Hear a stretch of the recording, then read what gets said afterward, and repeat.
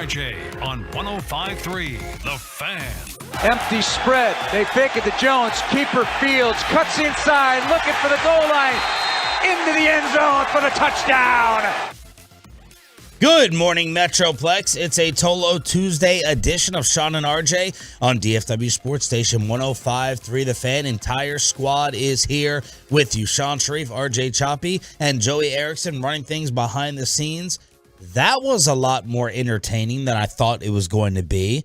What a first half of drama for the New England Patriots, their quarterback situation, and the Chicago Bears fly back home to get ready for the Dallas Cowboys on Sunday, feeling great about themselves last night. They win on the road, 33-14. I don't think anybody had that score. And if you did, it was probably flipped. Certainly not the Bears scoring 33 points. They would you have them at 93 going into the game? The worst offense in the league? Yeah. Worse than Denver, who couldn't score the fistful of 50s. And somehow they put up a third of their points for the entire year in this game. This is week 7. Remarkable. I have no idea what happened, who that quarterback was, who those offensive plays were designed for. Well, that quarterback was Walter Payton because he was. That's all they're asking him to do. Good. Justin Fields, 12 carries, 84 yards. His previous high for design runs, and keep this in mind for the Cowboys Sunday, 5. 5 design runs was his career high. Last night, he had 12. Yeah. Now, Bobby will come on here and say he's not a quarterback, that he's a running back because he doesn't respect anybody with feet. That's if that's what he is, the guy's a threat. If he could duplicate that game with his ability to move the ball with his feet like that. I mean, if you throw for 220 yards but you rush for 80. What's the difference between you and a 300-yard passer? There's nothing. And that's what he was able to do last night. So that's Justin Fields and the Bears side of things. What about the Patriots drama? I was pretty stunned, like you were on Twitter. Not that they made the switch in-game, I guess, but the fact that Belichick went back to Mac Jones to start and had such a quick trigger. That surprised me. Peyton Manning seemed... I don't know whether this is going back to the old rivalry days. Peyton was taking some shots, it felt like, at New England last night, even though he spoke with Belichick leading up to the game for the Manningcast preview. But Peyton looked visibly bothered that Mac Jones was put in that situation. Bailey Zapp comes into the game with 11 minutes left in the second quarter. I know, this wasn't even That's all it took was 10-0. Yeah, it was 10-zip and a couple of series, and it's okay. And Mac was running around a decent amount. Yeah, and it's that's not a way. You can't have your guy play scared that he's going to lose his job. Yeah, that was part of Peyton's point. Yeah, you've got to let him just go. Let him just go and play. I don't know. I don't disagree with Zappy over Mac. Start him. Then start him.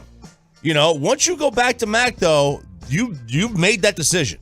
And you can't sit there and go back on it 17 minutes into the game. You'll go back to it, in 2 to 3 weeks.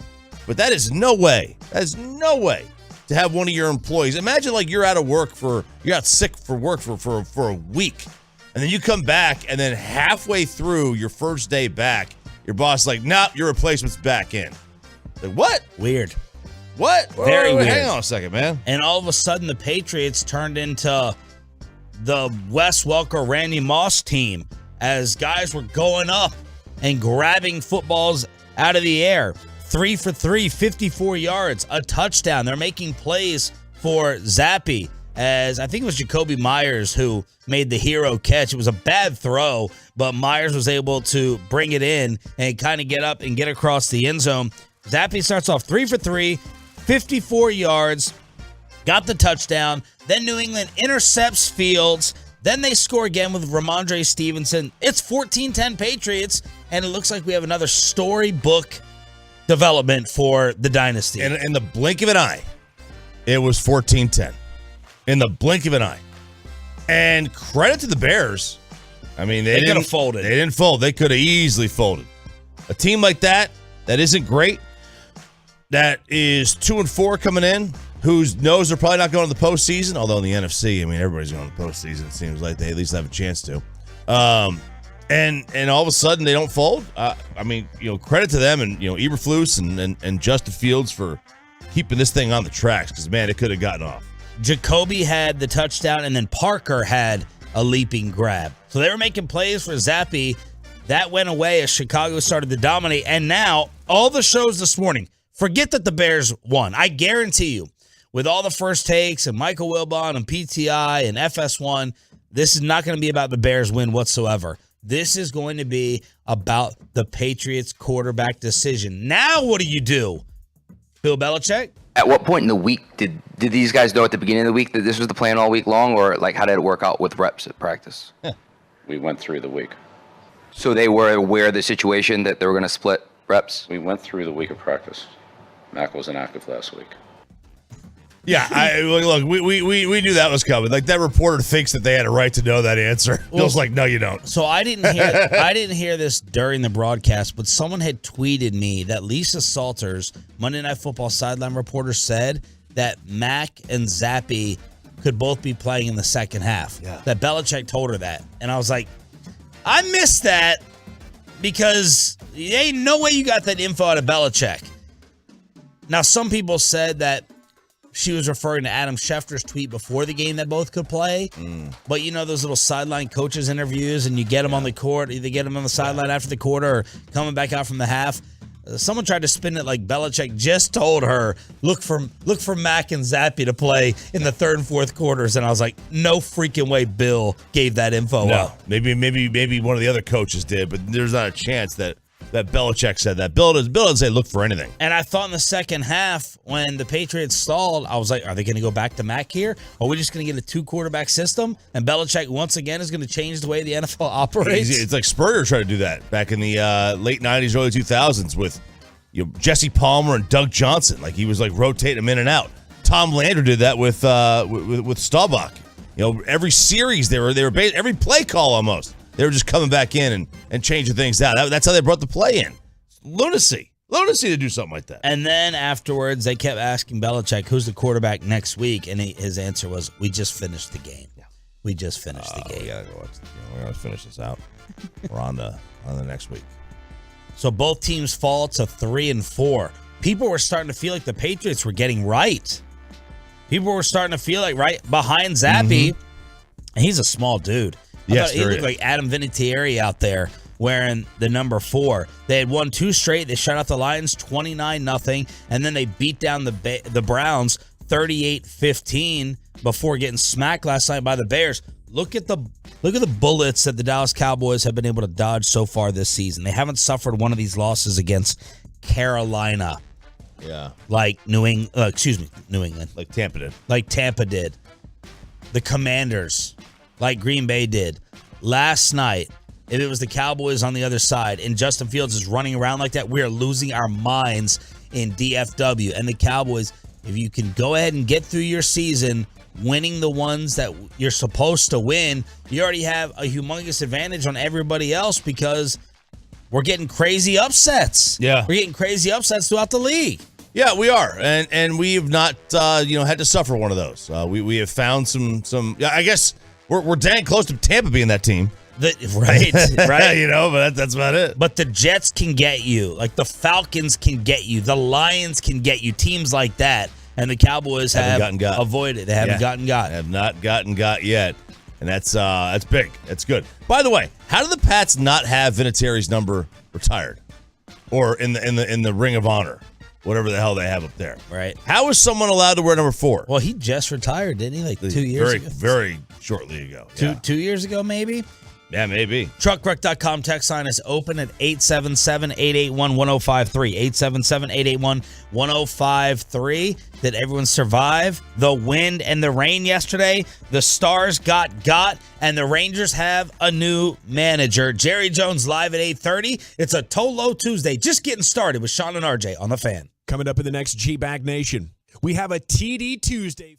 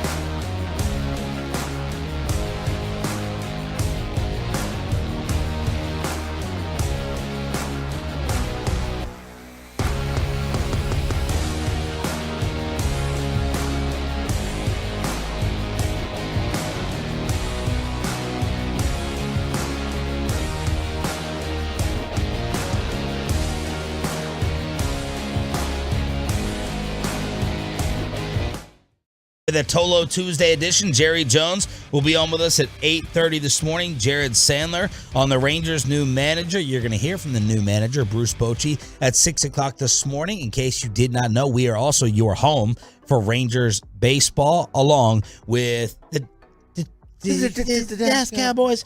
The Stars got doubled up last night by Ottawa. The Senators are red hot.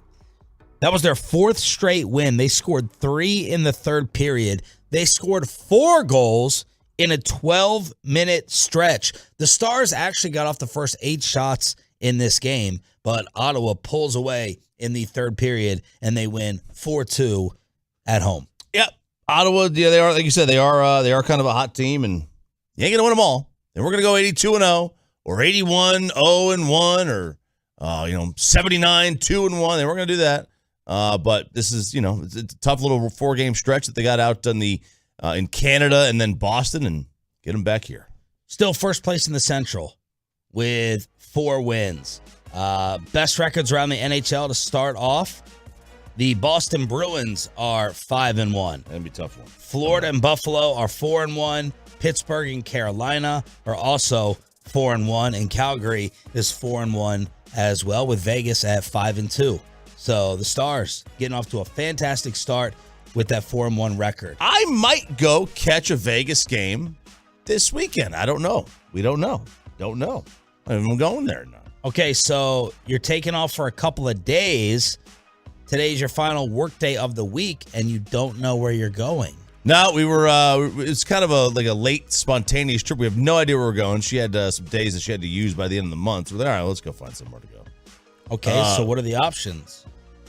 The options drive to the airport and look at the board. Yeah, no. The options are staycation in town. The options are stay in town, drive to Austin, go to Mexico.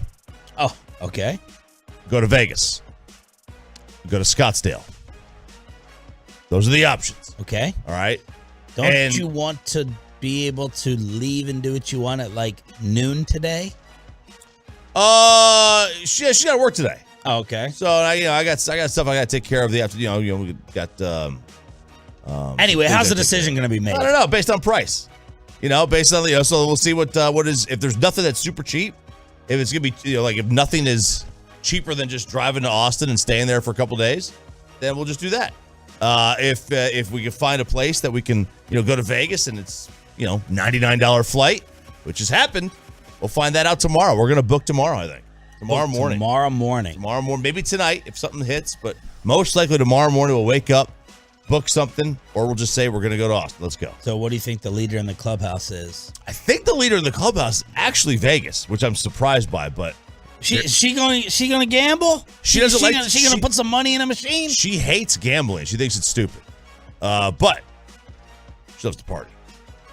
And that's what we're gonna wind up doing. But let's hit the sports book on Thursday night. Watch a little Thursday night football. Maybe we'll bet on the under.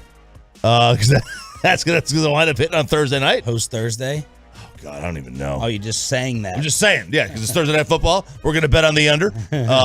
Fredericksburg's an option. I haven't been to Fredericksburg. A little wine tasting, who knows? But I think Vegas is the leader of the clubhouse, followed by Austin. Baltimore and Tampa Thursday. Oh, under. Tom can't score, and the Ravens like to play in the low 20. They like the Kevin Hagelin theory. Yeah. Right? Play the low 20s, yeah. The over-under on that game right now is 45. So there you go. RJ and the girlfriend will be making the decision tomorrow to get out of this rain and wind. I thought someone went through my yard over the weekend. I was out of town in Justin. I thought someone ransacked? I think it's ransacked. I thought someone ransacked my yard with chairs pushed over, grill covers taken off. I thought it was over yesterday, and then last night it picks up again, and then driving this morning into work on 30, I felt like I was in a NASCAR race, like I needed a car in front of me to cut the wind. Restrictor plate racing. You wanted to was it draft? Bump draft? Drafting? Yeah. That's what it felt like. You get a ton of rain? Yeah, there was quite a bit yesterday. Driving home was pretty nasty. Then, of course, like the neighborhood, the area in front of my neighborhood flooded, so I couldn't get home. I had to drive around another 3 miles. It's annoying. But yeah, it was pretty bad. But then, once around noon hit, maybe 1 o'clock, it had stopped until, 7 or 8? And then it started to really come down. Lightning, all the rains and everything. But nothing this morning. It was dry this morning. Couple of NFL moves. Matt Ryan has been benched, and it's supposed to be the Longhorns, Sam Ehlinger, the rest of the way. So Matt Ryan is dealing with an injury, but Frank Reich apparently was pretty emphatic. This is not just going to be injury recovery and then Ryan gets his job back. No, Sam Ehlinger is going to be the Indianapolis Colts QB moving forward. Yeah, I mean, he has a separated shoulder. He wasn't going to play anyway. Yeah, he'll play anyway.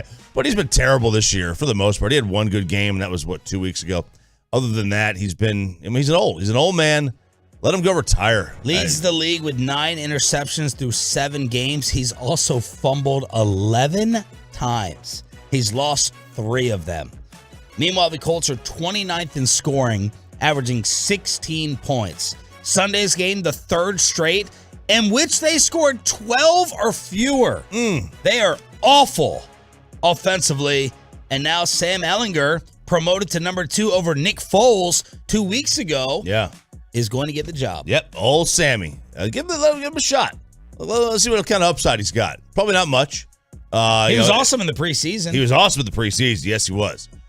So let's see. Let's see what he's got. If he's got something good, then roll with him. He'll get the rest of the season. I love, though, the idea that they're going to make the move and then stick with it.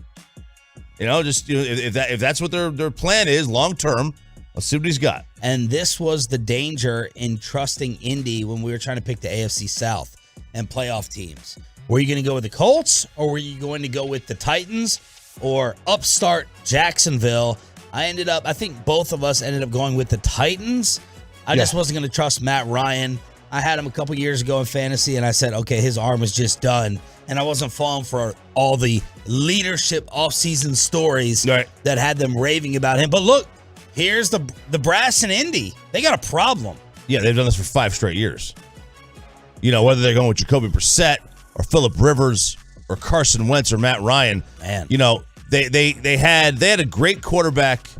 It's amazing. You would think the organization that got their franchise quarterback for 20 years the exact same way, draft them number 1, would have taken the same approach. Draft Manning, draft Andrew Luck. No, now they decided to go with the old retread. You don't want a guy who is good enough to be good enough.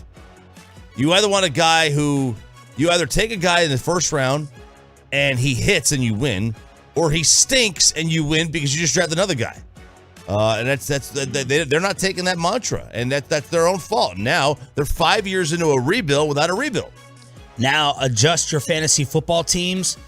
Breece Hall, torn ACL, having a fantastic year for the Jets. He's gone for the year. New York goes out and trades for James Robinson from Jacksonville. They had the leader in the clubhouse for both offensive and defensive rookies of the year with Sauce and then Breece. And now Breece obviously gone. Who knows what what kind of attack they're going to have? Robinson seems to be a good player, so maybe they won't skip a beat. But I mean, he was an electric player to start the year. That's that position, man. That position will eat you alive. It's Sean and RJ Tolo Tuesday. Be careful driving out there. Thanks for joining us as we get you set for Jared Sandler at 7:20, Jerry Jones at 8:30. Let's hear from the Rangers' new manager, if we can, because of the windstorm and the hurricane in Arlington. Why did Bruce Bochy take this job to manage your baseball team? Inside the Bochy press conference on the home of the Rangers with Sean and RJ next. We're taking over your smart speaker. Hope you don't mind. Tell it to play 105.3 The Fan. And thanks.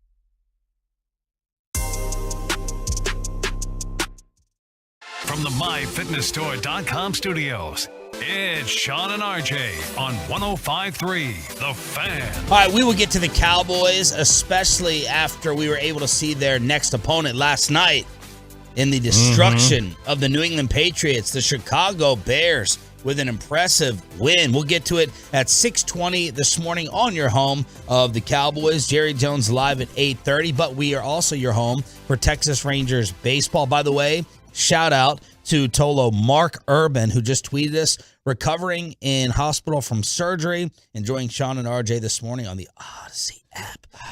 So get better, Mark Urban. Thank you for turning it on, leaving it on, and kicking things off for the 6 a.m. club. And yesterday, I was all over the Bruce Bochy presser. I was interested. I know you were listening to it driving home.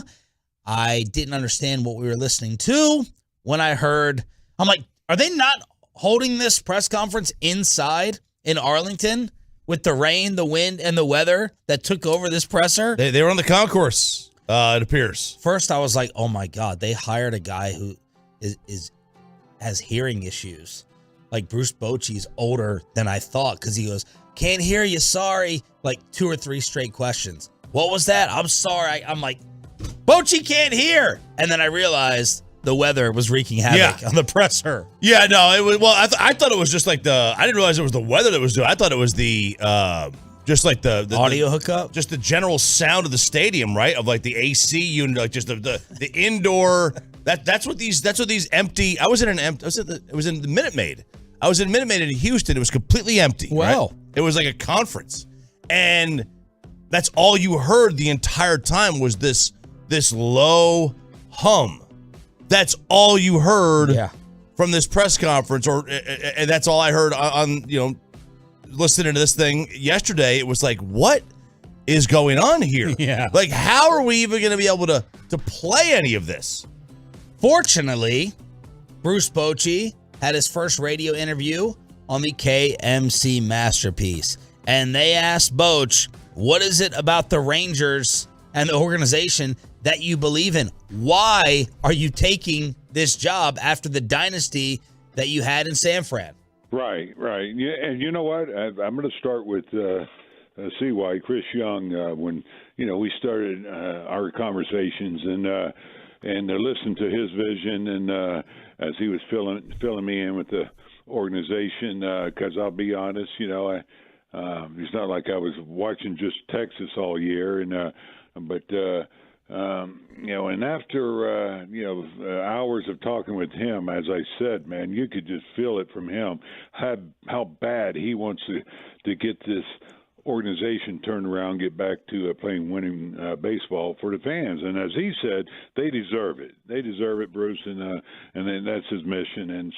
And then talking to Mr. Davis, Ray Davis, he felt the same, and the rest of baseball ops. So that's where it started. Then we started talking about the team, and what a great core you have, a core group, with Marcus and Corey up the middle, and of course, Lowe. I mean, what a season he had, and your young kid at third base, Young, and so you got a good foundation there. We talked about the system. You got a deep system.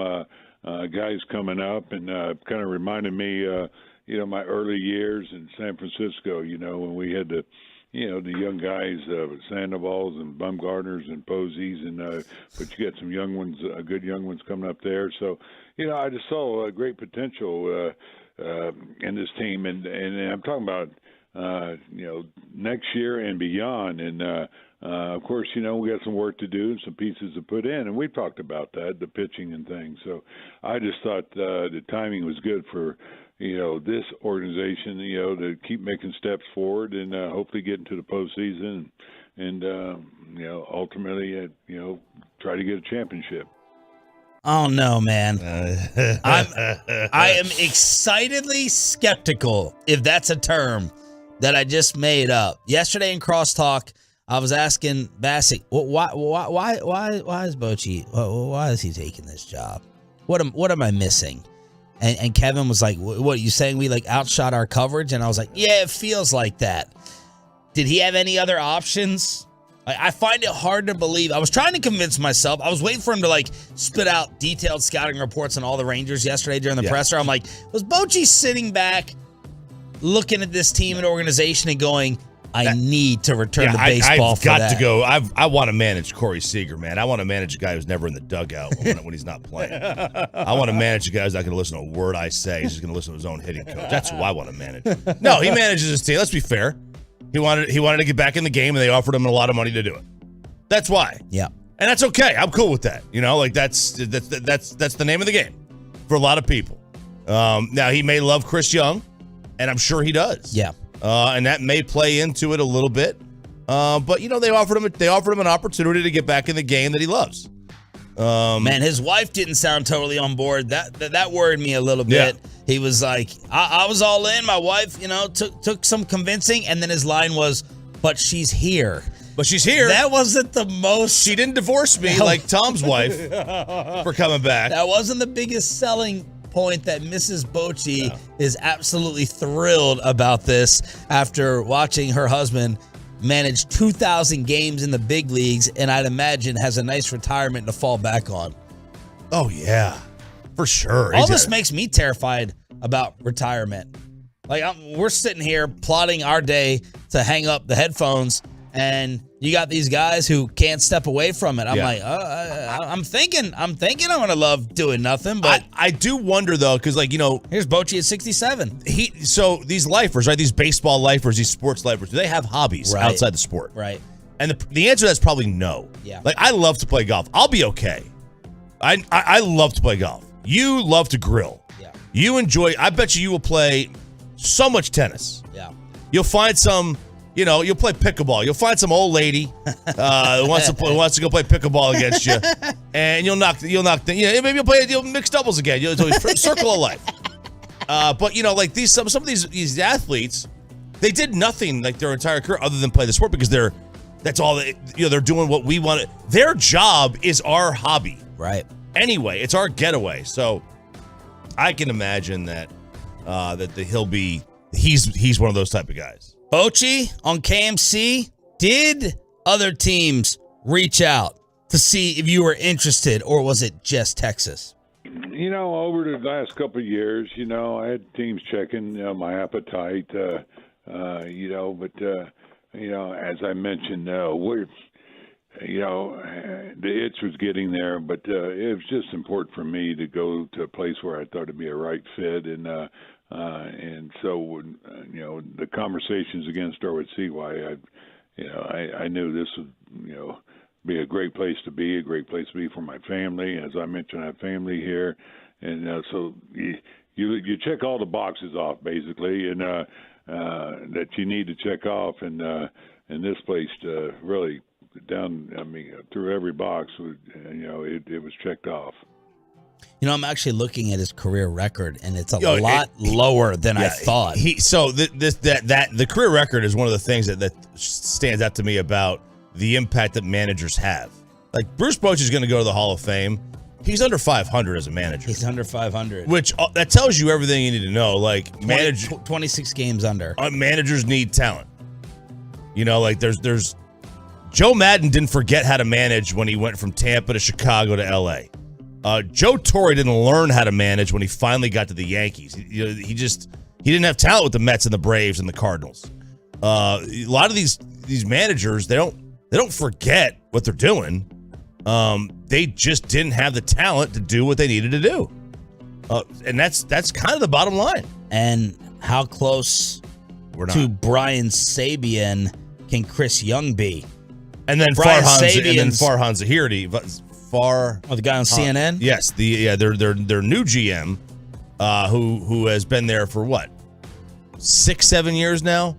But Sabian he was there forever in San Francisco, and he built that team. All right, Bruce Bochy right here on your home of the Rangers, 105.3 The Fan. I'm going to have to go back and study some old Boch interviews to see if there's any difference between him right now and maybe 5 years ago. Well, yeah, I mean, I can't blame him for the press conference. That was like... Well, I'm not blaming him for the elements. No, like that's, not being able to... That was the loudest background noise. Yeah, but this is on their show. This is on their show. Yeah. I mean, it's, the press coverage, you can't, whatever. We're not going to go into that. But this one is, this is on the show. And, he sounds like a 67-year-old guy. He just sounds like an old man. I'll tell you what, though, man, he sounds so Texas. That's what I tweeted yesterday. I'm like, this is so Texas over California. Bruce Bochy, I think, belongs in this state. Yeah. And He's in Florida. And they asked him, what do you like about the state or the Metroplex? Because he's got ties here. Mm-hmm. I will get to know it better. Be honest, I haven't been in this part of Texas a lot, except for the times I've been here. And, I'm not going to bring it up. Appreciate that. Yeah. Appreciate that. But anyway, you know what? I had a good time in the years I lived outside of Houston, and I've been here visiting my brother. He lives in Weatherford, and I'll be honest, I love country music. I live in Nashville, so it's a short flight too. It's convenient, but I've heard nothing but great things from anybody that's lived here. Of course, the venue here. You guys have seen this place. I mean, this. I'll be getting lost here the first month, I think. I'm gonna need a guide, but what a unbelievable ballpark. So there's Bruce Bochy, his fundamentals, his building blocks that he talked about yesterday, the three core things. Fundamentals 1, chemistry / culture, and then number 3, preparation. Those were Bruce Bochy's building blocks. Chris Young sang that he was number 1 amongst several candidates, and they wrapped things up pretty quickly. Yeah, it seems like this was their guy that they wanted all along. And then they kind of make the announcement during the worst league championship series I can remember of, where both of them were over 9 games total. So they made that usually based on you make a ton of, announcements during the postseason, but definitely not the World Series. You hear that, A-Rod? But we knew all along that he was the guy that they kind of wanted. I don't even remember who else's name was thrown out there. We got to ask Sandler, who was another candidate? Yeah, I'm not even sure there was. I mean, there had to be somebody else if this fell through, but this was the guy that they had pinpointed from the start. But you had sent a message the other day after the armpit finished off the Yankees. Oh, don't even spend anymore. Yeah, I know, right? I mean, look, you're just so far behind behind the Astros right now. The Astros, they just beat a 99-win team in 4 games where, the score of the series, the Astros only won, I think they only won the series by 8 runs. I know it's every 2 runs, but one game was a blowout. But the other 3 were all 1-run games. You may have had 1 2-run game in there. And they weren't even on the same field. They weren't even playing the same game. You're so far behind the Astros. You're 30 games behind them. You can't make that up in free agency. You make that up by drafting and developing a half dozen players that all hit. I mean, you've got to you have to sit there and Josh Young has to become Alex Bregman, and you got to find somebody to become Jeremy Pena. And then you got to find a Yordan Alvarez. And then you got to find a Kyle Tucker. Oh, then you got to find a Framer Valdez and a Christian Javier. And then you got to find a Ryan Presley. And then you got to find a Montero. Hector Neris. You got to bring all these guys in. When are we going to stop? They're so loaded. They're so loaded. And then you got McCormick hitting home runs. And nobody's ever heard of him who doesn't follow baseball. It's going to be such an uphill battle. Because that team has got, 4 or 5 years left? 3 to 5 years left of being great still. They're 6 years into it. They still probably got 3 to 5 years left of this thing. And they don't seem to be slowing down anytime soon. So that was the opening remarks, press conference, and interview with Bruce Bochy. Chris Young, of course, all over this radio station as well. We are your home of the Rangers and Cowboys. Jerry Jones live at 8:30.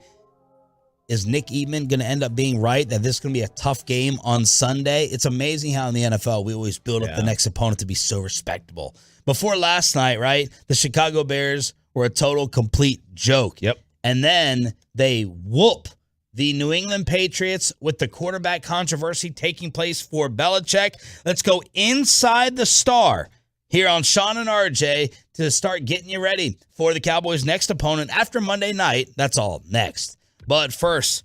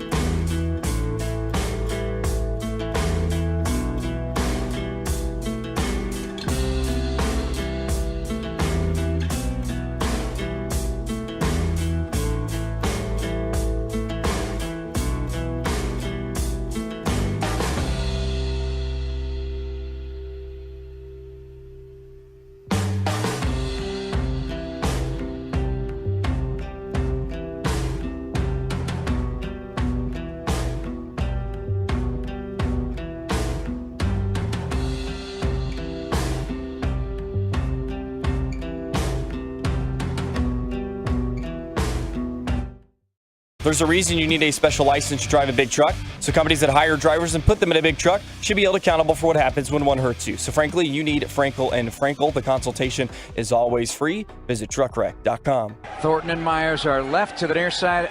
Aguilar as they go to throw again. Pass is batted down and intercepted by Roquan Smith. Smith running right. Smith to the 40 of the Patriots. Tiptoes out of bounds on the right side. How about the Chicago Bears? I thought that New England was just going to overwhelm them with this Bailey Zapp momentum. After Zapp comes in, they immediately score twice. They go up 14-10, but the Bears bounce back behind the legs of Justin Fields. The big worry that I tweeted last night was Cowboys have issues dealing with quarterbacks running around.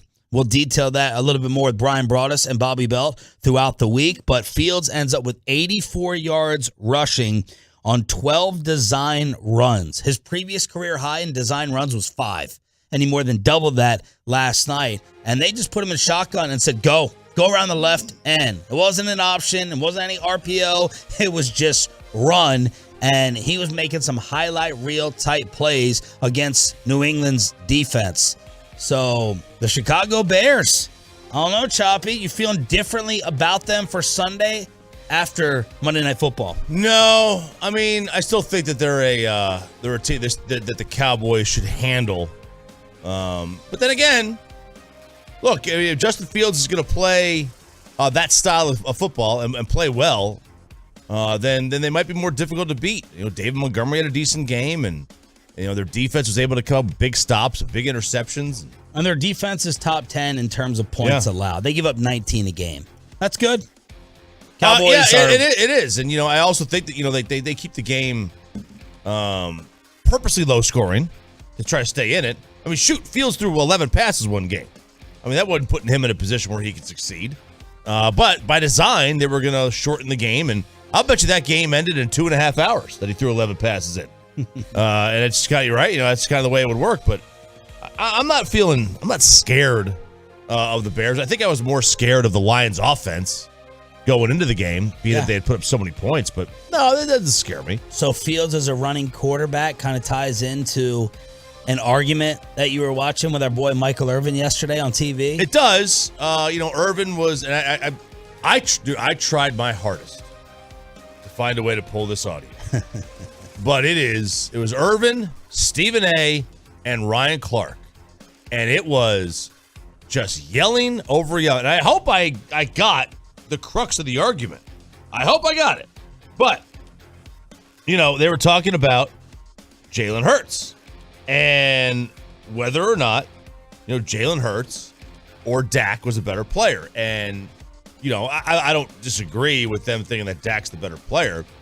But the notion that Jalen Hurts, and they were talking about how he's got 6 touchdown passes. And I'm like, guys, we have to stop this. He also has 6 touchdown runs.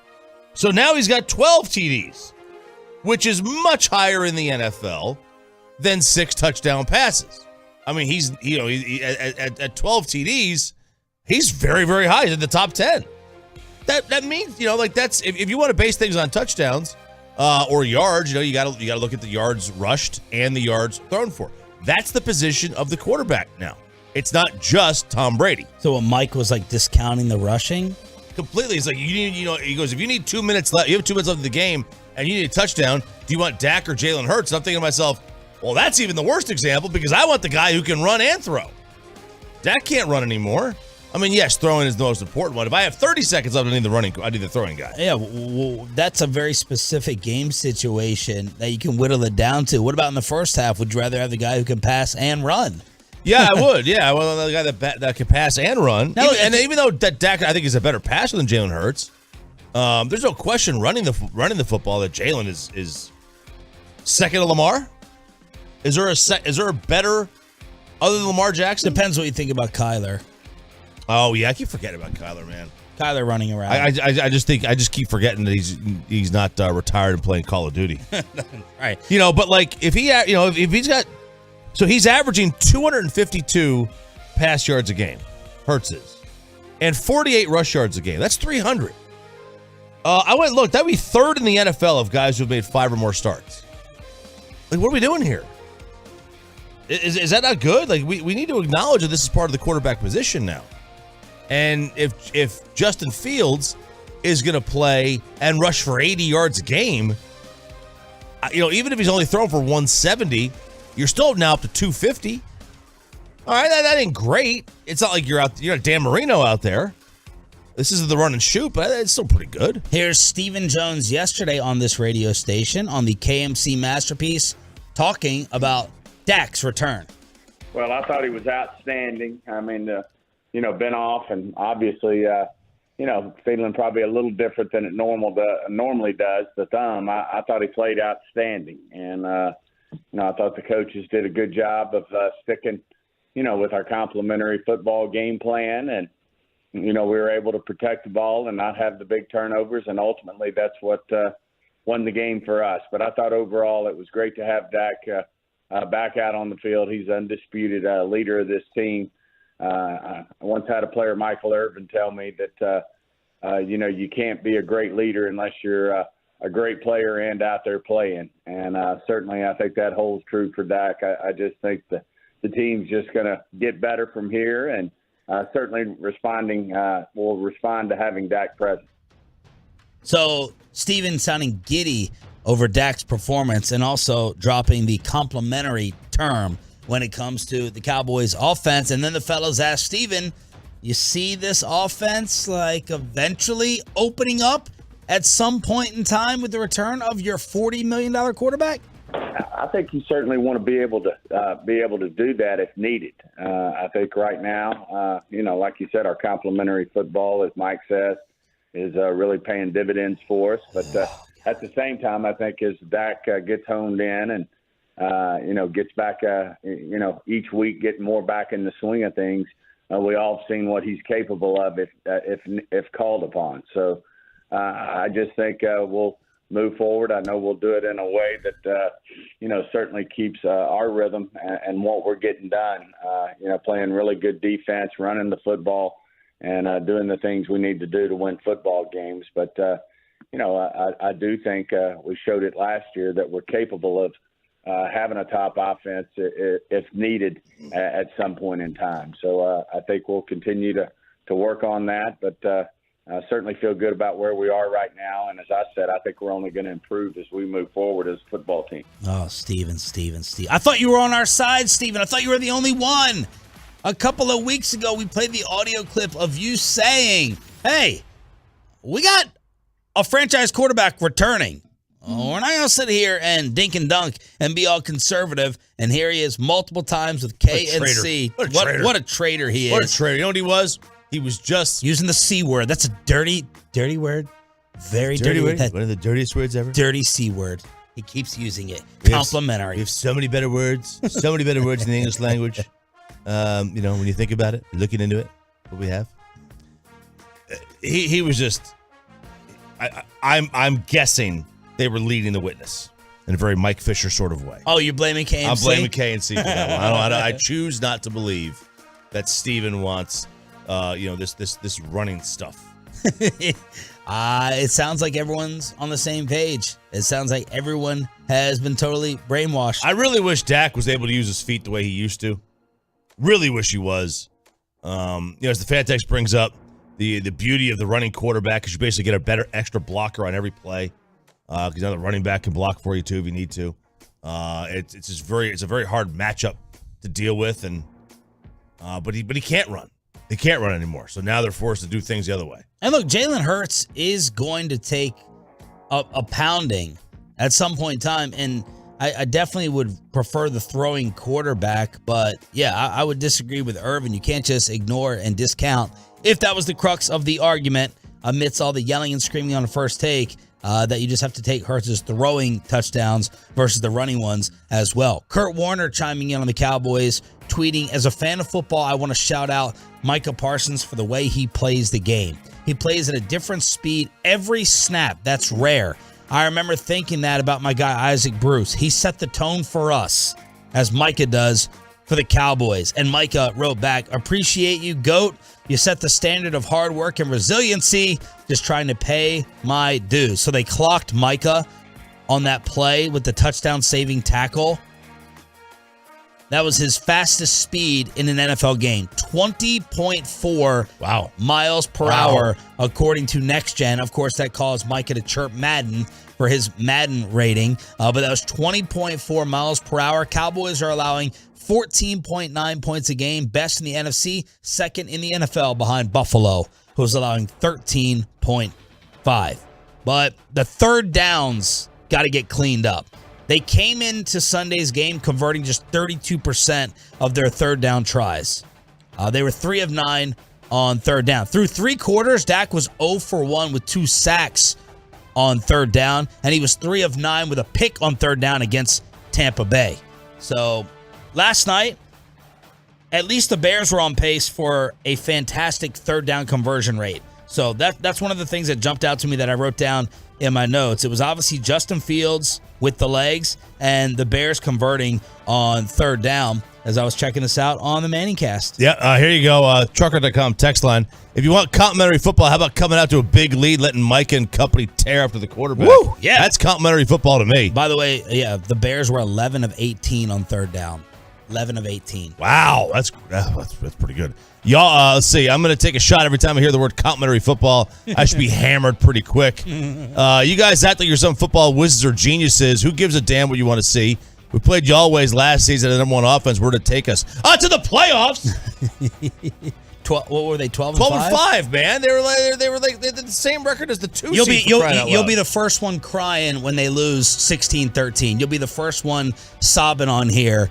Crying on your keyboard when they lose 20-17 and they don't get 5 turnovers against the Lions. Anybody can lose any different kind of way in a playoff game. It's a one and done.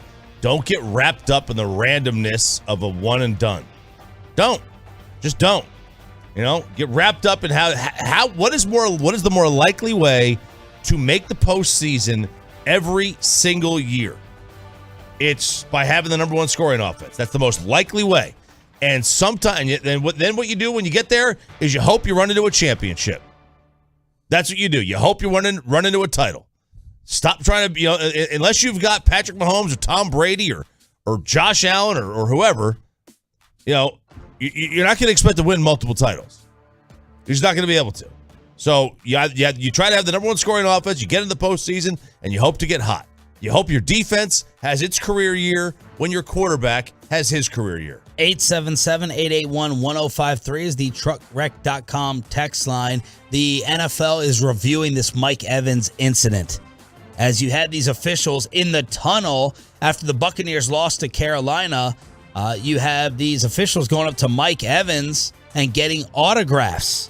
One of the refs is in his 21st season. The other is in his 4th. The NFL bars officials from approaching players, coaches, and team personnel for autographs, as it can give the appearance of partiality. The CBA allows officials to get autographs and team merchandise, memorabilia for charity endeavors, but those requests have to be made through the league's officiating department and not in person. So they are going to review this Mike Evans incident where these 2 refs went up to him after the game. I'm surprised they're allowed to do that. Right? I'm surprised. It says on the back of our media credential, you cannot ask for autographs. Right. I've never sent a letter to the Cowboys saying, hey, can I get Dak's autograph? Yeah, but KNC can ask the Cowboys for a signed football for like the Peace-a-thon. Well, yeah. That's the referees going through this PR process? department? Yeah. Going through the league? Yeah, if it's for their charity, I bet you they can do it. And they're just going to pocket it. Yeah. I mean, they probably can't. Or sell it. They probably can't do it. But still, it's referees, I think, are a little bit different than media, even. Like the media doesn't have an obligation. It looks worse. Of course it does. The refs look worse. The media doesn't have an obligation to be impartial. I know some of these old media heads who refuse to allow cheering in the press box will tell you that. With those losers, they'll be out of the business in a couple years anyway, and it'll time for the new age like us. But the referees, they have a different responsibility. What do you do to the refs as punishment? Do they get suspended for 1 week? Maybe. Maybe you find a paycheck. I honestly think that, until I saw that about that there is a CBA law where you can go through, I thought they were going to try to make an example out of these guys. Even though they're not the only ones that do it. We know other guys have done it. They just weren't stupid enough to do it in public. It's like, so then do you really, can you really go that hard on them when other guys are doing this? Yes. But you got caught. You got caught doing it. Something's going to happen to them. Something's going to happen to them. I just don't think that, they're going to go super harsh on them because, like I said, other guys probably do it as well. Did we force a legend into retirement? And I'm going to defend Sark in Austin. Ooh. I'm going to go after this tradition that he should not be apologizing for after what happened this weekend in college football. That's next with Sean and RJ on 105.3 The Fan. But first, let me get you this morning.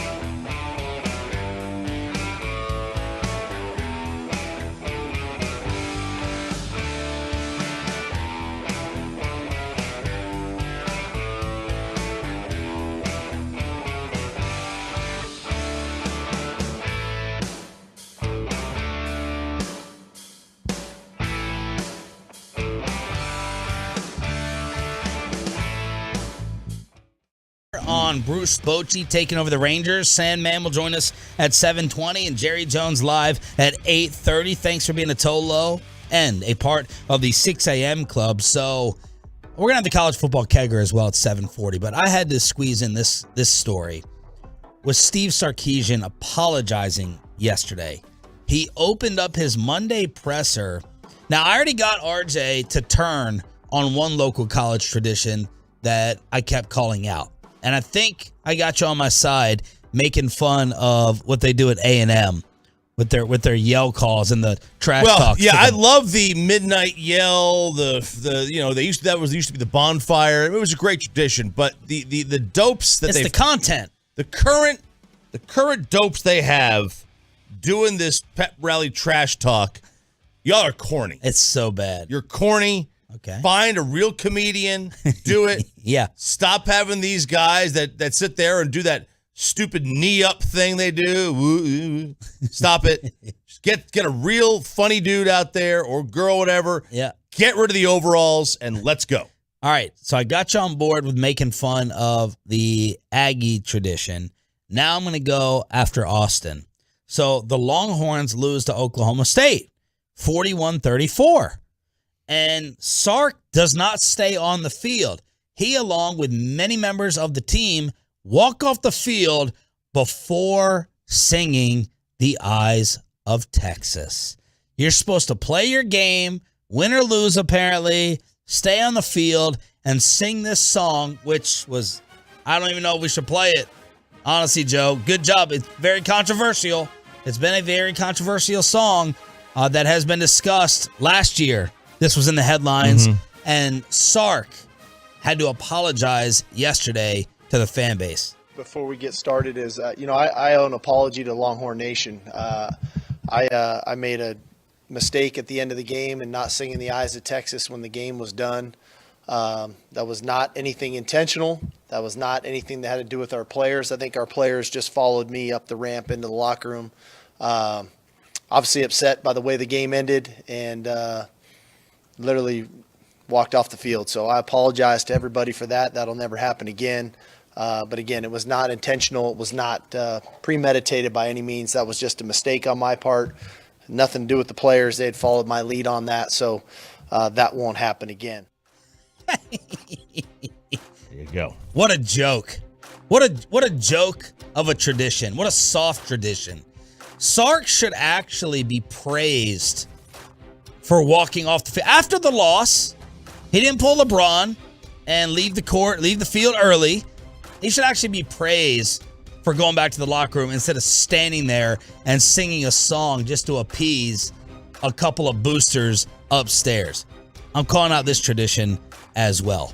This may be worse than the corniness of the Aggie comedy show. This may actually be worse.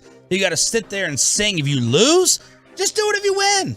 Why are you sitting there singing this song when you're all ticked off, mad? Your competitive spirit obviously has the juices flowing, and I was happy to see a lot of Longhorn fans were agreeing with me last night.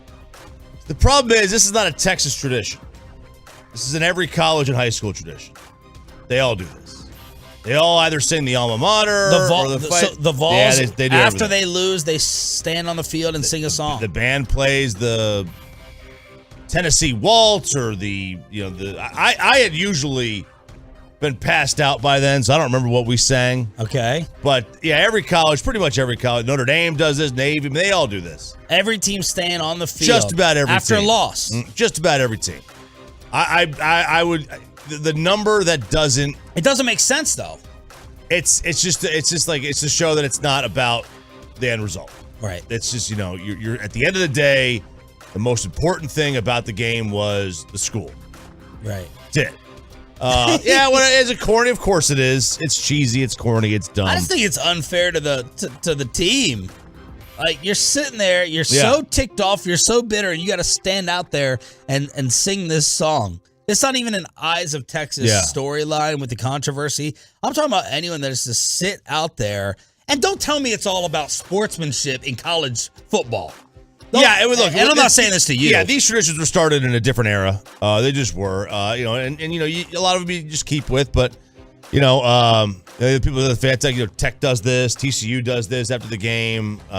They pretty much, for the most part, they all do this. High school, college, middle school. Middle school does. They don't have bands. At least my kid, his middle school doesn't have bands.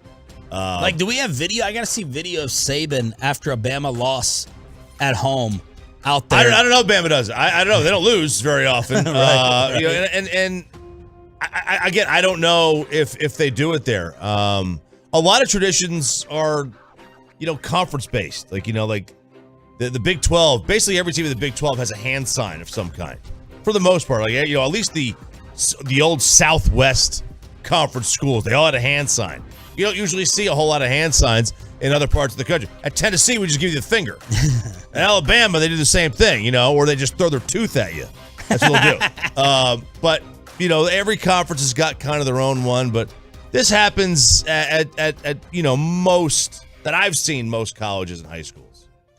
Whether it's corny or not. Speaking it's not corny. I just think it's lame. Like it's dumb. It doesn't make any sense. But you want the camaraderie and you want everyone in the student section to sing together?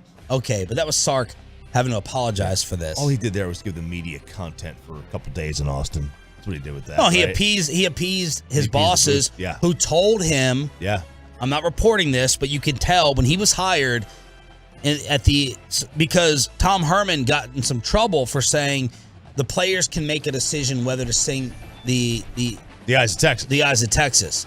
Right? He was leaving it up to his players. He caught some heat. So at Sark's introductory news conference, he came out strong. Quote, I know this much. The Eyes of Texas is our school song. We're going to sing that song, and we're going to sing that song proudly. That was the boosters and the old heads upstairs who didn't want this to go away saying, before you sign that contract, just know you better promote the song and you better follow through with it. So Sark came out all strong until they lost to Oak State, and then he walked off the field.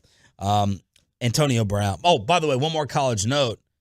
Will Chambers sent me this yesterday. Oh, big game. Big game against his Wildcats this weekend. I guess we're sending Jim Nantz into some form of retirement. Yeah, we are. As he's calling his final March Madness. Yes, he is this year. So this year it's going to be, so they alternate now, CBS, TBS for the Final Four. And this year is going to be on CBS. It's also in Houston, which is, he went to the University of Houston. So that's kind of where he got his broadcast career going. And Ian Eagle is going to take over. Yeah, Ian Eagle is going to take over, which means that Noah Eagle eventually will take over for Ian Eagle. Yeah. In that world. But, Nance he's been a fixture, man. He said I didn't realize, he's got a 6 and an 8-year-old kid. He's like in his 60s, man. Yeah, he's on the myself and Kevin Hagelin plan. Yes. Yeah. On steroids. No, senior citizens. Yeah, and he's like, I want to spend some more time with them. I'm like, bro, you're giving up 4 weekends. I now don't like Nance personally. I think, he thinks he's too high and mighty and not talking, about sports topics after our interview last week. I can still admit the guy's a freaking stud. He's a stud. He's a legend. But I do think he'll be the least missed in the tournament. Like, for me, Nance, golf is 1 for him. Football's 2. And then I can have Ian Eagle or anyone else pretty much call the NCAA championship. I think, again, takes a stud to do all of them. It's a hell of a resume. He's fantastic. But I think he'll be the least missed when it comes to the tournament. Golf for me and him is 1. That's my opinion. No, I golf to me is number 1 for him. There's no doubt about that. He's a beast. Yeah, he's very good. He's just got the perfect tone for it. He does. Very soothing, very calming. Yeah. Doesn't get excited. He can, but he doesn't really. He's got those one-liners that golfers love that stick with you forever, like a win for the ages and a return to glory and whatever. But, in the NCAA tournament, dude, I'll be honest, I miss Gus Johnson more than I miss Jim Nance. I think Gus Johnson made that tournament so special. Yeah. He didn't make it. The games did, but, they found the perfect guy for those games. All right, Antonio Brown, Antonio Brown deserves to get his ass beat, man. He is just going in with this Tom Brady-Giselle thing, as the latest articles have both sides gearing up for a nasty, nasty fight. Like, Giselle went and hired Tiger and Elon's divorce attorney, Jeff Gordon, the same divorce attorney. And apparently this thing is not aiming towards reconciliation. It's getting uglier like the Bucs season, and Antonio Brown just won't stop. He will not stop. He posted a photo. TMZ picked this thing up. I mean, they all did. It's the classic photo of Tom on his knee in his Patriot uniform, Giselle with her arms wrapped around him, and Antonio Brown photoshopped his own face onto Tom. Jeez. Why are you going after this man's wife? So disrespectful during a divorce. Awful. Like, there's a line, you know? He don't care, though, because he's a lunatic. He's totally lost it. And you're going to sit there. This guy gave him NFL life. Yeah, he did. He gave him your house. And in his home. He threw you your final NFL life preserver. You're a piece of garbage. You're a piece of crap. That's all he is, man. It's just nonstop. And he's irrelevant because of his terrible music career, that this is the way he gets his rocks off, by getting laughs on the internet with people responding to it. Man, there's some certain things you don't do, man. There's code. You sit there and forget about him just saving your NFL career by getting you to Tampa. And you sitting there, this man's going through a divorce with kids as well in an ugly legal fight. And you sitting there throwing this out there, superimposing your face on that man and his family. Yeah. This terrible guy, there's no low he won't stoop to. Nope, none at all. None at all. Totally out of bounds. Totally out of bounds doing this. This is the second time he's done it. He did it with a children's book where his face was showed a Photoshop. Third time. On the inside. Oh, yeah, third. That's right. He showed him and Giselle at the Super Bowl. Yeah. Then this, and then when he was in the house, wearing the eye black. Crazy. Why'd you have to put the eye black on? Come on. He's always playing. He's always playing. 877-881-1053. Truckwreck.com text line here on Sean and RJ. It's DFW Sports Station 105.3 The Fan. Monday Night Football. Have you worried about the Bears for this Sunday in Arlington? We have a Longhorn taking over an NFL team. The Stars get doubled up, and the Rangers have a new manager. Headlines with a Tolo Tuesday. Sean and RJ coming at you next. Let's get you over to Zerez.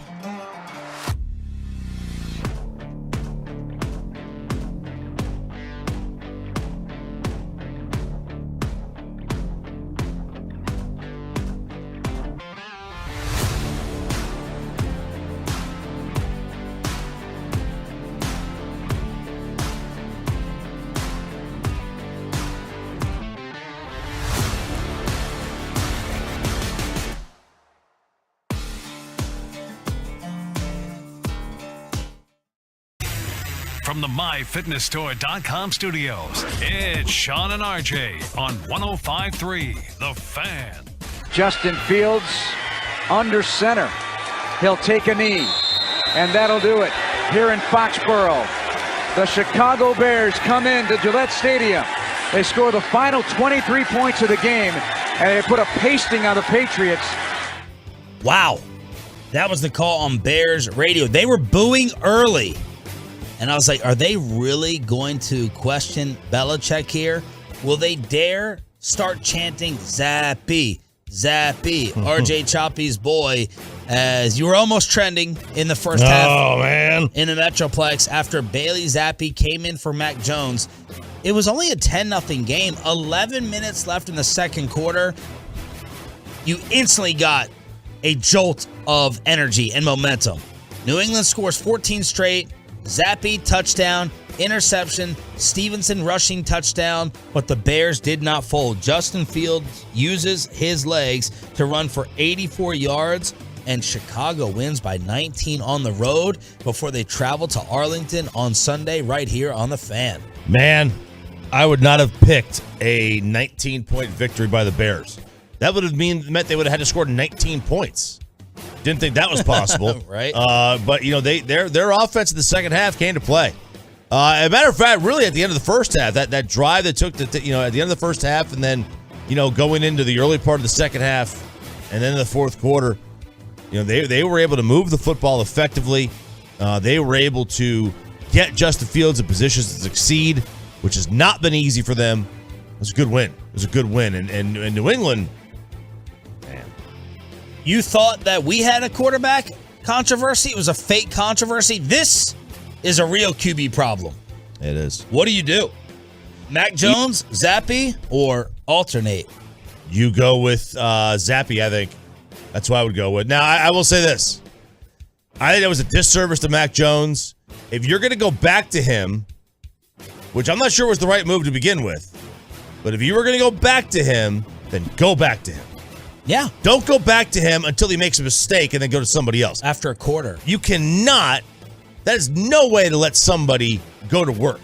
You have to let them go into work knowing that they can make mistakes. They can fail. Otherwise, they're going to be so wound tight, man. You cannot do that to your quarterback. Absolutely not. Here's Belichick after the game on the QB dilemma. Do you see a situation where you might go one quarterback 1 week and one the next and have kind of a platoon situation? Or are you going to start one quarterback each week? Yeah. No, I don't see that. Okay. At least he gave an answer. Yeah. So we're not going to alternate. Okay. Not going to go back and forth. What do you do? I think I would lean towards Zappy as well. Yeah, I would definitely. I think I would go to Zappy. Now, how do you feel? People are asking, oh my God, RJ called it. Zappy was his guy. Was RJ being real? Was he being fake? How do you honestly, after watching what he's done over the past 2 weeks plus? Well, I didn't think he'd be the biggest story in the NFL. I didn't, or one of them. I didn't think he would do, some of the things that he's done. I thought he had a chance to be like this really good, electrifying player, but never like a superstar. He's not going to be a superstar. But dude, this guy broke so many records in college football, and led the league and led the NCAA in touchdowns, and I mean he was just electric in college. But I didn't see that he was going to come in here and steal a starting job 7 weeks in. And after that Bears performance, I do not have the Cowboys on the board in Vegas. Yesterday was 10.5. I'm checking the numbers right now, and I'm not seeing them. They're off the board right now from Caesars. Yeah. That's because of the way that Chicago played? I think it might be. I don't think there's any pressing injuries. But they wouldn't react to one game like this. No, Vegas doesn't react to one game. That might be an injury-related aspect of it. So I have to go check. I saw the 10.5. This is just Caesars. This is just Caesars, but for every other game, I have a point spread and an over-under. I do not have it for the Cowboys and the Bears. And again, yesterday, it was double digits. By the way, Aaron Rodgers is going to be an underdog by double digits for the first time in his career when they take on Buffalo Sunday night. How about that? That's surprising. A double-digit underdog? 10.5-point home favorite for the Bills. Most points favored for any team against Aaron Rodgers, and he'd be a double-digit underdog first time. Going to happen on Sunday if the line stays as is. Wow. Yeah, Vegas Insider, who does they take kind of a consensus of all these sports books. They've got it at 9.5, but they're breaking it down to where certain casinos have it off the board, like Caesars, like you mentioned. So that's interesting. I wonder what they're seeing there that has it off the board. Matt Ryan has been benched. Now he's dealing with a shoulder injury, but Frank Reich says even when Matt Ryan's healthy, they're going to the Longhorn. Sam Ehlinger taking over for this putrid Colts offense in Indianapolis. The NFL is reviewing the Mike Evans incident where 2 referees went up to him in the tunnel to get an autograph. That's against NFL rules. If you want something signed by a player for one of your charities, you got to submit it through the league instead of going up to him individually. So that's your Around the NFL notes. What if you're a referee and you say, I want it for my charity, then you never give it to your charity? Then you're Brett Favre. Then you're Brett Favre, right? That's what you are. Allegedly. Yeah. That's sinister, man. Salacious, scandalous, dirty. Bruce Bochy had his opening Ranger press conference yesterday on this station, and then after he talked to all the media, he hopped on with the KMC masterpiece, and they asked him about blending old school and new school. So look, I'm looking at, I heard the presser. I didn't hear the interview live on KNC. You can tell these guys were tailoring some of these questions towards Corey Seager. I haven't even heard them, and I'm just looking at the questions. And I know they're asking this to connect it to Corey Seager. Corey Majors, text me if I'm telling the truth. Here's Bochy on old school, new school hitting. Yeah, I think you have to look at your club. You have to, and you're talking about hitting. Yep. I think you have to adapt to your club. I don't think you cookie cutter guys and you're going to put a launch angle on somebody that's really going to make them not as productive. Just like we got to control the strike zone, which I'm a big believer in. On the pitching side and the hitting side, patient, whatever. Well, let me tell you, we won some championships with 2 guys in the lineup that swung at everything. I'm talking about Sandoval, and of course you had Pence here. Yeah. Hunter could expend some. So you know what? It's about working with their strengths and obviously trying to make them better with what you want to do. I like a guy that can also handle the bat at times. Times you want contact. It's nice to have somebody up there that you have confidence are going to do that.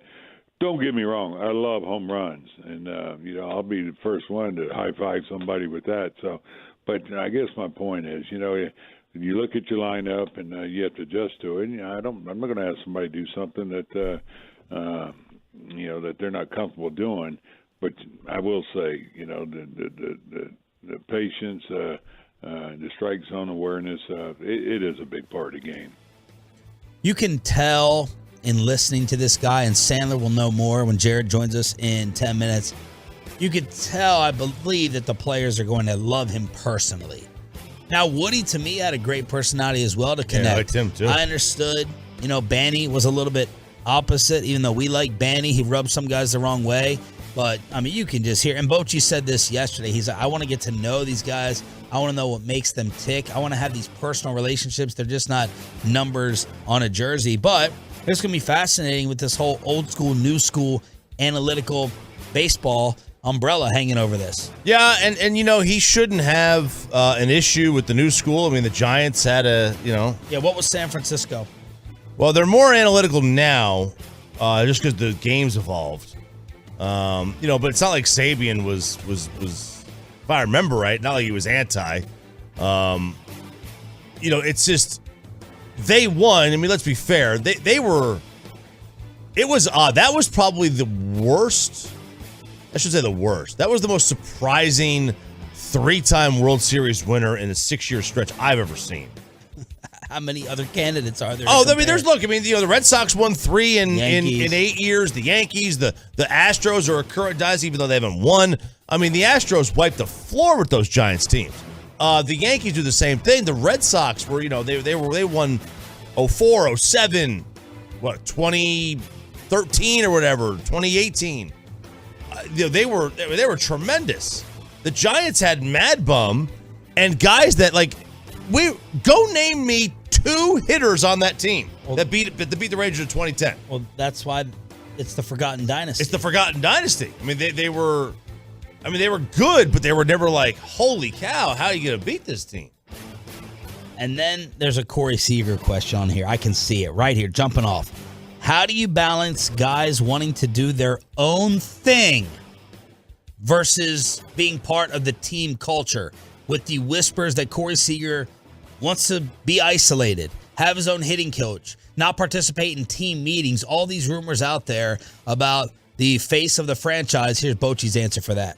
Well, I think you do have to balance it. I mean, you don't want to interfere with, what you're trying to build in that clubhouse, the culture you're trying to build. And a big part of that culture is, teamwork and getting the guys to play as one. And, I've been in situations, I won't mention names, where, guys did have their own, personal, whether trainer or hitting coach or whatever. And it just can't, to me, interfere with, what you want to create in that clubhouse, the environment that you want to create to get them to play as one. And so it's something I'm big on, I'm aware on. Hey, you get your guy, whatever, but it's all about common sense and doing it in the right way. And that's my thoughts there. The idea that you first of all, some guys have their own hitting or pitching coaches. Is it a problem? No, it's a problem if you allow it to be a problem within the organization. And when the hitting coach comes to you, you completely ignore him and brush him off and don't have any respect for him. But a lot of guys, there was talk when he was here before the 60-second home run. Aaron Judge texted his hitting coach, his personal hitting coach. A lot of guys have that. Mike Bassick didn't just listen to Charlie Huff. He would call Mike Bassick Sr. Yeah. Say, hey, what am I doing wrong? It's okay. It's okay. It only becomes a problem if the guy's a total jerk about it. Just don't be a jerk. Why do my voice crack? Stars lose to Ottawa last night 4-2. The Senators are on fire. That was their 4th straight win. They scored 3 goals in the 3rd period. They scored 4 in 12 minutes. The Stars actually got off the first 8 shots of this game, but the Stars lose to the Sens 4-2. And tonight is going to be fun. I cannot wait. 6:30, TNT, Mavs, Pelicans. Zion is back. Will he play, though? He suffered a fall the other day. Suffered a scary fall the other day when he was on a break. But the Pelicans are 2-1. The Mavericks should be 2-0. They're coming off that beatdown of Ja Morant and the Grizzlies. This should be awesome tonight. Mavericks, Pelicans, 6:30 on the Big Boy channel with Chuck, Shaq, Ernie, and Kenny talking about our squad, giving us some national love. Should be interesting to see the ratio of Luka to Zion talk. It should be 10-1 Luka. Zion's going to lead. But I think so. I think Zion will lead. Charles will talk about Luka being in shape since he criticized him last year at the end of the Western Conference playoffs for us, our run. And he's going to talk about how happy he is for Zion. And, this is a professional obligation that he has. But it will be interesting. Yeah. Mavs usually don't. I don't know. Last couple times they're on there, it feels like they go away from the Mavericks and they talk about something else. Headlines on a Tolo Tuesday here on your home of the Rangers and Cowboys. It's Sean and RJ on DFW Sports Station. Why did Bruce Bochy take this job? Who were the other candidates out there? What type of style is he going to bring to your favorite baseball team? Our Rangers insider Jared Sandler tells us next. Well, let's get you over to Platinum Ford, Gilchrist Auto.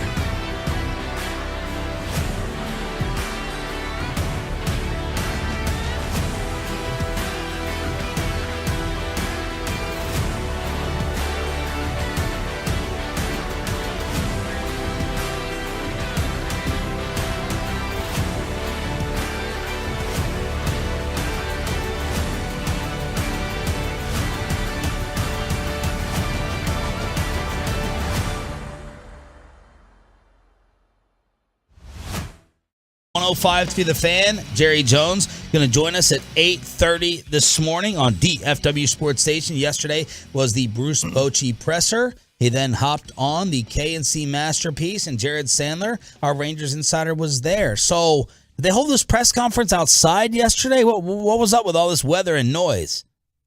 No, so it's on the concourse. They got a lot of, or I guess every venue has a interview room where you hold your standard like daily press conference where just the beat writers are there. But the Rangers, for like big announcements, signing, stuff like this, they've either done it beyond center field or along the third base concourse, but you're right up against the outer wall of the ballpark. So I guess the storms were pretty audible. I mean, I don't know what it was like at the time in the DFW area, but it was about as hard a rain as we've seen in a long time in Arlington right when the press conference started. So I guess that's what got in the way of people's ability to comprehend what was said, including Bruce Bochy, who early on was having a tough time hearing the questions. What were your first impressions of Bochy from yesterday?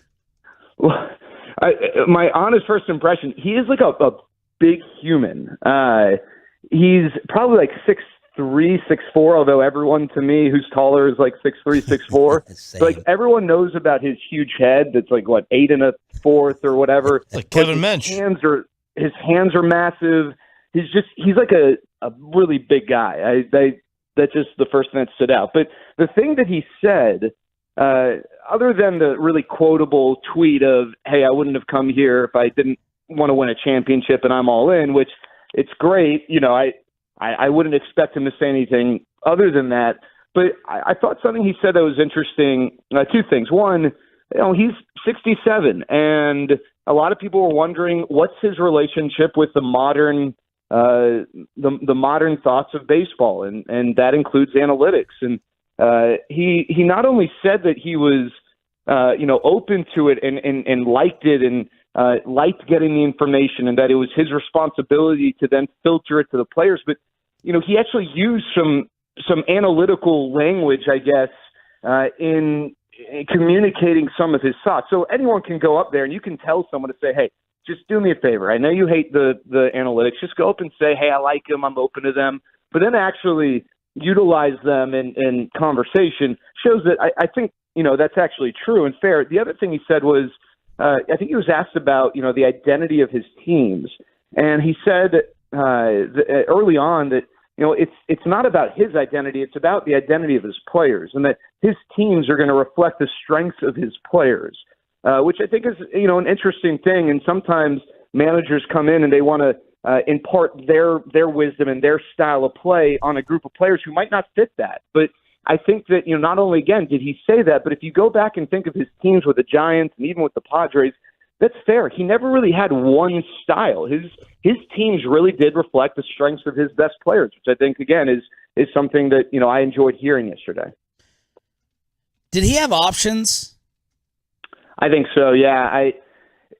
There were rumblings as the season was unfolding, and teams either, like the Rangers, changed managers, and you knew that team had a decision to make at the end of the year, or there were situations where you were pretty sure that a change was going to be made at the end of the year, that they were also going to be in that pool. I think that he did have options. I think the idea of a California team was appealing to him, even though he did just move to Nashville. I think the fact that he is in Nashville, he mentioned family in Texas, and I think that's great. But I mean, this is like a less than 2-hour flight from Dallas to Nashville, an hour and a half flight. I think that's important to him. And this is a good situation. I know he said that. Again, he's not going to go up there and say, oh, this is an average situation, but I wanted to take it. But this is a good situation. This is a great ballpark that is attractive to players. This is a team that now has an ownership group that, is motivated to spend. This is a fresh front office that, they're full steam ahead. And this is a team that foundationally had a lineup that was top 5 in the American League that you think can only improve, and now you got to do work with the pitching. But I think there are a lot of reasons why this is appealing, and I do think that any team would have been interested in Bruce Bochy. As a matter of fact, I was told that a couple teams decided to make a managerial move prior to the Rangers hiring Bruce Bochy because he had informed them that he was not really interested in their situation. So I think he did have options. Rangers insider Jared Sandler joined us here at 105 through the Fan. The impact of a manager today, right? Like, you see AJ Hinch goes to Detroit, can't win. Joe Madden goes to the Angels, can't win. How much of an impact can Bochy make to this year? I mean, 3 years from now when the team is ready to go, he probably takes it to the next level. Short term, though, what is the impact? Is it just all clubhouse? No, I think he can have an impact. I mean, look at what Bob Melvin did. And Bob Melvin took a Padres team that underachieved mightily last year, probably with a manager who was maybe in over his head, and then took that more or less same team this year. I know they ended up making moves as the season progressed, but they had more injuries. They were without Fernando Tatis the entire year, and they got to the NLCS. I mean, I think Bob Melvin is a special manager. I think he's a great example of that. And then on the flip side, the Chicago White Sox, who were the most talented, it is almost indisputable that the most talented team on paper in the AL Central is the Chicago White Sox. But they had a manager who was stuck in 1994 who had no clue how to manage in 2022. And that's not to disparage Tony La Russa's career, but Tony La Russa in 2022 was maybe the worst manager in baseball. And despite having all that talent, the White Sox finished 81-81. And I promise you, if we were in Chicago, we would be having daily conversations about this dumb move that Tony La Russa made, or why the heck is he doing this? It's not just me saying this from afar. So I don't know what type of an impact Bruce Bochy is going to have. I think he's obviously got the potential to have more of a Bob Melvin type impact than a Tony La Russa, or it's more likely. We'll have to wait and see. For him to have an impact, he does need to have a better pitching staff.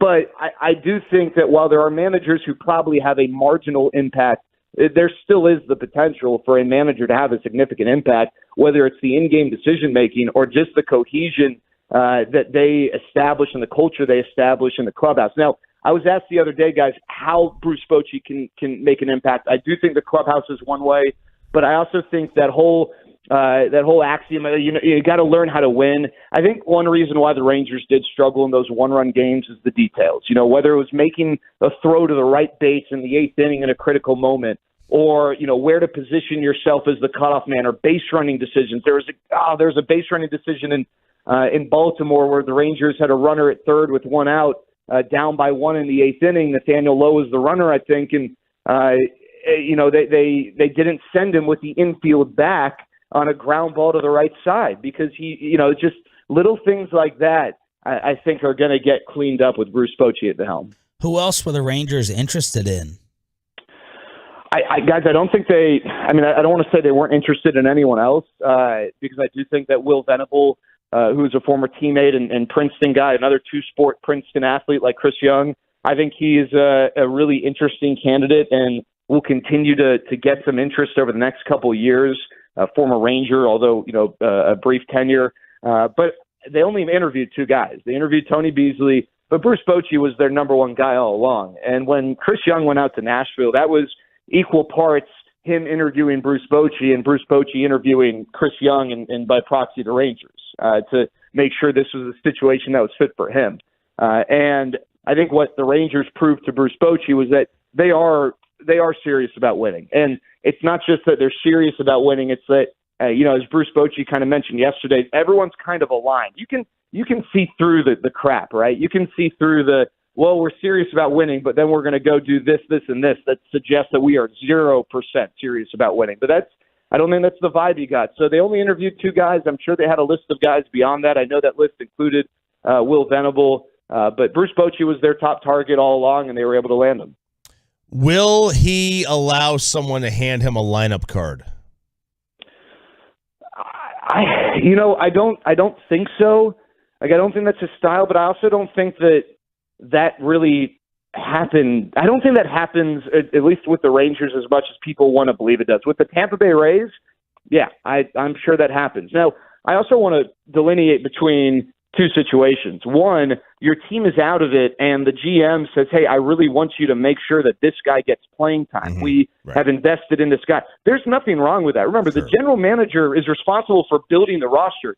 You don't just build a roster and then go on vacation to Hawaii. Like you build a roster with ideas in mind for how these guys are going to contribute. I'm sure A.J. Preller was livid that they traded everything they traded for Josh Hader, and he was sitting on his ass in the bullpen while Bryce Harper hit a go-ahead home run that ended their season, right? A.J. Preller's not going to call down to Bob Melvin and say, put this guy in right now, but he had every right to say that. And would you really be upset if he did? So I think there's a difference between meddling and having a vision as a GM and wanting guys to fit in certain roles. But I also think that you hire Bruce Bochy, and Chris Young mentioned this. He's got a lot on his plate.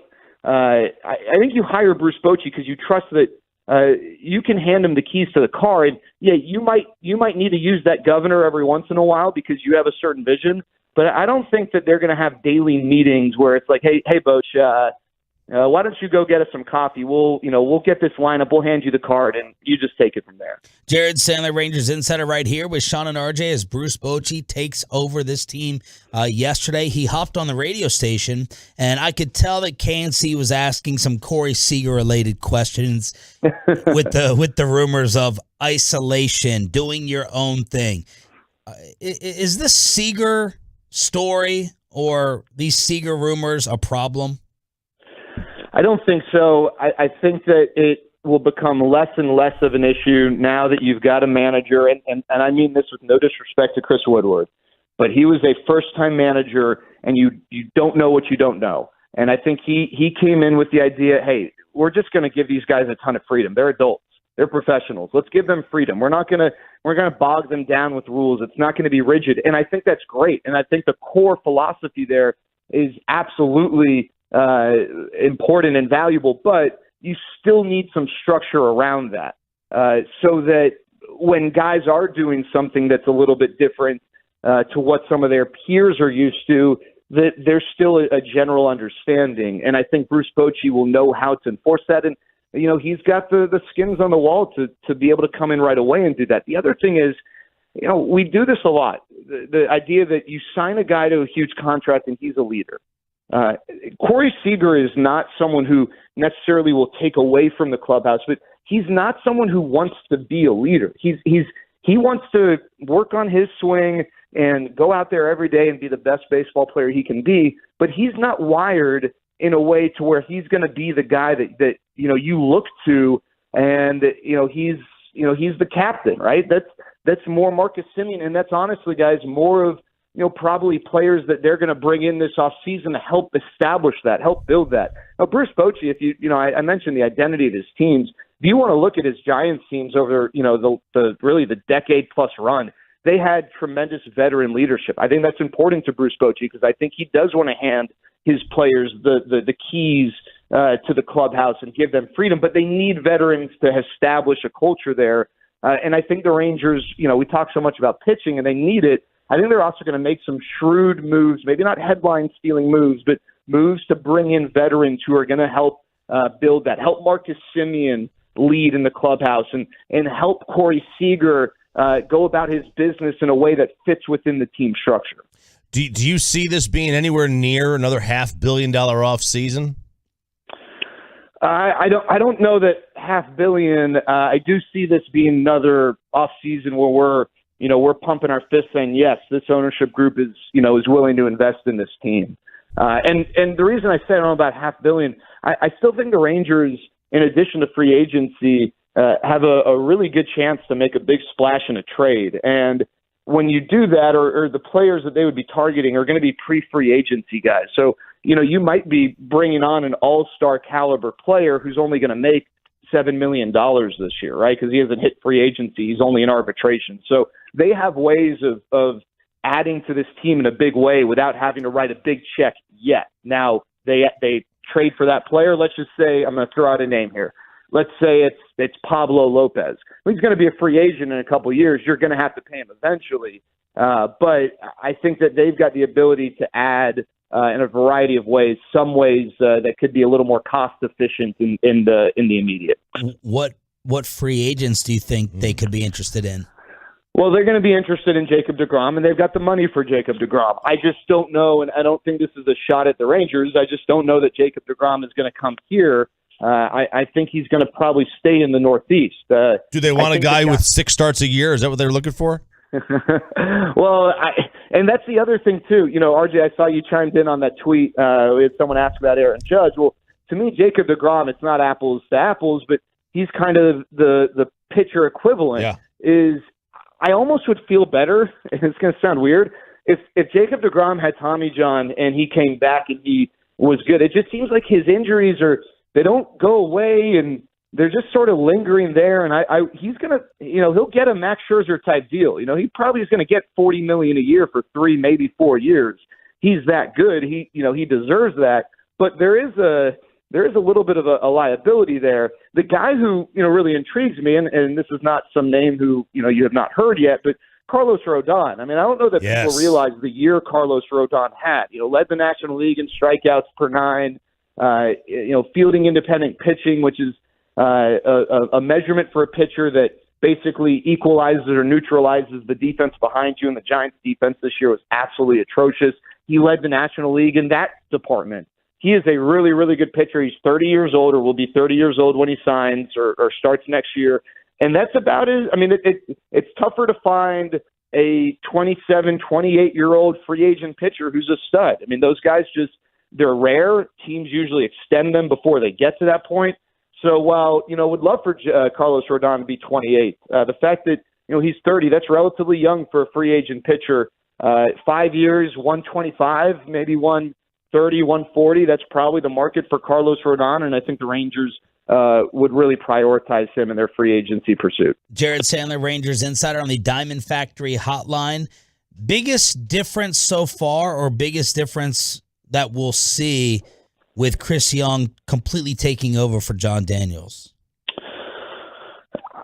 I think that, for better or for worse, one of the things, and JD, I think, admitted it, maybe it was last year, this time, 2 years ago on your show, that when you are in a role for as long as, he's been in and had success early on, you sometimes have blinders. And JD is why he's a loyal guy, right? There's some guys who are super ruthless, and it's what have you done for me the last 5 seconds.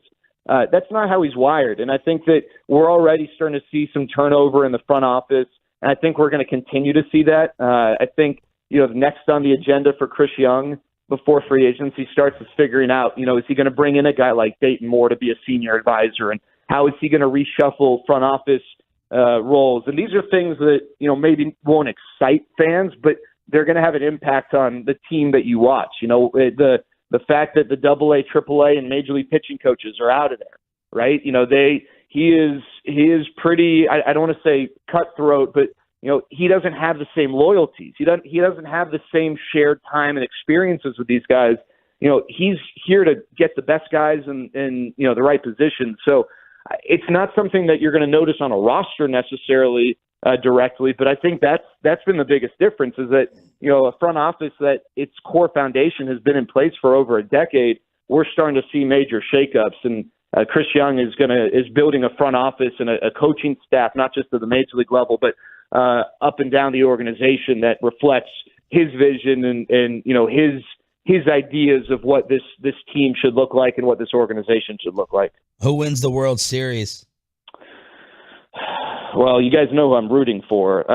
Philly. I am. Oh my gosh, guy! I am Absolutely, the biggest, and I'll find any way to justify it. Like, they have their backup catcher, who I don't even know if is going to be on the World Series roster. Garrett Stubbs went to USC. Their bullpen catcher was at USC. Hector Abago when I was there.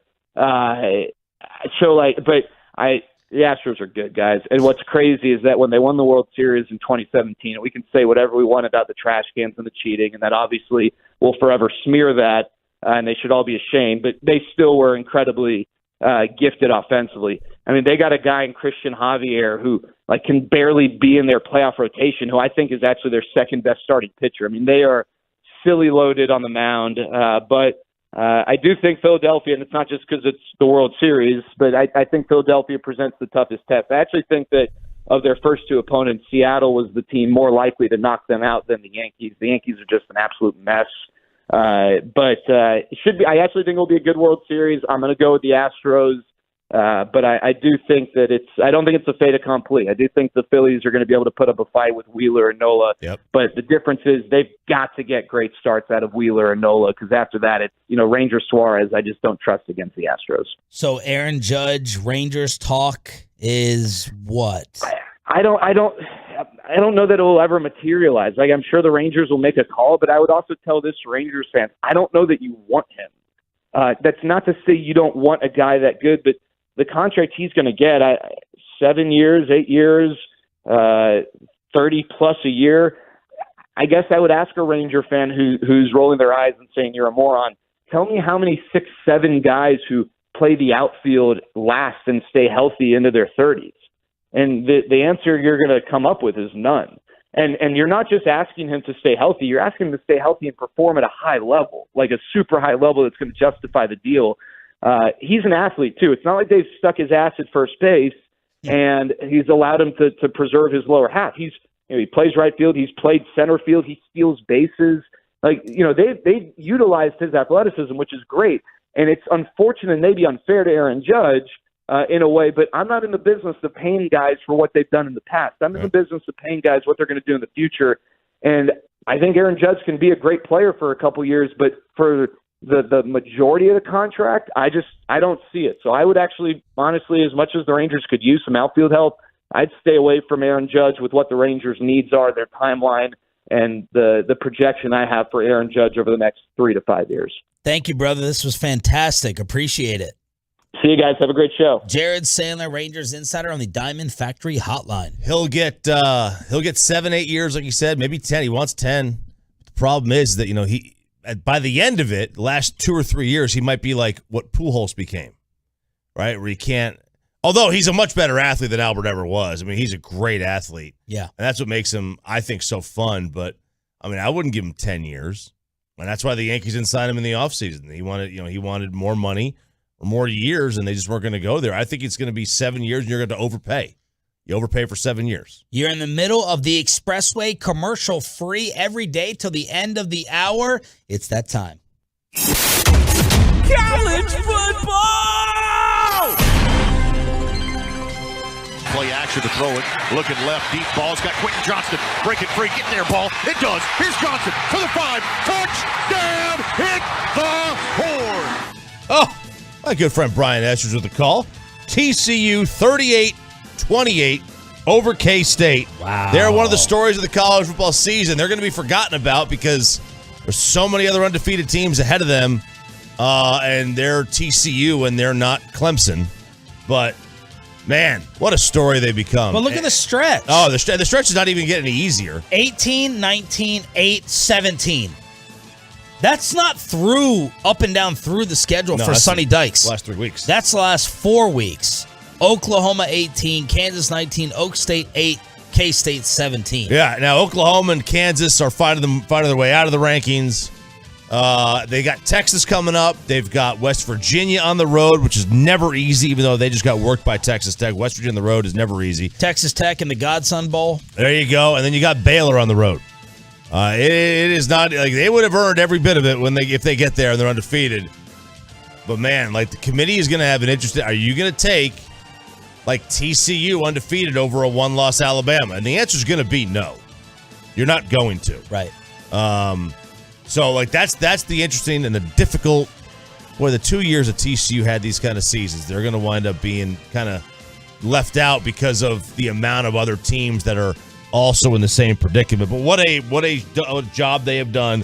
What a job Sonny Dykes has done at TCU this year. Fantastic. Not the greatest day and ending for the Texas Longhorns in Stillwater. Sanders gets the ball from the shotgun. Back to pass. Fires over the middle. Pass is caught by Bryson Green. Breaks a tackle. Green to the 30. And Green is gone. Good night, Vienna. Pistols firing. Touchdown, Oklahoma State. Yeah, that was Cowboy Radio with the call, Oak State. 41-31 over Texas. There was a lot of talk as whether Spencer Sanders was going to actually play in this game. But he did. And he was fantastic. 34, 57, 391, 2 TDs. And they beat Texas and Quinn Ewers. Now, what do you want first, Sean? Quinn Ewers or the penalties? Penalties. The Dallas Cowboys of college football. Texas was flagged for 14 penalties. Oklahoma State was flagged for 0. 0? 0. Whoa. Not a single hold. Not a false start. Wow. Not a DPI. Nothing. Not a delay of game. How often in a football season does a team get 0 penalties? 0. I'll bet you it happens when you're playing a team that is leaving the conference and the rest want to stick it to them. Oh, here we go. Stick it. Here we go. Stick it. Conspiracy theory. I'm sorry. It's impossible to go through a game with no penalty. It's impossible.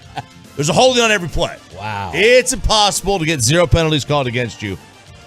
But what has happened to Quinn Ewers? The savior. He had 30 incompletions in this game.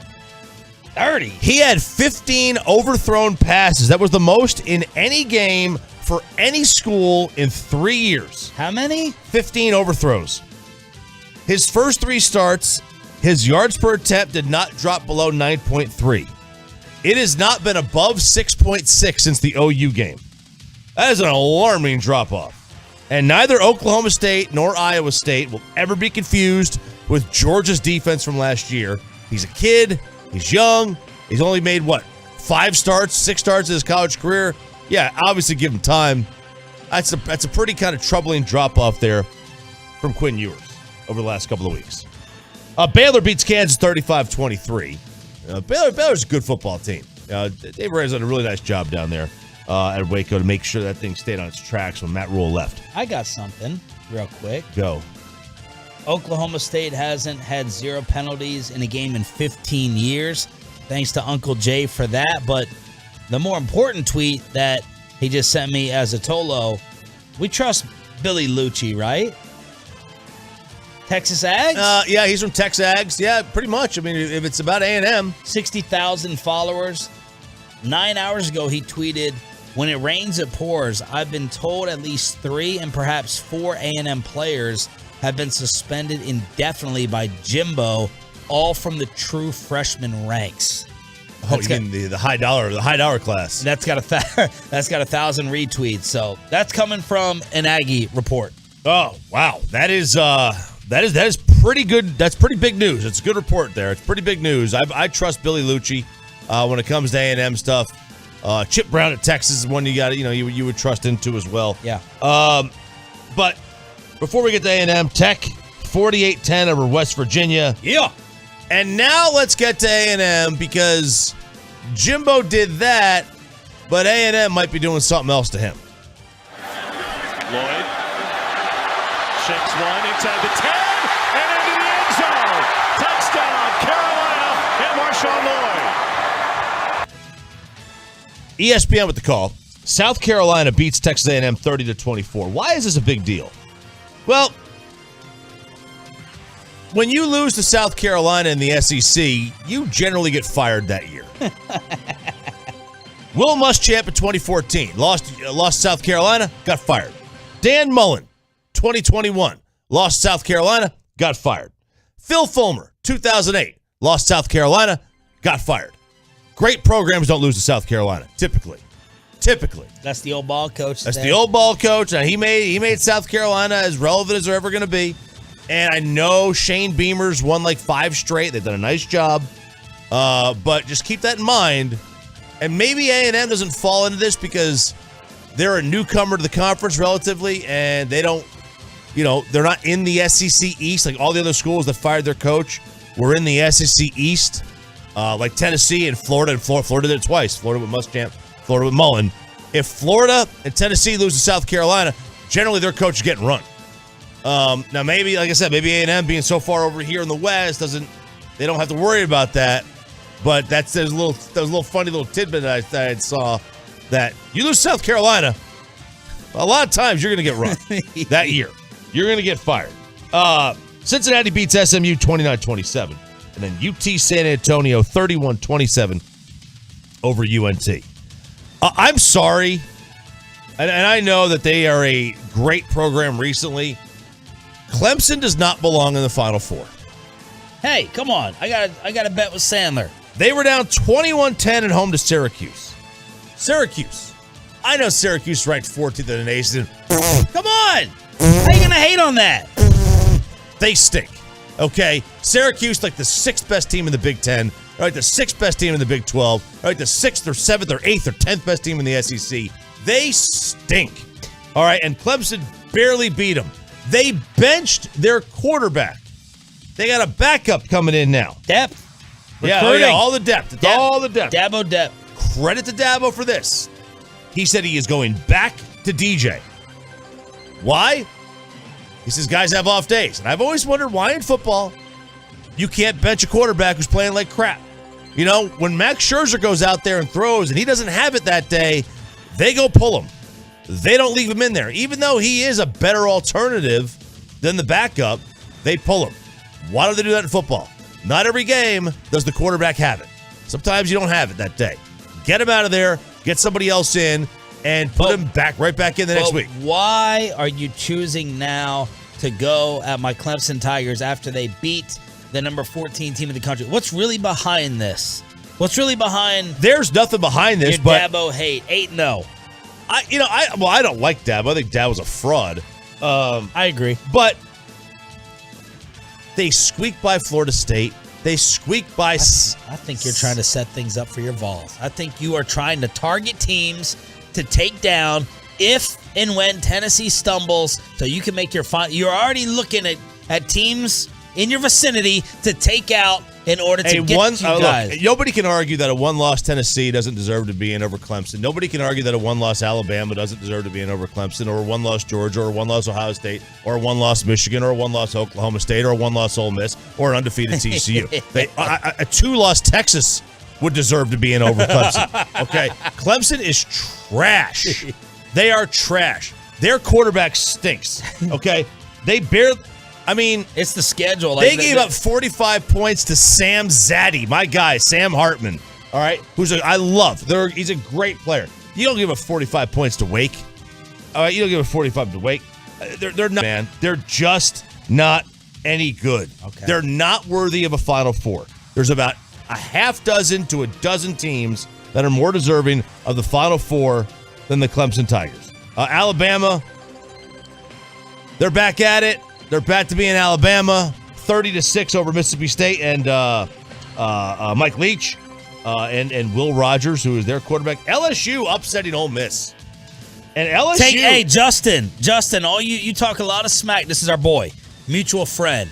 They put your big ass head on national TV, sulking and crying, watching Ole Miss get beat. That was an amazing moment. Yes, it was. Oh, that brought me so much joy, man. Justin, to see you suffer on live television. Oh, it was a pretty sight. I love Justin. I hated to see him done dirty like that. LSU actually controls their own fate. If they win out, they win the SEC West. What? They're 4-1 in conference.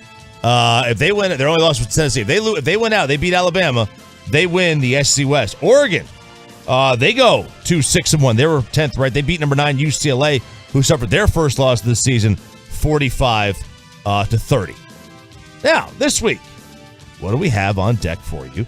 This week, Sean, real quick, we will get to it. TCU is at West Virginia. That's an 11 a.m. game. That's a good fortune for TCU. Very good fortune. They have to play up there in Morgantown at night. Number 19, Kentucky at number 3, Tennessee at 6 o'clock. Number 2, Ohio State at number 13, Penn State. This might be their last chance of losing a football game because they are going to run right over Michigan. Oak State at K-State. And it looks like that is it for your games featuring two top 25 teams. Well done. RJ Choppy with the college football kegger. Did you see the former Cowboy comparing Dak to Aikman? What's the difference? And the Cowboy running back fight that you may have had in your garage. We have the audio. Then Jerry Jones coming up next. But let's get you over to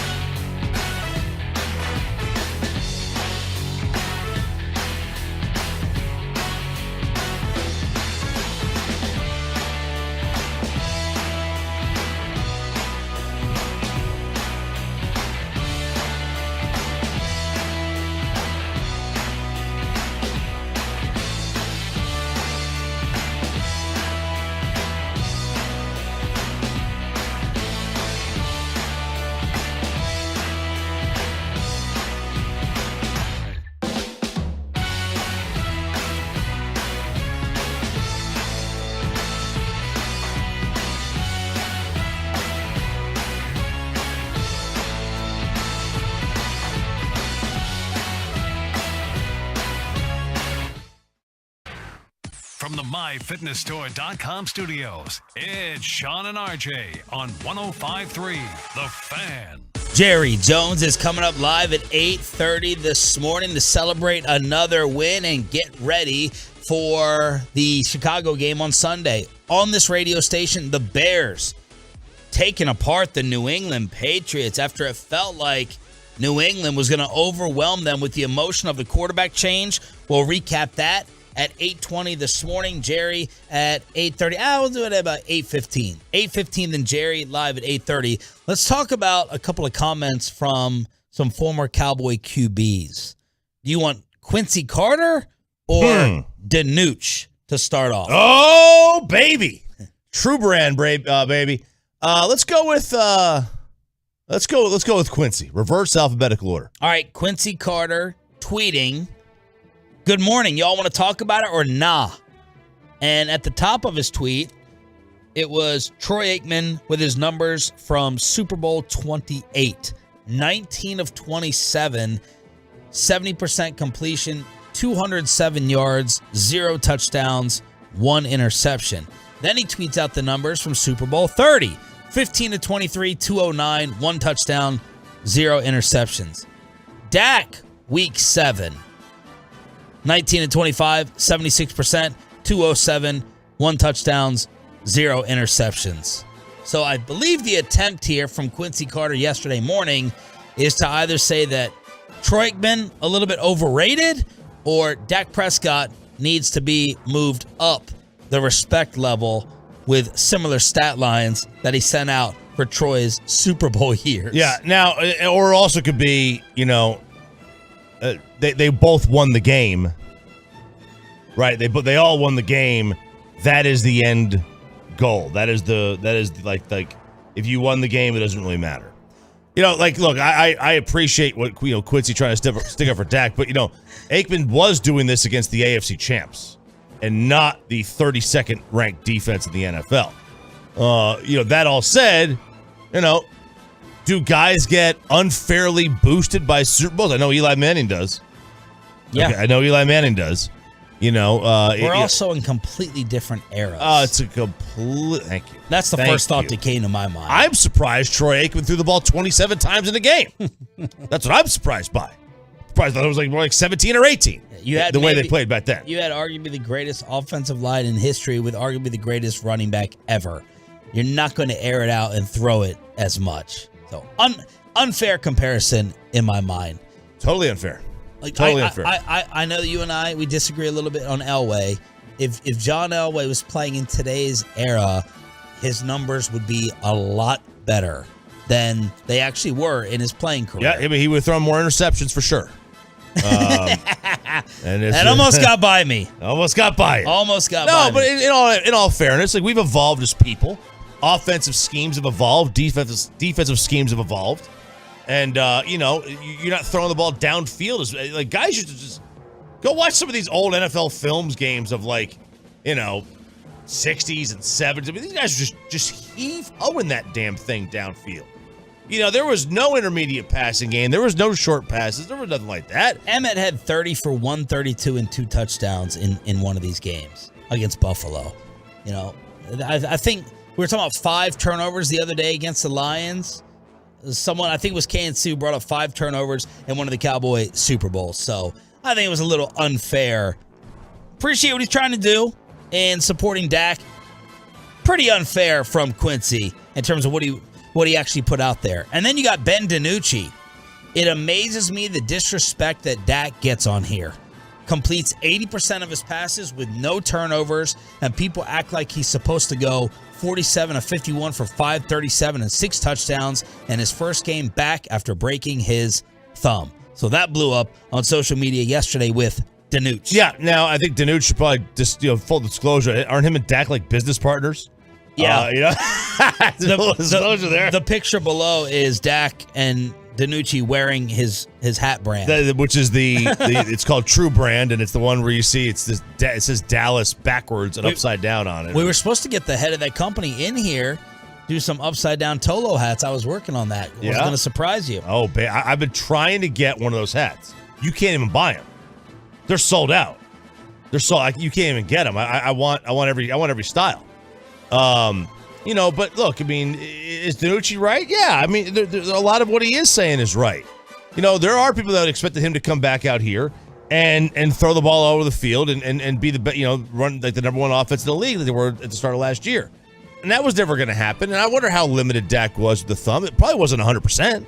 It was probably close. But, I mean, there's a rust factor that was out there, and that was to be expected. And he definitely saw the rust and showed it in the first half. Dak said some of his throws into double coverage, partly because his thumb was feeling good and he was feeling confident. Some of those throws were overconfident, and I need to guard against that, close quote. So that's DiNucci and Quincy Carter with their QB takes. How about this fight? Dallas, Texas TV got the recording of an argument between 2 Cowboys fans in their garage on Sunday, arguing over Zeke and Tony Pollard. You don't know how many yards Zeke got, though. Pollard got more than Zeke today. I guarantee he does. He's probably got over 100 yards already, Matt. It just said how many yards he had. Zeke don't have 100 yards.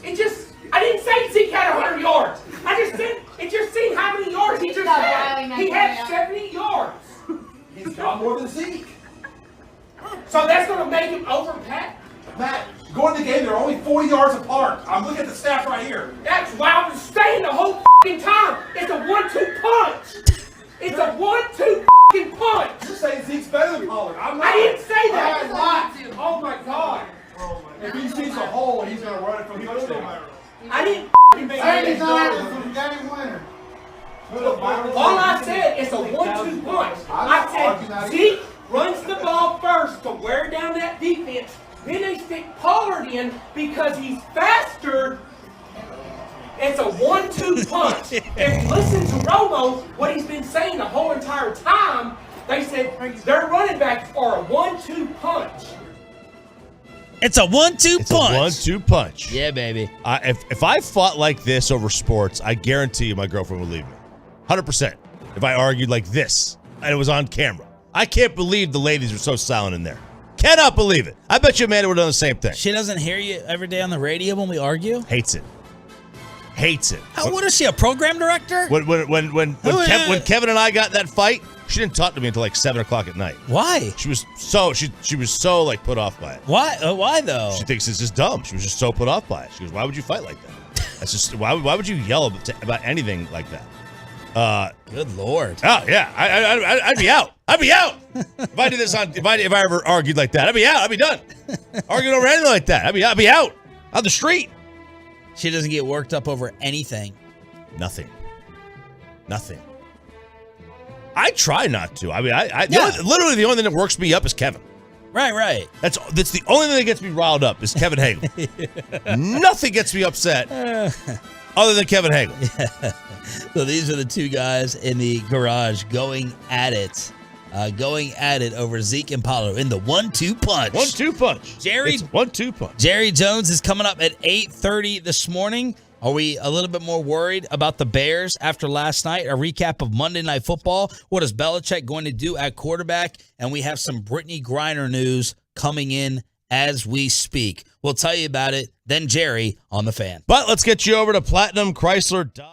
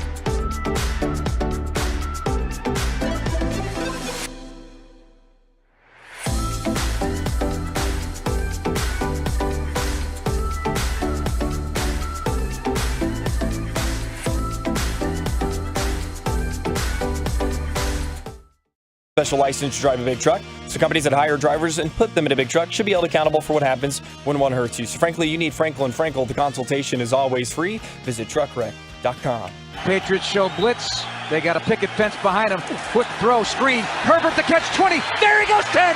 Nobody's going to touch him. End zone. Touchdown. Touchdown, Bears. We got a new little concern for Sunday after the Chicago Bears did that to the Patriots last night in Foxborough. 33-14 Bears. They got through Zappy Hour, and then the specials got cut off. Man, that was a $14 bill that Zappy Hour put up quickly when he took over for Mac Jones. And then we went back to original pricing in the second half as Justin Fields' legs ended up carrying his team to the W. 12 carries, 84 yards. We'll ask Jerry what he thought of the Bears when he joins us coming up here at 8:30. Yeah, that's that was a scary performance to put up yesterday, or was it? Or maybe New England's just kind of garbage. Maybe that's somewhere in the middle. Like I think we still feel a little better that Fields was doing that against Belichick's defense. Because if that was against the Cowboys last night, we would be losing our minds saying, all he can do is run. You've struggled against Taysom Hill. You've struggled against other Kyler Murray runs around on you. This is all you have to do is try and defend it. And he did that against Belichick's system. He did. He really did. I mean, he had a pretty darn good game. It was probably I would have to go back and look, but I can't imagine he had a much better game in the rest of this year than he did that year, yesterday, considering they'd scored like 93 points all season. They scored a third of their points last night, 7 games in. But that was a pretty good performance by him. So we'll ask Jerry about it coming up in about 12 minutes. The breaking news, man, this is so sad. I think it's sad. Apparently others don't. A Russian court has upheld the 9-year prison sentence for Brittney Griner. For drug possession. Upheld the 9-year prison sentence as she tried to appeal it today. And this news is coming out right now. Man, that sucks. That absolutely sucks. I know you're supposed to know that you're responsible for knowing the laws, but I'll be honest, we gotta. How many people here get punished to the full extent of the law? Especially celebrities. It doesn't happen. It doesn't happen. They were trying to make an example out of her. Of course. I mean, it's like, but it's amazing to me the reaction. Like, I'm just looking at the comments. ESPN tweeted it, and I just clicked the comments. I wanted to see. And the first 8 or 9 comments had zero sympathy for her whatsoever. The first 8 or 9 comments was either a joke or good. You should know the rules in other countries and the laws. And to me, I mean, I got to feel like some of those people are factoring race into their comments. I thought we were supposed to sit here and take care of and look out for fellow citizens. And all of a sudden you just find throwing her to the wolves of Putin when it's clearly a political move publicly. Oh, I would think it's definitely a political move. I think it's definitely a political move. Or that she's a woman. Race and then female, 1 and 2. For those who just have no sympathy for it. Like, we're going to see this at the World Cup. Like, the amount of rules that is it Qatar or Qatar that they have. It's like, yeah, do not try to bring alcohol anywhere. Don't curse. You can't. Don't curse. You can't take your shirt off. Like, soccer fans love being shirtless. Can't take your shirt off there. Like, some of these rules. Now, look, I know you're responsible for knowing the rules of other countries. But I'll be honest with you, I'm not looking up the rules. When I go to Mexico, I don't look up the rules of Mexico. Yeah. Do you look up the rules for traveling with edibles to Mexico? No. I just buy them there. You don't. And even if, okay, fine, you broke the law, but to this extent, come on, this is way overboard. This is wrong. It's too much. It's too much. She breaks the law, you want to fine her or whatever. 9 years. 9 years. Excessive. So long. For hash oil? I mean, come on now. That's overboard, but the lack of sympathy, to me, is alarming. Very alarming. The truckwreck.com text line, let's see. It's a felony here as well. Yeah, but you're not going to get a decade. You're not going to get 10 years. No, you're probably not going to get 10 years. Absolutely not. I would think that you're not going to get 10 years. Right. Nobody cared about the reporter or the military. Remember that was over there. This is obviously political. It's a lot of reasons. Holy cow! I mean, they are flying in. Disagreeing with what I said, thinking that it's wrong. Or some are too supporting bad. you, some are supporting you, some are believing with she hates America, Sean. Don't say it's race that when they didn't say race things themselves. I respect you for saying there and going there, Sean. 9 years is insane. A lot of stuff. I mean, it's amazing. It's all over the place. 877-881-1053, truckwreck.com text line. The Stars lose to the Senators last night. Ottawa wins their fourth straight, 4-2. They scored 3 in the third, and they exploded for 4 goals in 12 minutes. Mavs against the Pelicans tonight. I cannot wait. 6:30 on TNT. Can Christian Wood keep it up? Are you kidding me with the start? And speaking of sports in other countries, Adam Silver was floating the idea. He backtracked, but he was floating the idea of really stopping teams from tanking. Yeah. He was talking about relegation. Relegation happens in European soccer. I don't know if it happens in the European basketball world. Now, what does that mean? Relegation. All right. So, let's just take, for example, my favorite team to pick on in the NBA is the Sacramento Kings. Oh, I thought you were going to say the Brooklyn Nets. Oh, you mean the one that has the worst attendance in the league? Like I said, they have no fans in New York? They have the lowest ticket sales. They have no fans. They have more fans outside New York City than inside. Why aren't New Yorkers? Because they're Knicks fans. If they started a second football team here in town, how many fans are going to have? There's already football here. The Nets are Jersey's team. And nobody in Jersey roots for them anymore because they moved to Brooklyn. It's too hard to go to the game. Knicks fans are Knicks fans. They're not going to switch to the Nets. But that'd be so awesome, though, to kick a team out of the league, send them to the G League for a year. So here you go. So the league has thought about a relegation, a potential solution to ensure the worst performing teams are incentivized to compete. So, you would demote the worst 1 or 2 teams of the G League while promoting the best team or 2 for the G League to the NBA. And now I don't know what happens in soccer, like in the EPL. Let's say, let's use Manchester United. Let's just say Manchester United gets relegated. Do all their players become free agents? Do all their players now lose their salaries? Like you lose your sponsors, you lose your state. What do you lose? I don't know how that works, but that would be interesting to see. And then Silver backed off it a little bit. He's like, I think we got the system where the bottom 3 teams, they all have the same odds. That should stop tanking. All right. What did Jerry Jones think of Dak's return? What about this formula that RJ and I do not like? And is he a little bit more worried about the Bears after last night? Jerry Jones on Sean and RJ next. Coming up in the next G-Bag Nation, we have a TD Tuesday for you at 6 o'clock. We'll celebrate the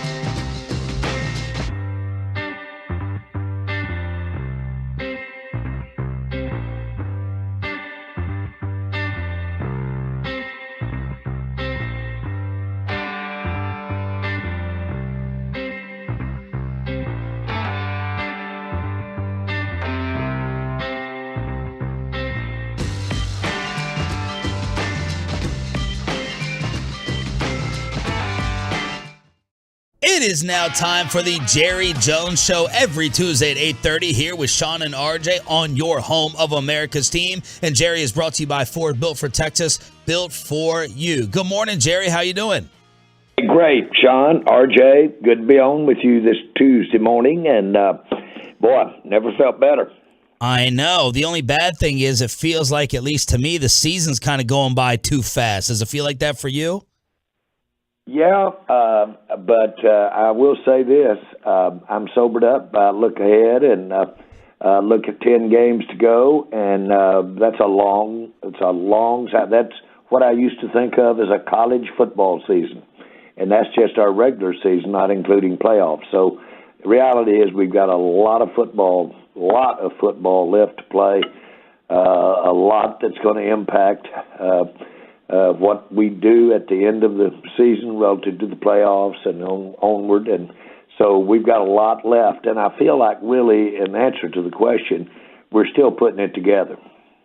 Yeah, Jerry, when do you feel like people will say with Belichick, it's like, all right, it's a feeling out process, first 4 games, and then he takes the middle of the season to get it right, and then you're really honed in the last quarter. How do you view the breakup of the season before really knowing what you think you are? Well, I think that at all times, I don't ever feel like it's set. It's like holding 2 handfuls of Jell-O and thinking you've got it when it's coming out this finger, coming out that finger, and you try to grab over there. So there's an element of that, if you will, injury. But there is really the evolving of your talent level. Young players can be a different player in skill or in contribution by the time they get to the playoffs from when they started in training camp. Consequently, sometimes an older player can have a depreciation over that 4-month span. And so you've got to anticipate that and know that it's a moving target, and it's just not going to be the same wagon train that left the east, broke the wagons down on the Mississippi and burned some of them for firewood, and a lot of people born and died on the way. It's the train, but it's not the same makeup of it. Jerry Jones here on The Fan. Jerry, let's just kind of get your overall thoughts on the win on Sunday against the Lions with your game recap. Well, first of all, that score is misleading. That was a much, much tougher game and was hanging in the balance in my mind, and I think in everybody's mind. That great play that Parsons made to catch the guy on the goal line and get the ensuing fumble. Until that point right there, we were in harm's way, to say the very least. And so the game was a real physical. It took its toll on us, but a game that we got better. We're a better team having played it. But I think we had a formidable quarterback we were playing. He can have his moments on given plays. He can make some. He's got a quick release, got an accurate arm in terms of what he presents as a passer. And their defense gave us a lot to deal with. And so I feel good that we've got a win here there Sunday that really helped put a foundation under this team. What were your thoughts at the half? It was a 6-3 game, super low scoring, not something that we have been accustomed to. What was your thoughts at halftime? I thought we could play better, and felt that, frankly, without making any adjustments, I knew the game plan. I knew what we were trying to do. I thought we could. I really did thought if we stuck with what we were trying to do when we entered the game, that some good things would happen. We of course, you always need that proverbial turnover, but we just needed to keep some drives going, and we need to make some third downs. And so whatever you set up to start the game certainly anticipates some third down success, and we weren't having it, but I thought we could get it. Jerry, what were your expectations for Dak's game going into this one? Like, did you expect there to be a lot of rust? Because he hasn't really played, 7 quarters his entire year? Yeah, we were going to emphasize the game was to emphasize some play action. We did that right off the bat. We missed that first pass. I think you can miss that pass like he missed it. That could happen to him at any time. I don't say rust there. I just say he'll hit that pass 9 out of 10 times. The play was the perfect one to open the game with. It had him rolling out. That's when he does his best work. So I liked it. It kept him out of that pocket to start things off, which I thought was a good place for him. But I felt like we were going to be able to run the ball against their defense. And when you look at it, we ultimately did. Jerry Jones with Sean and RJ recapping the win over the Lions on 105.3 The Fan. Jerry, do you have an amount of games in your mind that you think it'll take Dak to feel his 100% self in terms of rhythm and timing? Oh, I think you've if there is that, as that game wore along, I think he went in that direction. He did not digress.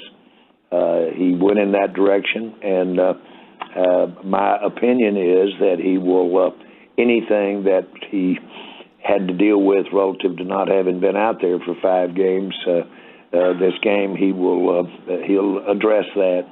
He's the kind of player. He's the kind of quarterback that can take what he wasn't satisfied with, and he can improve on that game. He can do it practice to practice. How's his hand feeling after playing an NFL regular season game? Absolutely has no adverse aspects to it. That hand will be better if it needed to be. It'll be better next week or better tomorrow than it was this past week. So I think you're going to see that more and more not be a factor if there's not a re-injury someplace.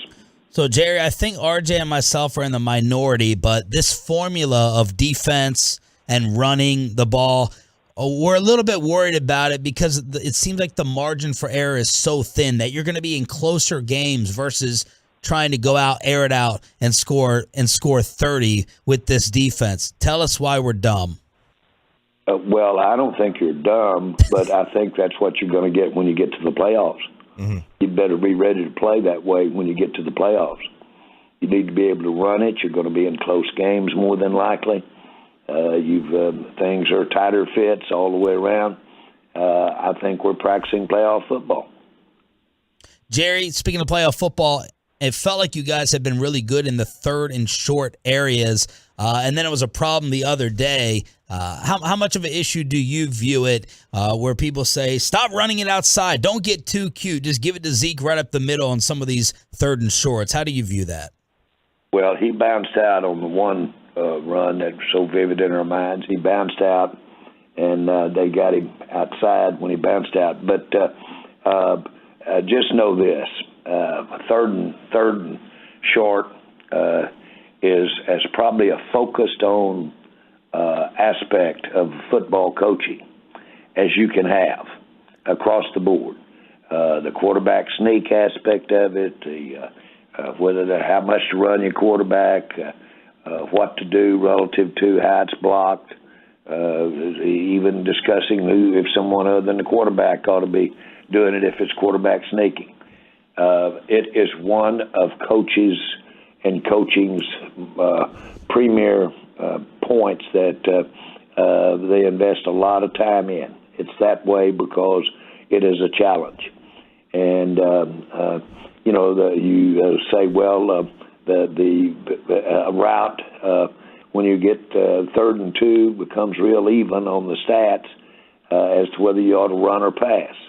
I like to keep it on the ground. I like to, personally, I like to make a 6 inches. I don't like handing it off 3-4 yards deep.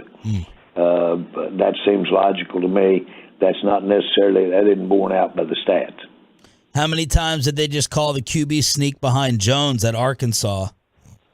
Well, I'll tell you what, it had to be on a pulling play because I pulled 99% of the time. Really? My block was just about the fullback's block, which I had played the year before and started.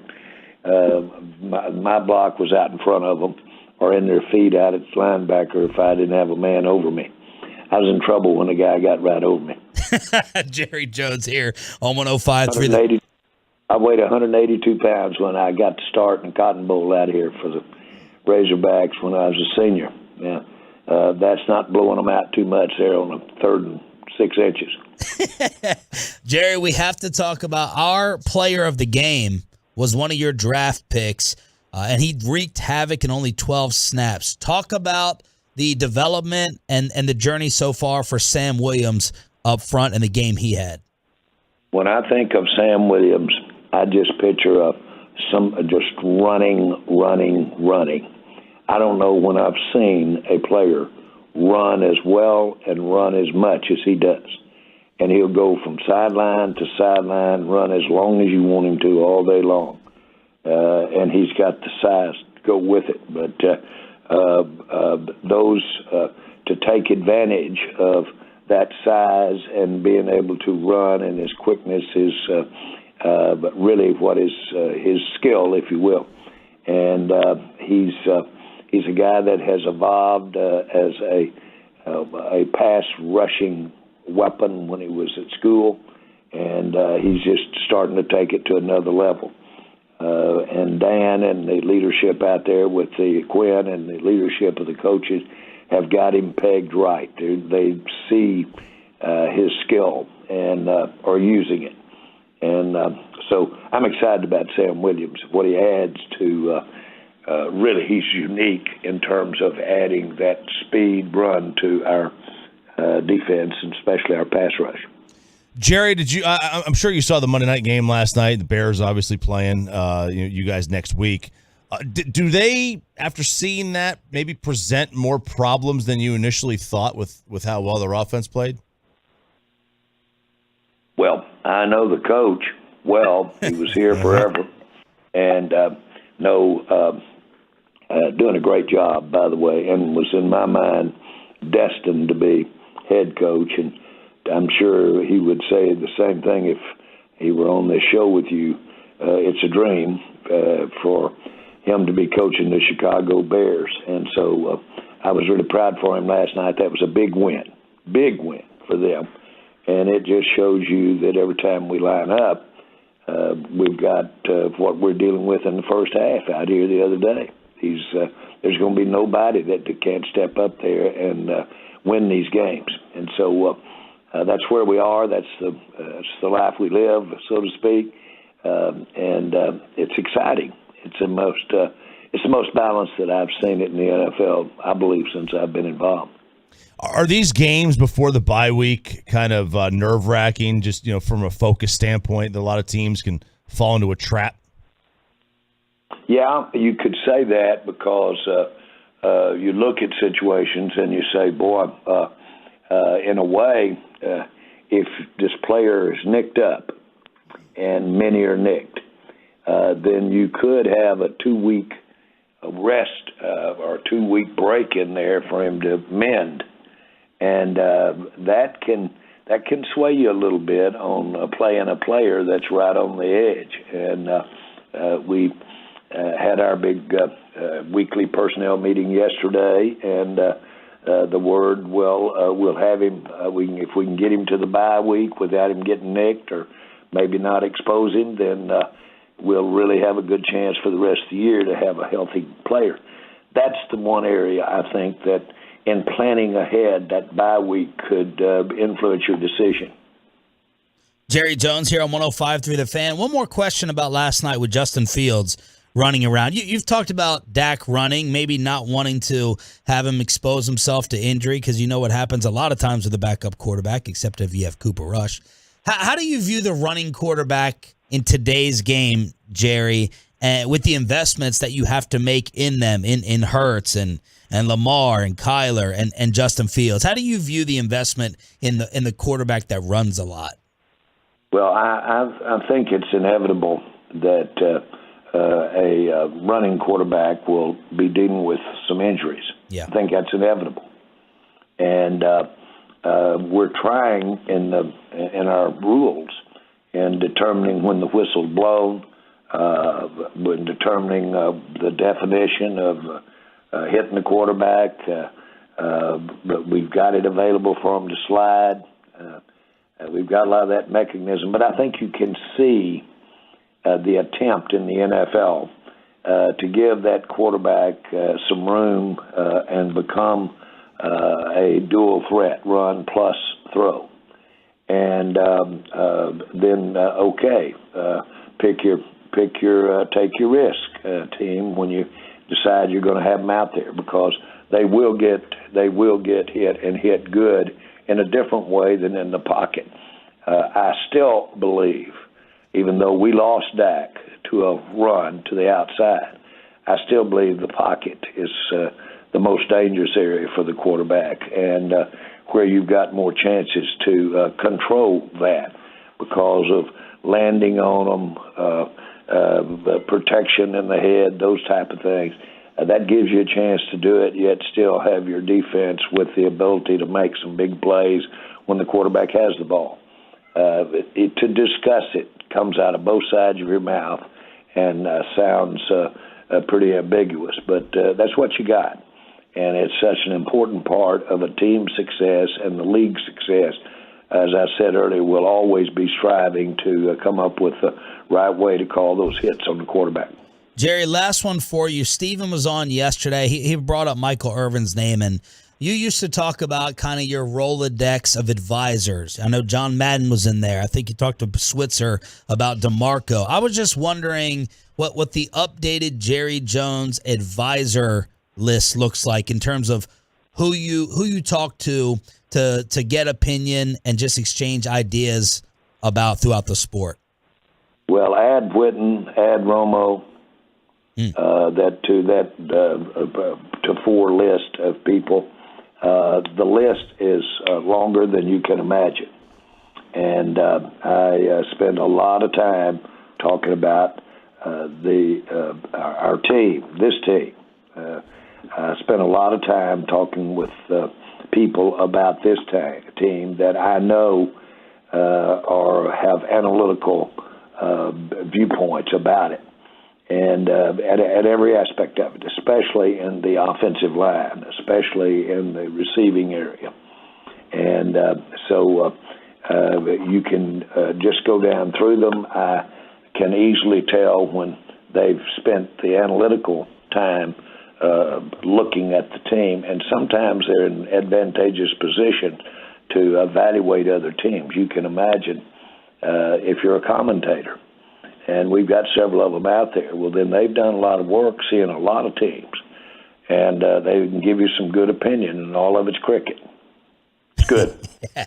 Well, it's been another fantastic start to the week. Our moods are determined way too much probably on the Dallas Cowboys. Congrats on another win, and let's keep it going on Sunday. And thank you for the time as always.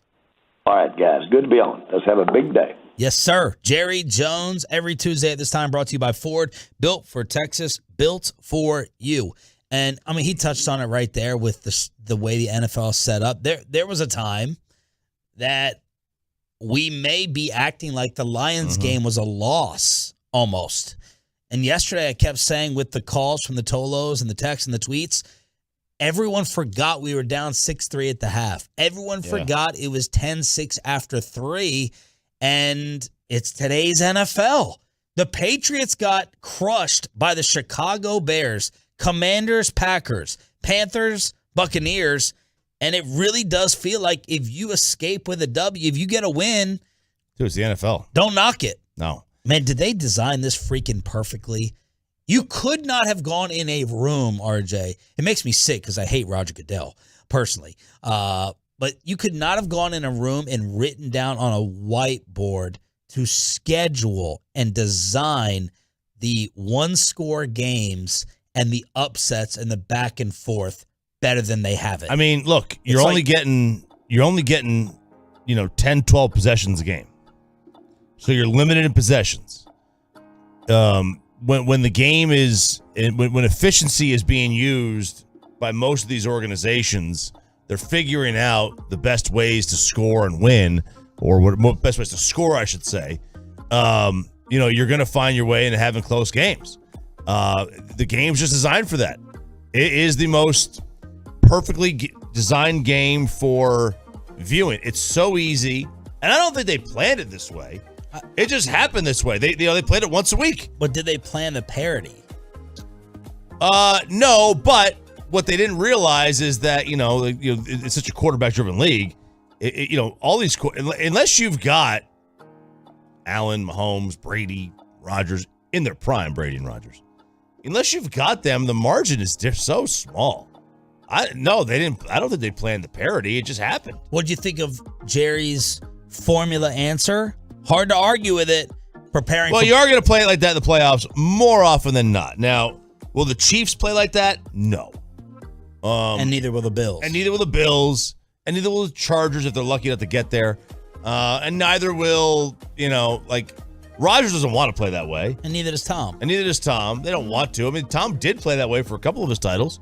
But then, they went and, they aired it out. They aired it out. So, but most of the teams that don't have that top flight quarterback are going to have to play that other style. And the problem with that is that other style leaves a lot of opportunity for variance to show up and luck, good luck or bad luck. We're due. We have been on the bad luck of bad luck calls, or not calls, but situations. Like to have the Romo snap, freaking Dez catch, the Dez catch, the Rodgers throw, sideline. the Crosby 78 kicks or whatever. To be on the side of those, and then last year, I mean, it's like you come on. Sooner or later, we're due. All right, let's do NFL overreactions or not. Both Green Bay and Tampa Bay will miss the playoffs. The quarterbacking in today's NFL is no longer great, and the league has figured out Justin Herbert. NFL overreactions or not. Next on Sean and RJ 105.3 The Fan. But first, it is not an overreaction for you to want to go ahead and protect your family. I'm sitting there at 3 a.m. hearing rustling in my backyard. I'm hearing all this.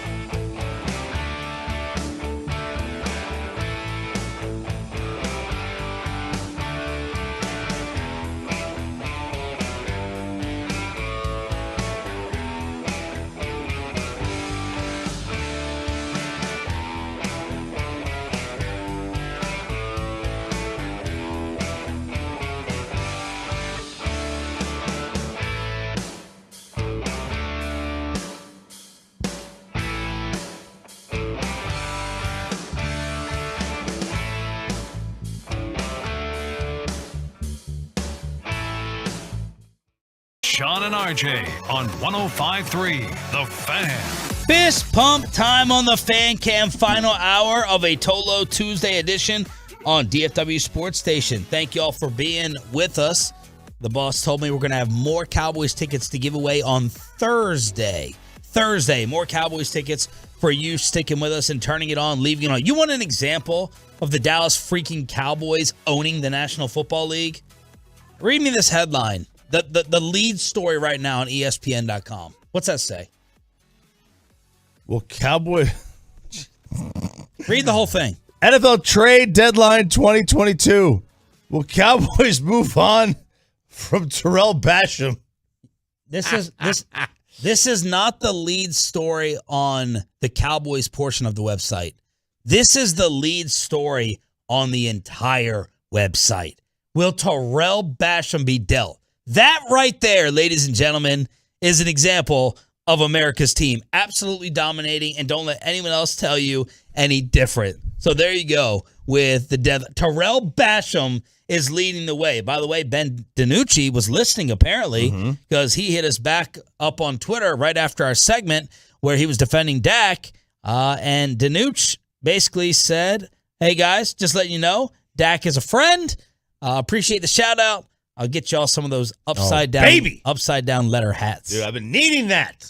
Seriously, like maybe a month or two ago, we went online to look for them, and they were out. Everything sold out. Everything was sold out.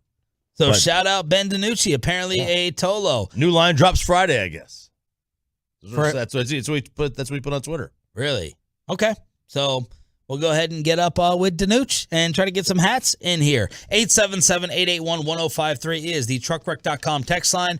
RJ, one of my favorite segments, the questions you come up with, the opinions, overreactions or not for this past NFL weekend. All right, let's roll through them, boys and girls. The first one, both Green Bay and Tampa Bay will miss the playoffs. Well, we said yesterday we were more worried. Tampa should be more worried. Right? You got to look at the divisions. The Vikings 5-1, the Bears 3-4, the Packers 3-4. Are three teams from the NFC East going to get in? That's a question we got to ask Jerry moving forward. Yeah. Like, are you starting to get worried? When do we start having a conversation about being the third team in the division to get in if the Giants do not cool off? So we know at least two from the East are getting in. Let's just say Minnesota gets in. Someone's got to get in from the South. And then in the West, the Seahawks are in first place. Rams, San Francisco. I'm going to say no to your question. That Tampa Bay and Green Bay will both miss. The NFC's too weak. It's too watered down. Weak. I think Tampa, their division stinks so much. Like right now, there is a 3-game lead. A 3-loss lead, Minnesota to Green Bay. Today, you would say the Vikings will win the division? Yeah, they have to. I have to say. I can't. Okay. I can't imagine. I'm getting spotted 3 games with 10 to play. Maybe we shouldn't be as worried about Tampa versus Green Bay. Who wins the South? I think that's the problem. Tampa still wins this. They should still be the favorite of the South. So I think Green Bay is in more dangerous position. I do think Minnesota's going to win. Let me counter back. Do you think we are seeing the beginning stages of Tom Brady being the end of Peyton Manning's career? Is this it? How much is this Tom physically? I think a part of it is. I mean, he was skipping rocks the other day against Carolina. Yeah, I think we are seeing some of that. I think that is a major factor in why they're not playing well. All right, next one. We're entering the worst era of quarterbacking since the late 90s when Montana and Aikman and Young and Elway and Marino were on their way out and guys like Brady and Manning and Ben and Breeze were on their way in. And that is why scoring is down. It's Mahomes and Allen and a bunch of also-rans right now. No. Now, maybe this is me being brainwashed by all the QB coverage, but I'm like, look at the names we have. Allen, Lamar, Burrow, Mahomes, Herbert, Hurts, Dak, Cousins, Rodgers, Tom. Stafford. Are they just names though? I know. That's what I'm asking myself. What are we seeing? What explanations have you seen for scoring down? I have not brought this guy on the show. Maybe I'll do it with Broadus tomorrow. Broadus is co-hosting for Choppy because I know you can't stand him. Mike Lombardi says, all these new school brilliant geniuses leaving points on the board by not kicking field goals. Oh yeah. Let's increase scoring by increasing field goals, Mike. What Mike McDaniel did the other night was egregious, and I love Mike McDaniel. That was criminal. What he did in not making it a 9-point game by passing up that field goal for 4th and 4, that was indefensible. That was criminal. That's the type of stuff Lombardi's talking about by passing 3 points. You ain't going to increase scoring by throwing up 3. You increase by throwing up 7. Well, how many? Well, you don't get to 7 if you're failing on 4th. No, you don't. You're right. But it's like the whole thing with why don't they bunt in baseball? Because it limits your opportunity, your chances of scoring multiple runs in the inning. It gives you a greater chance to score 1 run, but limits your chances of scoring multiple. So that's the... Have you seen any articles? Not really. Explaining, giving a good reason, the league facing the lowest output since 2017. Red zone efficiency. That's what it is. Has plummeted. You're seeing a lot of turnovers in the red zone, and you're seeing a lot of guys failing in the red zone, and that's really it. It's I think we're by the end of the year we're going to see this just a small sample size.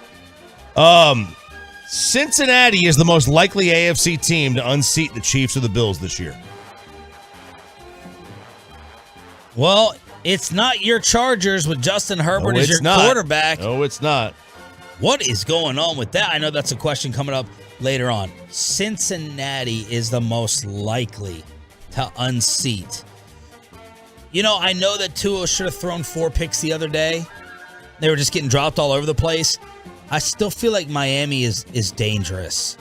But man, Burrow and Chase exploding the other day. Just going crazy. Most likely to unseat. Do you have another candidate stronger than Cincy between Baltimore and maybe Miami and the Chargers? No, I would say Cincinnati. Tennessee's won 4 straight, but I wouldn't say them. I don't think the Chargers. What at about all. the Ravens style? Ravens style is always going to screw with you. And people are bringing up on the Trucker.com text line.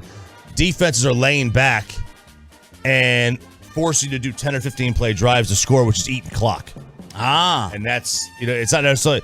I do want interesting to take the top 5 teams in possession this year compared to 2 and 3 years ago. Yeah, and I would also just see, how many points per drive are they getting? Are they getting the same amount? There are just fewer drives of the game this year. I think Cincinnati, I think they might. That was a great performance they put on this past weekend. That was against Atlanta. I know, but Atlanta's pesky. We know that. They beat the Saints by 4. They lost to the Ravens by 2. Right now, you would have to say yes. I still think the Dolphins are really dangerous. I think the Dolphins are dangerous, too. Speaking of dangerous, Seattle is the team to beat in the NFC West. No. I agree. Which team? All right, let me counter.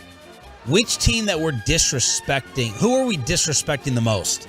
The Seahawks, Giants, the Giants, or the Jets?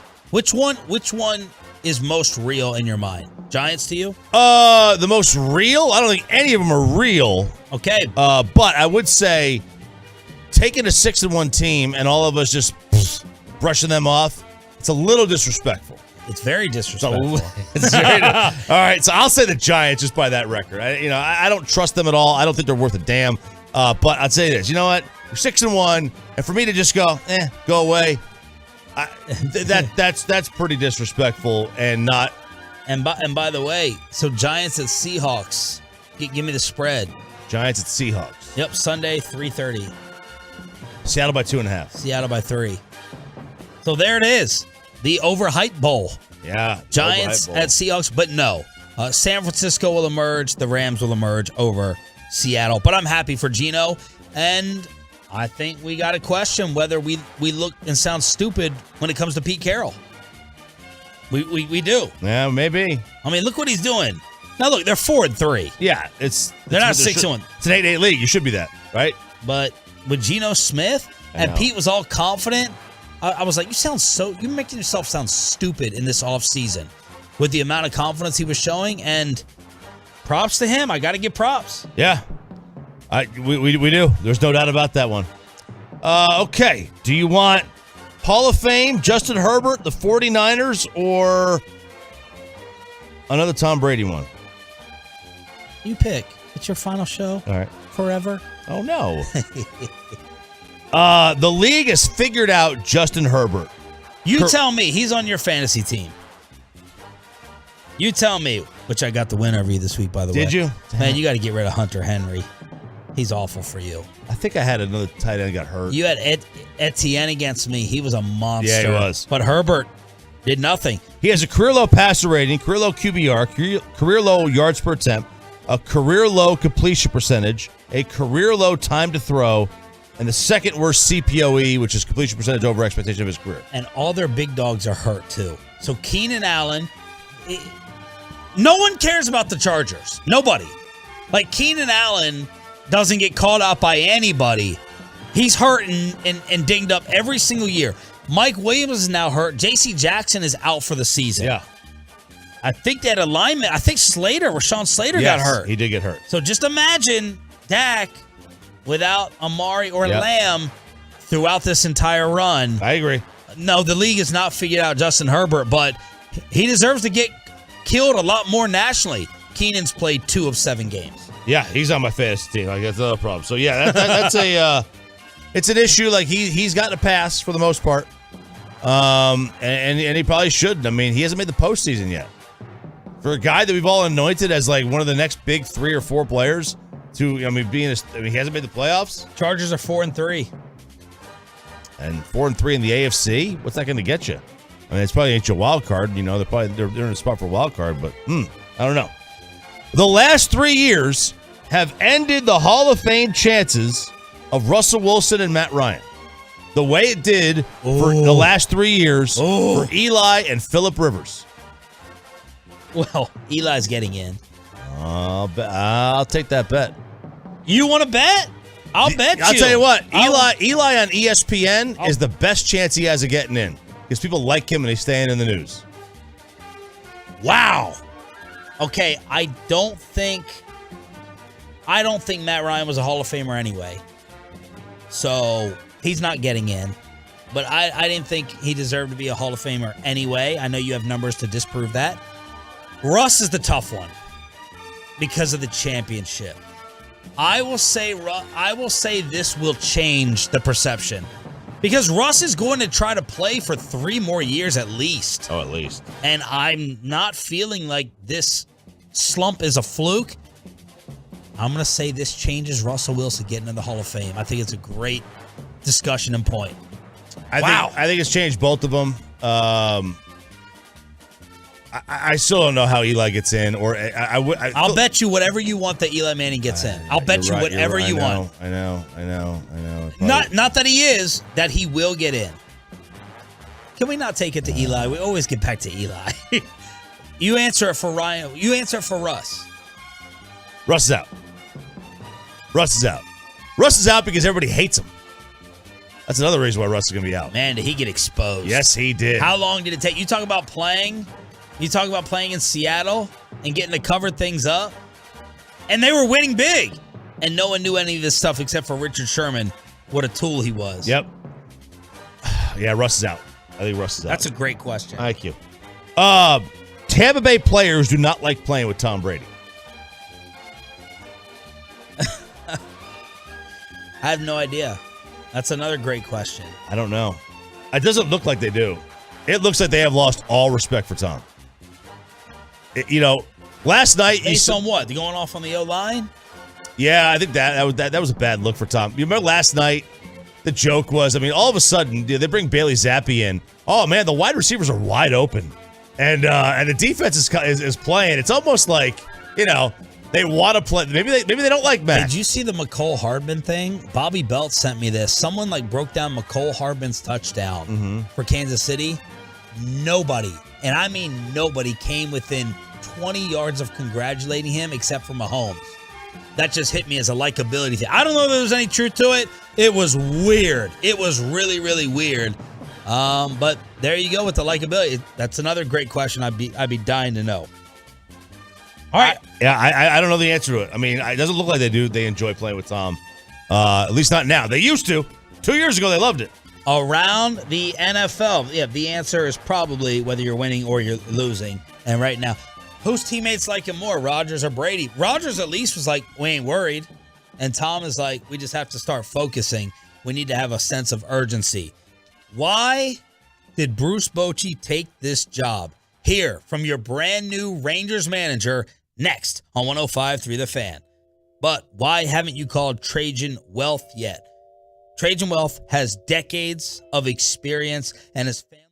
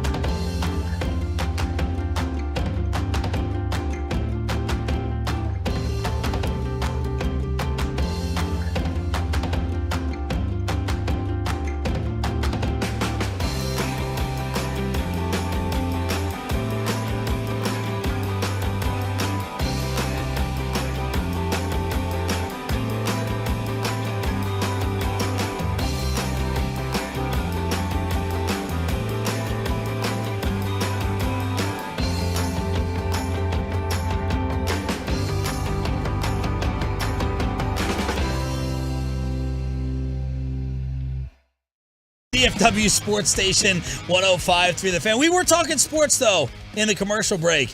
We were talking about analytics, and that was a question. What a segue for Bruce Bochy. Come here real quick, Mike. As Bruce Bochy had the Rangers press conference in the middle of a hurricane in Arlington, and then you guys had him on.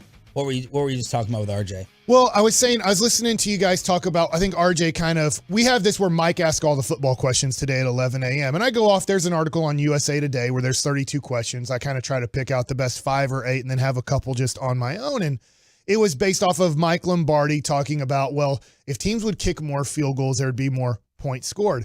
And that's a really confusing, I think it's one of those great debates you can have where there's not a real right answer, but I think analytically speaking and fan speaking, if I'm down by 4 points, RJ, and there's 5 minutes to go and I have the ball on the 13 and it's 4th and 3, almost every fan, at least the majority of fans, are going, go for it. We got to score a touchdown here to take the lead. And the analytic people, I'm going to make up a number here, but I bet I'm pretty close here. Hey, if you go for it on 4th and 3, you have a 38% chance of winning this game. If you kick the field goal, you have a 33% chance of winning the game. So you actually have a 5% less chance of winning the game if you kick the field goal. But I feel like those are such basic analytics because what the analytics can't do, because it's too much information to compute into it. Well, throughout this about 55 minutes of this game, how many first downs have they made? Are they good on third down? Are you bad defensively on 3rd down and short? How many timeouts are left in this game? If this team's a passing team and not a running team, then maybe kicking the field goal isn't a bad idea because they're going to give you stop clock situations because of incomplete passes. There's all these things that go into it that a computer can't give you fast enough with 5 minutes left in the game that we have to go based off of when we see it. If we're looking on a computer at the time, hey, we should go for it. It's a 5% chance, better chance of winning the game. Is they're having to go off of basic general, this is what happens in the NFL on 4th and 3 on the 13 down by 4 points, rather than all of the stuff that goes into the opponent you're playing. How is your defense? How is their offense? All of these things. And so I love analytics. So I always feel like I become this negative analytic guy. What I want is you have to give me more specific analytics on this game, this opponent, their quarterback, my defense, their running back, their offensive line, my defensive line, and they can't do that.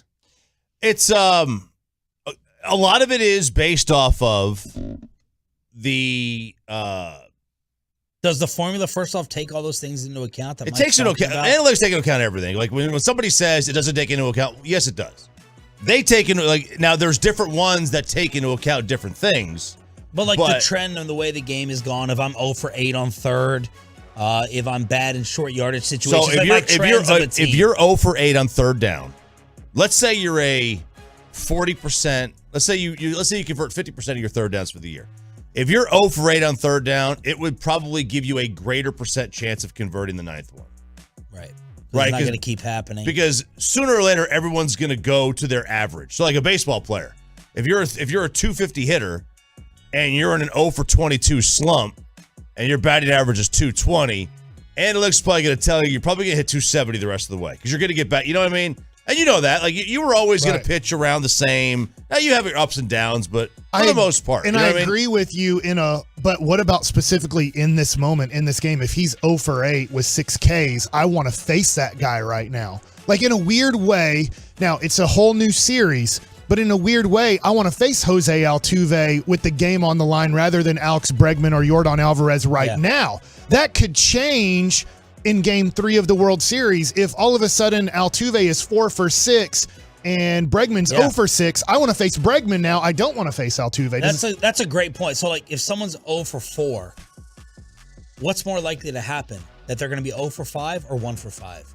You're saying 1 for 5, and you as a pitcher would probably be like, this guy's struggling. Right. His confidence has to be down. He'll go 0 for 5. And look, there's off days.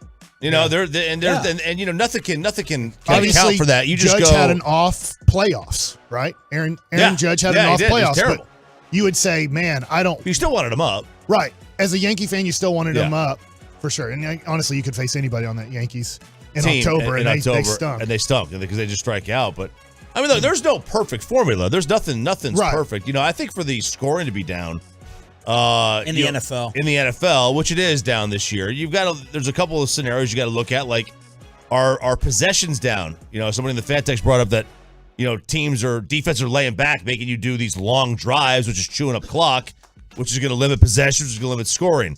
Are there more turnovers in the red zone? Are there less field goal attempts? There's a lot of scenarios and variables that go into why scoring's down. I don't think you just point to say, they're just giving up field goals or passing up on field goals. Yeah. How many times are you passing up on field goals, but also are you turning the ball over in the red zone? All right, get out. All right. Your mind is always working, though. I like it. Very, very intriguing. Mike Bassick's mind is always going. Yesterday, they had on Bruce Bochy, the new manager of your Texas Rangers. My question to Crosstalk yesterday was, why are you settling for this Rangers job after being in charge of a dynasty, Boch?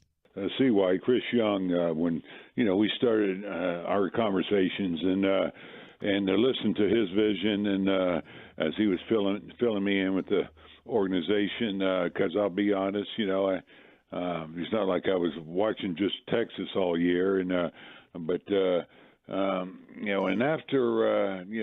hours of talking with him, as I said, man, you could just feel it from him how bad he wants to get this organization turned around, get back to playing winning baseball for the fans. And as he said, they deserve it. They deserve it, Bruce, and then that's his mission. And then talking to Mr. Davis, Ray Davis, he felt the same, and the rest of baseball ops. So that's where it started. Then we started talking about the team, and what a great core you have, a core group, with Marcus and Corey up the middle, and of course, Lowe. I mean, what a season he had, and your young kid at third base, Young, and so you got a good foundation there. We talked about the system. You got a deep system.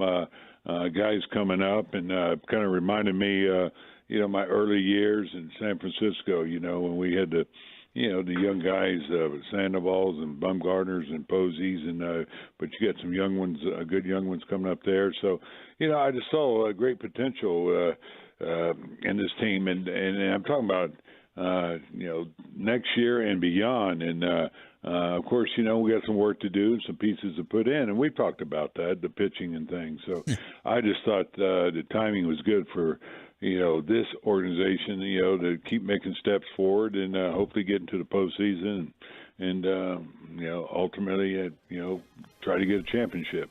So the fundamental building blocks for Bruce Bochy, at least yesterday, according to him, is this NFL music? This is now Major League Baseball music too. Oh wait, no, this is old MLB music. Yeah, this is the old MLB on Fox. Then they went to. Everybody was going to use the MLB on the NFL music, like that's what they all used, and then I think they went back to this now.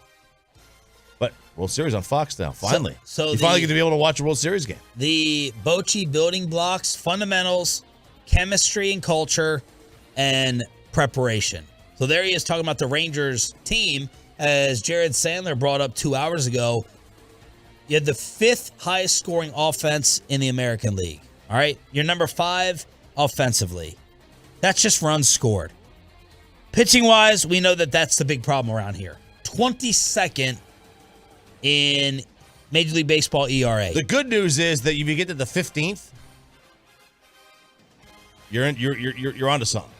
For all the bigs? Yeah. In the American League, they were 12th. It was a 4.22 team ERA. I guess we'll just keep it to the American League. 12th. Yes. 4th worst team ERA. So if you're like the 5th, if you've got like the 5th, do you have all the stats in front of you, the whole league? Yes. Who's the 15th ERA team in the league? Toronto. A 3.87. And they were probably what? 3 or 4 in offense? You want me to get all this for you right now? I know. They were number 1 in average, and that's in all of baseball. They were number 4 in runs scored in all of baseball. And the Rangers were 5 in runs scored. Don't ask me any other pop. So the Rangers were 5 in runs scored and 22nd in pitching. The Blue Jays were 4th in runs scored and 15th. They had 90 wins. Like that's all. Like that's the difference, right? Top 5 in offense. Give me a league average pitching staff, and I'm going to win 85 to 90 games. I'm trying to think of division differences, but shoot, you're in a better division. Tampa and New York. If you had the fifth in runs scored and the 15th best DRA playing in the AL West, you're going to wind up winning 95 games. Yes. All right, Boch. What about the pitching in Texas, and what do you want your staff to eventually look like? Yeah, you know what? More than anything, I love strike throwers. Yes. I mean, to me, that's what I look at, and not just strike throwers, but they can control the zone even on both sides. I mean, I got a chance to watch Perez, and man, it's a beautiful thing to watch. I know it's becoming a power game, and guys are winging it as hard as they can, but it's still you can't get away from somebody who's able to find a spot that they can control, whether it's down away or what quadrant, but hopefully, they get to the point where they can work both sides or even all four quadrants. They have that great command, and that's my biggest thing.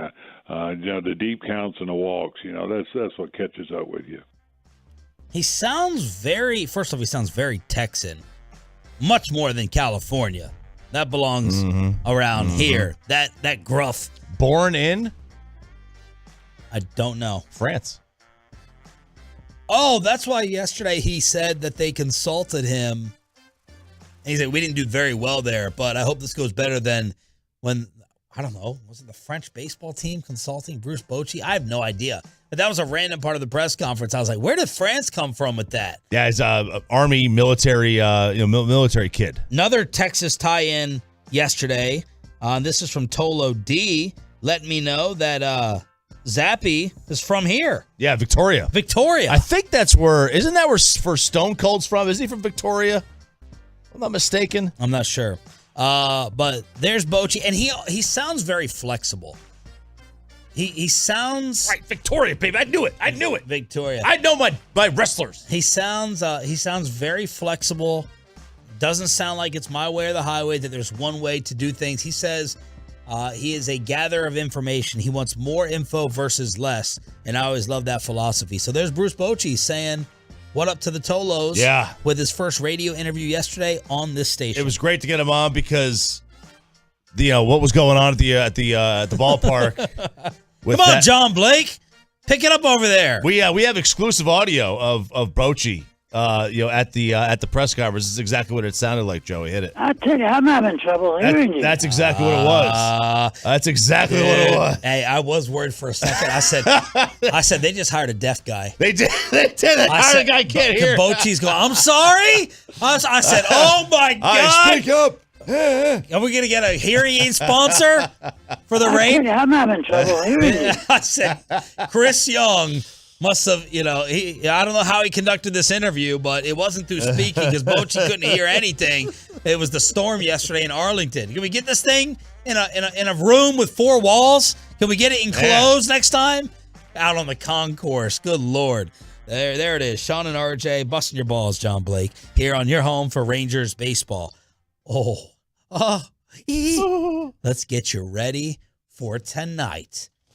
Mavs, Pelicans, Luka, Zion, crosstalk with KMC next. Let's get you over to Zero Res. Let's get the carpet clean. Cleanway, Greenway, Zero Res Way.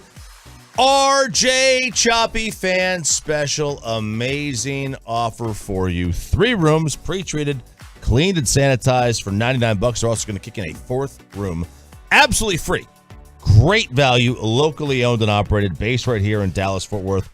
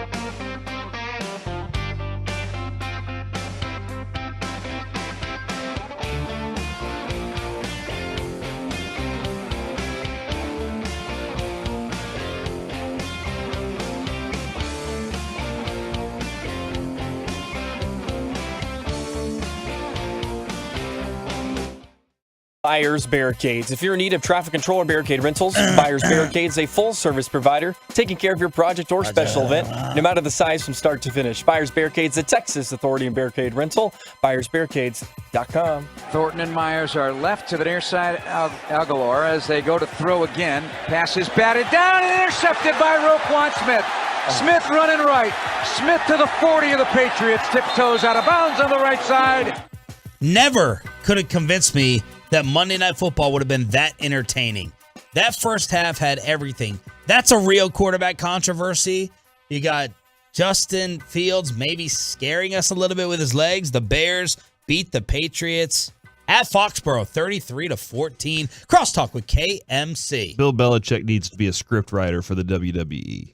Okay. Because he read that crowd like he was like, they need it right now. Yeah. I lost a little respect for Belichick in that moment. What? I agree with Choppy. Like, if you're going to go back to Mac Jones. Tunnel vision. We'll get to that in a second. Or maybe not. If you're going to go back to Mac Jones, man, you can't pull him with 11 minutes left in the second quarter. Okay. Just start Zappy. Either start Zappy or commit to Mac Jones. Commit for how long, then, is my question. More than 17 minutes. But, like, for the game, for half? At least halftime. Okay. All right. If it's 17-0, okay, maybe I get it. But now what do you do?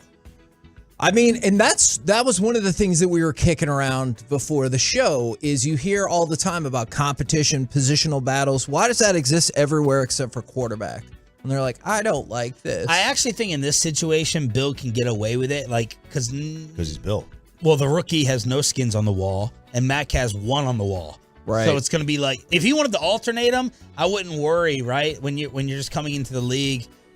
Like Christian Wood right now has to be a good soldier here. Yeah. I think he does. Christian Wood has to nod, and I don't care. It doesn't matter. You know that his ego is bruised, but he's got to be a good soldier right off the jump. So I think Bill can get away with doing whatever he wants with playing time. Real quick to My theory. maybe help out the, Christian Wood's a bad teammate type of deal. The rookie Jabari Smith wanted to fight on the bench last night in Houston. So it might not be. That did not. I mean, I'm just. It might not have been Christian Wood. It might not have been a Christian Wood thing. It might be a Houston Rockets environment thing. If the rookie in his fourth game of the year is trying to throw punches and elbows during a huddle last night. Man, you are a flip-flopper. You really are. Oh! I'm not going to say. I'm going to explain. So, like, oh, dear.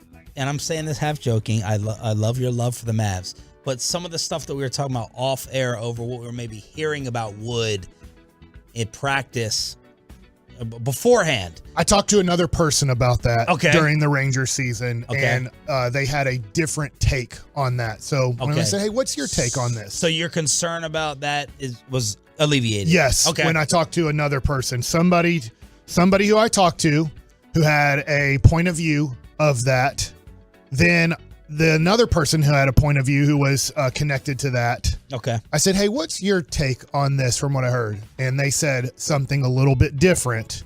And so I was like, okay, that makes me feel a lot better. Okay. About Christian Wood's commitment level, because that was the vaguest thing I've ever heard in my life. Well, I didn't want to out Mike. That was my fault. For our audience, I just wanted to throw out what we were talking about. I can't say, this person said this about this situation happening. And then I was like, well, you were part of that situation.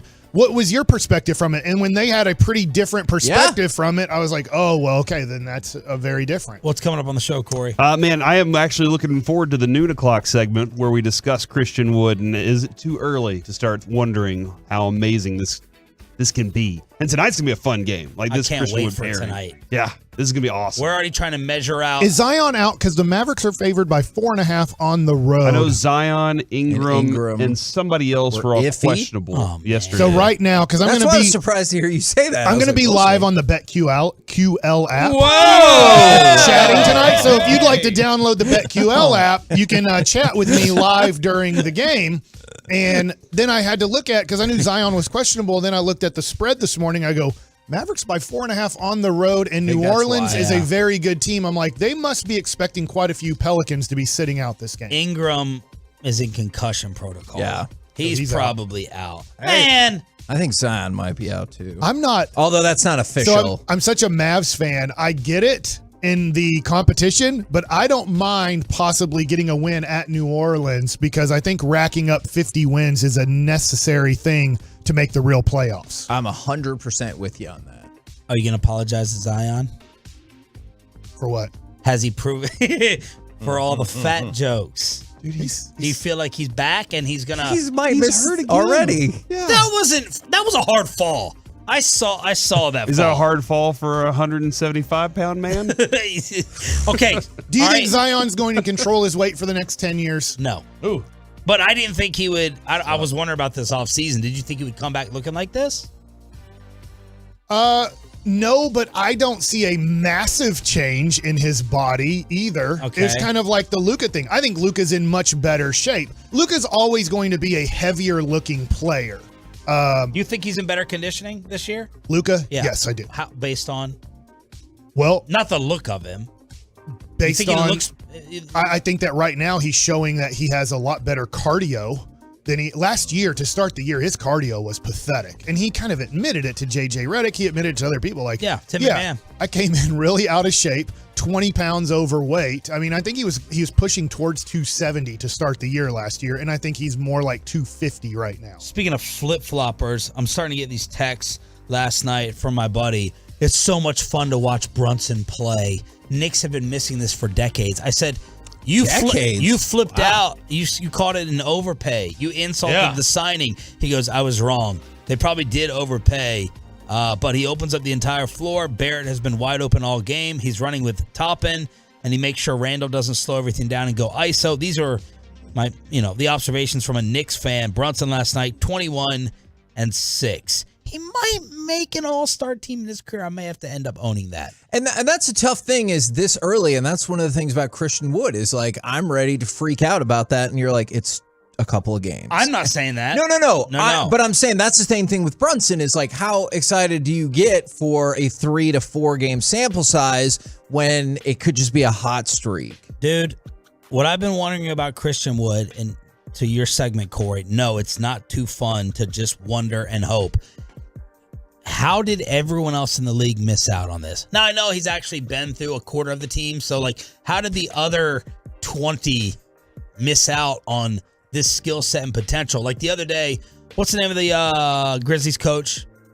It's not Jaeger? No, it was Dave Yeager. Yeager? Anyway. White dude with a beard. Sure. Grizzlies coach. Grizzlies coach is like, Wood has given us problem for years, and, like, you just see a guy with this size, this skill set. What's interesting Taylor is Jenkins, the threes, the dunks, the Kevin, post-up. Mike, and Reggie have been trying to get him for about 2.5 years now. They've been like that. I heard that name a couple of years ago, and I was like, all right, let's keep an eye on this. And they were all about him. So the fact that they got him, like, they fell in love with this He dude. feels like the Allen Robinson of the NBA, even though Allen Robinson has done nothing with the Rams. So even more unknown probably because it's the NBA. What a fascinating comparison. I'm really intrigued by that. I said it. I know. I should have just believed it straight away. Is the kind of the knock on Christian Wood has been, yeah, that's great. He can do that in obscurity. Can he do that in a winning environment? And like, again, it's really early, but your early thoughts are pretty darn optimistic. 50 points in 49 minutes off the bench. They have 147 offensive rating in the 31 minutes he shared the floor with Luka. Wow. 55% shooting. It's stupid. It's been incredible. He probably won't keep that up, but I do expect 20 and 10 for the year. And I said before the season, I think he's going to push for an all-star berth, but he probably won't make it because it's his first year. And looking at Jalen Brunson and your all-star thing, I guess it could happen, but when you start looking at guards, it's really tough. If you're only going to have 5 or 6 guards, it's easier to make it in the East than it is in the West. I don't know how the Knicks fans vote. Are they going to push him in? Depending on what type of season New York has. You know, that gets swayed in the NBA. But look, I know it's going to be a ultimate homerish answer from everyone, but next, you get to do the offseason again. 3 years for one of them. Wood or Brunson? 3 years. I lean towards Wood, but what I would do to redo is, and maybe you could have never done this because he was unrestricted. The Knicks being his favorite team, his childhood team. The Yankees are going to have to run up into this with the San Francisco Giants here in the offseason. With Judge? That's Judge's favorite team, and that's who he grew up with. That's where he's from. Now, and then also his dad being an assistant coach. So the Knicks and his dad becoming an assistant coach. if the Mavs would have matched that contract or even gone a little above, would have Brunson just said, no, this was my dream, my life, my dream of a life was going to be playing for the New York Knicks. Like Devontae Adams with the Raiders. So there might have been no way to keep him here, but my dream would have been, you overpay for Brunson, you keep him, because I still think he's a very tradable asset in the future. And Brunson might have seen that too and gone, if I get to pick the Knicks, they're not going to trade me. If I pick the Mavericks, they might end up flipping me a year or two later down the road for something they like better. My plumber just texted me and said, don't forget, I also was on the Christian Wood bandwagon too. I think the reason I would go with Wood, and this is even before, or it could be hindsight. I need a plumber. Okay, I got you. Talbot's the best. Hey, number one air. That too. The length of this team is its strength right now. You already have a great ball handler, and Jalen Brunson, as good of a combination as that was fine. But you have length at every position now, and Christian Wood being a mismatch nightmare for other teams is a benefit to this team, especially when it comes to the playoffs. Well, I was excited for tonight, and now Corey sucked it right out of me. Let's go ahead and mark that. Oh, man. He just said. Sounds like you were excited for tonight. You know what I'm saying? And now I'm just out, let down with the Zion. That's how it works. Don't talk to me for 15 minutes. Yeah. No, definitely talk to me for 15 minutes. You get the only no truth. cuddle. Yeah. Choppy, enjoy your vacation that you decide on tomorrow morning. We'll find out where we're going. No idea where. We'll figure it out. You playing vacation roulette? This is awesome. Yeah.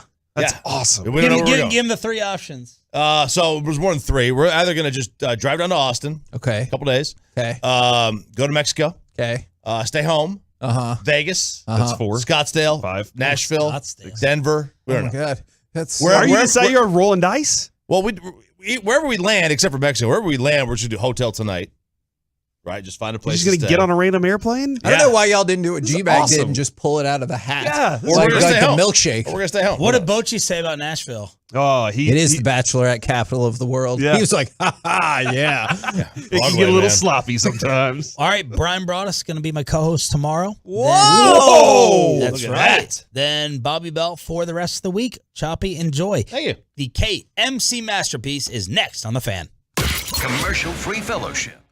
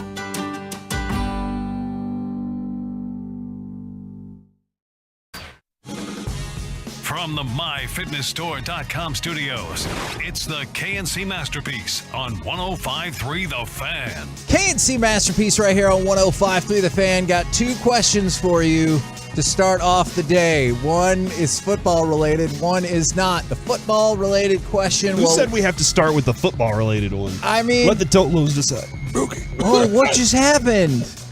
3 questions.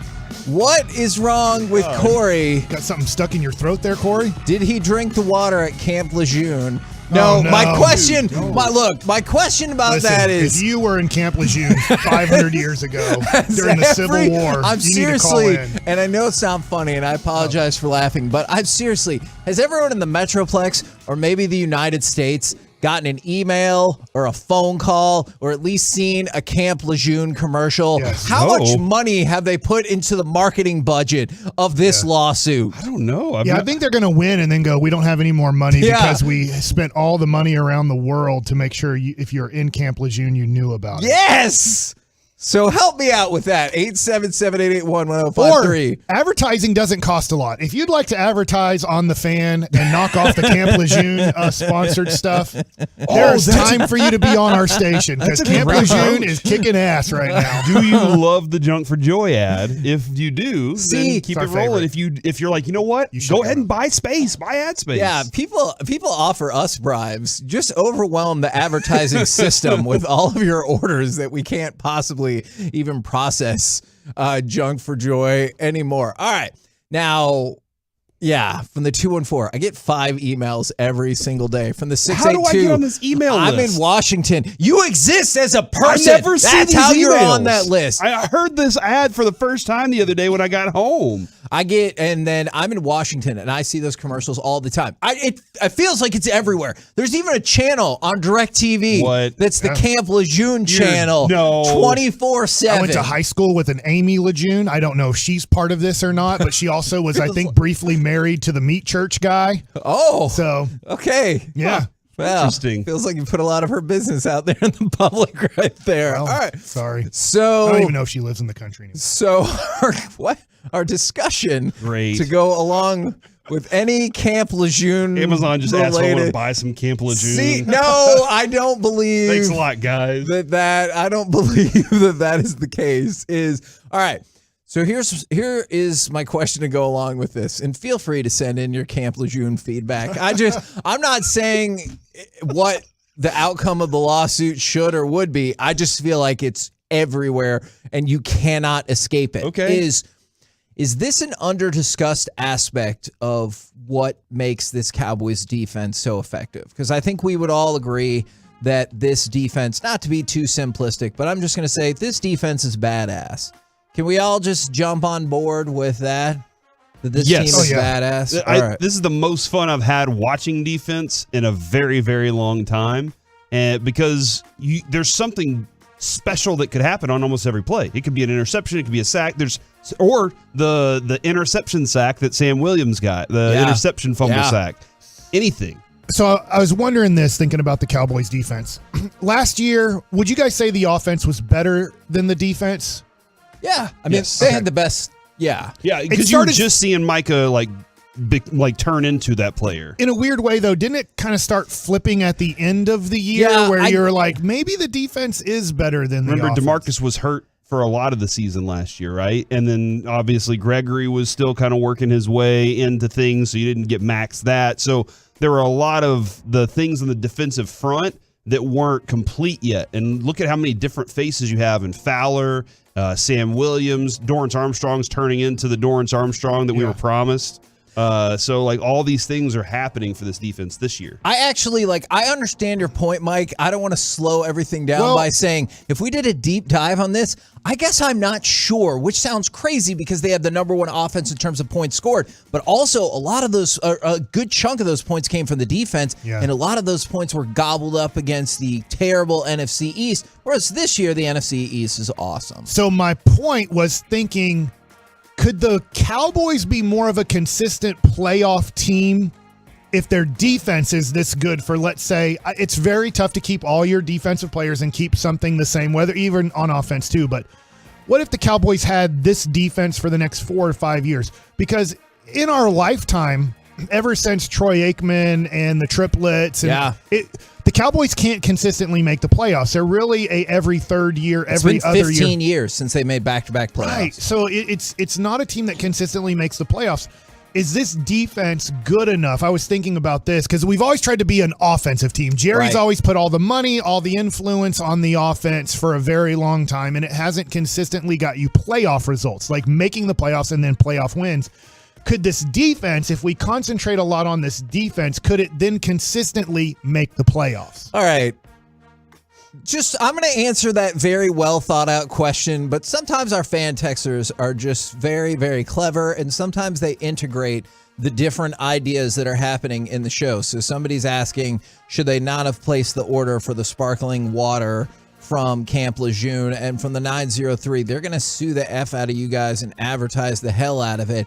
And then from the 903, I think every offense we face drank that water, and that's what makes the defense look outstanding.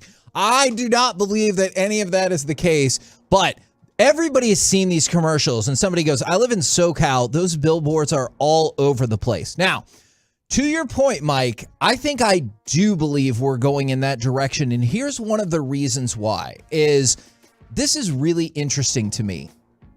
I think this is one of the things that has made the Dallas Cowboys defense so outstanding. They have still not given up a touchdown in the first quarter. Now, I get it. The pivot point for some people will be what happened with Philly and how's the beginning of the second quarter. But even if you concede that, here are the... So you only have 3 quarters to score against this team. I mean, more or less, score touchdowns. Because check this out. These are the first quarters against the Dallas defense. 2 field goals, 1 field goal. The Giants scored nothing. Washington scored nothing. 1 field goal. Philly scored nothing. And 1 field goal. In 7 first quarters of football, they have given up 5 field goals total. They have given up 15 points total in the first quarter. They're averaging 2.1 yards allowed, 2.1 points allowed per first quarter. And you can't even score. Well, I guess safeties, but even still, that 0.1's weird. And I know it's not the same. And I know I'll be the one this time to make the analogy to baseball, and it's not always the same. Yeah, take that, fan texters. But I think I seriously stick to baseball. I seriously think about it from the perspective of the pitcher who steps out onto the mound already with the lead when we talk about stress pitches. Yeah. And I feel like the level of stress on the offense has been exceedingly low this season. Now, that has not necessarily led to a captivating series of games for the offense, and I will certainly concede that. But you heard Jerry this morning with Sean and RJ, and I know we're working on getting those clips, but you heard Jerry this morning talking about how much better they think the offense will get and how Dak is going to be eased back into the flow and all those different things, and they think he's going to improve. If you have an offense that is not facing a great deal of pressure, both like from the defensive line potentially and from the scoreboard, I think that could be a huge deal for this team going forward because this defense has been nails in the first quarter. Dude, I'm proud of you for thinking that because that is an astute acknowledgement that you've made there. And I don't even know if those 2 words go together ever, but I did use it just that way. Man, and again, going back to, Mike, your question of last year's team, look at how much different their front is because of think about the injury to DeMarcus Lawrence gave the opportunity for Micah to become a pass rusher. Broadus brings that up all the time. If you didn't have Dan Quinn and you didn't have DeMarcus Lawrence get injured, you would have never known that he can do what he's doing. That being said, in camp last year, he told DeMarcus Lawrence, I did play some edge. And DeMarcus Lawrence told him, tap in with me then. Go ahead and hop in with me and let's see what you can do. So that's one small change that's kind of grown over this time. And Kevin, now that they know what their plan is going into each game and their abilities to add pressure whenever they want to, that's what's making it so effective because they can get out on 3rd down.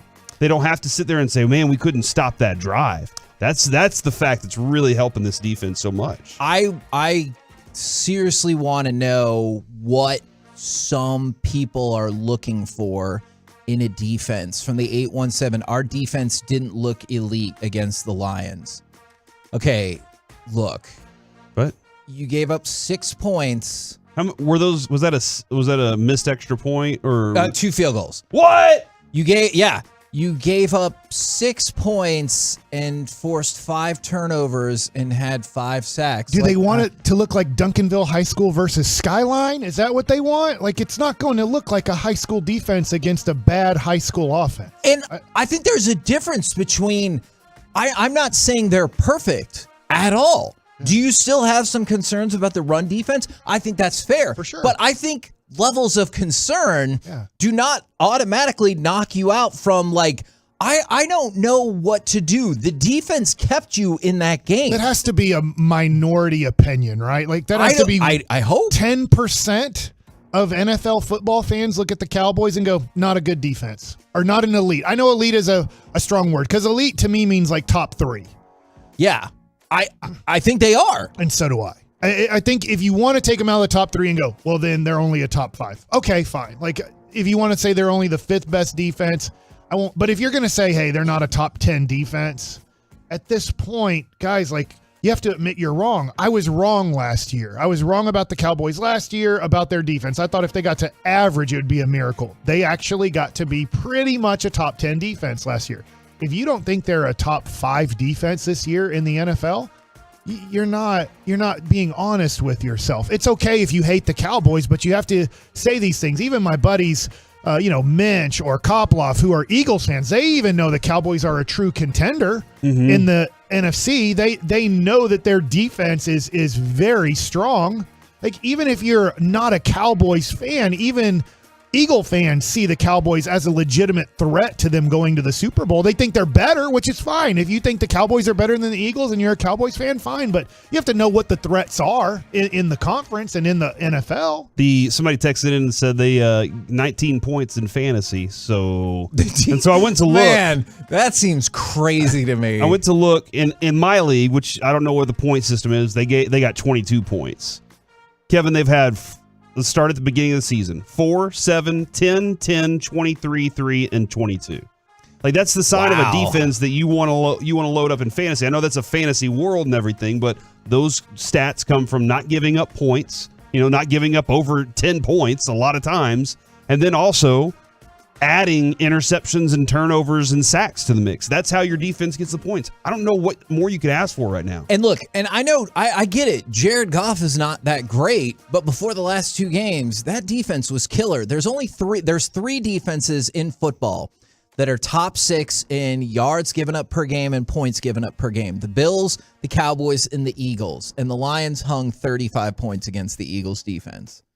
So, like, I'm just saying, if we're just comparing it off the Lions, my point is, like, I think the Cowboys defense is incredible. And if you don't think it's incredible, like, I don't know how much better it's going to get. But my broader point was, I think this sets up really well for an offense that has been underwhelming, to say the least, thus far, for a variety of factors. Is right now, the Cowboys are giving up 2.1 points per first quarter defensively. Last year, you know what it was? 5.6. Like, 3.5 points in a quarter, that's a big, big difference.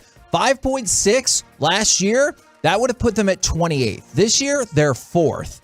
So just in terms of first quarter defense, they've gone from 28th in the league to 4th. From Swaggy Booties on the Twitch stream, Dallas got me 22 points also. Dallas was my number 2 player, only behind Joe Burrow in fantasy football this week. So Joe Burrow scored like 35 points, and Dallas was their next best player on the team, their whole defense. That's a weird deal if you're like, typical. My top 2 fantasy scores this weekend were Joe Burrow and the Dallas defense. You're like, what happened with the Dallas defense? They were that good, man. Okay, what I need to know then is how many points did Jared Goff have? Like, I really need to know, because I cannot imagine that it was very little. Yeah. I'm going to look that up real quick, because I do know somebody in my league who has another thing real quick. If you're right now a Cowboys fan, or even not a Cowboys fan, thank you for listening either way, could I trade this whole defense? Would I say, I'm going to trade this whole defense for that whole defense? There would be very few examples where you'd consider that an option. Probably 0 right now for me. I think so. Right now, there could be, like, if we talk about San Francisco, if we talk about Buffalo, I think we could have a real conversation. It doesn't mean you would say yes to it, but no, probably we would wouldn't. have a real conversation about it and start comparing players. So there's two teams that I would say, let's have a real conversation about that. And you could still go to your point. I'm interested in the Eagles, like that Right, conversation. okay. You know, I'm interested in Buffalo, but the Cowboys, I Sure. really like what they have. That means you're an elite defense. If I Yeah. take this Cowboys offense, I'm going to be honest. This is my opinion. You can have your own opinion. There would be at least 10 offenses that I would probably trade this whole offensive team for that whole offensive team. And once we got past about 8 to 10 teams, then I'd start going, well, wait a second. Let me really think this over. But that's, I think, where you're at with your team right now. Kevin, Jared Goff had 1 fantasy point. Yes! Over the weekend. And my buddy just texted me and said, hey, I'm glad I couldn't be happier that I was wrong about my prediction, brother. Glad to have you around still. So I made it past when my buddy said I would die, Kevin. I am very excited. I'm glad I that forgot about that. Yeah, I'm here. Congratulations. Thank you, Mike. I'm glad your Appreciate friend is happy. Now you'll live forever. About Oh, sweet. Wow. I like Mike's prediction. Okay. I support that as well. I have questions, but bad news for me is I won't be around to ask you those questions because I'll be dead. With a KNC masterpiece right here on 105.3 The Fan. Coming up next, we'll talk a little NBA, but also we will talk with our Dallas Cowboys insider, Mickey Spagnola, right here on 105.3 The Fan. All right. Before we do that, let's talk about.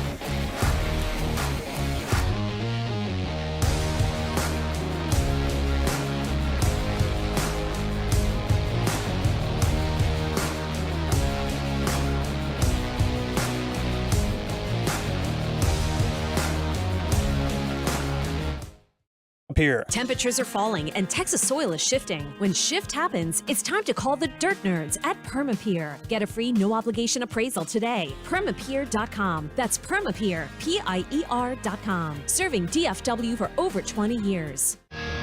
Cowboys take on the Bears. Start that trick-or-treat tailgate with us Sunday at 9 a.m. with the Specs kickoff at noon on your not-so-scary home of the Cowboys. 105.3 The Fan. KNC Masterpiece back here on 105.3 The Fan, where we'll get to it later, but you might have thought Texas A&M's football season couldn't get any worse, and they're like, well, hold on just a damn minute. Heck, Kevin? We got some stuff. I don't know what's happening. All right, but right now, brought to you by Ford, built for Texas, built for Texas, built for you. I'm sorry. I'm reading through this article about all the A&M players who got suspended for smoking weed, and I'm like, I get distracted. My apologies. Mickey, I'm now 100% focused. How's it going this morning? I'm going good. Okay. I appreciate that. So they got suspended for smoking weed. Yeah, they needed to take the edge off after all of the hard work that they've definitely put in this season is my only guess about that. I wonder if they ever, when I was in college, if they suspended anybody for smoking weed. You think it was happening the same, just nobody cared? I think, yeah. Yeah, the smoking circles back then, right? Yeah. Oh, interesting. Now, we were just having a conversation about the defense and how particularly effective that they have been in the first quarter. Now, I know the natural outcome is they've been effective in all of the quarters, but they're giving up an average of 2 points per first quarter. How much does that set the table for the entire game? Oh, I think, it's you get off to a good start, but if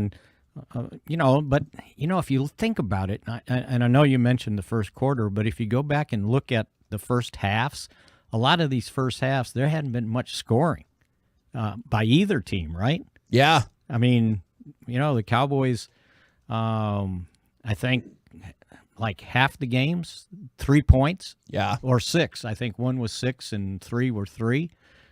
So yeah, there hasn't been a lot of scoring, it seems like, in the first part. But yeah, it certainly helps to get off, on a good note there. Although they did give 3 points up, half their points in the first quarter of this last game, right? They did. So they're slacking. So yeah, they need to be get angrier. with it. Yeah, they need to adhere to your little stat there. I know.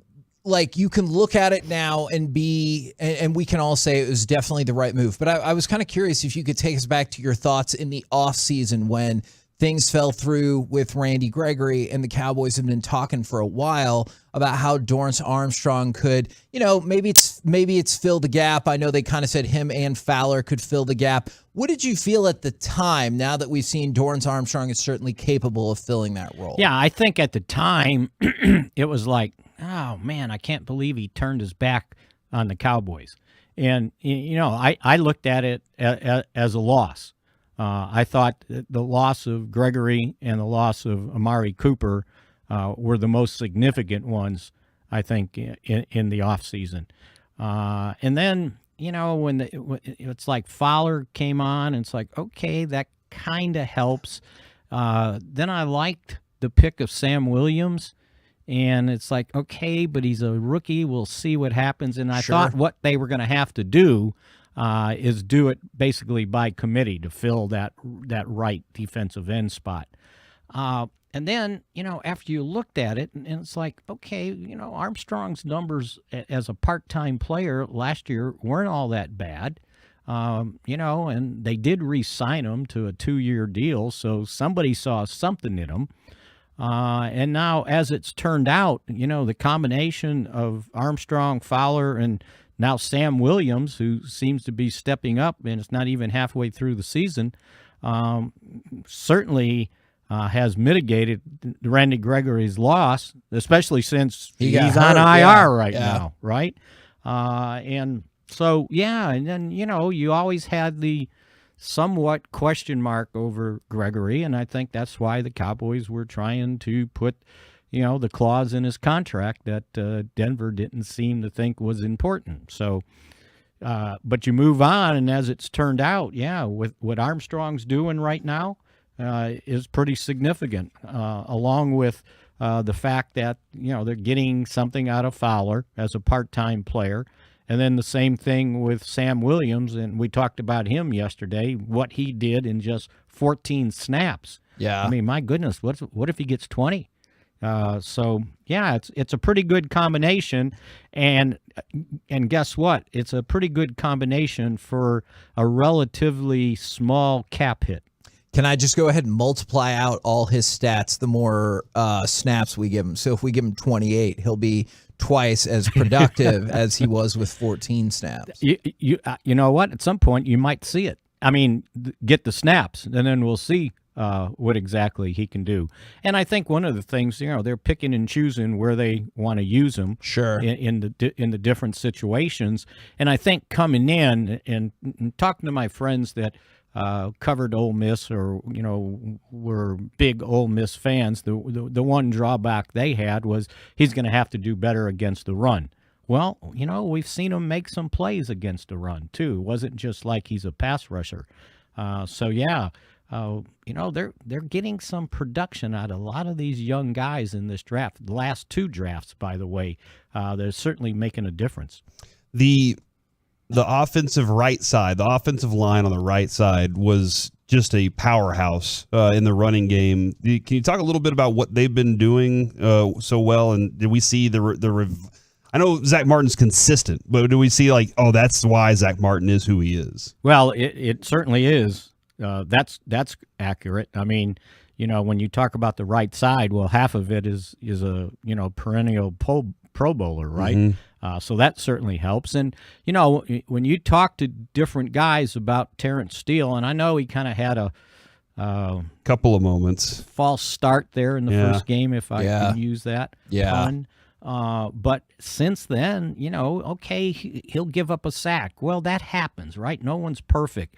But against the run, when you talk to guys, and Zach Martin would have told you before. I think he said it during training camp. He said Terrence Steele was the best run blocker we had last year, and Zach's not one that just throws stuff out there to say it, right? And so when you look at it, he's pretty good run blocking, and that's the reason why they let La'el Collins go. They felt that he outplayed La'el Collins last year, and I think they were right because La'el Collins didn't have a very good season last year. And I don't know if it was coming back from the hip surgery and the layoff or what, but he just wasn't the same guy for some reason. And I think what you're seeing in Steele at a inexpensive price against the cap is a really nice player who seems to get better game by game, year by year so far. So, running right has been very productive, but they've shown they can go left too. Now, the unfortunate thing with the running game is, the fact that looks like they're going to be without Forniak for, maybe half the rest of the season. With the torn hamstring. And, he was a good hand as a backup guard center. And then you saw him coming in as a fullback. And he kind of was taking up that McGovern role. So, to me, I don't know who the next guy up as a fullback is. Maybe one of these other young offensive linemen can do it. They used Gifford, remember, on the goal line, was it 2 games ago or whatever, as a fullback, the linebacker. So, and Mike McCarthy likes having a fullback on this team. So we'll see how they adjust there. And then now, I think, you saw Jason Peters coming in as the third blocking tight end when they went heavy. Go ahead. What do you think about that? I heard some people kind of complaining about that, like the rules in terms of like setting your running back or setting your tight end as just extra offensive linemen. I just think that's clever. No, I think I think that's to get a big body like that to put on the edge blocking. and that's the role he's going to have to take up now. He's going to have to be the backup guard tackle with Let's Go out. Now you got Ball, but I think he only played like maybe one special team snap. But yeah, I think you can utilize him in several different ways, and who knows, maybe he can resume his tight end career that he once had as a young man, and maybe can be a lead blocker from the tight end spot. That's a pretty big man hitting up in the hole like that. I heard Broadus kind of talking about, hey, Michael Gallup's not getting a lot of separation yesterday, and then he kind of has not turned his focus on that being Gallup's fault. And then I heard Kellen Moore yesterday kind of taking responsibility of that. Do they need to do a little more to scheme him open right now? Yeah, if they scheme him open and CD gets less, then it's like, well, how come they aren't throwing the ball to CD, right? Okay. I think the beauty of it is that they got 3 guys, and you don't have to force it to anybody, think about what Noah Brown did. That was, take away the flipped on top of his head fumble. Yeah, which that did hurt. Yes, it did, but he also caught 5 passes for 50 yards. In your face, Kevin. So, you got 3 receivers, and I guess we once thought that each guy, what was it, a couple of years ago? Yeah, they have to get 1,000 yards yes. apiece, right? Mm-hmm. Well, now, okay, so where are the people that are heralding the running game, right? And the fact that, they ran the ball 32 times and only threw it 25. So is that okay?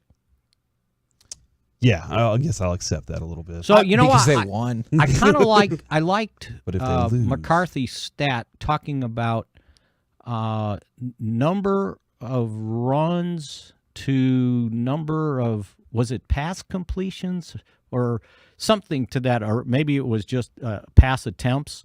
That you wanted to get it to like 75 or something like that, and that they had 85. That was his numbers, so I'm not sure how it panned out. But if you're going to run the ball more, then you're probably not going to throw it as much, and all 3 receivers probably won't end up with 7 catches each in a game, and then you end up throwing. You throw the pass to Pollard. He gets a couple. You used your tight ends, right? So to me, I don't care how it happens, as long as I'm getting closer to averaging 25 to 28 points a game. To me, that's what is important. It's fine to say, well, we rely on our defense. Well, you need to score points, right? And, right now, what are they averaging off the top of my head, just maybe 20 points a game. Maybe 20, somewhere close to. They had what is it? Seven games, right? Yep. And they've got 134, so not quite 20 points a game. Cowboys 19.1. Yeah. So wow. that's got to improve. And there was a reason. Okay, I get it. You were playing with your backup quarterback. And now you got Dak back, and it's like, okay, now, it's great to have the complimentary football, but I still need some offense. And, what I saw last night, this isn't a layup going forward to Sunday. Yeah, we will start discussing the Bears tomorrow, because I think you've got some points there. That was, I'll tell you what, that was an eye-opener. As a layup, is that what I heard? Yeah. Okay. I think there was a guy, Woody Boyd, what was his name, in White Man Can't Jump? Uh-huh. Sometimes the sun shines on the dog's ass every once in a while, or whatever that saying is, and the sun shined on the bear's ass. All right. Let me leave you with this one, and we'll bring it up tomorrow. My college roommate's a huge Bears fan. He was a columnist. He worked for newspapers forever, and he's a huge Bears fan, and I texted him last night, and I said, Justin Fields, best performance? And he goes, best performance of his career. Wow. So I don't know if he can do it again, but we need to discuss it. All right. We will start picking that up tomorrow. Thank you very much, good sir. See you guys. Really quick question for y'all. Do you believe in the accidental like on Twitter? Yes. It happens. Okay. All right. I've had it happen with me before where I've been like, huh? What did I do? So, did you see the thing with Zach LaVine? No. Do you like the Mavericks? No. Oh. It's probably even worse. There was a tweet that said, F you, Jerry Reinsdorf, go F yourself. And he liked that tweet. And then he went back and unliked it. But of course, that is not the way that big time Twitter works. Yeah. And so I was just really curious, like how you felt about the accidental like, because I think that it's probably happened to folks in the past. So just something to, I don't know, maybe keep your eye out on. Coming up next, it's time for Baseball Nuggets with Mike Parsons. We have our World Series team. We have a new manager in Texas. Are the Rangers going to be built more like the Astros or the Phillies next? Coming up in the next G-Bag Nation.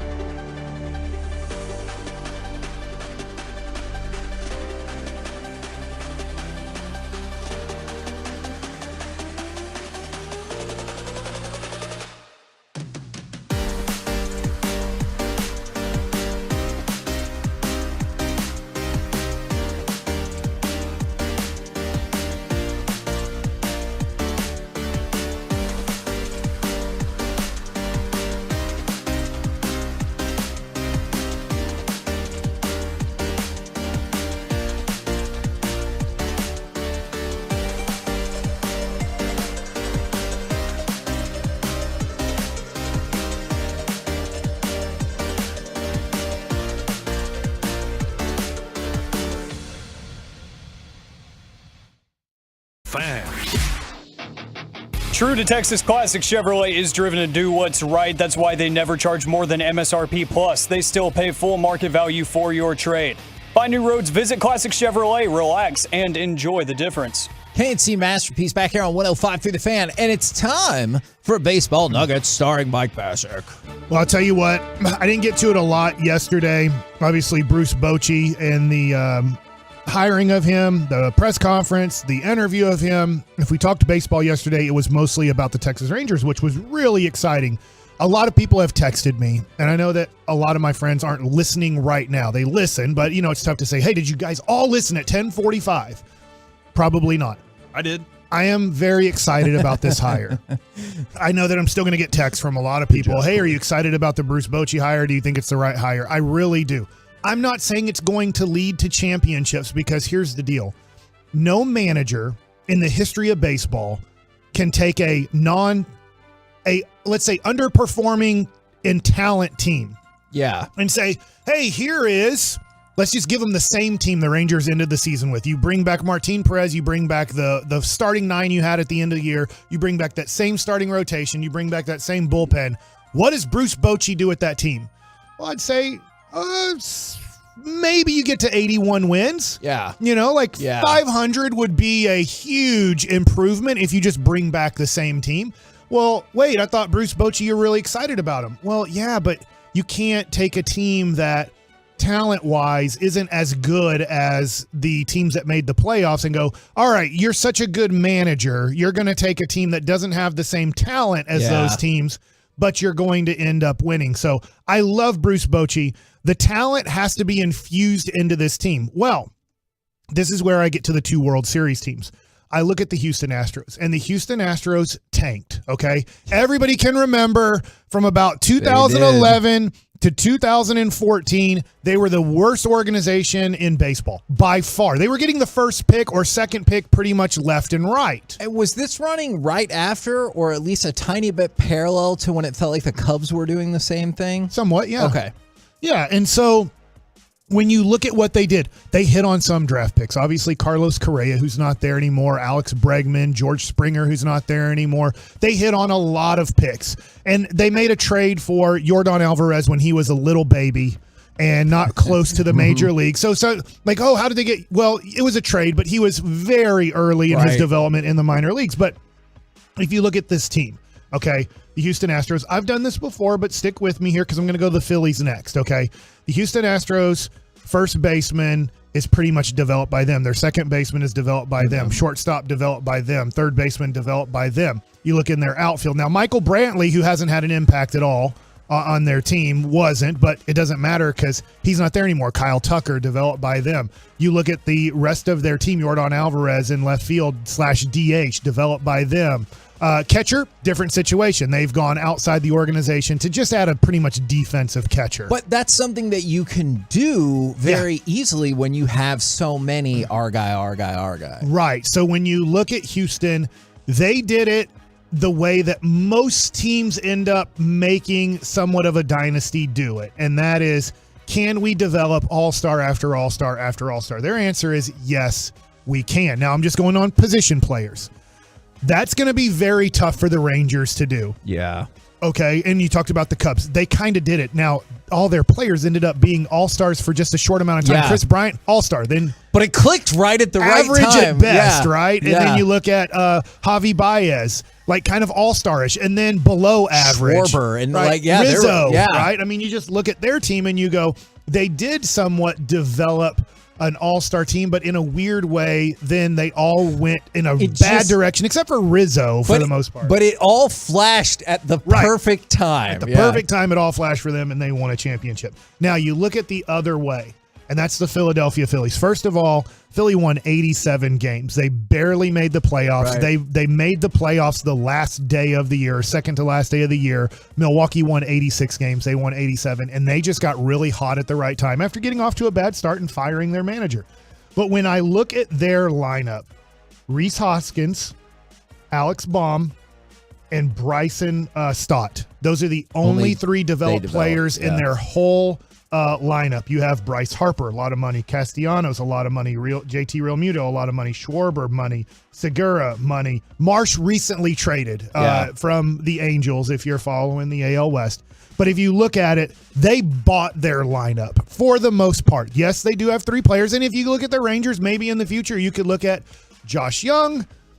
I guess you could look at, if you want to look at Adolis Garcia, and you want to look at maybe a guy like either Leody Taveras or, gosh, this is how bad I am with names. The kid that came up first-round pick that was really fast and stole a lot of bases. Black guy, plays center field. 2017 first-round pick. I can name everything about him except his name. Do you not know, Corey? Keep going. Bubba? No, Bubba Thompson, thank you. Okay, so maybe this is the way the Rangers are going to have to do it. When you look at Houston and you look at the Phillies, you look at it and you go, okay, lineup-wise, we probably can't be the Astros. There's no way in hell we're going to develop that many all-stars. But can we develop 3 guys and then add? Well, you're going to have to really spend to do it. But, and you know, Bryce Harper, which I'm going to stop right there on him. Bryce Harper is becoming finally kind of one of the best players in the game, where he was just inconsistent. He'd have an MVP year and then go back to like just above average. It's you know, the craziest thing. He had 2 MVPs, and I don't think he was top 10 any other year. It's wild. All right, so let me ask you this.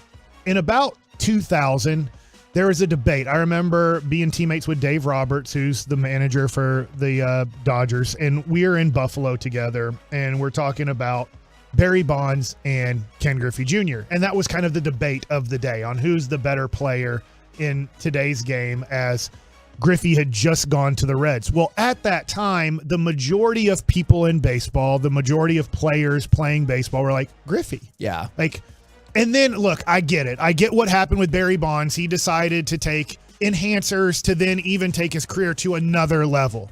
In this case, we know that there's testing a lot. I'm sure some guys do it. Obviously, you can get caught. Fernando Tatis Jr. Is there a possibility? Here's my question. I'm getting a little bit off topic, but staying on topic here. Is there a possibility that 5-6 years from now, we look at Bryce Harper as being better than Mike Trout? And we look at their careers and we go, wow, it was Trout for such a long time.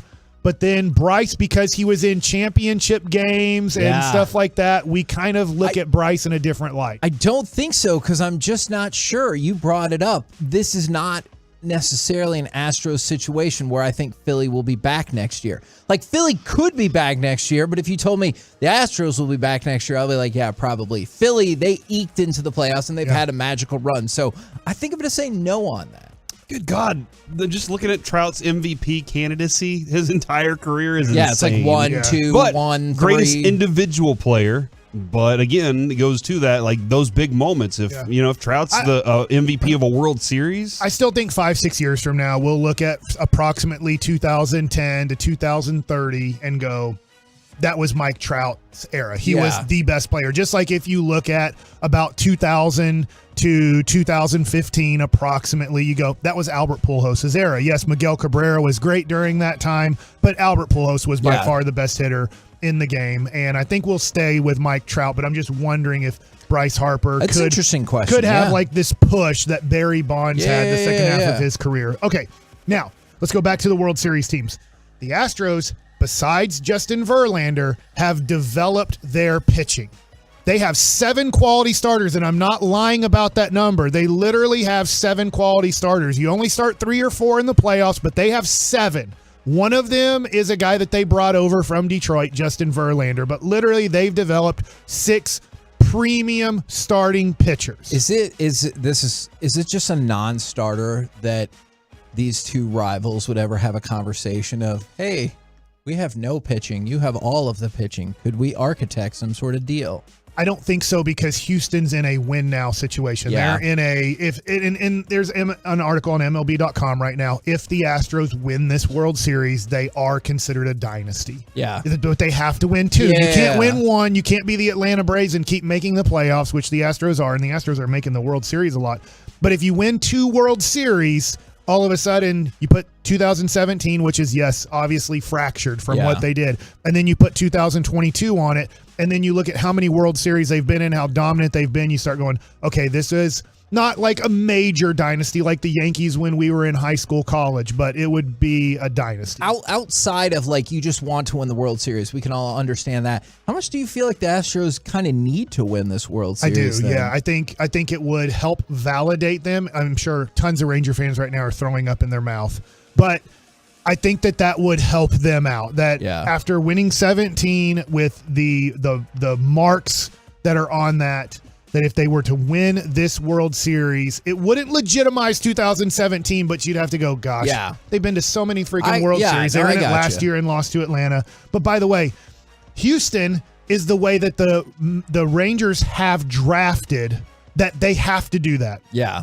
Kumar Rocker, Jack Leiter, Owen White, Cole Winn. I'm sorry, I'm forgetting the 4th round pick's name. That was supposed to be the high school kid. The high school kid who's Brock, 4 or 5 years away. Yeah, Brock something. But they have to become Framber Valdez, Christian Javier, Garcia. I call him rock the baby to sleep. If you've seen his motion, it looks like he rocks the baby to sleep and then he starts his motion. And they have a few other guys too. I mean, that's what the Rangers have to do. They have to be the Houston Astros pitching wise, and they might have to be the Philadelphia Phillies hitting wise. And so I look at those two teams, and we'll talk. The World Series doesn't start till Friday because it was a 5-game and 4-game series. There's supposed to be more baseball. Whoops. And so Friday starts the World Series in Houston. I do think Houston's going to win this series pretty easily, but you never know. Philly's hot, and we'll talk about it tomorrow. We're the KNC Masterpiece right here on 105 Through the Fan. Coming up next, we will get back to football because Mike will ask all of the football questions right here on 105 Through the Fan. All right, before I ask all.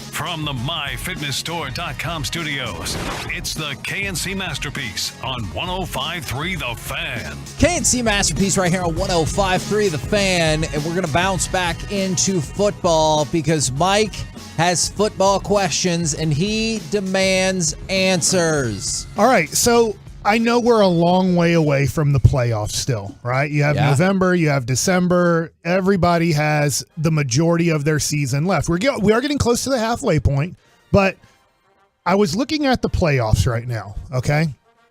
Right now in the NFC, Philly gets the bye, and then Minnesota hosts the Rams. Seattle hosts Dallas. And Tampa Bay hosts the Giants. Okay, so you got that? In order, I'll now go 1 through 7. Yep. Philly, Minnesota, Seattle, Tampa Bay, LA, Dallas, and New York. Here's the interesting thing about the NFC, guys. 5 teams are over 500. 2 teams right now in the playoffs aren't even above 500. Tampa Bay is 3-4 as the 4 seed. NFC East. And LA, because they had a bye, are 3-3, and they are the last wild card team. So literally, you have right now 11 teams at 500 or below. And really, 10 teams are below 500 because LA's 3-3. So, I mean, that's how bad the NFC is right now. My first question to you guys, out of the 7 teams I named, you give me the team that you know will not make the playoffs at the end of the year. And if you want to give me teams, if you feel like, oh, I feel confident. Teams I know that won't make it by the end of the year. That are in the playoffs today. Right now. I'm just going to stick with it. I'm going to say Seattle. I get it. Wow, you're a hater. I know. I'm going to say Seattle. That whole division has been confusing to me, but I'll say Seattle. Who are the teams that are in right now? Oh, God. I said it twice just so you could do it. Philly, Minnesota, Seattle, Tampa, LA, Dallas, New York. All right. I think LA is a fraud. I don't think they're going to be able to get back because I think Stafford's arm shot. So there you go. Right, That's so one. now that you guys have answered that question, the follow-up question, what team out of the playoffs right now is going to make the playoffs in the NFC? I did write down 2 teams. The 2 teams that are just out right now are San Francisco and Green Bay, if that helps you out at all. That's who I think it's going to be. Like, I get it. It looks like a catastrophe right now, and we're about to bring up a question that might go kind of against all of this, but I will say, actually, you know what? I changed my mind. I was going to say Green Bay, the hell with that. I'm going to say San Francisco. Somebody has to win that division, and I've already established I'm not picking Seattle, so I'm going San Francisco. Okay, I was going to go San Francisco too. 2 check marks to San Francisco. I'm going to add another team. What? Atlanta. It's stupid to do it, but I would love to play Atlanta. They've scored the second most points in the NFC. All right, good for them. Isn't that weird? Yeah, I guess third because I didn't realize the Falcons have scored the most. What? Yeah. The Falcons? Called it. Stupid. All right. My next question. Right now, I know it's tough to say, right? You guys asked Jerry Jones the question, or Sean and RJ. I think Sean and RJ did about did you ask it, Corey, about the division still being alive? Which is, look, it's plenty alive. It's something you've discussed. Right, it's plenty alive. But when you start looking at schedules, Jerry has no clue who Philadelphia is playing in the next 4. Right, and look, anything can happen. A quarterback can get hurt. You can have off weeks. Things can happen, right? It's anybody can beat anybody on any given Sunday. But most likely, Philadelphia is going to be favored in almost every game they play the rest of the year. Probably at Dallas, they might not be favored. I bet they won't be, but yeah. But literally, no, I hear you. Philadelphia in Las Vegas is going to be favored for 8 of their last 9 games. Yeah. It doesn't mean they're going to win, but let's just say Philly wins the number 1 seed and wins the division. Yeah. Which means the Cowboys do have to go on the road in the wild card to start the playoffs. I know I'm jumping way ahead, but I'm asking all the football questions. Out of the teams that could win the division, Minnesota looks like they're going to win their division as there's not much competition there. I don't know. Seattle, San Francisco, LA, Arizona. That thing's wide open in that one. And then if you look at Tampa Bay, I'm going to assume Tampa Bay holds on, even though they're 3-4. They look horrible. All Carolina, Atlanta, and New Orleans look worse. That division sucks. If you could pick, Dallas goes on the road in the wild card round. What do you think is the most favorable matchup for the Cowboys in the playoffs on the road? Is it a cop-out to tell you I will literally accept anybody who comes out of the NFC West? Because I'm with you. Like, I think Tom Brady is at an end in terms of being elite. Not in terms of being useful, but in terms of being elite. But you're right. If you line up against him in a playoff game, part of me is going to be like, son of a bitch. Yeah, something's going to go right for them. So I'll take my chances with any of the NFC West teams. So you're saying, give me one, just so I think Seattle is your favorite, still your most advantageous matchup. Reggie's probably really upset with you right now. I know. Gino. And then I would go Arizona after that. All right. Yeah, I'll go Seattle first. Seattle would be the team you'd love. Like right now, Dallas at Seattle would be your matchup. And we're winning that game. I feel like Dak could travel to Seattle and do it. I'm actually, I know I don't like Minnesota that much. I don't like going to Minnesota. Like, it just seems like the weather indoors. Well, I've never actually been there, Mike. So I can't. But I don't like the Cowboys going there because I feel like we've not fared well there. Cooper Rush kicked their butt last year. Valid, very valid. All right, you know the game will be out in prime time. If it's the Cowboys. Yeah, you got a lot of good points there, gentlemen. Next question, and I know this is all playoff stuff right now. Do you think a team will be under 500 in the NFC and make the playoffs? I don't. Yes. Do you think 8-9 will either win a division and that will be a record, or 8-9 will be the 7th seed in the wild card spot? I think they'll find a way to get to 9. Okay. I can't pass 9. Probably not. All right. Hey, what about 8-1?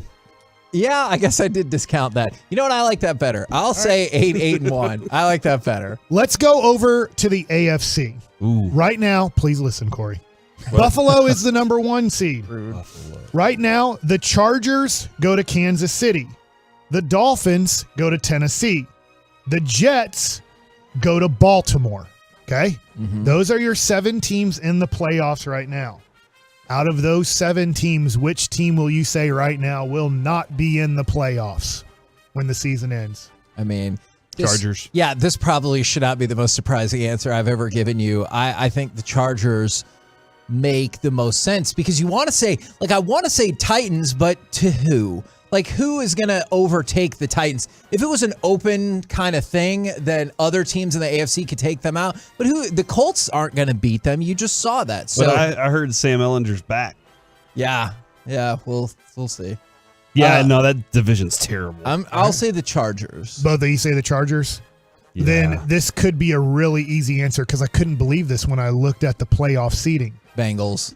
Yeah. Cincinnati's not in the playoffs right now. Now, they're 4-3. It just shows you the difference in the AFC and the NFC, and the depth is Cincinnati is 4-3 as the 8th seed right now. But Cincinnati, now, asking that question. This is going to be a tougher one, and I know you'd have to look at all schedule and everything, but without doing that, if you looked at Baltimore and Cincinnati, right now Baltimore is the 4 seed with the home field because they're the division winner based off a tiebreaker.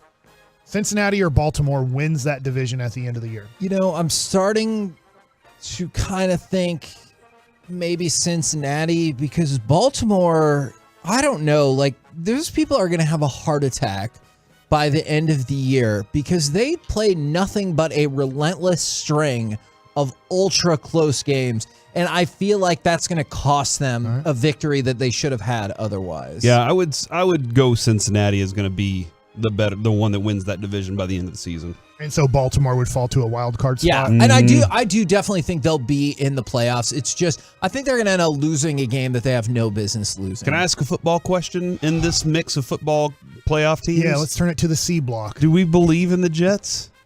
I still it's don't. Weird that we were just we're just like, hey, what like. I get Not it. a single person has mentioned, hey, the don't. Jets don't belong there. You know? Do you think the Jets belong? I think the Chargers and the Jets are in trouble. Okay. Cincinnati's definitely going to make the playoffs unless there's an injury to Joe Burrow. Dude, the Jets are 4-0 on the road. Now, my next question about Cincinnati and Joe Burrow. I think there has been a separation with Mahomes and Allen to the rest of the quarterbacks in the NFL. I know Aaron Rodgers is back-to-back MVPs, obviously not winning it this year. And, right. you know, whether his game's dropped off, the players around him obviously have dropped off. Would you say it's clear-cut now that Joe Burrow is the third best quarterback in the NFL? Yes. I think I do too, which is crazy. But, like, based on what's happening in the NFL right now, I absolutely think you have to put him at third. And, like, there was a time just even a few weeks ago that I was like, maybe you should consider Lamar Jackson in that spot. He has really been struggling, so I think Joe Burrow at 3 makes a lot of sense. Yeah, highest percentage for somebody with over 2,000 yards. So out of those 3, he's the one with the best passing percentage. He's right up there with touchdowns. Like he's made it to the Super Bowl in his second year. And no, absolutely. And by the way, somebody said y'all are sleeping on the Jets. Maybe so. Maybe, yeah. I will concede that point. Their quarterback's throwing for one Zach Wilson touchdown. has to get better as the season progresses. Even though they are 5-2, so he doesn't have to really win. If they were to go to right now Baltimore, you would think that he'd have to put up some numbers to end up winning that game. All right, my question about Buffalo. You want to play at home in the playoffs, and I get Buffalo right now is the 1 seed, and they want to hold on to that. They don't want to have to go to Kansas City or have to go to Cincinnati or Baltimore in the playoffs because it's not like those are perfect weather conditions. I wonder about Buffalo. I'm going to throw this out, and then I want you guys to talk about it. Buffalo looks like they can get the 1 seed. And back in the day when they did run a very fast-paced no-huddle offense with Jim Kelly, they had a Hall of Fame running back in Thurman Thomas. So if they were playing up north and the wind was blowing 30 miles an hour in a snowstorm, they did have a running game to rely on in those conditions. Could Buffalo, in a weird way, being such a passing team, go, son of a gun, they're in a playoff game, let's just say against Baltimore and Lamar Jackson, and go, I wish we had better conditions to play in because this isn't going to help us use our offense. I actually think you just listed the perfect scenario for Baltimore to pull off a playoff upset. Because one of the things I was thinking about is it feels, I'm not saying it is, but it kind of feels like a little inevitable that you might see the Chiefs and the Bills match up in the AFC Championship game. Right. Well, if that's the case, neither one of those teams are particularly adept at running the ball. Right. But the matchup that you mentioned, or Tennessee, I could see that being problematic. Yeah, Tennessee, I could see that being problematic as well. Josh Allen is their de facto running back, though, and he's shown that he's conditioned enough to play both. You know, like so that is one factor that I do think benefits them, but.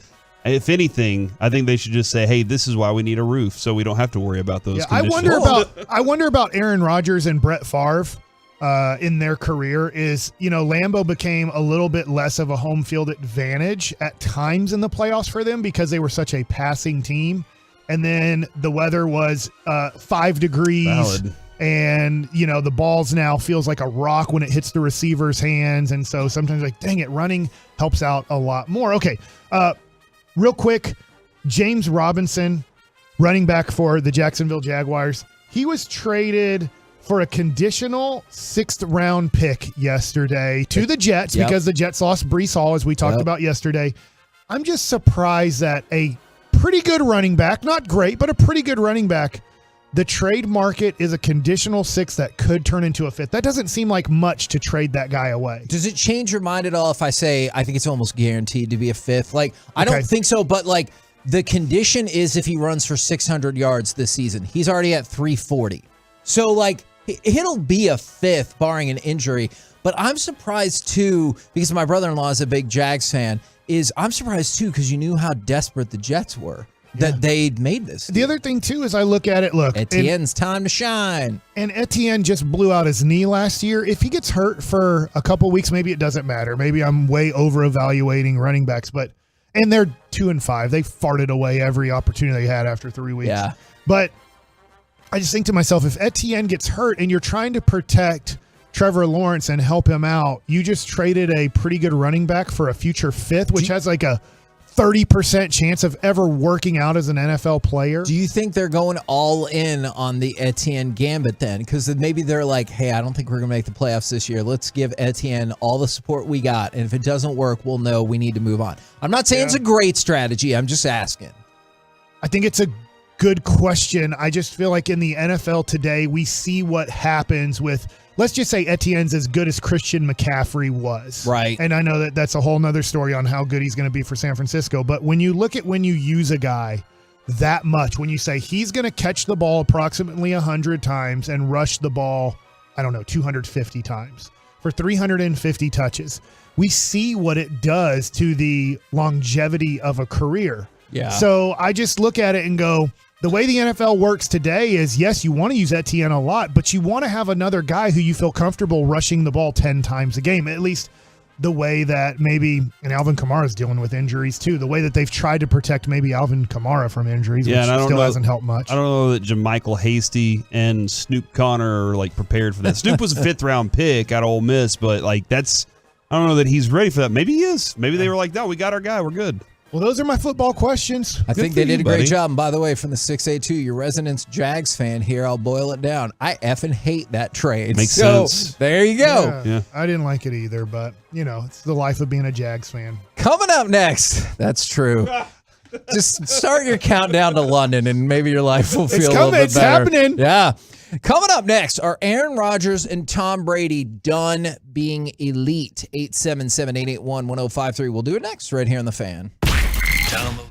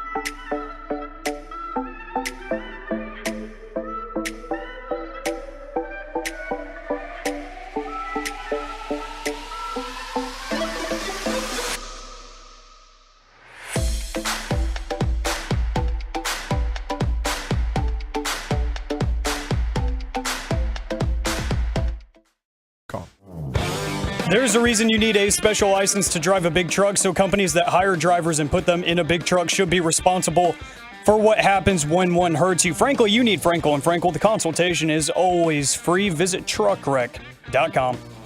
3rd and 3 for Brady, left to right at his own 48-yard line. 3 receivers left, back and looking over the middle. Ball is dumped over the middle. That might be intercepted. Yep. Donovan Wilson has the Cowboys' first takeaway of the night. KNC Masterpiece back here on 105.3 The Fan. Are Aaron Rodgers and Tom Brady done being elite? 877-881-1053. And by the way, we're hearing buzz that, man, the Pelicans are going to be wiped out. We already knew. It looked overwhelmingly likely that Brandon Ingram was going to be out. Now it looks like Zion and Herb Jones are going to be out as well. Yes.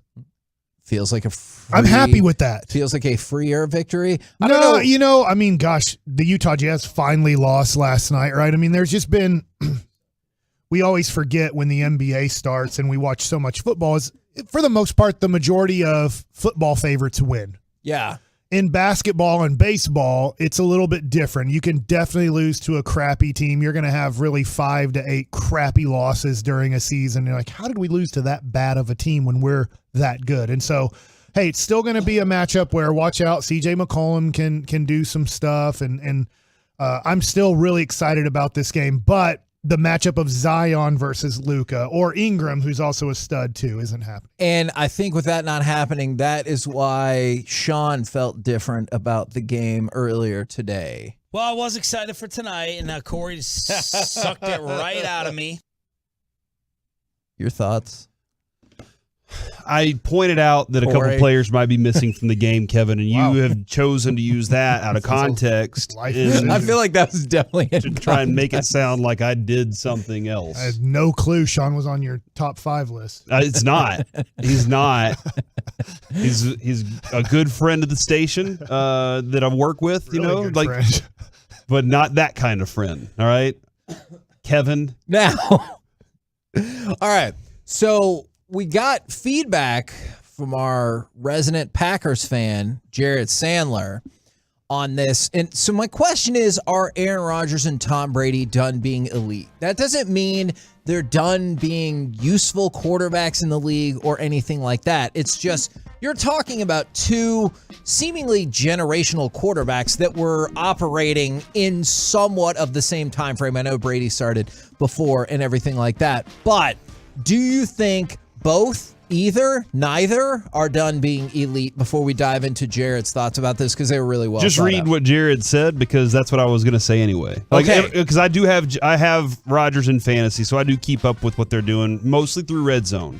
All right. But a lot of it does have to do with his offensive line, and the new receivers aren't good enough, man. So this is from Jared/Corey. This is a combination here. Yeah. Not sure Rodgers is done being elite, but his presence in a weird way has hurt their offense because in such that because their quarterback, they're still a passing team, even though their 2 best offensive skill players are their running backs. And we talked about that a couple weeks ago when both of their backs were like, yeah, I would have thought we would have got a crack at it this close, but that's not the way we went. They traded away Devontae Adams for nothing relative to his value. Their wide receivers suck so far, and further things that kind of hammer that home. So yeah, no, I mean that's exactly what I was gonna say, and it's not been a lot of fun for fantasy footballers. And so what you immediately think, and I was watching, I think Carton the other day at the gym. And he was like, oh, Aaron Rodgers is done. I got tickets for sale. I was like, man, how did he get another job? We may need to tell that story. But when I watch him, I'm not watching a guy that when he throws the ball, he's doing what I'm seeing Brady do. And that is skipping the ball on the turf before it gets to receivers a lot of times. I'm not seeing those kinds of throws. Actually, I might be seeing stronger throws from Aaron Rodgers this year than I've seen a lot of times. It's just his receivers aren't good enough to handle it. Not having Devontae Adams crushes his safety, his security blanket. Okay, and one of the things that goes along with that in terms of how long would it take the wide receivers to mature or how long would it take to make a change? Because I don't know if either one of these players have the time for that. We talk a lot about odds on here, and I know tonight Mike, you're doing stuff with BetQL and the app in terms of watching the Mavericks game. That's why I got to download the BetQL app. Is check this out. Will Tom Brady announce his retirement before week 1 of the season? Now, that doesn't mean it'll stick, but still. Minus 500, which means you would have to bet $500 to win $100. That's how overwhelming that is. Same question for Aaron Rodgers. Minus 300, which is still a pretty overwhelming number. So Vegas... Real quick, Aaron Rodgers, he'd be giving up a lot of money if he did that, right? I know Tom Brady wouldn't. I think the way that, yes, it could be your answer, but I think the way that was structured was they both saw that potentially they could bail if need be with the way that the restructure was done. I'll double check on that in just 1 second. But overwhelmingly, betting odds are that both of them will be done after this season. And so then this would be potentially their last flash at being elite. And whether it's because you think that Tom Brady is just maybe done being elite, and then for Aaron Rodgers, it's the weapons around him. I feel like this is the last stand for both of them, and I feel like maybe we're done watching them be elite. I think I am on that board with Brady. He does not look like the same player. Just watching him throw the football looks very different on throws that I'm like, that's a typical easy throw for Tom Brady. And I don't know how much of that does have to do with his offensive line too. I'm just not there with Rodgers. Now, The question there is, does that team want to keep him around, into perpetuity? Because like the Jordan Love time. Yeah, because I don't know that too. Because Aaron Rodgers comes out and he's like, maybe this is what's best for us. Yeah. And you're like, okay, how is that good for the team? Because we need a kick in the butt? Okay, I understand that. Do they need just a whole new thing? And I don't know that Love is the guy, but if they ended up having a better position in the draft, that's a benefit to them. And can they use Aaron Rodgers, who still looks good, as a trade commodity? I know with the contract and everything, but can they use that for a team that thinks they're that far away, like the Colts, who don't have any draft picks left, but a team that's like, we're that close? Are you looking at Spotrac? Yes. So he needs to play next year, right, Aaron Rodgers? So here's the thing is you could, and I need to go back and double check with the way it's set up, but I am looking at, and it looks like that dead cap hit for one more year would be devastating for them, and they need him to play that year, Say or the else number that they're Spotrac screwed at $99 million. And so they just forfeit. Yeah, they'd be like, we're not playing. We don't have enough money to make a team.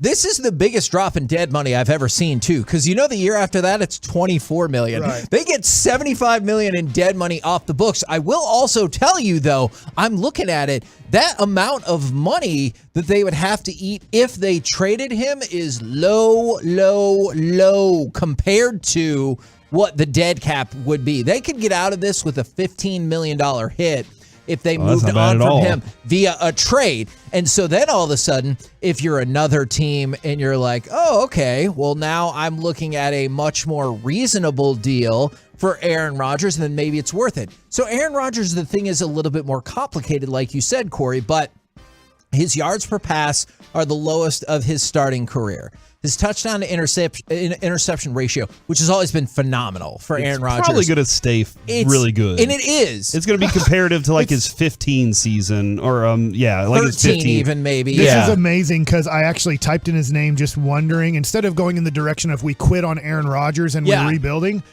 why don't they trade for Elijah Moore? And so I pull up Elijah Moore, and the first article that comes up, literally 17 hours ago, Green Bay Packers rumored to be pursuing New York Jets wide receiver Elijah Moore. So I'm like, that makes a lot of sense, a third or a fourth. I would guess you'd want to just give a fourth, especially because and you have a better bartering position. Like, it's really weird. You just saw the Jets make a trade where it looked like they were in a disadvantageous spot, and they got a pretty good deal. So maybe they'll try to do the same with Moore. Even with Moore, though, it still takes a minute to get on the same page and be on the same page consistently. So it could help them. But there will be a couple plays where Aaron Rodgers is giving them the, hey, you're supposed to go this way instead of that way. Right. And just to show how bad things have gotten for the Packers, did you know right now the Packers are 11.5-point favorites underdogs going into their game against Buffalo. Aaron Rodgers has never been a double-digit underdog in any game in his career. It's interesting. We asked the kind of playoff questions a few minutes ago, and I want to say Green Bay can figure it out because Aaron Rodgers has always figured it out. In the end, it feels like, I guess there was the years with Mike McCarthy there at the end where Mike McCarthy got let go, is they couldn't figure it out. But I just have this feeling that you think maybe won't they figure out a way to win 9 or 10 games and make the playoffs? Now they could get beat pretty bad in the playoffs, but that's how I answered your question, and Mike asked all the football questions.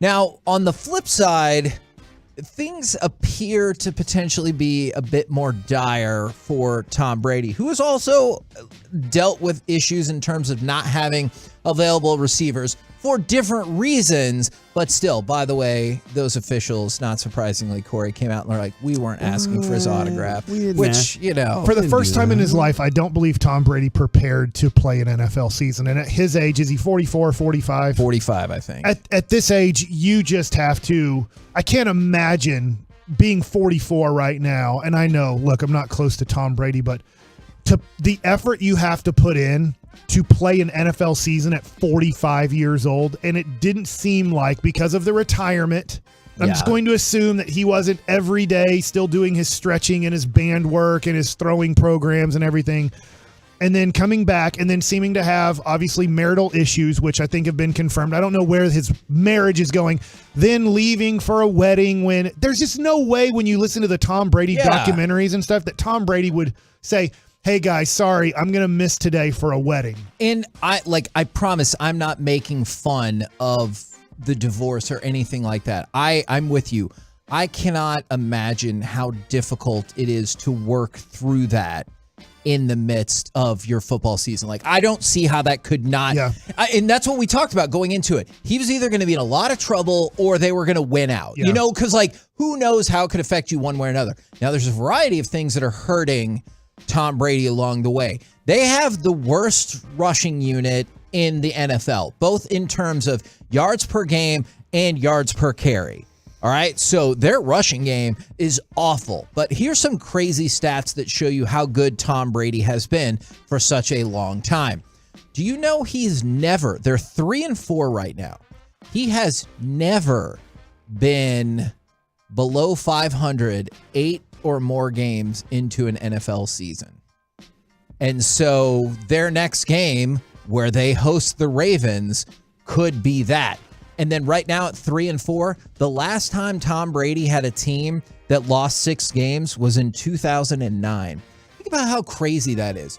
It's been 13 years since he was on a team that lost 6 games. 14-2, 13-3, 12-4, 12-4, 12-4, 11-1, 13-3, 11-5, 12-4, 11-5, 13-4. Good God. It's amazing. And I still think if they win 8 games, they win that division. He's only, Kevin, to add to that, he's only had that happen like 3 times in his career. It's mind-boggling. I take away at 08 when he only had the 1 game. Because he got hurt, or mind-boggling if you prefer. But I'm probably with you. I think you're more likely to see Tom Brady not being elite anymore as natural consequences of himself, whereas Aaron Rodgers might be because of the people around him. But I do honestly wonder, and I guess not wonder, I think that you're done seeing those two be elite for a season, not for a game. I still think they can show out on you in a game, but for seasons as a whole, I think they're done. I'm with you. Elite. If the Cowboys have to go to Tampa Bay, let's just say Cowboys are the number 1 wild card seed and they go to Tampa Bay. Tampa Bay's 8-9, but with home field advantage and Tom Brady, I just son of a gun. I'll be nervous. Yeah, it won't feel like if you're playing Seattle in that situation. Look, it's Geno Smith. All we have to do is deal with the crowd noise. We're going to be fine. With the KNC Masterpiece right here on 105 through the Fan. Coming up next, it's time for Gridiron Gravy. How many more quarterbacks do the Cowboys face that are better than Dak? 877-881-1053. We'll do it next right here on the Fan. All right.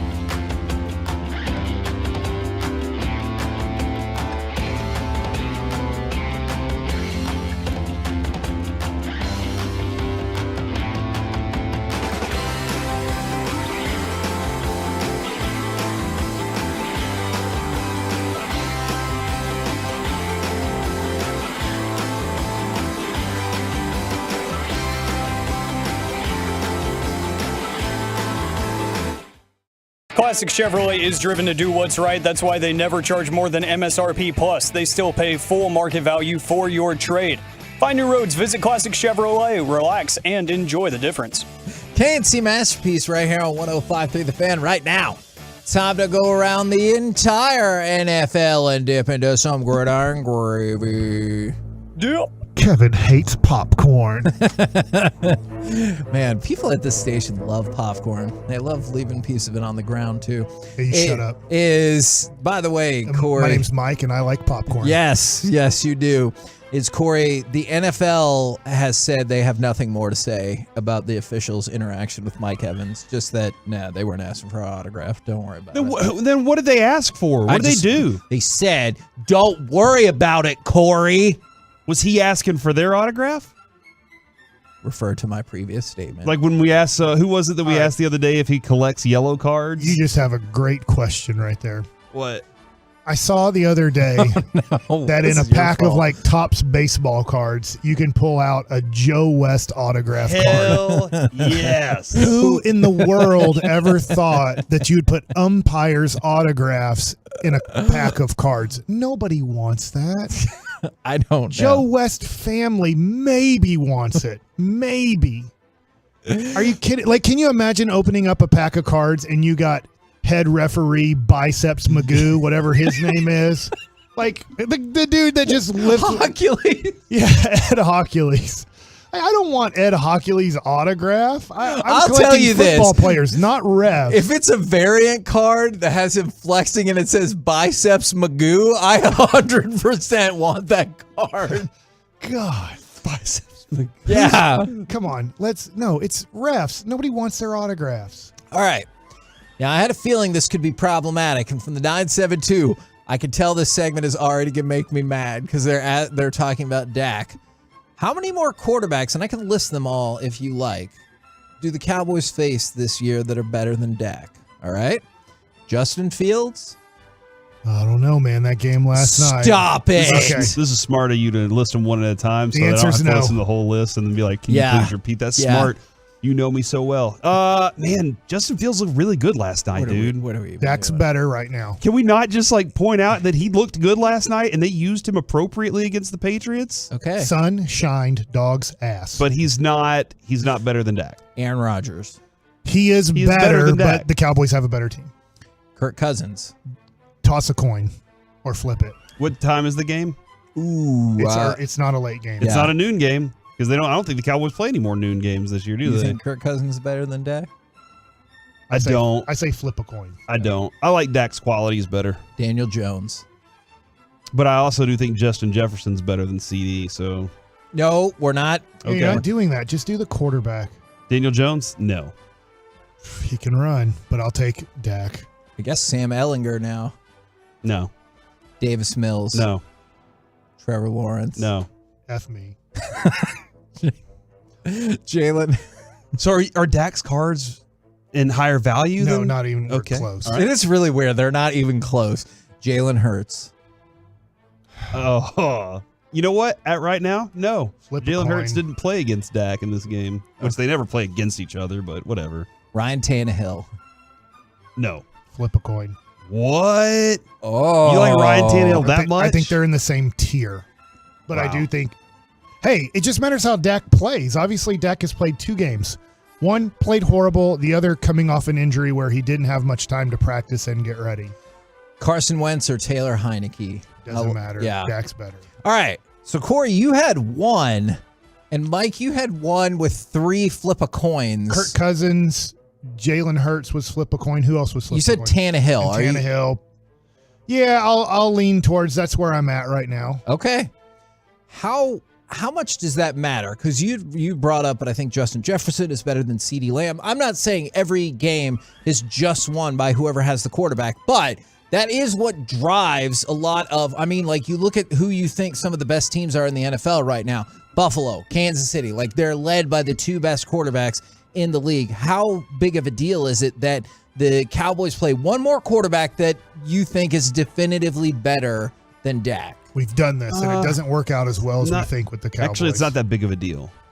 Because I think I think the separation between Josh Allen and Mahomes and maybe even Burrow from the rest of the quarterbacks is that drastic. And the separation between Dak and those guys, like I will say, a little bit better, a little bit better. On a lot of those guys, a lot better. But on a lot of them, they're still close enough for if the team shows up that day, it could be a battle. So I think that they're closer than they are with like the Mahomeses and the Allens. I'm also impressed by how many people in the fan text want a biceps Magoo card.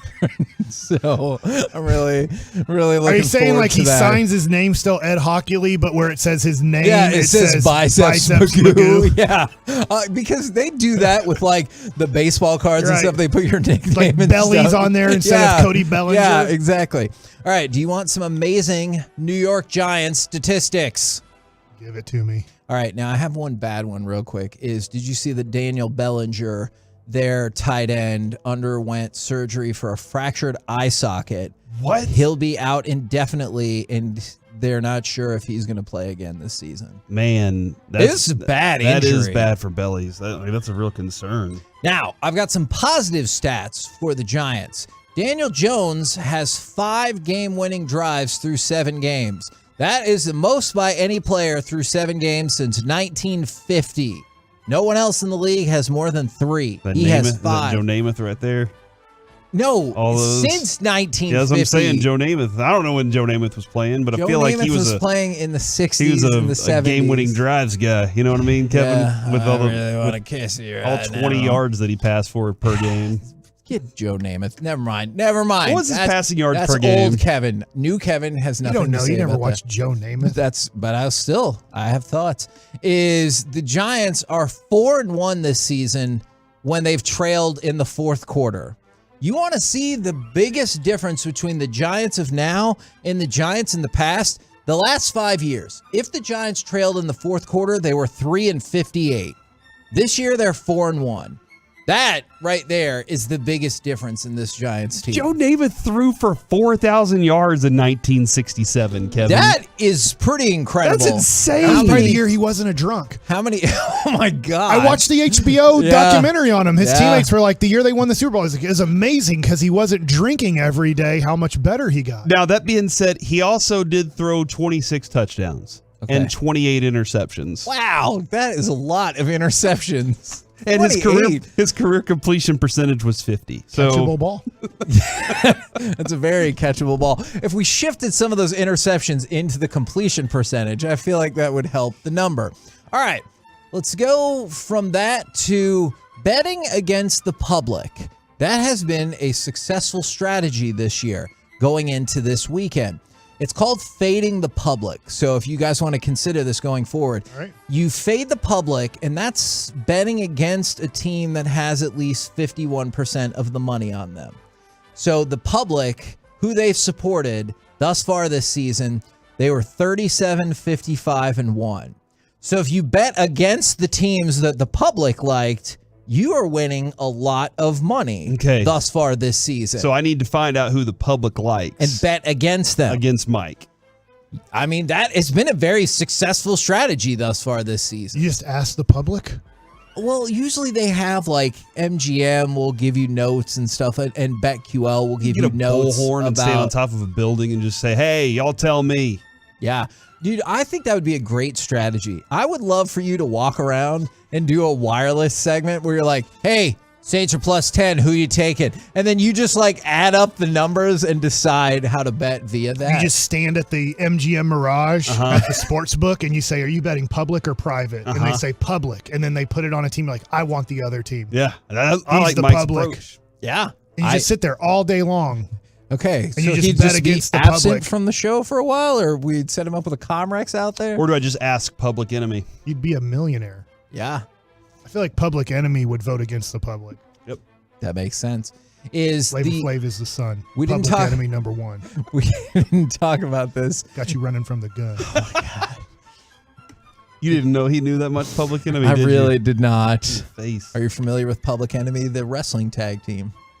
No. This is Fair gridiron enough. gravy, Kevin. That's a What are good you doing point. here? All right, the Titans beat the Colts 19-10 on Sunday. Derrick Henry ran for 128 yards. He leads the NFL since 2020 with 100-plus rushing yard games. They're 15-3 in those games. So, Corey, it feels like the strategy is you just run the ball a whole lot to start the game. Yeah, and if you're a defense, stop the run. That makes sense. And that should help you a lot because it seems like they're successful when he's good at running. Sunday was National Tight End Day.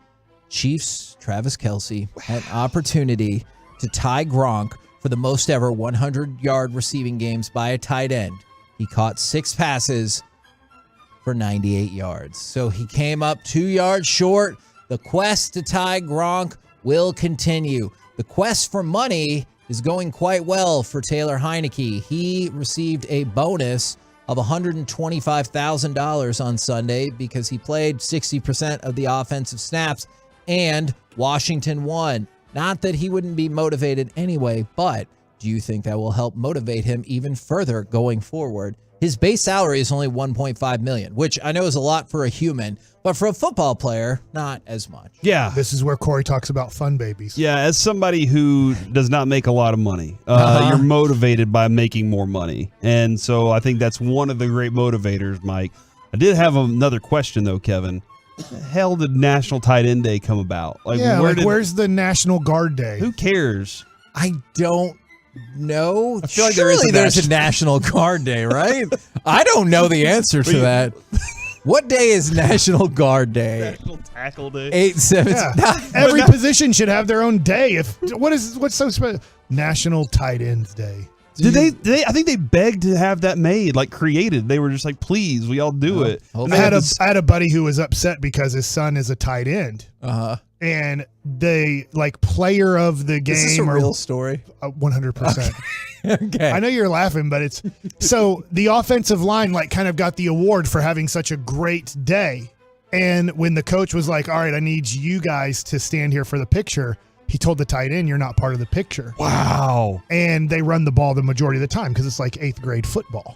And so how do you feel about tight ends being considered part of the offensive line? Are they considered more receivers? No, are they considered more offensive line, or are they both? Receivers. Even in grade school? I say not part of the offensive line. All right, take that, Freddie. By the way, 2 more should have known.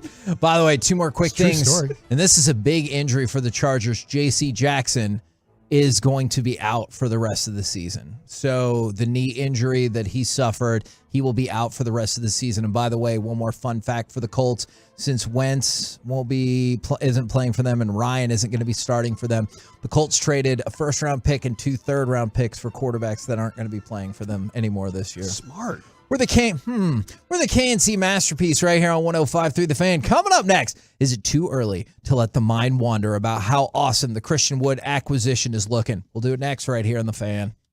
Listen.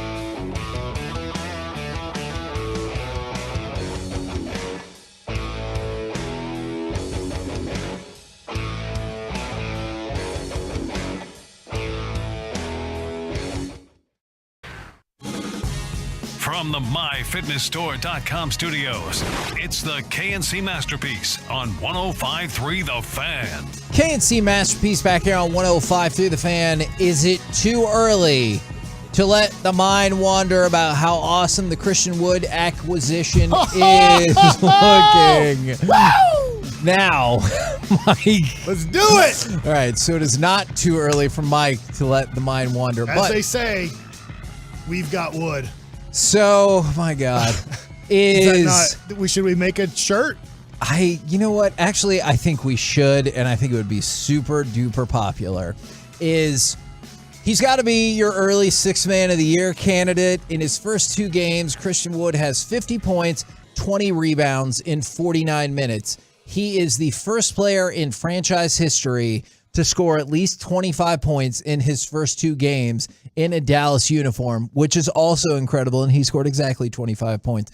And then, these are always fun. And think about real quick. Yeah. Those numbers are skewed because in the fourth quarter, the Memphis game wasn't competitive. Oh, yeah. So he didn't really play. I'd have to take a look. I think he did play some of the fourth quarter, but if it would have been, let's say, a 10-point game, he would have gotten another, let's say, 5 minutes of game time to possibly put up more stats. No, absolutely. And then if you look at the player efficiency ratings, kind of, I know it's not exactly the same, but kind of the war for the NBA is, it started off with Giannis at 1, Christian Wood was 3rd, Luka was 4th. Jonas Valanciunas is in there at 2nd, so good for him. And then Jason Tatum was 5th. So just through the first couple of games, you had Christian Wood 3rd and Luka 4th in terms of player efficiency ratings. I'm not expecting them to end there, or else this team is going to win 65 games, but that's still an incredible start. It is, and let me ask you this, because how much credit should we give to Jason Kidd? Because I'll tell you something. It's only 2 games. I was very critical of trading for a guy in his free agency year and going, you're going to bring him off the bench. You're the guy that you need to be Porzingis. Porzingis was never the guy we wanted him to be. He didn't want to be here. He didn't like Luka Doncic. He thought he should be the star. He'd rather lose and score 20 than win and score 17. Like, that's just the way Porzingis is built. And so then you get a guy, Christian Wood, who you're like, man, maybe this guy can be what we hoped Porzingis could be. And then you say, hey, we're going to bring you off the bench. And I was like, son of a gun. This does not seem like a good idea. And I don't know if it's going to continue for 82 games, but right now, how much credit do you give to Jason Kidd going, I think I can get the most out of Christian Wood bringing him off the bench to start the game? I think you need to give him a lot of credit, because I'll tell you something right now. And again, I'm not saying the stats have to hold. Who are you giving credit to? Jason Kidd. Okay.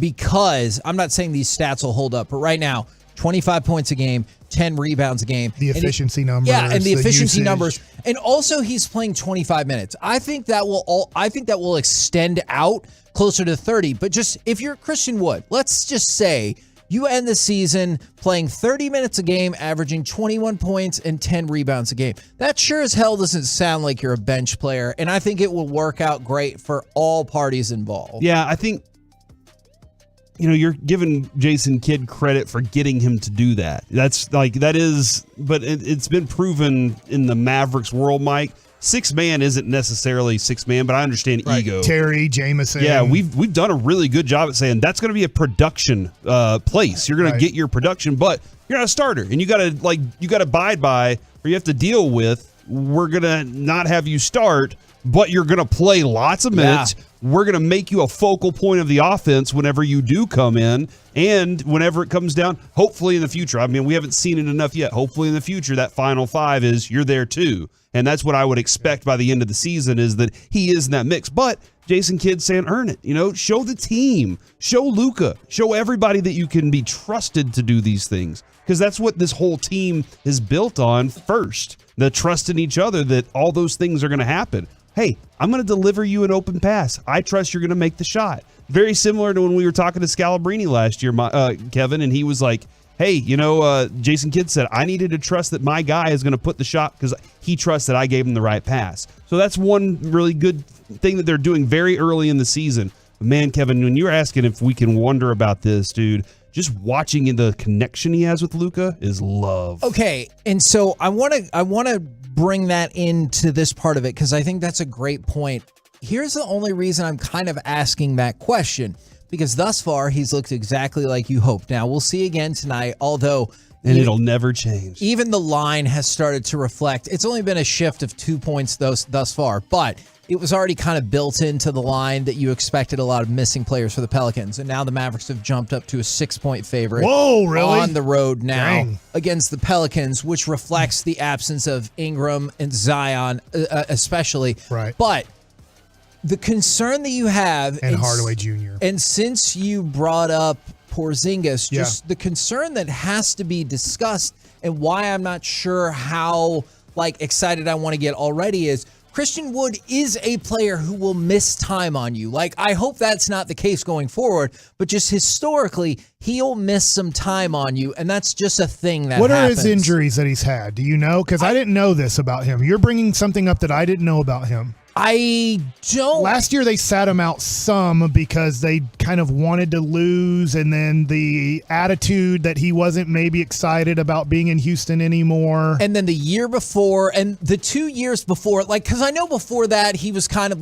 bounce up and down with the G League and everything like that. So I'm not factoring that in. But the Detroit season and the Detroit season, I want to say he missed 10 games because that was shortened. I'm looking at Fox Sports injury history on the players specifically. Oh, thank you. Lots of knee-ankle stuff since 19. So 19, knee, lots of knee-ankle stuff. So I don't know this, but what I think is the Mavericks have always oversold their depth. Right? I mean, think about last year in the playoffs. Think about how much the Mavs were saying how deep we are. Then we got to the playoffs, we're playing 6 guys, right? Because we're really not that deep. We pretend we are.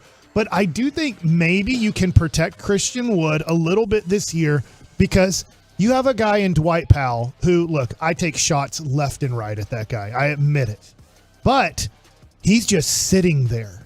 And so when you need an extra 10 or 15 minutes to give a guy a little bit of a break, you have a guy who does work well off of Luka in the regular season, who's not a horrible player in the position of being the 4th big guy on your team, right? Finally, Dwight Powell's in the role that he should be on pretty much every contending NBA team. And that is, I cheer for you guys. I'm a great teammate. And when guys get hurt, I can come in and yes, there'll be a drop off from Christian Wood to Dwight Powell if he has to come off the bench. But I feel like the Mavericks have done a heck of a job in protecting JaVale McGee, protecting Maxi Kleber, protecting Christian Wood, in that they have enough depth now that maybe you're not asking him to play 36 minutes a night. Okay, then what would be that's interesting. So Corey's right about the last 5 minutes thing. Obviously, that's key. Do you think you end up falling, depending on situations and everything, but that will play out for the whole season, 30? Or do you think 30 that's a realistic number. When you look at, I think he would have played 30 minutes in the last game if it was a competitive game. Sure. Can I ask y'all, so far what you've seen, has this been a, hey, you need to fit into this offense, or has it been a, no, just get that dude the ball and let him work? Because he seems like that's the thing that I'm excited about. When he got hot, they were getting him the ball. Remember in the Phoenix game, they said he's on fire. Luka was he was taking a break during that moment, right? Because he needed his rest to get ready for the last 6 to 7 minutes of the game. And so at times it's, you can feed him. And then at times it's, hey, you're just working within the system, because when Luka's out there, Luka's going to have the ball. And he's going to dance with it, and he's going to do his thing, and eventually you might get the ball, and he's going to find you wide open. But you do have to wait those 10 seconds while he dances with it for you to be ready to catch that ball. That's where Jalen Brunson talked about he learned how to work off of Luka, that you're not going to really touch the ball. The ball's not going to move around with the Dallas Mavericks. That's not their offense. Their offense is, especially late in the game, give it to Luka. Luka's going to work wherever he works, however long it takes, and eventually he's either going to get a good shot or you're going to get a good shot. But it's not going to be because the Golden State Warriors made 4 passes for it to be a good shot. Can I tell you something about the potential for the offensive system? And Mike, I want to see if you're on board with me about this. I think one of the things about the offensive system that he's going to change is on the other side of the court, because you have another like really viable rebounding option. Because we talked about it. The Mavericks are not a particularly adept, or had not been a particularly adept rebounding team. So I like the idea that obviously Luka can get a rebound and run the ball up the court, but I like the idea that maybe he's already up to at least the quarter? Mid-court. Yeah, You can push the ball up court. at least quarter, third court portion of the court, and then maybe even mid-court, and then Christian Wood can help push the ball up there quicker because he gets rebound. Which is interesting because Luka tends to fall back to get the ball to bring it up full court. Because we needed him to But at if times, you can, yeah. but if you can say, hey, we're going to add this element to our offense now, Christian, when you get the rebound, start pushing it up court real quickly. I think one of the things that we just lacked so much of was anybody interior that could put the ball up for an easy two.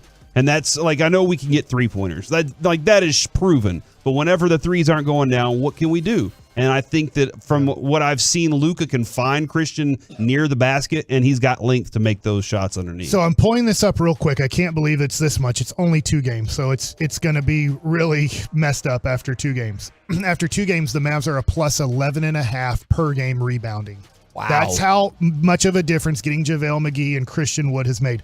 Last year, for the regular season, the Mavericks were negative 0.6.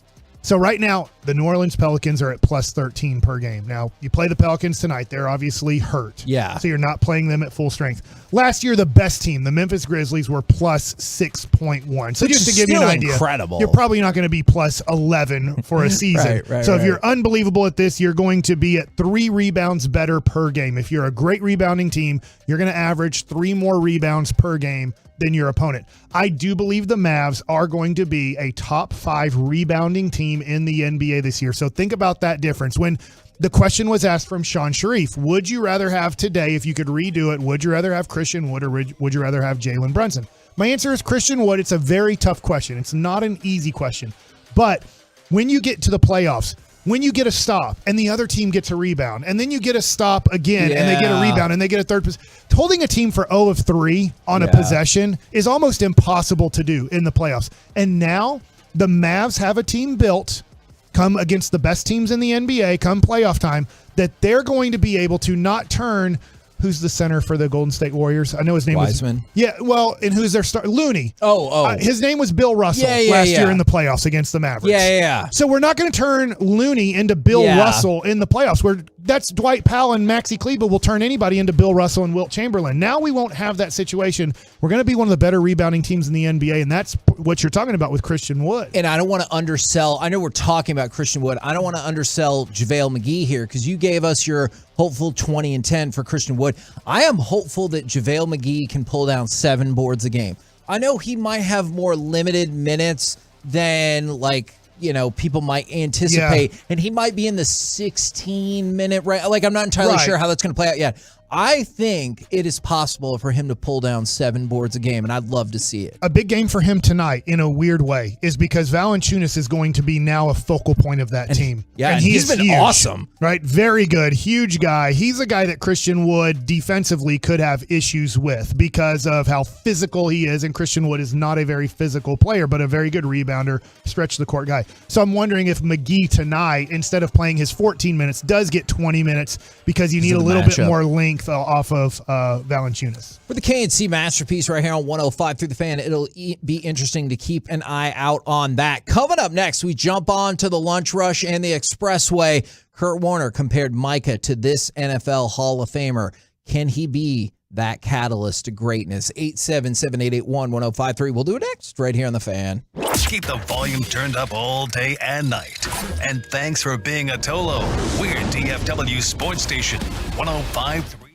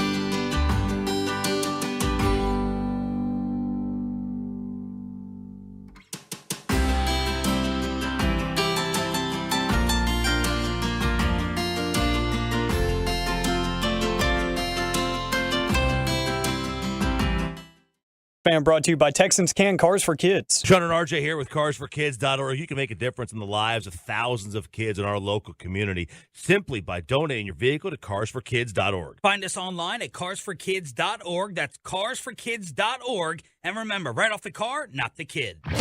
There's a reason you need a special license to drive a big truck, so companies that hire drivers and put them in a big truck should be held accountable for what happens when one hurts you. Frankly, you need Frankel and Frankel. The consultation is always free. Visit truckwreck.com. That's where he is now. Burrow back to throw. Look at, oh, he's chased. Parsons has got him again. Parsons just obliterated Jonah Williams, the left tackle. K&C Masterpiece right here on 105.3 The Fan. Kurt Warner compared Micah Parsons to this NFL Hall of Famer. Do you think Micah could be that catalyst to greatness? Now, Corey, you brought this up, and there's a whole bunch of stuff that goes along with it. And I want to talk about the particular play that has caught everybody's attention. Is Kurt Warner tweeted out, as a fan of football, I want to shout out Micah Parsons for the way he plays the game. He plays at a different speed every snap. That's rare. I remember thinking that about my guy, Isaac Bruce. He set the tone for us, as does Micah for the greatest show on turf, as does Micah for the Dallas Cowboys. Because I know, obviously, one is an offensive player, one's a defensive player. But his point there is Isaac Bruce set the tone for the greatest show on turf, and Micah Parsons clearly sets the tone for this defense. That greatest show on turf made it to 2 Super Bowls and won one of them. Could Micah be the catalyst for such greatness? So you got to have a player that like everybody like understands that dude when he's out there. Kevin, you've said this about me before. You said Corey gives an S about the show. Right? Like you've said that, and that's what I think about Micah. Like he gives a crap. He says the same about me. He just says he gives 2 S's. Oh yeah. So maybe you give the maybe most I give S's. more because you just give an S. He says I give 2 S's. That's impressive. Yeah. Oh dear. So I double your care, I guess. But that's That's one way to interpret that. You know, Robert. You're number 1 with this finger. I seem to be number 1 with this finger. That is very fair. Robert Griffin III just tweeted out, or he tweeted out like last night. I can still play. No. Okay. The video of him doing the chase down in Detroit. Yeah. And I added to it, and I was like I can't stop watching this video. He's insanely gifted, and he gives a crap about it, all of it. You know, like it's not that he's not like, hey, I'm here for my stats. He gives a crap about everything that's going on with the team, from offense to defensive side. I think he would love an opportunity to get a handoff and take it to the house. But I also think that he'd love the opportunity to just, be the guy that he is. But he sets the standard for what everybody else should be playing to. And that's when it comes to that accountability. I really do think all the guys in that locker room go, crap, if I don't give that extra effort.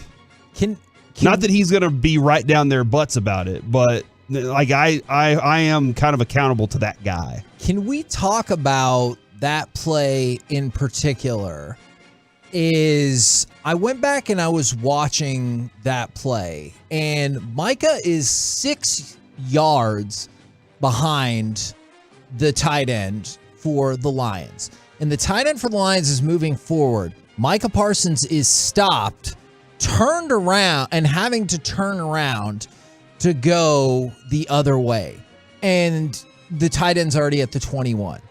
So in the span of about 18 yards, and he takes him down going forward. In the span of about 18 yards, Micah Parsons is able to change directions and make up 6 yards on somebody who is already going forward. Yeah, no, that's incredible. Yeah, it's insane that he was able to turn around and make that kind of a play. And then you point that out. Kevin, that's the part of me that's like, he didn't want him getting in the end zone that badly. Somehow he knew he was going to the corner because, he did. Obviously the tight end catches the ball, and he had to kind of take a little bit of a route to get to the corner. When Micah saw it, he's like, screw it. I got to beeline it, right? I can't take any routes here that aren't a straight line. If I'm going to win this race, I got to go straight line. And he's like, I'm going to go straight line to the pylon. And he is like, he had the innate quality to be like, he's not going to cut it to the middle. He's going to go to the outside, and I'm going to go directly straight to that corner. If I'm going to catch him, that's my best chance. Yeah, and to add on to that, Kevin, he didn't want him to score. He's that far away. He could have easily just been like, man, there's no way. The other guys were like that. They're like, screw it, I'm not catching him. There's Like, he's no way I'm 5 to getting that 7 guy. yards. Like, I'm good. I'm and done. he's like, no. Now, there's other stuff that goes along with this, because it goes beyond, obviously, just that one play, is Micah Parsons, and he's been on the cusp of this for most of his career, is he has 20 sacks in his first 23 games. The NFL record is Joey Bosa with 21. So some of the other people in that mix. Now, Sean Merriman is in that mix, and he is somebody who flamed out spectacularly after having a hell of a start to his career. But listen to the other names on this list. Von Miller, Dwight Freeney, Reggie White. Oh, that's interesting. You're talking about maybe the second greatest defensive player of all time, and then two other players that are in the mix of like best defensive player that we saw of the last generation. And so that's what I just keep thinking about is like, do the Cowboys have a generational defensive player? Because it feels like they do, even though it's just his second year. He's the favorite to win Defensive Player of the Year. Clearly, he won Defensive Rookie of the Year, had an incredible year there. There's just so much positive stuff happening there that I can't help but like kind of get carried away. And so when somebody like Kurt Warner is like, hey, this is what it took for our team. Dallas has that guy just on the other side of the ball. I keep thinking about that. Yeah, no, the fact that he's your best player that can do all these different things, is willing to do all these different things, willing to sacrifice whatever it is so that his team can win. And he's like, look, I'll take on double teams. That's fine. I'm also going to beat double teams. Good luck. You know, like that's all those additional layers that he is. He's the massive difference maker we've never had. Well, I don't know, man. When Jerry brought up Emmitt Smith and like the way Emmitt Smith goes to practice and is like, all right, hey, linebacker, you actually need to move here. Because that's where they're going to play. He understands the game even more. And then he's comparing him to DeMarcus Ware. I don't know what you remember of DeMarcus Ware very early on in his career, but DeMarcus Ware is like that category. They're so similar in their abilities, strength, speed, and all these things.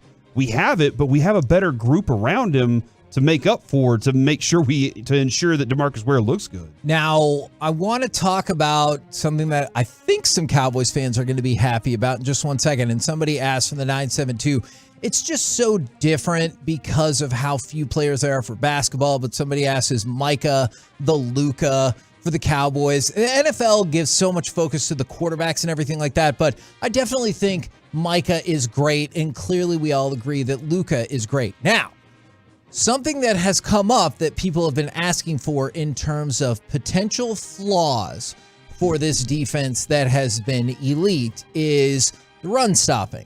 And so what have people said time and again? And Corey, I feel like you said this, I don't know, like 8 years ago for the very first time. Just give me that big fat boy right in the middle. Mm-hmm. How does 6'3", 340-pound Jonathan Hankins work for you? Hankins, man, this is a dude that was Ohio State defensive tackle. Whenever he came out, he's been with a number of... Which was almost 10 years ago? He's been with the Giants, the Colts, the Raiders. Most recently. And give me some body, and that's... I think that's important. Put some body in the middle. And if, what we heard yesterday from Steven about Neville Gallimore, if that had anything to do with it. I'm kind of interested to see there, because Carlos Watkins was the replacement for him essentially. But if Gallimore actually is dealing with something more, or maybe they don't like him. Can I just tell you my as theory much as about that we want to? I think he's hurt in terms of like an NFL player is hurt at this time of season, and that was a way to not say, hey, yeah, he's not good enough. But then Steven did go on to talk about matchups and everything like that. But like, if you're able to not even be active because of a matchup, at a spot of potential somewhat weakness, then maybe you're just not good enough. And so, like, I don't know if Jonathan Hankins will be good enough. And is PFF grade, or does that matter to you? Let's hear it. Sometimes I hate them. His overall grade, a 51.8. Oh, his run, let's go to his pass defense. Who are we pass talking about? defense, Jonathan Hankins. His pass defense, 52.6. Okay. His run defense, 53.2. See, and so, like, whatever the trade compensation is, it's going to be low. Yeah, very low. It's a draft pick compensation. It's going to be, where do you feel like a 7th round, 6th round type scenario. So I can't imagine it's particularly high, but it helps from a depth perspective. It's a 6th rounder. Yeah. 2023 6th round pick. Okay, well, there you go. But yes. Good job, Alec Medford. Yeah, thank you very much. The Cowboys, they make the trade for Jonathan Hankins from the Raiders. He's an interior defensive lineman, what more people have been clamoring for, and you need a big body that you hope can help slow down the run. Because I think the Cowboys have done a better job than in perhaps years past of making those tackles at the second level. But the thought is like, hey, let's make them up front. Yeah, if the running game for the opposition is consistently getting into the second level, that's probably not ideal. Yeah, and it could have something to do with their defense and the style of defense they play, where, but if you can clog the middle up, you can do a lot of different things. That's the whole factor there. Obviously, we have the fantastic benefit of being able to discuss this at 140 with Brian Broaddus whenever he pops in to kind of get an update on how he feels about that guy. And I think adding talent to a defense that has already been incredible, I don't hate that whatsoever, especially for a 6th round pick. I had a couple of more broader defensive notes for you now that the Cowboys have added to their defense. I told you about Micah Parsons individually. What about the Cowboys as a unit? Dallas has now recorded at least 1 sack in 19 straight games. This is the first time that they've done that in 6 years. All right, so that sounds pretty good. And then the first time that they've gotten 1 in 19 straight in 6 years? In 6 years. Okay. Which I know for some people, like, There's hey, 1 sack, big games deal. in one season. Well, yeah, but it carries over from season to season. All right, gotcha. And the last time was the 15-16 season. This time it's the 21-22 carryover season. Gotcha. All right. But you've added more sacks this year than you were at this point last year. By a mile. I think it's almost double, in fact. They have given up 1,296 yards net passing yards, which is the fewest by a Dallas defense in 19 seasons. Wow. And then they've been high on this all year. They have 29 sacks thus far this season. That is the most sacks they've had at this point in the season in 37 years. So it's like part of a broader trend. Most consecutive sacks in 6 years. Lowest passing yards given up in 19 years. Most overall sacks in 37 years. Like, you just see number on top of number on top of number about how rare it is to see what this Cowboys defense is doing. So if you don't think they're perfect, I think that is an absolutely fair contention. I'm sure that's one of the reasons they made the move for Hankins today, is hoping that he can help clog up the middle a little bit, or hopefully win more at the line of scrimmage in a running capacity. But also, it just shows to me that they are elite. Dude, and teams aren't getting first downs on them either. I was just looking at their first down percentage defensively in the passing game for one. They're third. Like, the only 2 teams better than them are the Broncos and Bengals. And the Broncos don't matter because that's just a boring football. And the Bengals went to the Super Bowl last year. So, like, they're right up there with all the best defenses in every category. It's not like they're just really good at one thing. And, like, last year it was, don't throw to Diggs. It was like that was the big thing, was don't throw to Diggs. And this year it's like everything revolves around, well, you got to fear the pass rush first. And then if you get past that, if the ball's in the air, it could get taken away still because Diggs is still back there and all these other components that go into it. I wonder, I'm really curious if the Cowboys will look to make a smaller tier move like this for the trade deadline, which is in a week, like your Terrell Bashams, or maybe even your Neville Gallimores. Because what's the first thing you hear is like, oh, do you remember that Jonathan Hankins was a 2nd-round pick? Well, with Neville Gallimore, you can be like, oh, hey, do you remember that just a few years ago, he was a 3rd-round pick? Like, that matters to people when you make deals. I wonder if whether it's for Basham, whether it's for Gallimore, if the Cowboys will be looking to make like their own small-term deal, or I wonder if they'll be looking to make another deal before the trade deadline next week. Kevin, add to it, Vegas also sends their 2024 7th to Dallas. Okay, so we also get a pick. So we gave them a 6 next year, and then the year after that, we get back a 7. Yeah. Awesome. Okay, so a very Sure, we low. get our next Jay Ratliff. Look at Catboy making some things happen. Hey, look, if he turned out as good as Jay Ratliff was for a run here, holy crap! I don't know if Jerry Jones would like that because then he's got to defend his life. You know, there were some other things that came along with that you're definitely not hoping for. But in terms of just on the field play, I would be pretty excited about that. We're the KNC Masterpiece right here on 105 through the Fan. I'm going to recap the news of the Cowboys trade in just 1 second. But also, before we get to Mike Likes It, wanted to hear from you guys. Fantasy football triumphs and failures. 877-881-1053 as the scores get locked in. If you have triumphs and failures, Mike, did you have? Corey you had a just pointed failure to last night in fantasy football. What happened? What's that? Fart knocker Stevenson, is that his last name? The running back for New England. Yeah, I was up by Is it Ramondre? 16 points last night, and it was for $250. Oh. And he scored 20 points. Maybe even a little bit more than that. I just lost. So, I mean, I finished in second, which you know what that gets you? A handful of crap. Mm-hmm. Nothing, pretty much. I had a feeling the way he set that up, it wasn't going to be $150. I had a miserable moment, Kevin, and I was looking at my fantasy team for the fantasy league here at the station, and I was going up against the Wooly Bully, who was all defeated at that point. Oh. And I was like, man, I'm going to win this pretty easy because he stinks at this. And I lost. Because I took out Antonio Gibson and replaced him with Jeff Wilson Jr. It was 2 backup running backs, and I thought Brian Robertson is going to take all the lion's share of the carries. Antonio Gibson ate it up a little bit, man. So that really hurt me, and I lost to Zach Woolchuck. I'll tell you what, playing daily fantasy, the guy said take Dak Prescott. He thought because of Detroit's defense, Dak coming back. I don't think I'm ever going to play Dak unless he gets to a very low financial number when it comes to picking players so I can have a better financial outcome, because I don't think the Cowboys are ever going to really throw the ball for 300 yards and 3 touchdowns. Right. I just have this feeling that they're going to be a ball control team. We've heard from Mike McCarthy. We've heard from Jerry Jones. We've heard from Stephen Jones. We kind of heard from Dak Prescott after the game was over.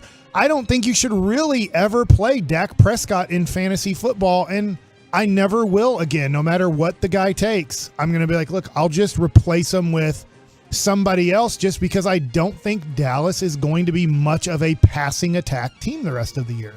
Interesting. And I just saw, this is a good point because we've been talking for most of the day about how the Bears looked, a lot better than they have recently, is that Michael Gelkin tweeted out, the Bears just ran for 243 yards. So it does not take a rocket scientist to figure out maybe struggling against the run, going up against a team that did show they can run, especially with a running quarterback, that's another reason for Hankins. And I do kind of wonder because he gobbles up space in the middle, right? Like that's what he does so well.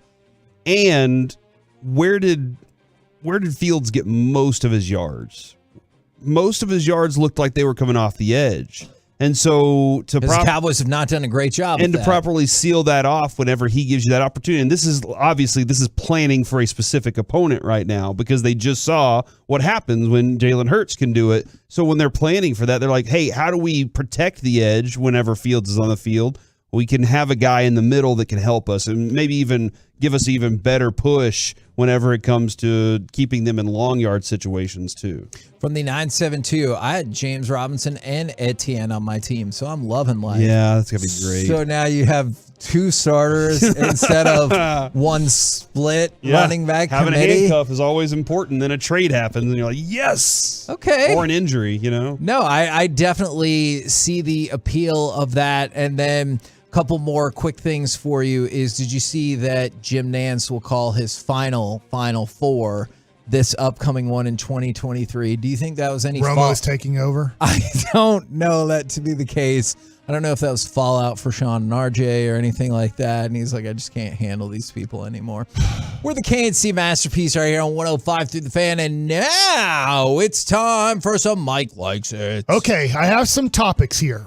I've been watching a little bit of television besides sports. Ooh.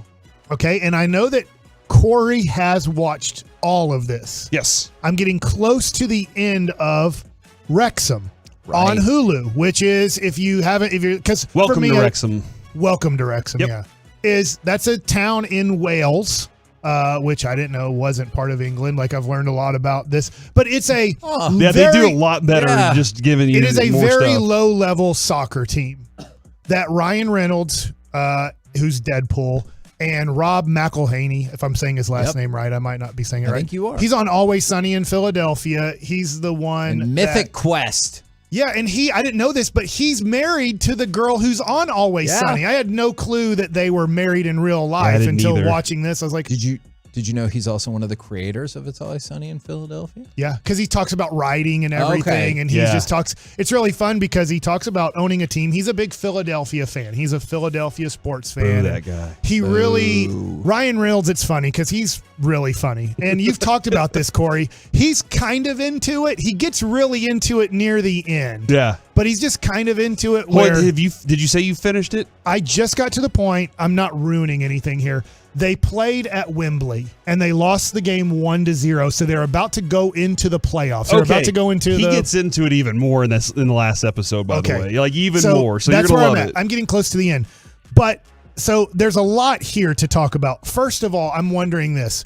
Would it become oversaturated? Because I actually care a little bit about Mullins, who's like, I mean, these are minor league soccer players. They're on the lowest level. It is amazing, though. Some dude's like at the third level, and I forget his name right now. He's 6'5". They use the January, I call it trade portal, whatever it is called. The transfer portal. And he was playing at like 2 levels below the Premier League. But the team that he was with, Ryan and Rob buy him, and he has to go down 2 levels below. So he was like playing AA soccer and then has to go down to low A ball soccer. And he's like, I'm okay with that. It's still very tough. It's not like I'm just supposed to come down here and score like 3 goals every game. It's still, but I just couldn't imagine that. I just was thinking about my life and going, let's just say I'm in AA Frisco, or when I played I was in Akron in AA, and they're like, hey, we're sending you back to Kinston because that team wanted to buy you for a playoff run. And I'm like, look, it's called Down East now for the Rangers. It used to be part of the Cleveland Indians organization. And I would go, no, I do not want to go back to Kinston, North Carolina. In fact, that is a major punishment. I always feel like if you're in Down East, if you're part of the Wood Ducks, there's major motivation to get out of Kinston, North Carolina. Okay. It is a horrible town, but lovely. Oh, man. Oh, it doesn't feel like you think it's lovely. Yeah. But I mean, I just can't imagine that you get bought and sold. And he talks about how tough it is in soccer. He had a place in London. He was in a bigger town, and then he gets sent to Wrexham, and you just have to go because you've been bought. You were on this team. They sold you for money. Yeah. The Wrexham team gave enough money to buy you down to their team, and you just have to play at this lower level and help this team try to get pushed out of, is it called the American League, I believe? Are they in the National League? I can't remember, but they're trying to move. National League. They're in the National League. They're trying to move up 1 level. And the goal is obviously for Ryan Reynolds and Rob McElhaney is to get that team to probably the level below the Premier League. Is probably but their the real ultimate goal, but it's going to take get like to the Premier League, right? I'm not saying that's going to happen, Right. but isn't that their like ultimately that would be their goal, but they would have to advance like 5 levels to get to there. So it's not going to happen anytime quickly, but it's really fun to watch. My first question is, do you think more teams should use Hulu, Amazon, Netflix to do their own season documentary on their team? Because I'm somewhat interested in Wrexham. I'm getting to know their players a little bit, their backstories. And that's I think, Corey, part of your love of sports is to getting to know the players a little bit more behind the scenes. And this show about a whole bunch of minor There's leaguers. some cool fan stories too that go in that. They do. They pick about 5 or 6 different fans that have different life stories. The bar owner, the woman who worked for the disabilities group. So should more teams do this? I think it's cool. Like, I think maybe more celebrities should do it. That is the draw. Because otherwise no one's watching. The real draw definitely is Ryan and Rob first. And even with the whole town, they all they love the team, they love the club, but it's always they have songs about Rob and Ryan and everything. So to get celebrities, and Mike, we're celebrities. I don't know if you know this or not. So we wouldn't need to buy a soccer team? We just don't have as much money as those celebrities. So we have to do some stuff, sell some stock first. But that's the you got to get a team or somebody to say we're interested in doing something like this.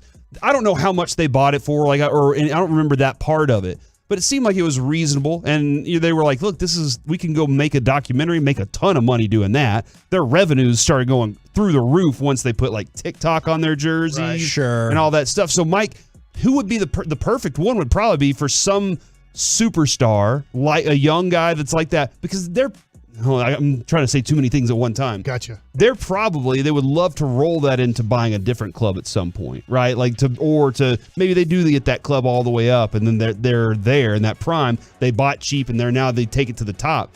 But they bought the team for a little bit over $2 million in February of 2021. The Savannah Bananas, isn't that like the perfect team for a celebrity to go say, I'm going to go buy them? They draw eyes, so we're going to get all the social media aspects of everything. I think the tough thing about that is Jared Sandler tweeted about this earlier this week, and it was just about the answer to real sports and not tanking and everything is relegation.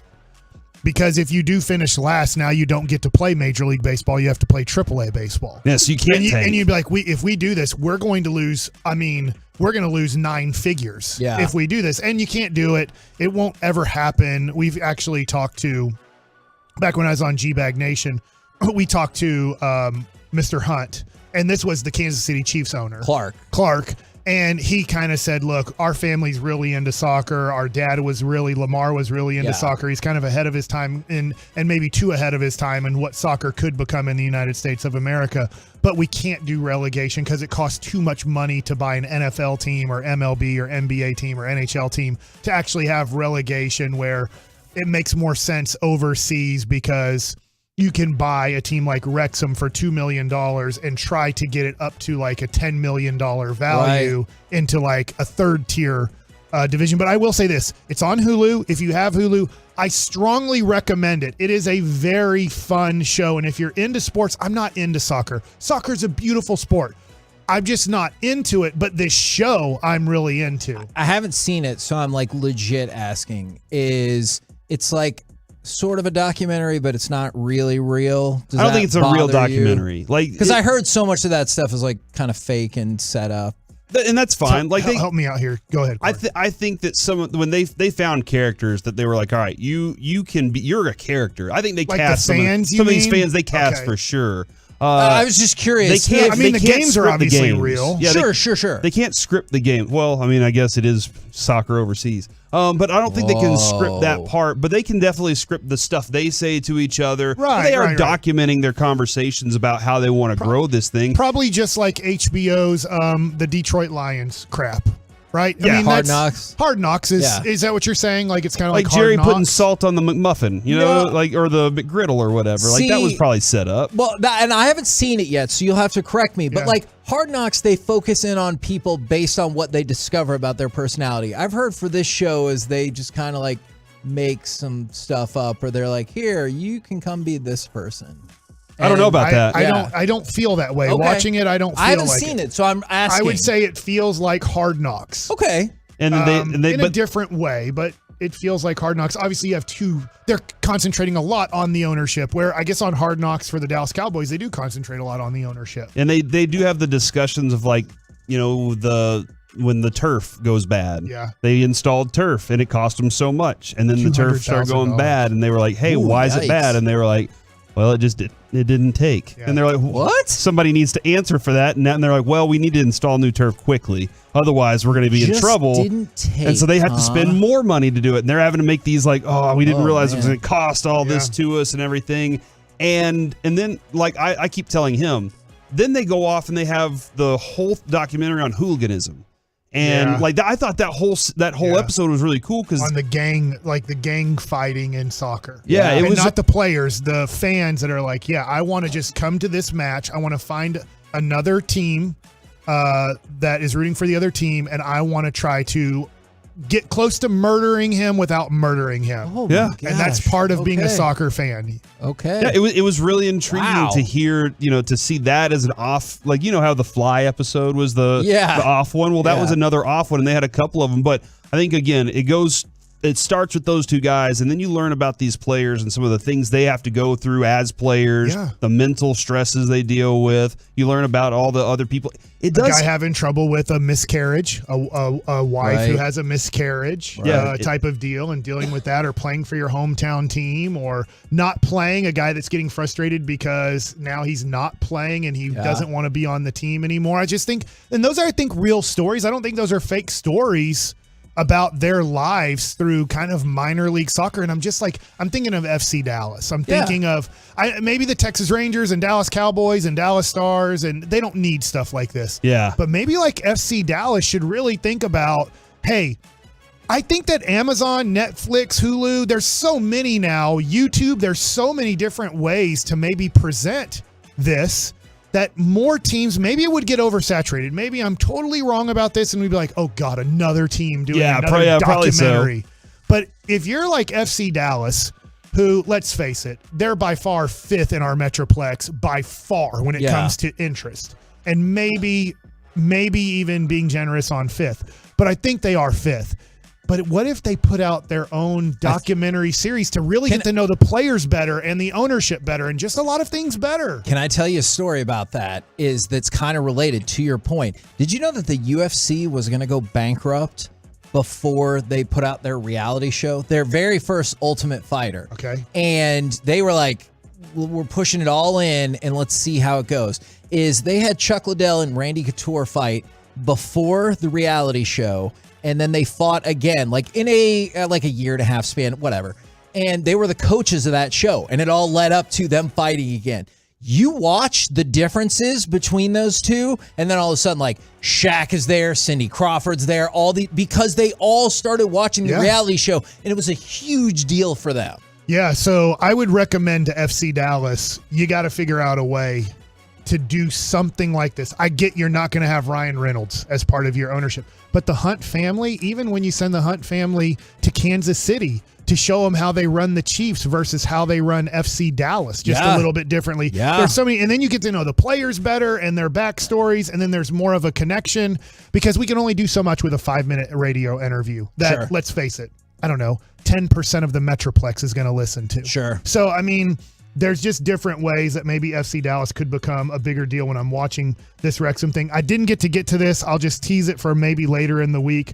The Vow is on season 2 now on HBO, which they're 2 episodes in. Is it hard to watch? It is. I mean, it's very hard to watch on what this person and people did to, especially women.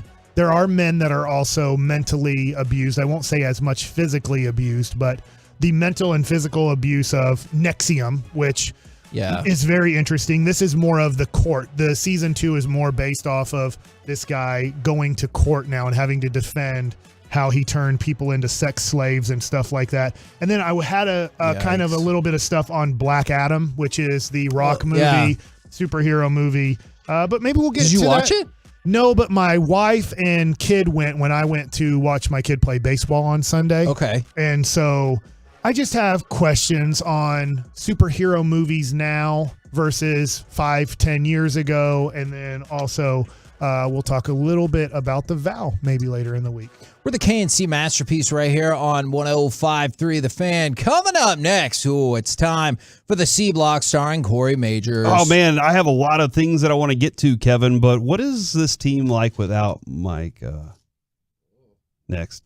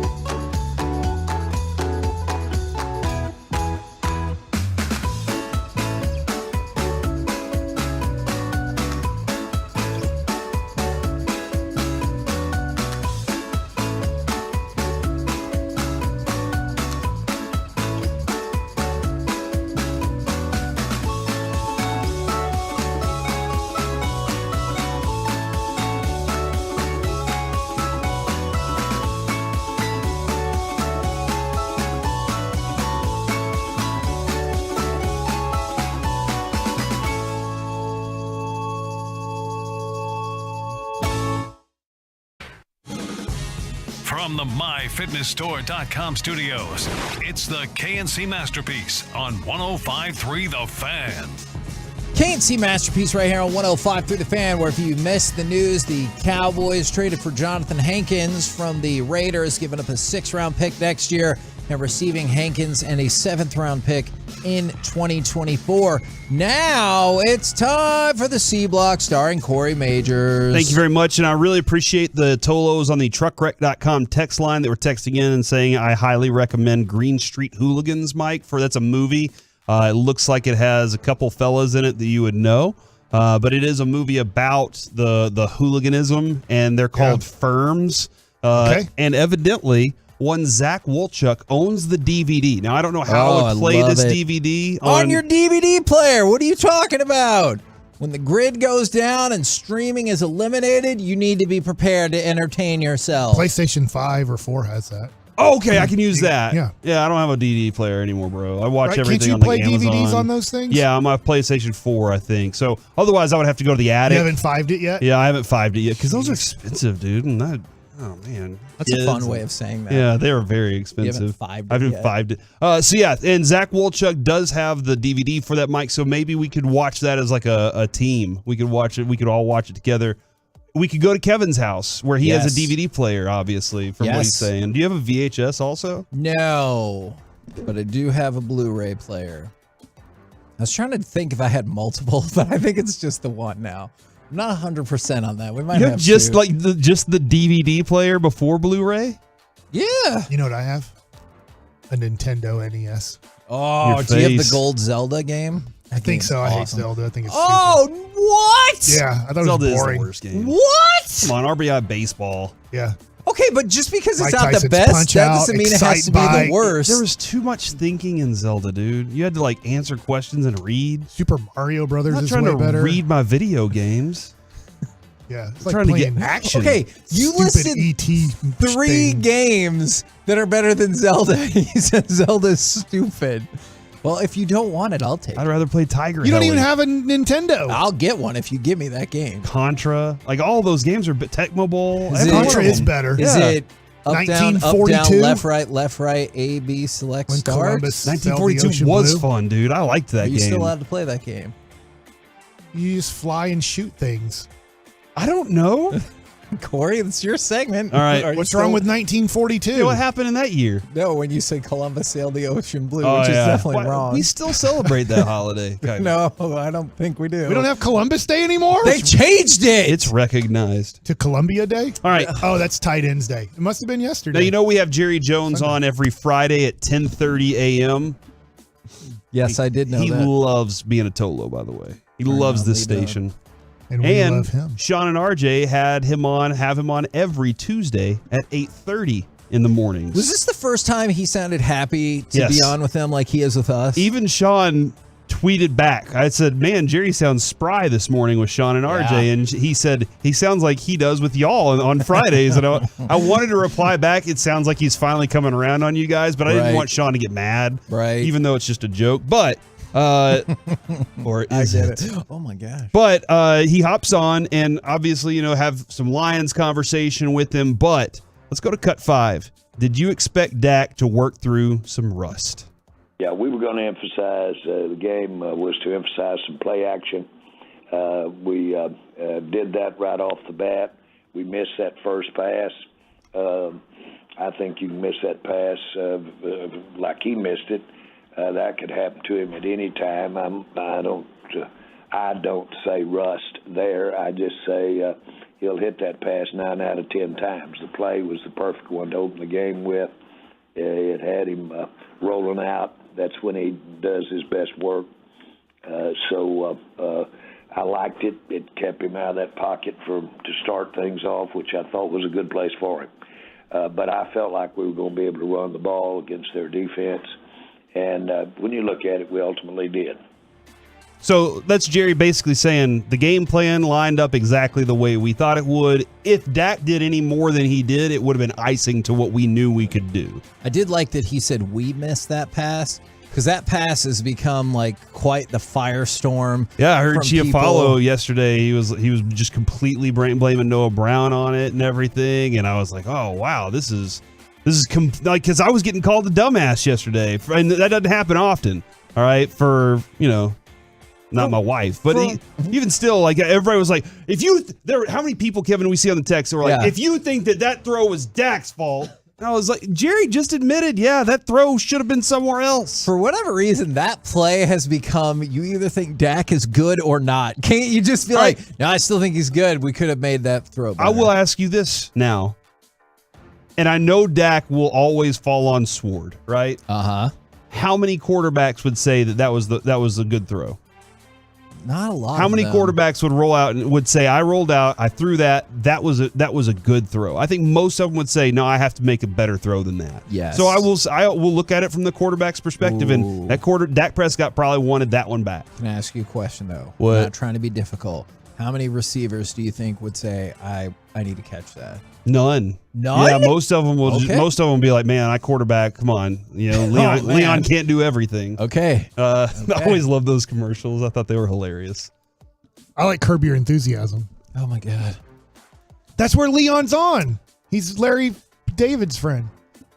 Let's go to cut 6. Isn't that right? I've only seen 2 episodes, We're Mike. talking about the same Leon? I have no idea what you're talking like about. DraftKings Two commercials very or different. something? No, it was a Bud Light commercial. Maybe Budweiser. Is there any amount of games until you think Dak is truly 100%? Oh, I think you've. If there is that, as that game wore along, I think he went in that direction. He did not digress. He went in that direction, and my opinion is that he will anything that he had to deal with relative to not having been out there for 5 games. This game, he'll address that. He's the kind of player. He's the kind of quarterback that can take what he wasn't satisfied with, and he can improve on that game. He can do it practice to practice. Jerry's on with Sean and RJ every Tuesday at 8:30, and with the KNC Masterpiece on Fridays at 10:30 as well. The question was, answer? Hey, he said he did not digress, which I agree. Is with. there any improved? Is there any amount of games? Is there any amount of games that you think he'll be 100%? And he didn't answer, Mike, because he won't be 100% this year. All right, that's basically what Jerry should have said. But also, he was basically saying, look, first quarter, not that great. Second quarter, still working on it. Second half, better. All right, so we felt better going forward, and Dak should be better going forward from there. And I think that's what Jerry ultimately said without ever really saying it. Okay. Your thoughts, Kevin? I also, I have to admit, I did have a little bit of bit of difficulty sifting through that one. Let's go to cut 8 here, because this has been a big time debate, and I feel like the Cowboys organization and the KNC Masterpiece has just been dealing Sean and RJ L's one after another with this debate. It's true. The concept of well, hold on just 1 second, Corey. They know the hotline number. If you disagree, Sean and RJ, that you've been taking consistent L's to us, go ahead and call in. We'll be sure to put you on the air. The conversation has been as such. Would you like to be more wide open with your offense and scoring lots of points? Of course, everybody wants that. Sure. Against the formula that's helping you win football games right now. And that's what the Cowboys have done, is they have stuck to a formula. They asked Jerry Jones about said formula this morning, and here are Jerry's thoughts. Well, I don't think you're dumb, but I think that's what you're going to get when you get to the playoffs. Mm-hmm. You better be ready to play that way when you get to the playoffs. You need to be able to run it. You're going to be in close games more than likely. Things are tighter fits all the way around. I think we're practicing playoff football. I think that's an interesting spin on that. But that's a step up from McCarthy. Because on Friday, he asked RJ, he's like, that's what you got from that? And now we've upgraded that. That's why you got a Tolo. And definitely be listening to Sean and RJ because Jerry upgraded that to, I don't think you're dumb. Yeah. We're moving in the right direction, Corey. I will add that Sean said, tell us why we're dumb for wanting to do this. And he said, I don't. So I'm kind of wanted to break down the reality of that, though. Because, Mike, the best team in one-run games in 2000 whatever was Bannister's team. 2016. And, like, they were the best team in one-run games. But everybody kept saying, that's not a good thing. Like, being there it's not great. I always liked the idea of we know how to, when pressure's on, we know the difference, how to win those games. It felt that way. And then the playoffs came around.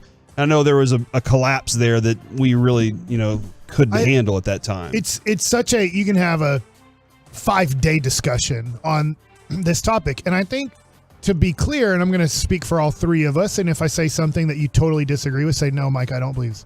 We would all love for the Cowboys to average 40 points a game. We would all love for Dak to throw for 350 yards and 5 touchdowns a game. That would be super awesome. Right. Do we have the quarterback, the offensive line, the wide receivers, the running backs to be a team that says, guess what? We can put 28 on you in any quarter. Watch out. The answer to me, and I think to us, is no. This team is not built like Patrick Mahomes. Yeah. And so because of that, how is this team built? You have a much better defense than the Kansas City Chiefs or than most teams in the NFL. You have a quarterback who is somewhat of a conservative quarterback by nature. I think you're getting him out of his comfort zone to be an aggressive, over-the-top, throw it into small windows. If you turn it over, don't worry, because when you turn it over, you're going to score a touchdown the next possession anyways because you're that good. I think a lot of things go in to the reason that we believe as a group trying to score 40 points isn't the best idea. We would love for this team to average 40 a game and to be the best offense in the NFL. Do you have the pieces to be a team that says, if we turn over the ball, so what? We got to get to 40 points. Choppy's line that I really did find interesting this morning, Kevin, was... Then we can talk about the Jonas Brothers. By the way, I'm Corey. This is Kevin talking now. You guys say words. Oh, the Jonas Brothers are going to play Thanksgiving. Awesome. I can't wait. I'm excited now. But the line that Choppy used, you don't like Jonas Brothers? My That's different. That's a different. Baby, you got my oomba. That is not how the next line goes, and that's a different band. It's just weird that you said now you're excited for the game. I felt like it's a pretty big game before. Oh yeah, well, because Davis is going to be here. That is not how it goes. But he said, Choppy said that he doesn't like playing close games because the margin of error is too close. Like you can't step out of bounds on anything, right? And I think that's one of the things you do learn in football is those things that help you win and lose. And I guess with being up by 30 points, you do have plenty of room to goof around. But I like keeping your mental edge, man. And that's the thing that I don't like about Choppy's argument, because he's like, well, I mean, I hear what you're saying about that, but he only insinuates that if you would score more points and nothing bad would ever happen. Right. He never factors in. Shootout. Yeah, he never factors in that there could be negative aspects of pushing your offense like that in terms of turnovers and everything like that. He's like, well, no, I would rather it be 30-14 than 20-14. Well, no S, wouldn't we all? But you don't factor in any of the possible negative outcomes to expanding your offense. That's my issue with that. And then this may be a longer discussion. Ed Werder posted, and I wanted to send out condolences to him who lost his father recently. But he posted the comment from Jordan Lewis, or from Dan Quinn on Jordan Lewis, where he says it's easy sometimes to say the coach's cliche is next man up, but there's a dude behind that injury too, and we're going to miss him. We love him. That's a hard one for us to deal with, but we certainly will. Jim Nagy posted, statements like this are why players go so hard for Dan Quinn and why he should be a top any head coaching shortlist in the offseason, and he can coach up a defense too. I don't know how long we're going to be able to hold on to Dan Quinn. Like, everybody wants this guy right now. And I'm like I said, this may be a longer form discussion because what he's done with this defense, turning it around for one, and having the players. Like, he has the players. And what he did He went to Will McClay and said, "Hey, get me these guys. Let's work together because I want this type of player." So you kind of hope that was the Hankins thing too. He's like, I could do something with him. Yeah, for sure. But I don't know. Maybe I should just enjoy this season and not worry about next year and holding on to Dan Quinn. But I kind of want to hide him. Just think about Thanksgiving. Yeah, with the Baby, you light up my world like nobody else. That's One Direction, Mike. I That is a honestly completely wasn't different sure. band than Jonas. I honestly wasn't sure about that. So the the assistant GM on the Oakland Athletics documentary, Moneyball. Moneyball, yeah. He's the person that's going to do Thanksgiving. Yeah, that's who. You're right, Mike. They hired the Billy assistant Bean. GM from Moneyball to Well, come the out actor. for Thanksgiving. The Jonas Brothers. Yeah. Right? And his sister acts too, I think. That was Jonah Hill. That's Jonah Hill, Mike. That's Right. not even the right Jonas. Yep, but when you add the sister, it makes them plural. How would it make him the Jonas Brothers then? Oh, Hold on. crap. Don't answer that because I know what you're going to say. Don't answer that. Don't answer I that. don't even know what I was going to say. Okay, I know sure what you're what going I to was gonna say. There are two schools of thought about this. Does Dan Quinn want the pressure and maybe the credit of going back out there? Because I already feel like he gets a lot of credit here. And word is he's being paid maybe about the same as McCarthy. Oh. And so if he's like, hey, I'm still getting credit and less pressure and lots of money, maybe staying here is not so bad. From the 254, trade DQ and get a haul. ABC. What do you think we can get? Easiest. That is the Jackson 5. You know that is not the completely- Jonas Brothers. That's a whole generation apart. Maybe 2 generations That's apart. more family members too. That's 5. I do not want to How trade many Dan Jonases Quinn. are there? 3. 3? Oh, well, there's a 4th one, and But he's not supposedly talented. he's the best. Oh, Actually, yeah. Isn't that how it always happens? And he's not in the Jonases anymore? He was too young at the time. Yeah, and not talented. That's always been my theory. If he was really like the that other great, Manning? they would put him in there. Yep. Yeah. He's just like, hey, Rex Burkhead ended up being the most talented Was it one. He Randy was the Jackson youngest. the one that wasn't good enough to be in the Jackson 5? You know what? I'm not 100% sure about that. We have to go way back. We're the KNC Masterpiece right here on I just got an 105.3 email that says the Fan. Jonas Brothers are performing Yes, live. I know. Yeah. Isn't that cool? That's what makes you beautiful. That is them, right? No, that's not. Oh, is that still One Direction? Yes. I like calling him 1D. I really thought you. My God. Mike is on Coming one up right next, it's time for college football on a Tuesday. Let's 1D as in like Division 1. It's time to talk about TCU and who needs to win football games in A&M when you can just smoke weed all the time. Mm-hmm. We'll do it all next right here on The Fan. Coming up on The Fan.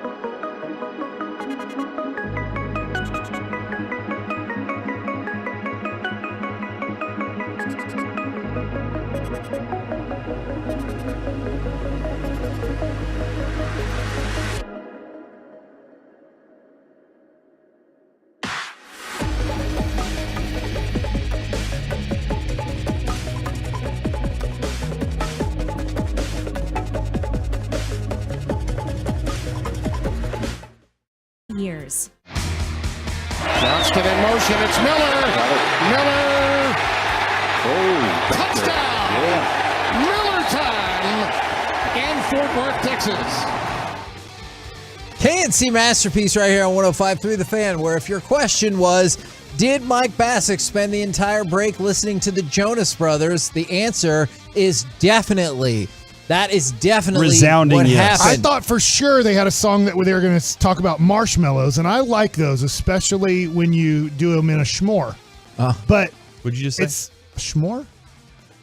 Where's But the H? Why are you saying where's it the like H in that? that word? I don't know. And it's college football on a Tuesday. All right, but it doesn't. It's just some person named Marshmallow who does absolutely nothing but has a marshmallow on their head. Are they not responsible for the beat at all? This is on you. Did you want to know why did TCU defeat Kansas State? Some would tell you superior talent. Some would tell you superior execution. I would tell you that when the game was 31-28 at the beginning of the fourth quarter and the Horned Frog mascot came out and did a choreographed Thriller dance with the dance team and there's fireworks going off in the background, that is why they won the game.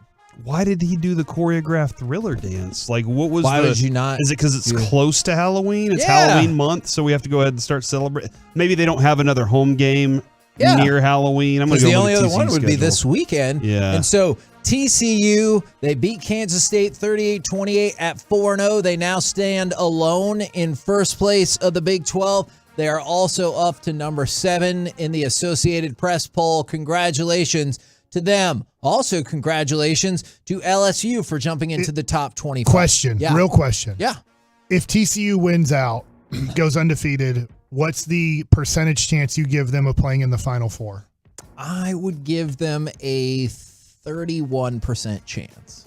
So for the most part, no matter what they do, it's a very small chance they actually play Georgia or name the team, Tennessee, I guess. Yeah, because, and I still don't rule out Alabama getting back into the mix, because the problem is they beat their most marquee opponent in terms of Oklahoma State, and even with all of that, they're still only 7th in the AP poll, so I think that could be tough for them. Now, LSU, also in the Associated Press, as they're not 1, not 2, 3, 4, 5, 6, but 7 SEC teams in the top 25. LSU was, however, fined $250,000 for storming the field against Ole Miss, as they have been tabbed a frequent violator for this, and they have to pay $250,000. Now, a team you will not find in the top 25 is, of course, Texas A&M, as they have lost 3 straight games, and now they've lost at least 3, perhaps 4 true freshmen from the best recruiting class in history because they would rather smoke weed. What? NIL. Well, they're not winning football games, so might as well do something. Okay, hold on. You can smoke weed and still win? In the NFL. Yeah, sure. People do it all the time. I mean, Johnny Manziel and a Heisman there, and you got to tell me. He was an upstanding citizen. What do you I think? don't know why he had his money rolled You guys up just like wish that. he was doing weed. Is there more significance to where they were smoking the weed? I mean, they were smoking weed in the locker room, so that is probably not. Look, and Do they Jimbo, play? Jimbo's just like, get on out what are there, you gonna guys. do? Play me, coach? I see. I might have been fine with that if they beat Alabama, and I'd be like, go ahead. But instead, they've lost 3 in a row, and they're like, hey, let's go smoke weed about it. Yeah, well, which is always a way to do that. But but it's doing it in the locker room, I think, is the problem, right? Yeah. Because I'm not gonna it come into messes with your work and lungs. go into Spittle's office and just light up a blunt. I mean, you know? and that's why people are speculating that Jimbo Fisher's lost the team. And I was like, yeah, I feel like that's at least a conversation worth having if people are sparking it up in the locker room. You can at least be like, hey, what's your coach doing? How do you think Spittle would respond, though, if we did walk in there and just... Only one way to find out. I guarantee you this. I'll tell you one this. way to find out. It is 1:27 in 55 seconds. I guarantee you, if you were really going to do it, we can have weed for you up at the station from one of our listeners for you to go do that within the next 32 minutes. Is a blunt all weed because it's thicker, right? Let's mark that. I don't know when we'll use it You're or not not. going to use that. I just made a real statement. The cigarette weed is really thin and small. The blunt is big. Do you just get higher off of that? Because it's all. Why do you keep looking at me? I don't know. Corey, you've smoked.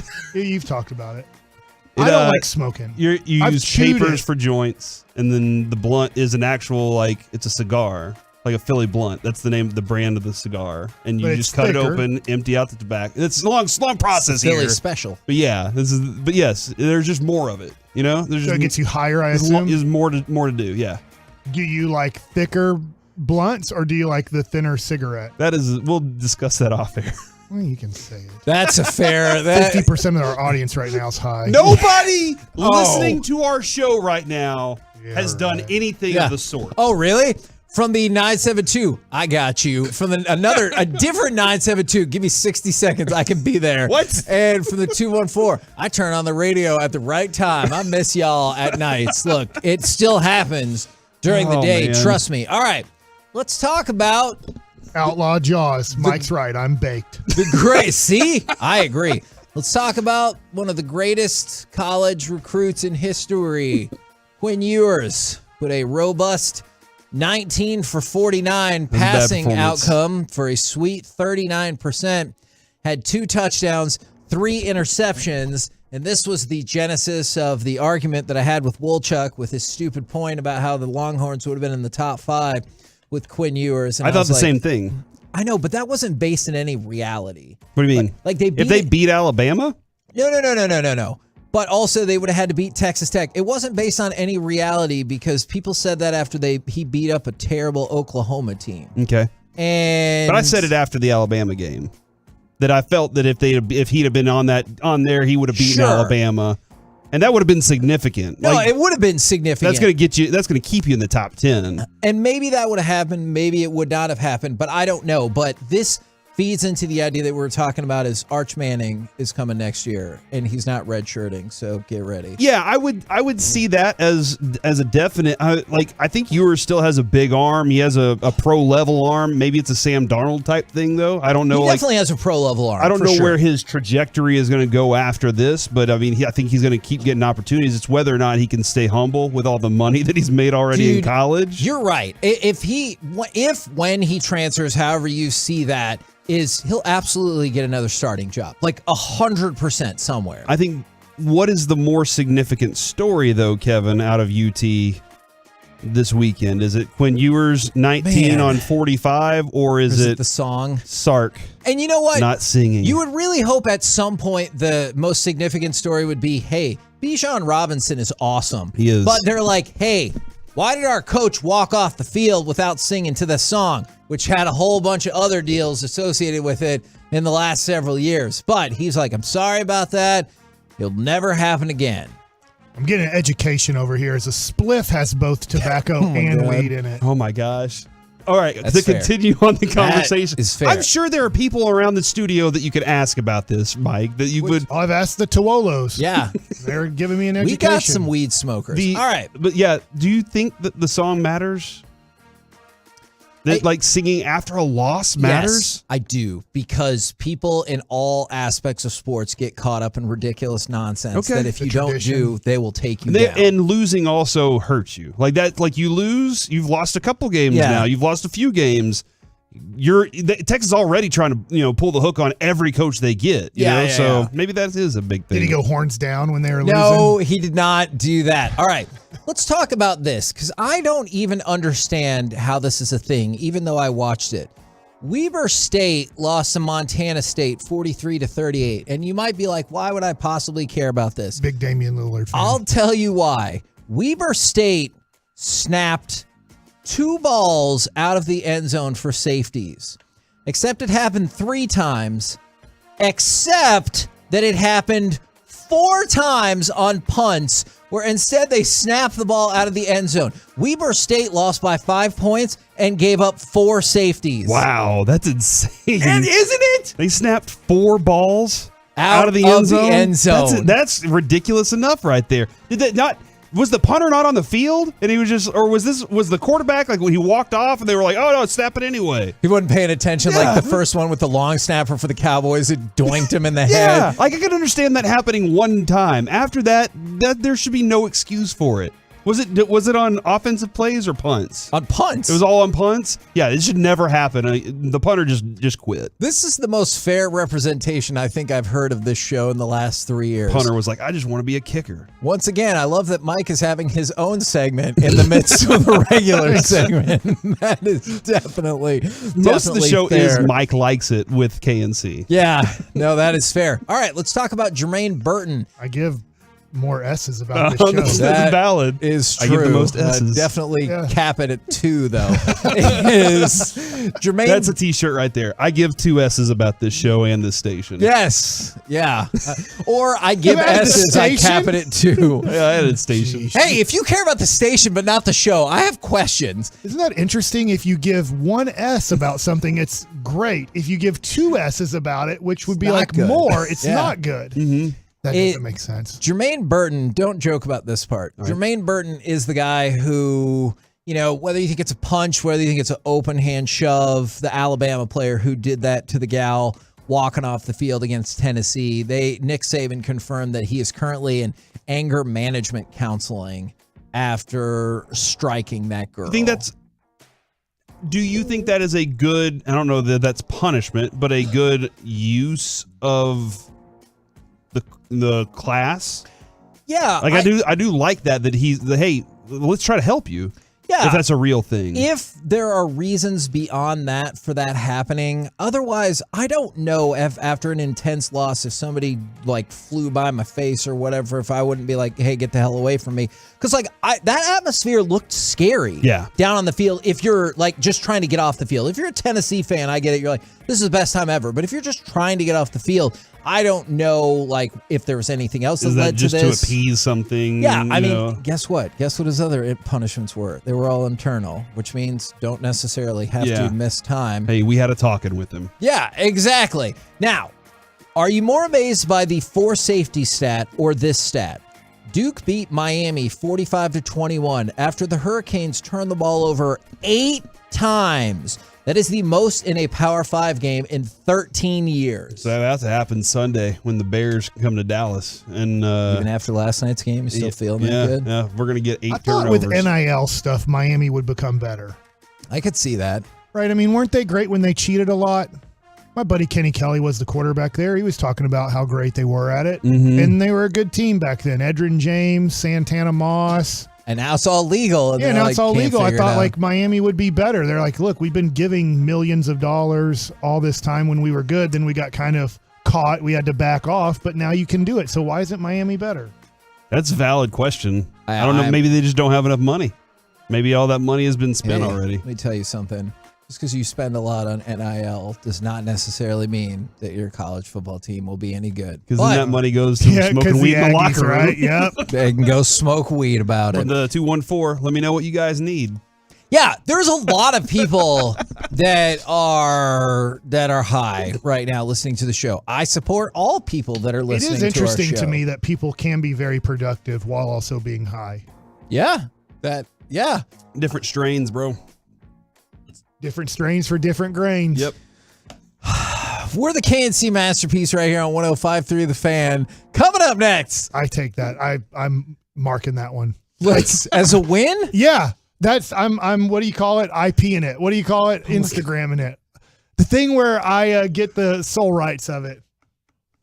Trademarking it. Copyright. Bam. Did you go from intellectual property to thinking that's Instagram and then settling on trademark for that? Couldn't think of the word. Okay, coming up next. I might be high right now. Let's chit chat. I believe that with the G-Bag Nation right here on 105.3 The Fan. Be a part of the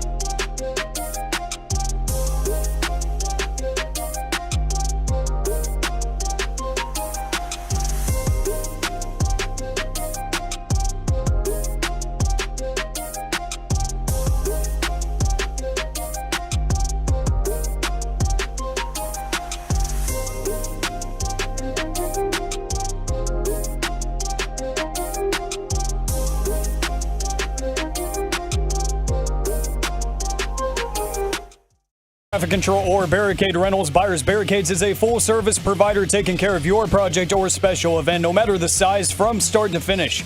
Byers Barricades, the Texas Authority, and Barricade Rental. That's ByersBarricades.com.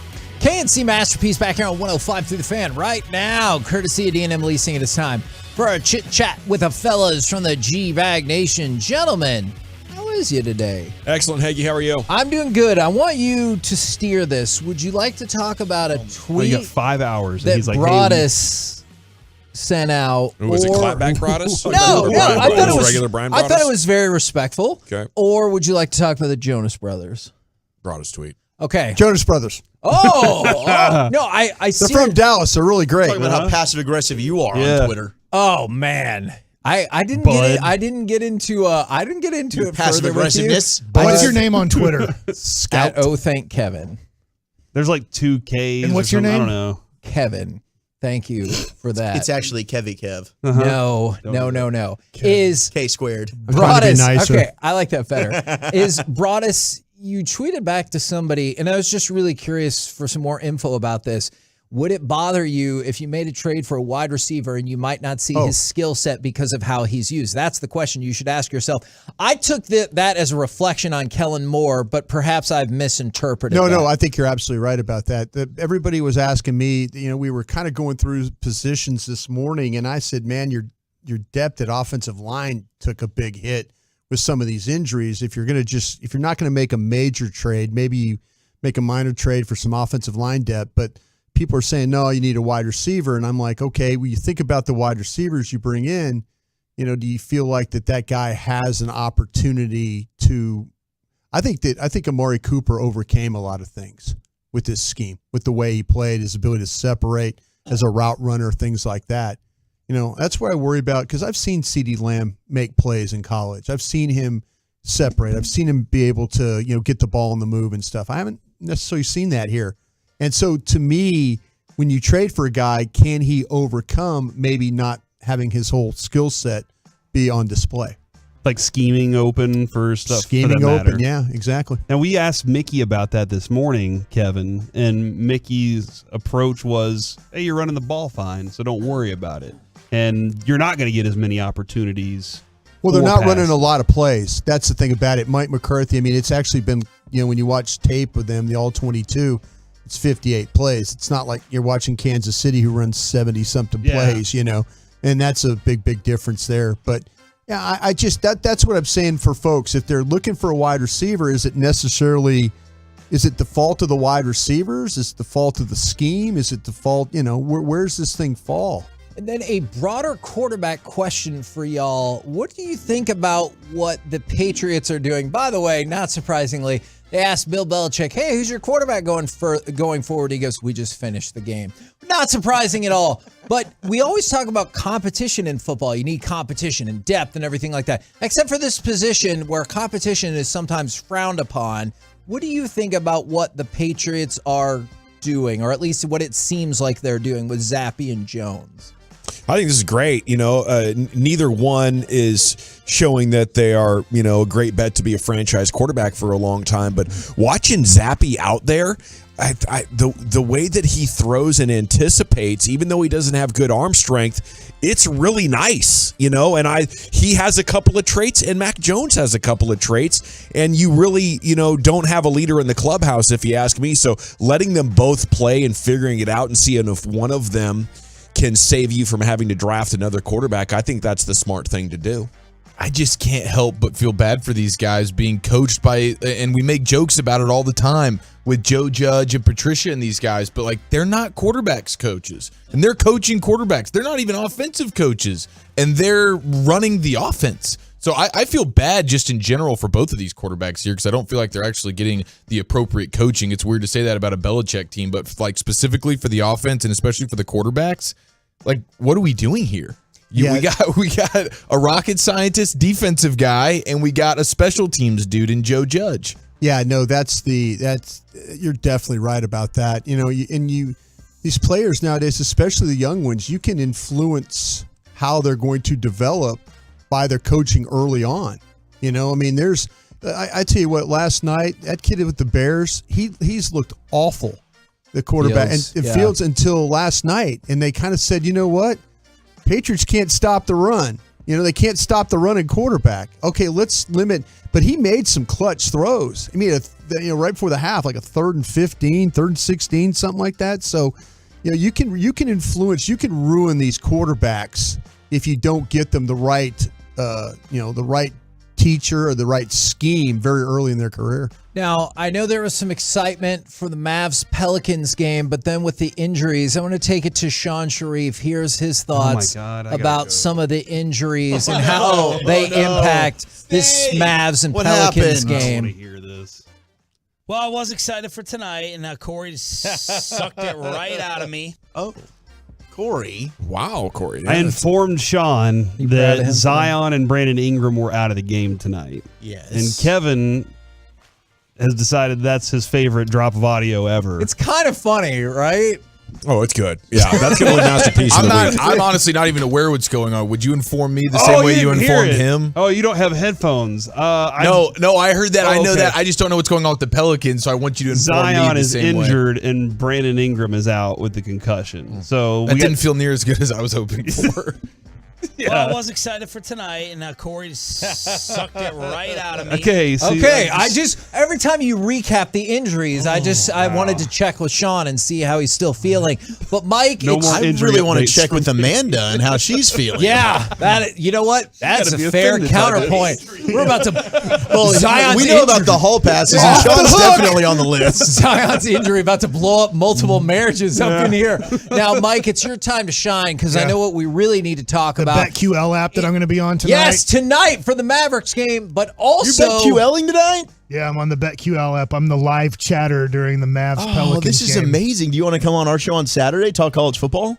For money, I will. Okay, I'll work on that for you. All right. Which means there's no money involved. Oh, well, I really thought we had something for a second. You're pumped about naming not Jonas Brothers songs because the Jonas Brothers are going to play the Thanksgiving game for the Dallas Cowboys. Yeah, they have a popular song with Marshmello.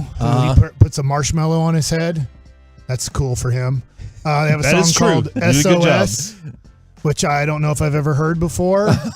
But they are popular. I think one of them might have did Jennifer Aniston at one point. Is that true? I don't know about that. Whoa, they went way up in my book. A couple of them are married to famous The people. youngest one is married to Priyanka Chopra. And then the oldest We got a one Sansa Stark in is there. married Sophie to her. Turner, yeah. And the other one's married to somebody too. Do you think that person's sad that they're just married to a regular person? I don't think or she's they're just like, regular. Or Hold they're on. like, I made the right She's a decision. normie. When my marriage lasts, I'll be like, yeah. Jonas Wives. Okay. Her name's Daniela Delicia. She sounds wonderful. She was in her own reality show on E called Married to Jonas. Oh. So I don't know what else she did. So maybe she she's didn't get famous that too. of her own accord. All right. Do you guys care about the Jonas Brothers? Can you name Jonas Brothers songs? Because Mike pretty much named every band that wasn't the Jonas Brothers, but is in that scope. I just knew Cake by the Ocean, which I think is a spin-off band by one of them. Yeah, that's Dance. Which is a great song, and I hope they perform that one. You know, they don't offend me. They're fine. Okay. You know, you hear them at the grocery store or whatever, and you're like, oh, yeah, I know this tune. It's kind of catchy. Man, that does feel about right. I heard him at the grocery store. That's probably the Jonas They were Brothers. in one of the Night at the Museum movies. Remember, they were the all of them? Cupids. They were the Cupids in the one with Amy Adams, the only one that really mattered. And why do you remember that about Amy Adams? Amy Adams is amazing. Those flight pants are put in work. Yeah. That's what he wants. She to has say. red hair. That is a great point. I mean, but- it's factually by correct. Mike. Which is the way that Mike wants things to be. He wants to be factually correct on everything. She's in that 70s movie with the guy that combed his hair over. It's American Hustle, and she's not wearing a bra in that movie.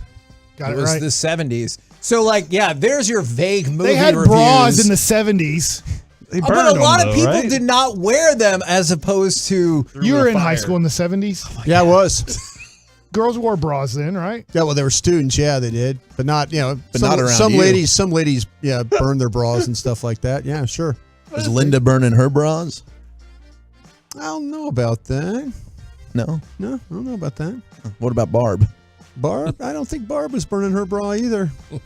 But no, that was like in the 70s. That was kind of thing. Like, Helen Reddy was singing about that kind of stuff. Yes. I am woman. Hear me roar. Hear me roar.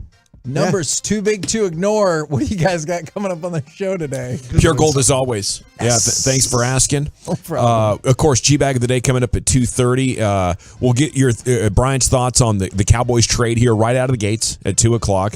And Barry Church is going to join us at 3. All right. November 3rd, 1914, when Mary Phelps Jacobs received a U.S. patent for the bra. Wow, it's only been around for 100 years? So, I don't know. That's what it says on bra history. 1914, huh? Bra history? When were bras invented? /org. More of a free the The nipple invention kind of of guy. the first modern bra can technically be traced back to November 3rd, 1914, when Mary Phelps Jacobs received a U.S. patent for the bra. Day that will live in infamy. Honestly, Thank I thought you. it was Corey that was going to give us the oral history of the bra. I hate all of y'all so much. Roll home with the She G-Bag was Nation. 19 years old.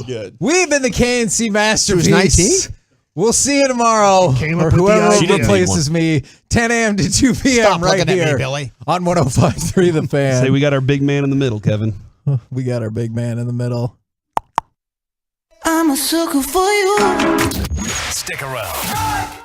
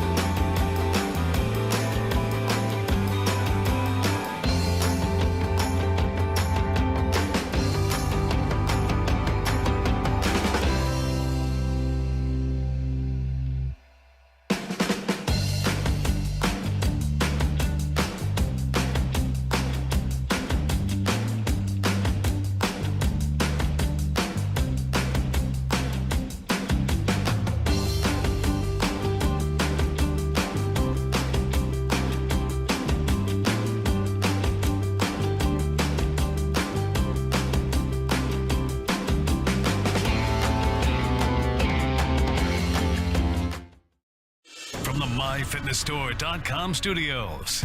You're rolling with the G-Bag Nation on 105.3 The Fan. Welcome to the nation. It is hour number one of the G-Bag Nation here on 105.3 The Fan. Hope you're having an awesome day as we are off and running. It's about to be a party like we're on the Wisconsin volleyball team. That's right. You guys seeing this going, a video leaks on Twitter? Pretty unbelievable. I saw this when I was in Columbus. Wow. Oh, man. It was spreading through Big Ten country at that point. Oh, heck yeah, it was. You kidding me? Everybody was sending that to their friends. And somehow Jeez. it ended up getting airdropped to me. I was like, what are these? Yeah. Whoa, look at all those. Where college and college sports meets in some, a pretty, I don't know, entertaining ways is one way to look at it. Maybe if you're the parents, embarrassing ways. If you're the coaches, maybe got a little damage control. But we open up with a Cowboys trade here today. Jonathan Hankins and a 2024 7th-round pick from the Raiders in exchange for the Cowboys 2023 6th-round pick. All-American at Ohio State, 2nd-round pick in 2013. So a big run stuffer, I think, is what we're looking at. And Brian, I think I want to say thanks to the Cowboys front office for making this happen. Yeah, they were listening to you. You were asking for a big defensive tackle, 6'3", 340 pounds. What you get there is a guy that, when you talk to guys around the league that watch these guys every single day, this guy's an anchor nose. He's tough. He's physical. He's got some nasty to him. He's good against double team blocks. You're not going to get a lot of tackles from him, but when they say like a short range guy, that means, when he's not going to go all the way outside the tackle box. He's not going to get all the way to the outside. It's those A gaps right over the nose. Kind of that's how he's going to play. But, he could, if he had to get out to the C gap, that far gap, it's a little bit of a stretch, but he's going to keep linebackers clean, and he does a lot of dirty work. So that was, that's kind of some of the thoughts of one of the guys. I know some other guys who got back with me as the show got started, and hopefully we can get into those a little bit more. Yeah, those are partying words to me. Hell does yeah. the dirty work, keeps linebackers clean. That's what we I need. think Leighton Vander Esch is happy today. He's smiling. Anthony Bard's excited. How about, every one of those linebackers should be. You should give yourself a little pat on the back there, General. Yeah, thank you. Gavin was screaming for the defensive tackle, the big sloppy guy. and he Well, got him. I do like the idea of Stephen Jones being more annoyed at the questions from Dawson on a weekly basis than even watching his run defense on a football Sunday. It's just like, I got to get this Friday interview under control. Yeah, here. let's So go. it's like, bring me the biggest guy you can find. I'm Here sick and comes tired Hankins. of this question every single week. And that's his only job. Will, please just get us one. So this bleep hole can quit asking me about getting us a fat man. Can you just get us Hankins? And I remember him just being a menace when he was with the Giants for all those years. And then He's a good player. You're talking about a rotational guy now that can just help in against a Bears team coming up. And we just saw Christian McCaffrey get traded. He played immediately for the Niners. You'd think Hankins should be available to go immediately for the Cowboys against the Bears, for and he sure. should be able to help you right away against a really good rushing attack with Chicago. Just go be big, go be large, go be strong, and eat as many guards and centers as you can every Sunday on 1st and 2nd down. Just gobble it up. Large man. Brian, you going to have more of a report on him? What your gang of seven saying? Stuff like this? I will get that. We'll start that off at 2:40 today, if we can do that. That'd be good, yeah. So, Brian's been on the phone quite a bit, texting and talking with people about Hankins and what they think he can do, and he will have a full report on that coming up at 2:40 here in the G-Bag Nation. Now, I don't know. I am pretty petty. I almost said I don't want to be petty, but sometimes I do want to be petty, Friday. Tom Petty. Yeah, You won't back down. Oh, I like Tom Petty too. He's a good artist. R.I.P. But Friday we had Tank on, and we were talking. You to really him. want to do this? We were talking to him about the run. I don't think we want to. Don't do this, Gavin. I want to talk about it. Don't do it. I'm not gonna. Don't do it, Gavin. I might bring it up to him on Friday. Don't We'll just do have it, to see Gavin. what kind of a mood that I'm in. Gavin, we're given a great relationship with this guy. Don't do it. Well, it's been pretty good, but what the interview could use is a little more heat. A little more spice. Back at you. Okay. For suggesting Heat it. against the opponents, not our little group here. It's a good relationship. I don't know that the entertainment is at an A+. Okay. Okay. It's it's a little bit flat, but anyway, I might choose to not bring this back up out of respect for him. Okay, I just want to know what the truckwreck.com fan text thinks and what you guys think. But Friday, we were talking with Tank about getting ready for Detroit, and I said, what's it going to take to stop the run, because they just failed against Philadelphia. And, I think at one point, I said, we keep talking about staying in the gaps, but you guys can't do it up until now. And he said, I'm going to pause you right there. It's not that we can't. It's just that we haven't so far. And I don't know. I would ask him. It really seems like the boss decided you guys can't. You need help, right? That's what Hankins coming in is doing. We had 2 games back-to-back weeks. Now we're heading for a third against really good running teams. And I think it terrifies them to possibly lose to the Bears because their defensive linemen can't stay in their gaps. Well, I think especially after you watching them go for 240. I think you should do it. We're building a relationship here. This is crazy. No, it's fine. That's why you have me and Eric, Brian. Yeah. You smooth it through? Yes. Are you kidding me? We'll ask him about so Eric can ask him if he wipes with his right or his left hand? Yeah, and ask him about what underwear he's got on. And I'll ask him mean, about what kind of Halloween candy he likes, and he'll get all giggly and bubbly with us again. Hey, we did bond. Me and Tank did bond over the fact that the way we put leftovers in the fridge is very, very similar, and it's just the laziest way possible. And so maybe that was a step in the right direction for me and Tank. But Gavin, I do think you might be at your best here when you're generating this kind of conflict. See, that's what I think. But here's the thing. That's the kind of feedback I miss the Dale Hansen fights. Thank you. I miss when we're because you're right. Because the front office did say, you know what, guys, you're not getting it done. Neville Gallimore, coach's decision. Guess what? You were Tristan Hill. Hill's playing better. Sit your ass on the bench. You're inactive today. Now we're going to go get Jonathan Hankins. We're trying to win a damn Super Bowl. And what we have right now, not getting it done. So let's get some reinforcements in here. Yeah. Now, I hope it is a real meaningful addition. He is an older guy, plays a big, demanding position. I hope he can still hang on. We got excited about Jason Peters because of one big run, and overall, maybe he's too old. I don't know. Whenever you're dealing with these kind of old guys, it can go either way, and it can for sure. Hopefully, it works out for the better, and it turns out to be a good trade. I hope that's what the front office has done for us. Again, we'll get more from Broadus on this coming up at 2:40. And just a little nugget on it. You have RJ Ochoa notes that Pro Football Focus, again, it's Pro Football Focus, but why does Pro Football Focus always? We have to have that disclaimer. It's like, well, their grades just because are sometimes the grading can be a little bit wonky. So it's not like Bible. I just want to be I want to be clear about that. Just because Pro Football Focus grades you one way doesn't necessarily mean that is the Bible. No, I understand what you're saying. It's just so funny that this organization works hard on their trying to get it right, and everybody says, now, whether you believe Pro Football Focus or not, it's like you have that disclaimer that you have to say that before you even use their. Well, because a grading can be a little bit subjective. It's not this is what the number's saying. It's like we're taking all of the information, number stuff that we have, and then we're putting our own grade on that. And so there can be a little bit of a bias or cluelessness because you're ranking every single player. So, I mean, who knows if they're getting it, how often they're getting it right, but for what it's worth, Jonathan Hankins is graded better against the run than every Cowboys defensive tackle outside of Tristan Hill for the year. Okay. So, I mean, just for what it's worth. And I don't think we're getting Jonathan Hankins of the Giants days that used to be a monster menace. No. And we've talked about Jonathan Hankins specifically over the years. Right. And I don't know that you're getting that Jonathan Hankins, but comparatively what you've been dealing with, this should be about the best run defender on the interior of the D-line that you have. Can I circle back real quick? Do you think Tristan Hill has been the best run defender of the Cowboys? Doesn't seem like that. I know, that's what I'm saying. I'm just asking. There's a prime example there, Broadus. They have Tristan Hill being your best interior run defender. I was just thinking when you were saying that, like best run defender, and then I'm kind of like Tristan Hill's been maybe everybody's been really bad, and Tristan Hill's playing for his job, and he doesn't want to leave his gap. That's a good point. And just staying in position will get you scored better than some of these glory hogs. Okay, Bears light up the Patriots 33-14. They're 3-4. Their other wins against San Francisco in that rainstorm week 1, and then Houston. But they hit 243 on the ground. They're good for 5.2 an attempt as in a team on the ground this year.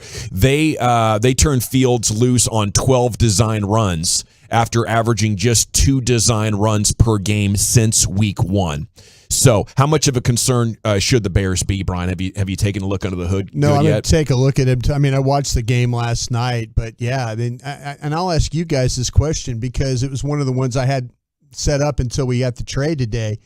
But if you're a Cowboy fan or the Cowboys team, are you glad you saw the Bears play the way that they did last 100%. night? Yeah. I don't want them coming in desperate and hungry. Right now, they're going to be fat and happy. I definitely think, you play with your desperate team theory. Sure. This took all the desperation out of them, and an inconsistent bad football team is not going to really play great 2 weeks in a row.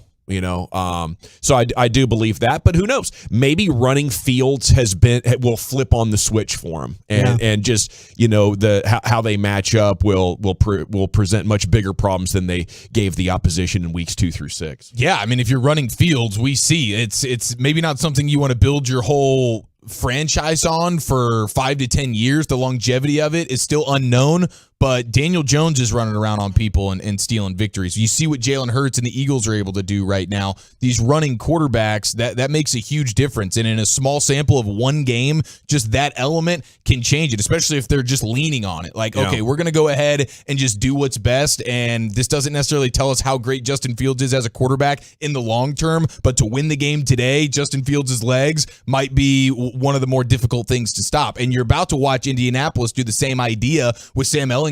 Yeah. It's probably not that great, but this dude will run, and we'll just beat the hell out of him, and we have an advantage every time because we got 10 blockers, and then our quarterback's running behind him, and Lamar Jackson's doing it, and then also Daniel Jones is doing it, and Jalen Hurts, you're seeing it work. Marcus Mariota doing it a little bit with the Falcons. It's like, that is just so lethal, and if you don't care about the life expectancy of your quarterback, to win a game today, it might be the single greatest advantage any team can have. Yeah, they also have two really good backs in Khalil Herbert and David Montgomery, and they had their best offensive output of the season last night, and they showed you some things they hadn't been doing previously. So I think for Dan Quinn, it was a great advantage to be able to sit there last night while they're playing on Monday Night Football and get to see some of these new wrinkles as they prepare to play them on Sunday. Do you guys worry about Micah Parsons getting paralyzed in this game in a way that paralyzed the indecisions in the way that, I bet he and Quinn have figured this out. Yeah, that's my hope. I look forward to seeing the next chapter written in that whole deal. Yeah, and I don't think the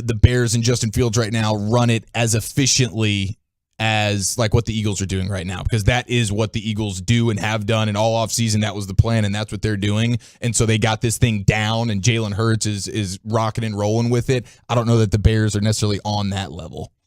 Okay, it is another Mavs game night here in DFW. The team has looked awesome in both games. They had the lapse in focus second half against Phoenix, and Luka thought he was playing around in an all-star game. He was smiling so damn much, so they're 1-1. But tonight they visit the Pelicans, where Zion and Brandon Ingram are out.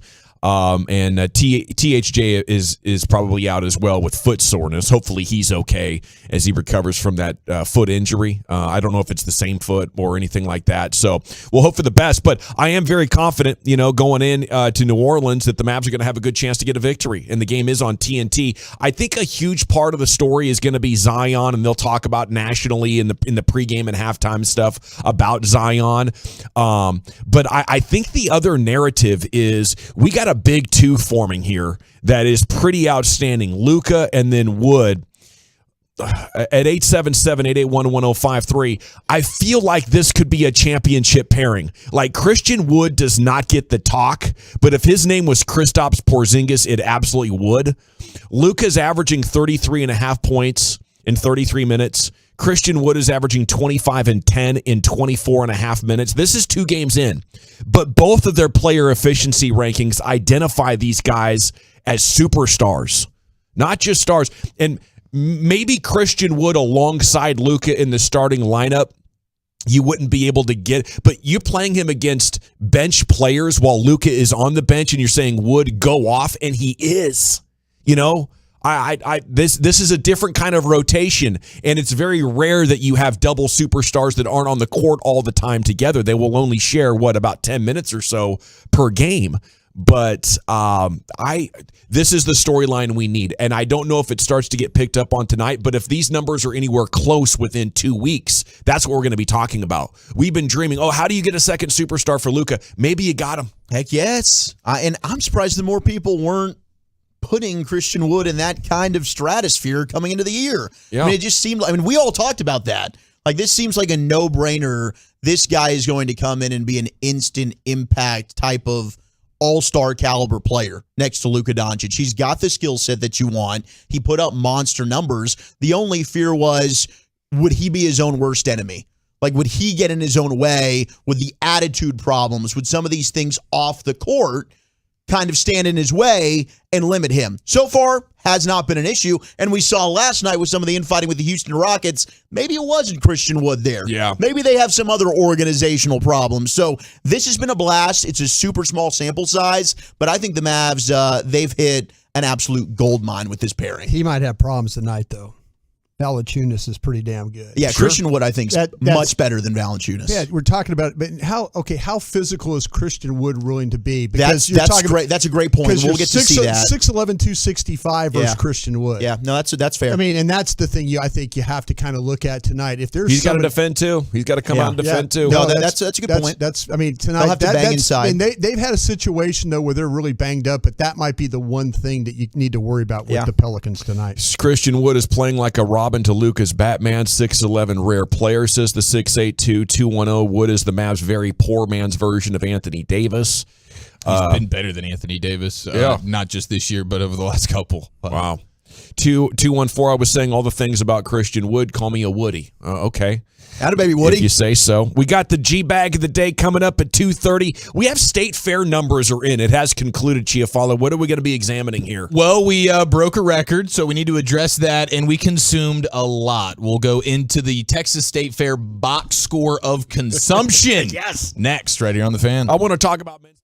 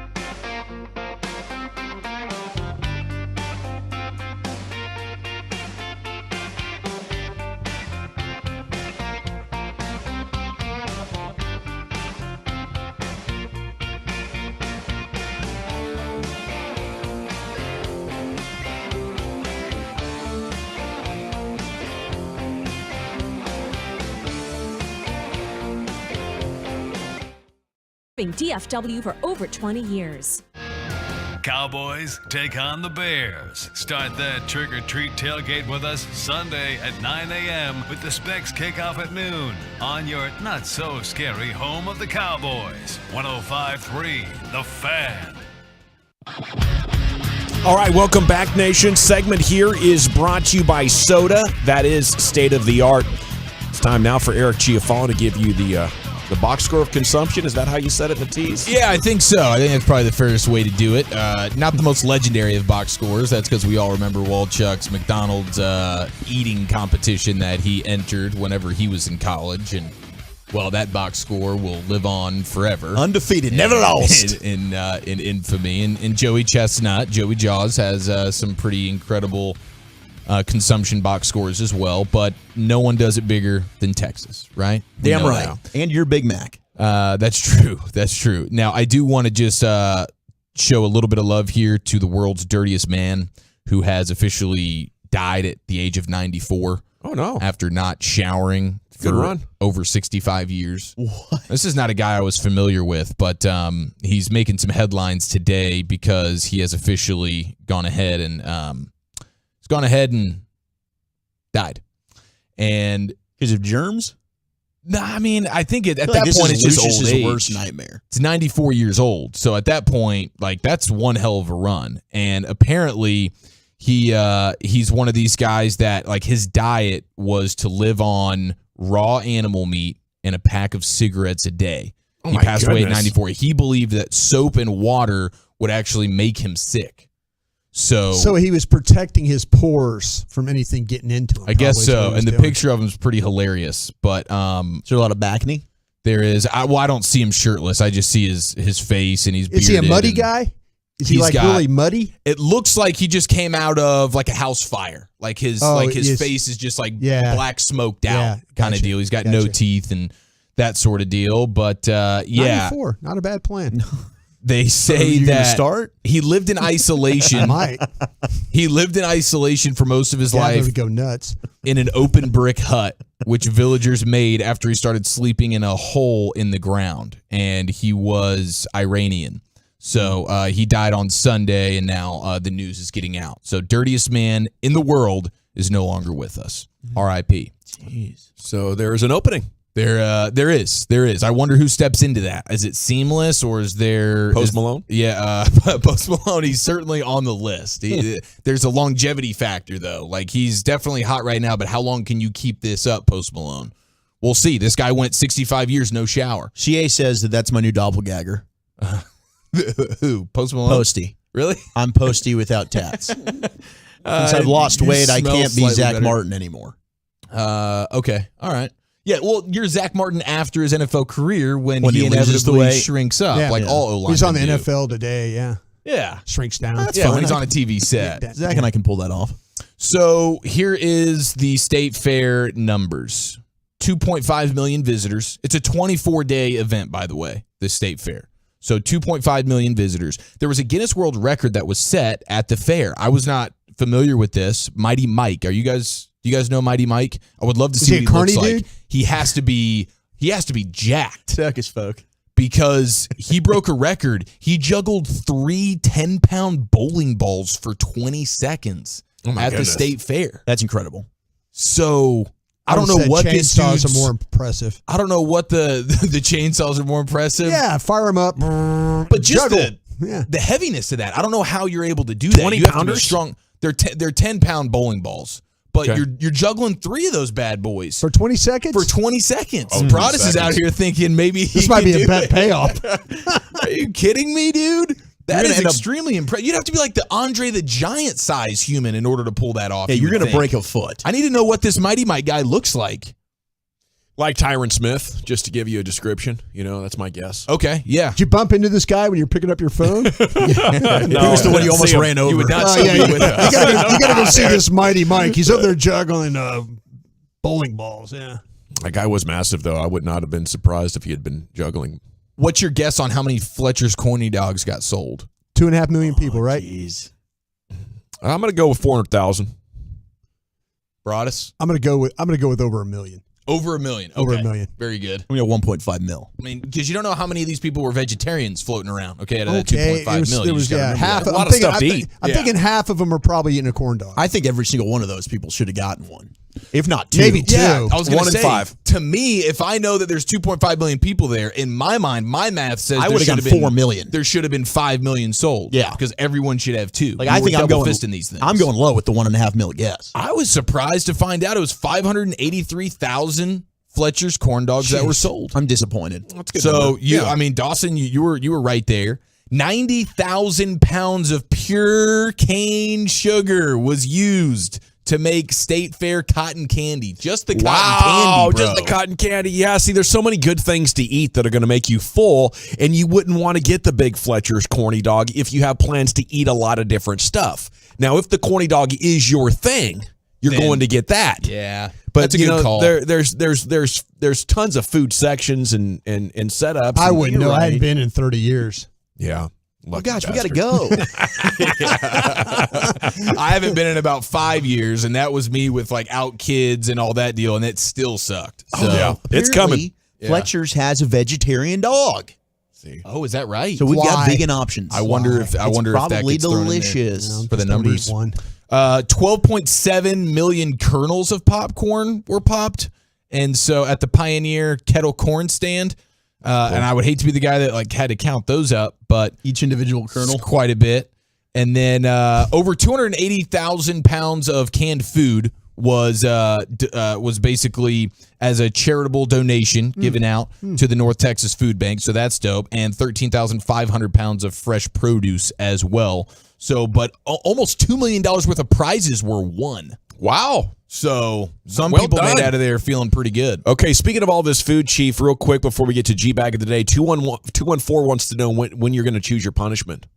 Ooh, I think I've pretty much nailed it. I think I'm going to go with the Harley Quinn. Okay. So that's the plan right now. Okay. If there is an audible that So happens, upset about this. It'll be something that's also No Dan terrible. Quinn, but Harley Quinn. Right, it's the Quinn station. So if anybody else chooses it and you want to go Dan Quinn on them, like Broadus, that'd be easy for you. You just take the side hair off, you grow out the Fu Man, and you rock and roll. So. All righty, good to know. It is time now for the G-Bag of the Day. Cured by Lucius. Boys! What's up, buddy? What's up, man? How you doing? How you doing? Hey. That dirtiest man in the world, he looks like Rufus from Bum Fights. You guys ever seen Bum Fights? No. Oh, that's Rufus right there. Yeah. Rufus, tough son of a gun, boy. Yeah, this is one of those guys that doesn't look homeless. He looks like a bum. Yeah. Shout out to Rufus, man. He probably dead somewhere. R.I.P. But he was a crackhead. Crackheads live forever. And he could fight? He really do. Rufus from what? Rufus could fight? Oh, yeah, they had him fight. Yeah, it was bum fights. Everybody's yeah, going to fight. I've seen this guy You don't before. necessarily have to fight to be in the bum fights. You have to be a bum. Okay. Rufus Hanna. You don't have to be good at it. You don't have to be good. He was paid $5 to be filmed running headfirst into a stack of milk crates at one point. Oh, yeah, man. I used to have a packed living room. All the people come over and watch bum fights at my house. What a degenerate I was. Shout out to Bling Bling, too. The crackhead Bling Bling. Yeah, man. It's good old days, bro. Good old Crackhead days. shout-outs, dude. I like that. Crackhead shout-outs. They still out here, too. Sunday service. PASA. That is another word for pastor. PASA has a message. There's power in the tongue. Ask your neighbor on the other side. Tell them, say, neighbor. What that mouth do, okay? You got to learn how to open up your mouth and let your mouth change your future. Let your mouth change your narrative. Let your mouth change your trajectory. Y'all ain't talking to me. Hallelujah. Some of y'all using your mouth for the wrong thing. It ain't what go in your mouth, it's what comes out of your mouth. Hey, man, shout out to my producers. If you are a producer listening to the fan right now, Toloing, I think there's a sample in that, bro. There's a sample. Listen to that breath of that pastor. Go get you some of that right there. Yeah, that'd be a fun one. And break LA off about 2% of that money, Jermaine. Finder's fee. I'm working light, bro. That's 2%. I'm working light, all right? Yeah. I figure if I just get a whole lot of 2% out here. Hey, that's all it takes. That's all it adds up. Let's see. What I got for number 2? Oh, Coach Mike Leach. That's our guy. You like Coach Mike Leach? Yeah. Hell yeah. He's trolling his wide receivers for dropping passes. So good. Oh, you seen this? Bro. What a hell of a troll right here. And I'm genuinely fearful. By the way, he's genuinely fearful. Came out of the gates hot. I'm the head coach of a academic society here, a place of higher learning, and I am. And I'm genuinely fearful that on our team, if me and the other coaches don't get them right, that about a generation from now, their kids and their grandkids won't have hands, because, from a lack of use, those hands just disappear. I mean, maybe it'll be like this, like those dinosaur hands like this are, you see? And you got like a Tyrannosaurus Rex who's clearly good at eating things, big old jaws and all that stuff, fairly athletic. We're going. Well, his hands are like this. And I think we took a very, very, very big step as a team, which we have to correct this. We have to correct this because, I think that in the end that it's going to be best for all these guys that they have good hand development and that they don't evolve to where they don't have hands. And I don't want all of a sudden, guys driving across this country. Bruh, come on, bro. And then they get to Starkville, Mississippi, and all of a sudden there's these athletic-looking, friendly guys, because we have great guys that don't have any hands. And I hope that that's not the case. But that's where we're headed right now, and we're going to try to get that fixed in this off week. That's the bye week plan. That is amazing trolling by Coach Mike Leach. Minute and 37 seconds of dead balls serious. Just giving you that word. Trolling, bro. Shout out to producer Alec for putting that in my hand, bro. Wow. Fire. Wow. Yeah, my old lady, man, she had some of those vegan Fletcher's dogs. Oh. I had 2 Fletcher's dogs. I had the real John. You know Yeah, what I'm saying? you got it. I was already good and buzzing. I wasn't making good decisions at that point. Yeah. But yeah, my son and my wife had the vegan dogs. What was their, they liked it. Yeah, Okay, yeah. like the Drowned it vegans? with mustard and ketchup, and they went after it, man. There you go. Still fried, right? Yeah, it's absolutely fried, 100%. Then I had a Wingfield's burger.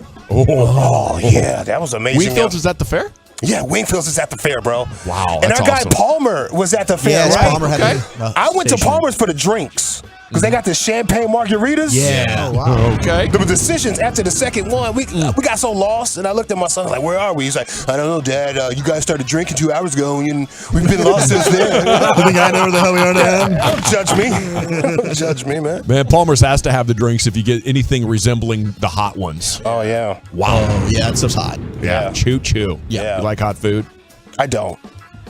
He's got more mild options. But like one that. time He I does had have, yeah. one time I had like the medium, and it was Yeah. insane. Yeah. I was like, this isn't your hottest one possible. No. Yeah. Medium will get He's you got going. that wings when it's the color like maroon. Yeah, that's right. When it's that maroon color, that's How's that hot. come back Not, at you? Not Comes good. out later. Not good. It's kinda scary a little bit? No, Like the gosh. 4th of July. It'll bro. send you. Scream, yeah. Like that. Well, I'm just talking about the color of it. Yeah. Like that black burger that they had at Burger King. Yeah. A lot of folks was like, "Oh my God, That black bun. this might be it."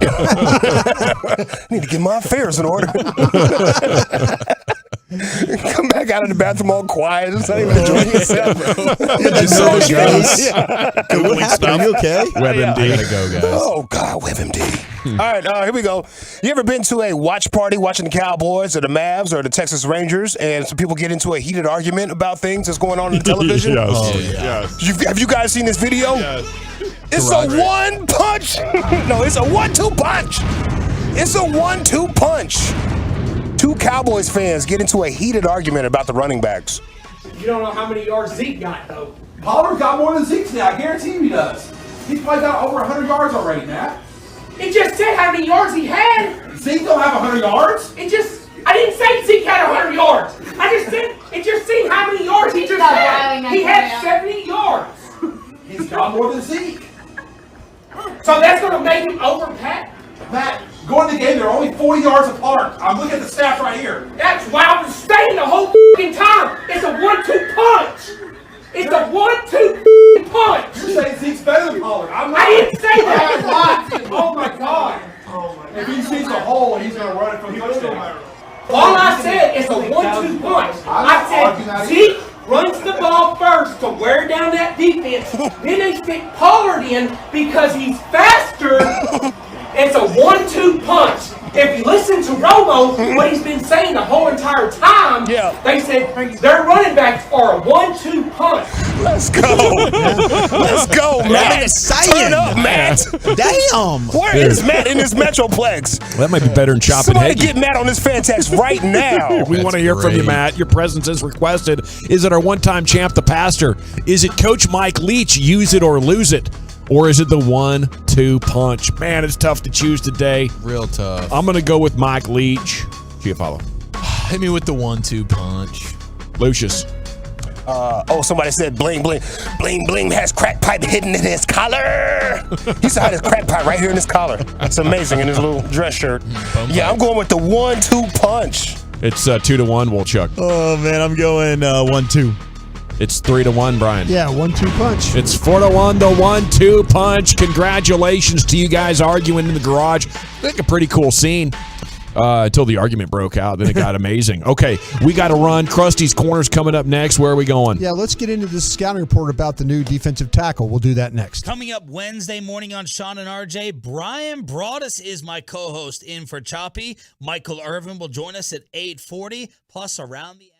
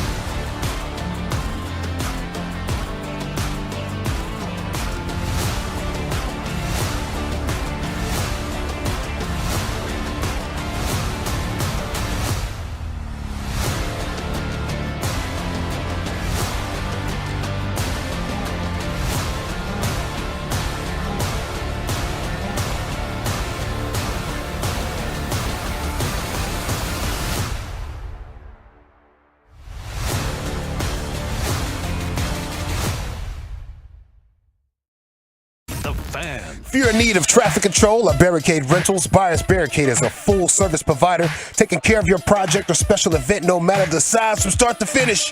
It is the Texas authority in Barricade Rentals. BuyersBarricades.com. Thank you very much, Lucius. It is time now for Krusty's Corner. Here he is, Broadus. Thank you very much, Cheryl. Appreciate that. Bobby and I have got a Love the Star podcast we're recording tonight.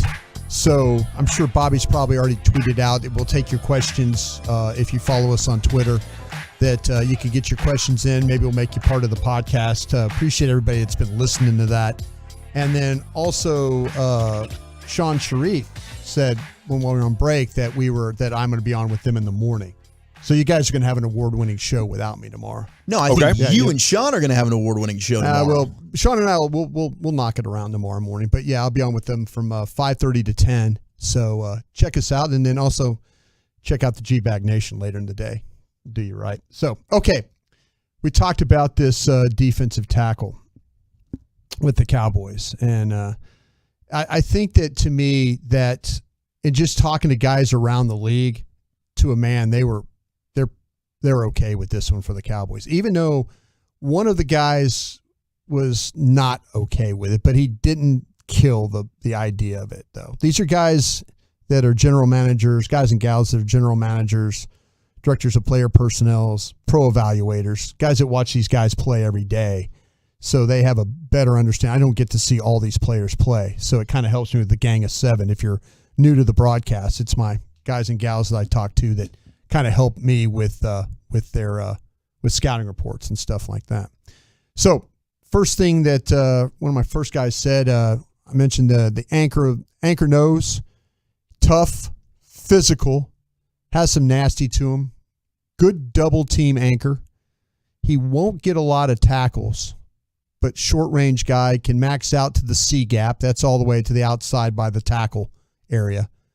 And keep the linebackers clean, does the dirty work. He says, I like him for what he is, a really good addition for me, is what they're saying there. That was one team. Perfect. Another team gives them another interior presence that will allow them to diminish the run. Very good gap and half and two gap. Okay, when they talk about two gap stuff, that is when you could play head up. And the idea is to extend your hands, and then you look inside, and then you look outside. And that's how you find the ball. A lot of 3-4 teams have what they call head-up techniques, 5 techniques, nose techniques. Anything head up and you hear two gap, it's extend, look inside, look outside, find the ball. So, if the Cowboys decide that they want to even get into some 3-4 stuff, morph into those kinds of things, this guy you could put over the nose and he'll be just fine with that. So also went on to say this guy's a very intelligent, instinctive run defender that plays hard. He's got the ability to compress the pocket in the running game. So thank you, Cowboys. Yeah, so you're not hearing much about the pass rush stuff, which you're probably not gonna hear with this. That's guy. fine. We don't need that. Yeah. Okay. Next thing, my third guy. This guy said, declining big body run defender. He will help provide some size and stoutness at defensive tackle for Dallas, but I wouldn't say good. Functional, 2-down vet, was playing way too many snaps in Vegas the last few years. So maybe playing less snaps and in more of a rotation will help him be more consistent and not wear down. Yeah, not the player that he was, not a guy that's going to make Pro Bowls. I think, that sounds about fair to me, but when you look at what the Cowboys had, you can say all those things are true and have it still be a significant upgrade. Yeah, 100%. And you can see he played 48% of the defensive snaps in week 1. Mm-hmm. When you start to wonder about why the Raiders got rid of him, it's he only played 18% of the snaps, for example, this past week against the Texans. So his role had started to diminish there, I guess. And that's probably where you want him. You don't want him to be playing 50+% of the snaps. You want him to be playing just those obvious running situations. And that's exactly what the team needs. And Seth Walder of ESPN put this together. Cowboys are 17th right now in yards per carry allowed overall. But they're 22nd on runs up the middle. They're given slightly over 4.5 yards a carry. Dallas ranks 26th in run stop win rate among its interior defensive linemen, and they have Osa Odigizua basically being the worst defensive tackle in the sport when it comes to run stop win rate. He's 70th out of 71 defensive tackles. He's the under tackle with that 3 tech. Right, and he's the under. Yeah. But and then Hankins is ranked 39th of 71 tackles in terms of his run stop win rate. And he'd go next to Osa. He wouldn't be the under. Yeah. So, I mean, he'd play next to him. But the Cowboys are also 30th in terms of just generally in the NFL when it comes to run stop win rate. They're third worst. So this is big for them. Sorry about that, Zach. Do you have Bohanna's ranking on that list by any chance? I don't. Not in front of me, but I can look for it. Okay. Now I'm going to ask you this, because to me this is like a veteran version of what you think you're going to get with Bohanna. Yeah. What does this do for Neville Gallimore? Is this? I mean, are they going to? Do you think they move on from Neville Gallimore here? I mean, we talked about last week that, some people say it was a healthy scratch. Some people say, he was dealing with a wrist thing. I was hearing kind of conflicting reports. So I wonder if we've seen the last of Neville Gallimore playing for the Dallas Cowboys. I mean, it was already down to him and Tristan Hill, and he lost that, and now you had another guy in the mix. I think you have to look at like deactivating him. And maybe the player would agree with like a phantom injury that would allow him to go focus on getting, back in shape and building momentum for next year. But it really seems like Neville Gallimore's on the out. So if you could get any sort of a trade for him right now, sure, you would entertain that. But, I think you're starting to look at how do we rehabilitate this situation and get positive momentum headed back, because this year has been a disaster for him.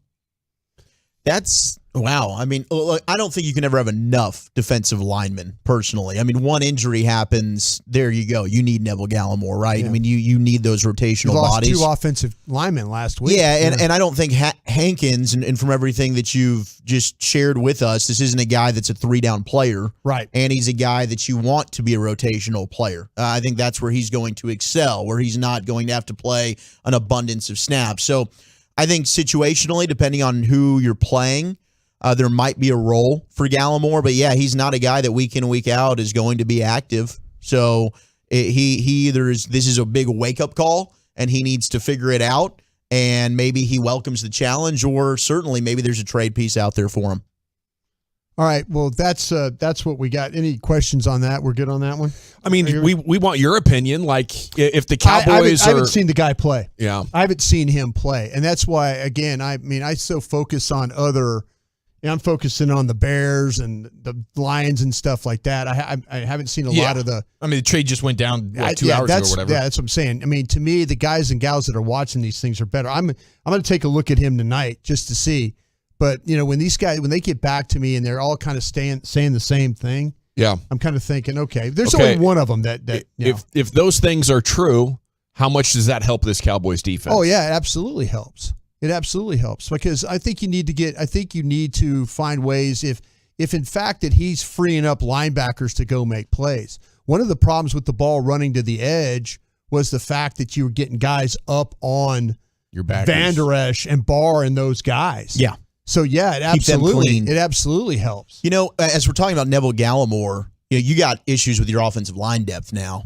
Maybe you can find a team, and there's not a lot of teams out there probably that have an offensive lineman they're willing to trade, but maybe you call someone up and see if you can make a swap there. And I don't know if there's a gang of 7 that have reports on some offensive linemen they think could be available. There's whispers that they're trying to trade Basham. Okay, the Cowboys are trying to trade. They're trying to move on from Basham. They're happy with their defensive ends, and they're getting Basham back. And so the Cowboys might be fielding some calls about that with Basham. So, well, thank you, sir. Krusty's Corner every afternoon, 2:40, right here on 105.3 The Fan. And yes, the Cowboys do have a new defensive tackle. Big Flagtober announcement is coming. We're making our Southern Swing coming up this weekend. Stay tuned for details on how you can get a 2022 G-Bag flag for free. You can also pick one up online, 105thethefan.com/Flagtober. $25. We'll send one anywhere in the continental U.S. Okay, we're going to chat with Barry Church, get his thoughts on this trade and Cowboys Bears coming up next year. I'd love to chat with you about the Frankels before we do anything else, though, because when you get hurt in an accident and it's not your fault,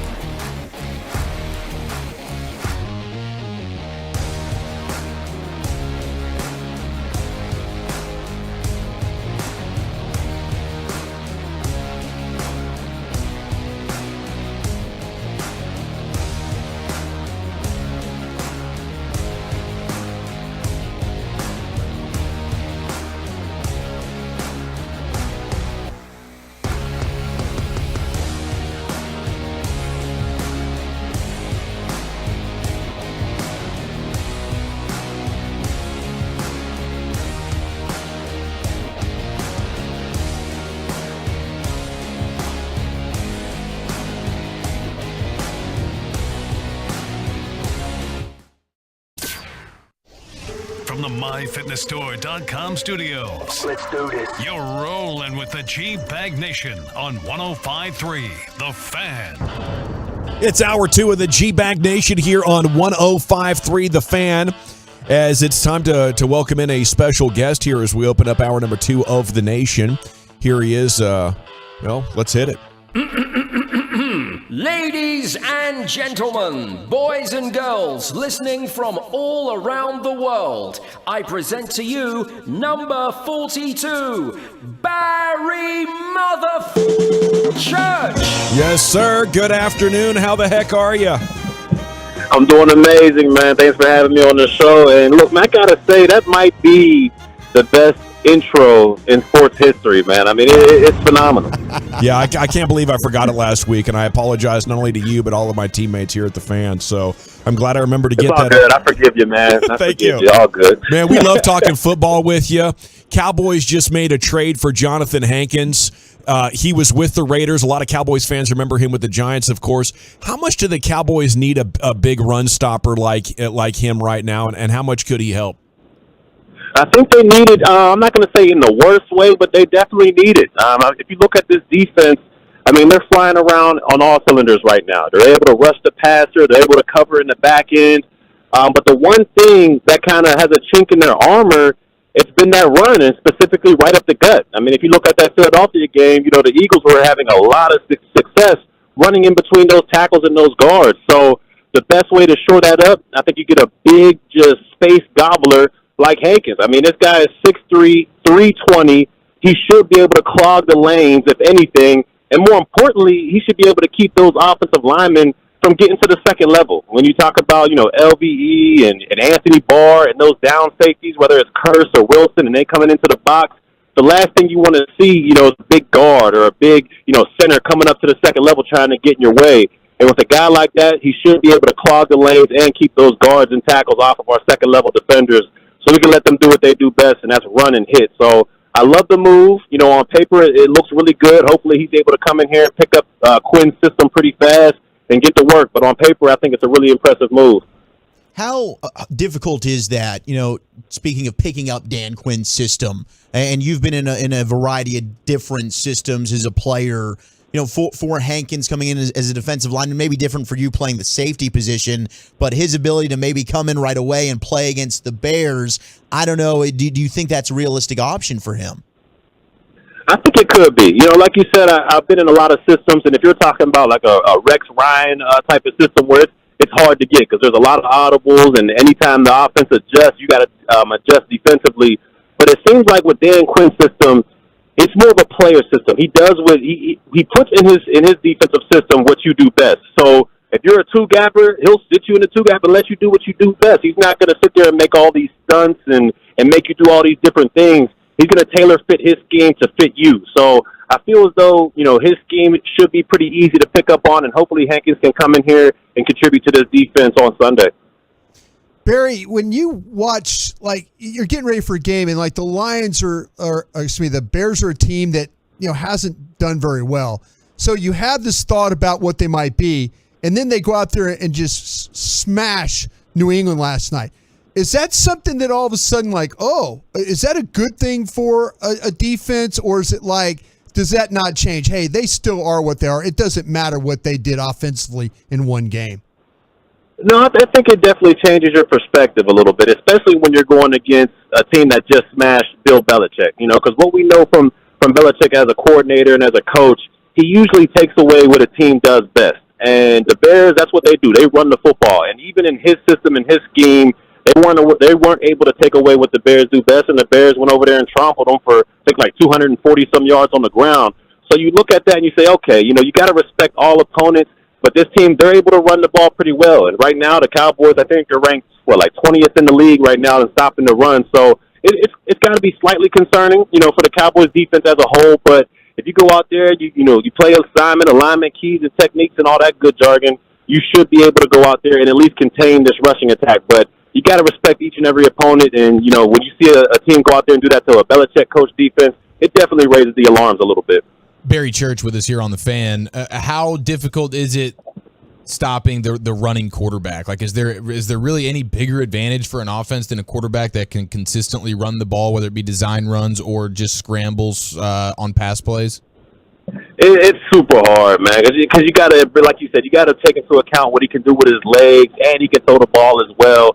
I don't think, Fields is on that level yet to where he's, a bona fide dual threat to where he's just running just to extend plays and buy time for his receivers to get open. I don't think he's at that level yet. I think he's at the level where he's looking at his one read, maybe even a second, and then he's taking off to try to do something with his legs. So he's not at the upper echelon of a dual threat quarterback that you got to worry about, man. If he extends plays, he's gonna dice our secondary apart. But it is something that you got to keep a hold of because, like I said, this guy, if he can get outside of the tackle box, he's extremely dangerous. I mean, I know he ran, fast 40 time and all that, the combine, but I just when I see him on film, I mean, he's just running away from everybody, whether it's a secondary guy, a linebacker, defensive lineman. He's running away from everybody. So as a defense, man, I know it's cliche. You got to make it a pocket passer, but this guy, man, if you do let him escape, I mean, he's a dangerous specimen out there.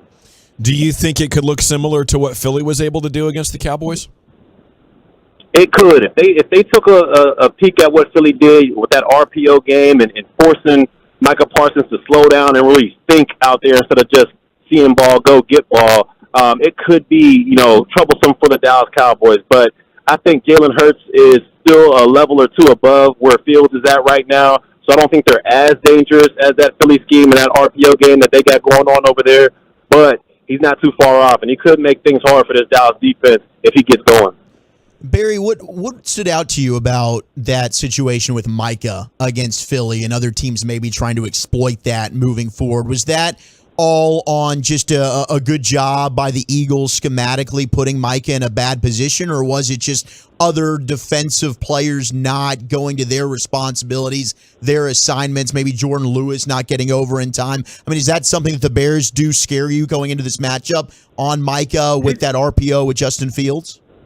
It's a little bit worrisome because, that scheme was a hell of a scheme that what they did in Philadelphia, because if you look at it, each and every time they ran it, the quarterback was facing Parsons, and he was making Parsons make a decision. And what that does, it makes the guy think a little bit, and it slows him down. Like I said, he's not able to just come off that ball and chase guys down from the backfield or cause havoc all like that, because he got to think, do I take this running back? Do I go up, climb, and take the quarterback? If I climb and take the quarterback, he's going to hand it off. So they put him in a heck of a predicament.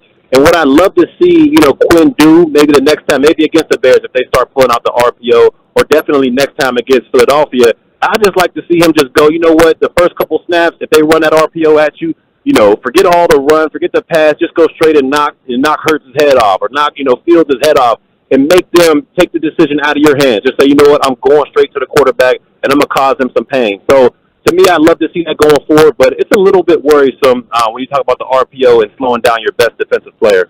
Barry Mother Effin Church with us here on the G-Bag Nation on 105.3 The Fan. Jordan Lewis had that awesome interception in the game against the Lions, then unfortunately had the Liz Frank injury. He's going to be out for the year. Deron Bland should be filling in the rookie. How big of a loss is it for this defense not having J. Lou the rest of the season? I think it's a huge loss. I mean, I know what the Bland brings to the game, and he's a solid young corner. But when you talk about Jordan Lewis, in my opinion, you're talking about one of the better nickel corners in the National Football League. I mean, he does everything right, whether it's covering, whether it's playing in run support, zone coverage. He was a savvy vet out there, and he kind of reminded me of Orlando Scandrick as far as his nickel ability, being able to cover, being able to fool quarterbacks and baiting them into throwing interceptions. And he's able to do all three of those things for your defense. I mean, he was a savvy vet out there, and I think it'll be a heck of a loss. Deron Bland, he's shown promises during training camp, and when he did get a couple snaps in there during the season, he made the most of it, getting that one interception already so far. So it's going to take some effort to fill that void, because I feel like Jordan Lewis was a hell of a player out there for this Dallas Cowboys football team. Barry, if you were playing currently on this Cowboys defense, would you have walked over before Dak Prescott starting that game and say, bro, just stay within yourself. We got this thing on defense. Just, you saw what Cooper did. Just don't turn the ball over. Let us play defense. We'll be all right. No, I'm gonna be honest with you. I don't think I would, because I wouldn't want him coming over to me saying, hey, Church, just stay back. We don't want you doing this, that, and the third. I wouldn't want him coming over there saying that to me. So I think I just let him do his thing out there, and I think he did a decent job out there. I mean, it was definitely a concern, but he played within himself. He didn't stretch the ball too much out there, and he leaned on his strengths, which is the ground game and that defense, and they took care of the football. So overall, I think he played within the formula for this offense to succeed, and hopefully going forward, he does the same thing. Barry, Jerry was on this morning with Sean and RJ. Not sure if you heard it, but he was asked about this approach, playing defense and running the ball so much, and Jerry said it's practicing for the kind of football that's played in the playoffs. Do you think that game plan can bring home a championship?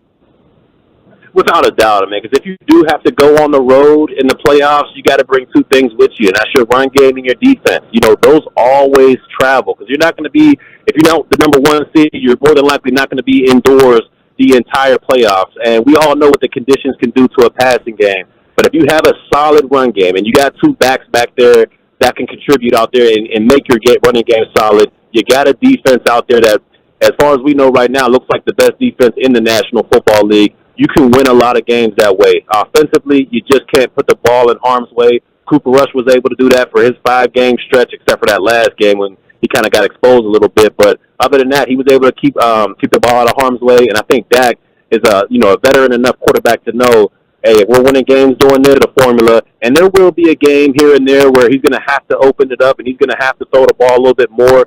But I think he has the capabilities of doing that. So to me, this Cowboys formula, this team as a whole, they're in a good spot. Barry, if you looked at, if you were going to be defending the Cowboys offense and Kellen Moore and the way they decide to approach things offensively, do you feel like it's one of these, like when you look at it, you're going, okay, they're stressing me in a lot of different ways here, there's a ton going on, or does it feel like, hey, this is relatively simplistic to defend, it's just about obviously executing and things like that? Oh, we lost him. Might have lost him. That's what that noise was. Yeah. I did hear an interesting noise. I did, yeah. And a little ding. I guess that was the end of Barry Church. Terrific interview, though, and probably a good way to end it since we're up against the clock. What do you guys think about, that last answer that he was able to give as far as this approach being practiced for the playoffs? So I know we'll talk about it long form a little bit later on. I'll play that audio for you. Jerry Jones is pretty good this morning with Sean and RJ. Kind of feel like that he's right. I mean, the things that you see, and the great example was that of last year with San Francisco and their ability to be not only physical on defense but physical on their offensive line, the ability to run the ball. The quarterback, Shanahan, the way they called the game, he made some good throws. They did make some plays, but there's something that when you have the ability to run the football and they can't stop you, it's demoralizing. And we saw it the other night in Philadelphia. When they ran the ball, 10 straight times, it could be demoralizing. And, I kind of feel like, though, that it's the right approach. If they're going to figure out now, get Dak Prescott back being comfortable throwing the ball. But until then, if you want to run the ball and play defense, I have absolutely no problem with that. I think that they had a better, younger, healthier offensive line. They had Amari Cooper, Michael Gallup, CeeDee Lamb, and over 19, 20, and 21. While it gave you great passing numbers, it wasn't something that you could impose at your will against good teams. Mm-hmm. So I get pivoting away from that. It seems counterintuitive that you wouldn't want to be scoring as many points as possible. Well, and you're right about that, because you saw a team that ran the ball very well in the Philadelphia Eagles, got in the playoffs when they made the determination that Hurts couldn't throw anymore. I mean, he wasn't good enough to throw. And they started running the ball, and they went to Tampa. Yeah. And Tampa completely shut them down running the football.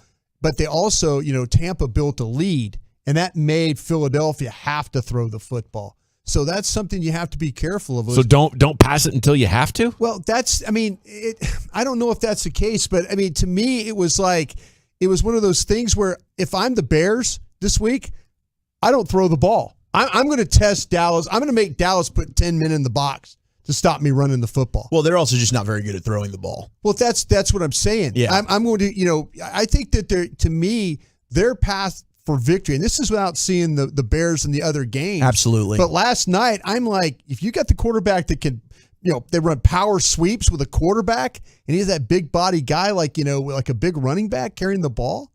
Yeah, there's something to that. And if you're limiting the bad passes that he's potentially going to make, running the football might not be a terrible idea for them. But to Jerry's point and to the answer of this question, I mean, and it is just one postseason going back and looking at last year, but it kind of seems like the way this season's treading with the down offensive numbers. Nobody's scoring. Yeah. Looking at how the NFC is, I mean, 20-17 was the score of the NFC Championship game last year between the Rams and the Niners. We've talked about that Packers-Niners game, right? Yeah. I mean, it is about ball control, play good defense, run the football. That is, and it always has been, a winning formula in the postseason. And if you look at it, Dak Prescott's entire career, I know there's been times when he was trying to get paid and we wanted him to prove like maybe you're an elite tier quarterback. Maybe you're in that category with Pat Mahomes. I think the bottom line is Dak's not that. He's not Pat Mahomes, right? He's not that guy. Can you win a lot of games with Dak? Is he good? Yes, but this team wins when Dak's throwing for 200-something yards and a couple of touchdowns and no interceptions, and you have a bunch of good running numbers, and your defense is playing well, right? And you dominate the game clock, and you're controlling the game. That's the formula for this team to win. So Jerry's right. Yeah, it has been the winning formula. Maybe it's just paying attention to what's worked best for them. It's fascinating, though, because they were defense with Parcells and Wade up until about 2008, 2009. Then under all the Garrett years, it shifted to offense and to hell with defense. And now it's back in a meaningful way. And I think it's good. I won't put it past, them winning it all with this formula right here, especially when you look at this NFC. And I'll tell you why real quick. Last year we talked about how the Cowboys wanted to make a team pick their poison, right? Oh, do you want us to pass or do you want us to run all over you? I think they've decided you can run, but we're not going to let you pass. And if that's the case, think about what you're asking Dak to do by passing into the secondary. They've made their choice. They don't want to let you pass. You are supposed to run. That's based on what the defense is allowing you to do. And I think passing into that kind of defensive backfield is asking for major, major problems. Yeah, if you could figure out a way to have 27 carries and 142 yards and 5.2 yards a carry with those two backs you got right now, I'd ride that as long as you could. Okay, let's talk Mavs. We'll go around the rim and give you some NBA news and notes as well coming up next here on 105.3 The Fan.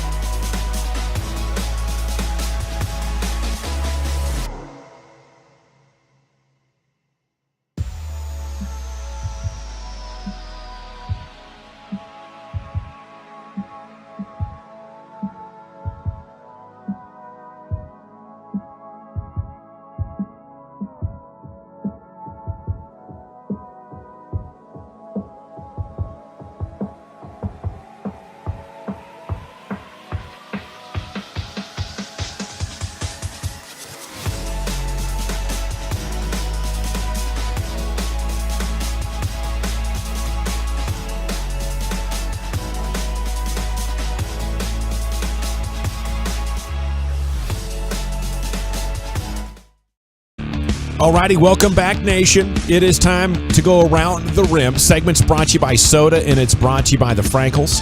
If you are hurt in an accident and it's not your fault, call the Frankels.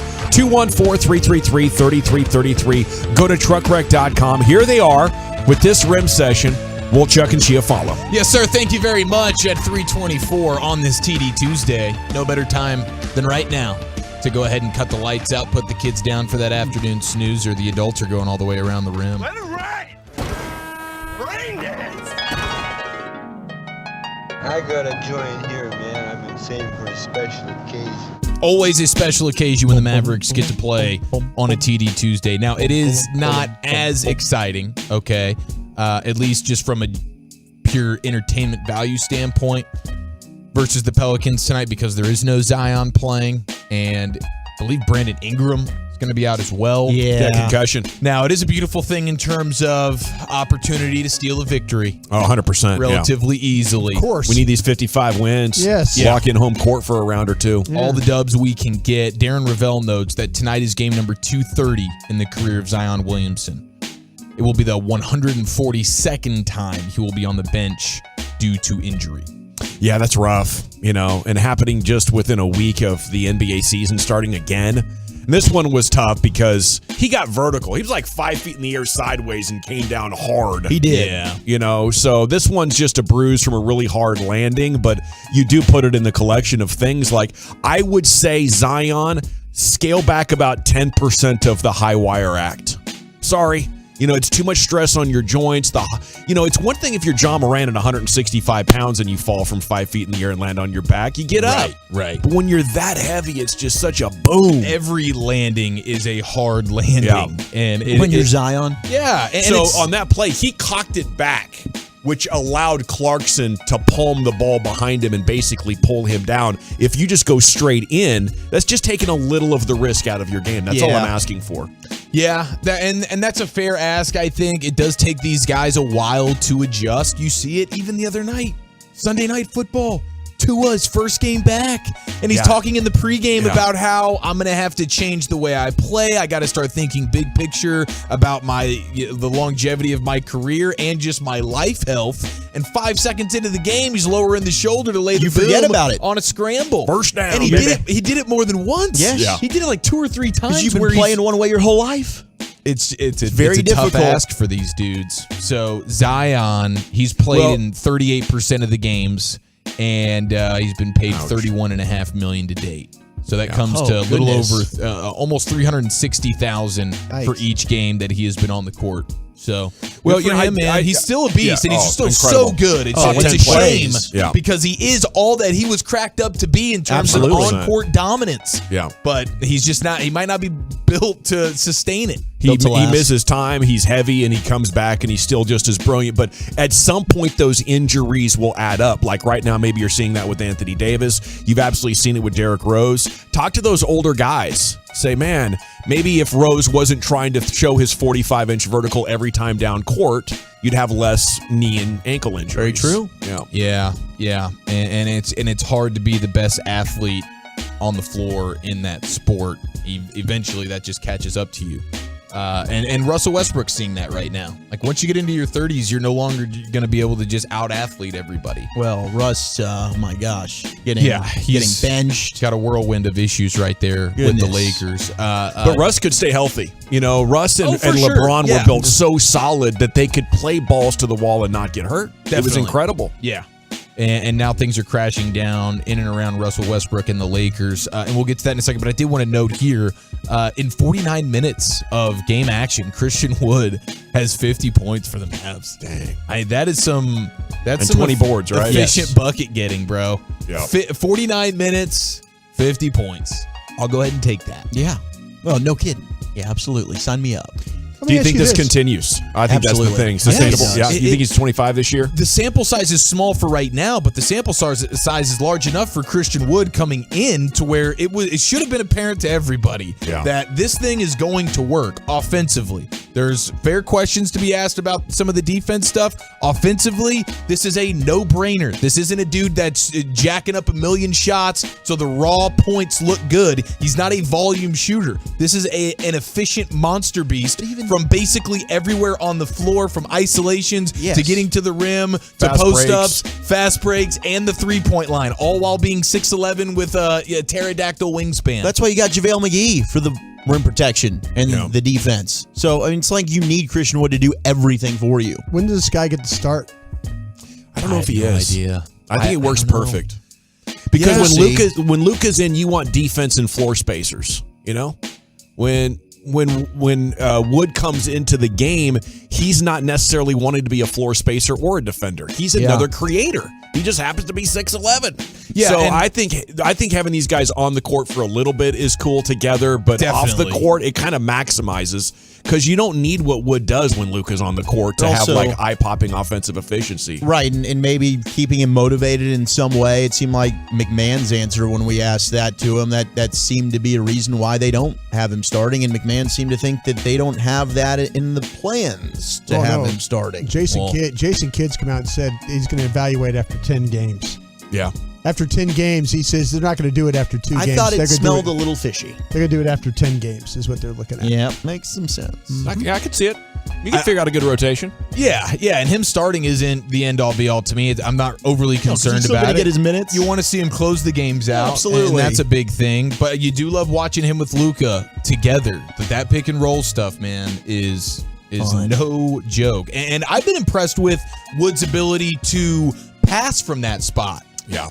Where he can find the open guy in the corner. Yeah. So there's just a lot to his game offensively that you have to love. With or without Luka, he's a guy that you want with the ball in his hands. Last night was a bad night for Boston sports because not only did you have the Bears putting it to the Patriots in a big way, 33-14, you also had the Bulls beating the Celtics 120-102. So Chicago just completely dominated Boston in their sports last night, which was pretty funny. Ben Simmons has played 3 games this season. He's fouled out in 2 of them, and he has 17 points to 14 fouls this season. Yes. Well, And No. I've also got, we had some audio of John Morant, who was talking about, like, this is a thing. Apparently, the NBA knows about Ben Simmons and his fouling problems to where they're baiting him into fouls. So John Morant was talking about him baiting Ben Simmons into a foul earlier in his career, and here's Ja discussing that into a silly 6th foul for Ben Simmons because apparently he's just now fouling out all the time. If y'all want to, go dig up a play, I think it was like my rookie year. We was in Philly. Might have been my rookie year. We was in Philly and the same situation happened like that. Versus Ben in the first half. And I went to look at coach to get the play and he ran through the ball, got the steal and went and dunked. So you knew about that before the game started? And I knew it at that moment. Once I seen him, I was rolling the ball and I was at half. I looked at coach and I see him try to look like, oh yeah. So I knew I had him. He was gonna press up and I was just gonna force the ref to make the call. It's like instead of hack a Shack, we've got basically, we're getting Ben Simmons to foul out of this thing. We're targeting him early. Ben Simmons pickpocketed John Morant early in his career for the dunk, and so it's like, okay, now we're back in this situation again. I know he's going to reach for it, and that's going to be his 6th foul, and he's going to foul out of the game. That's not even my favorite mind-bleeping that's taken place in the NBA over the last couple of days, because over the weekend, Damian Lillard did it to DeAndre Ayton while he was at the free throw line at the end of a game. It's Trailblazers and it's Suns. This is amazing. And Damian Lillard basically after the game was talking about how DeAndre Ayton, before he shot the 2 free throws that was going to send the game to overtime had he made them, he ends up missing both of them. And you see Damian Lillard say something to him right before he takes his first free throw. And so Lillard was asked about it after the game. He says, all I did was ask him, hey, have you ever been in this situation before? Oh, no. I just wanted him to think about it a little bit. Next thing you know, brick, game over, and it's Dame time. So, man, that's the most classy, honorable way to trash talk. I'm just asking him a question. I don't need to say anything inappropriate or cuss or anything. I remember my question. first beer. Have you ever been in this situation before, DeAndre? And that threw him for a loop, so much so that he bricked the next 2 2, game over. Damn it, Trailblazers win. And it looks like the New York Post is saying and reporting that the Brooklyn Nets are dead last in the NBA when it comes to season ticket sales this season. Oh, geez. no. So that's tough to do. That is tough to do. You're in a city of 20 million people. You have Kevin Durant. That shouldn't happen. Kyrie. Yeah. It is pretty comical. I think the mood, the energy is just out of that whole organization. They should have blown that up when the players tried to force them to over the summer. Yeah. You know. Man, how even crazy. the fans know it. Do you guys believe this, that the Jazz were willing to trade Bogdanovich, Conley, and Rudy Gay and a first-round pick to the Lakers for Russell Westbrook and 2 of their first-round picks? Yes. And the Lakers said, thanks, but no thanks? I believe Utah was interested in doing that, yes. I'm surprised the Lakers would say no thanks on that. What was it, a clearing move so they could get the talent and the payroll and maybe get Wembanyama? For the Jazz, yes. Yeah, well, the Jazz right now are shooting themselves in the foot, Are they trying to be 3-1? the tanking team. Yeah. But when you put Sexton and Markkanen on the floor together, you got 2 young guys that can play some basketball. And so Danny Ainge is going, crap. I'm trying to tank for this Wembanyama fella. I'm gathering all these picks. I'm doing it supposedly the right way. But Colin Sexton is actually a pretty solid replacement for Donovan Mitchell when it comes to being a backcourt guy that can get points. So, yeah, the Jazz are kind of in a weird place right now.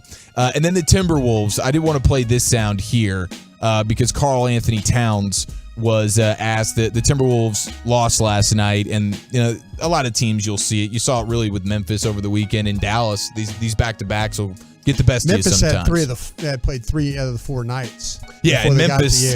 Memphis wasn't given any favors there leading into that game, but. You have the Trailblazers losing on a second night of a back-to-back, and Anthony Edwards was, I guess, saying like, "Hey, I need to be better in these situations." The media asked Karl Anthony Towns about it, and I don't know if this is maybe any pub is good pub for these big corporations, but we'll see. What do you guys think about this response here from Karl Anthony Towns on his teammate Anthony Edwards? Ant was just telling us that he puts a lot of this on him and he's got to be better in back-to-backs, that he has not done that so far.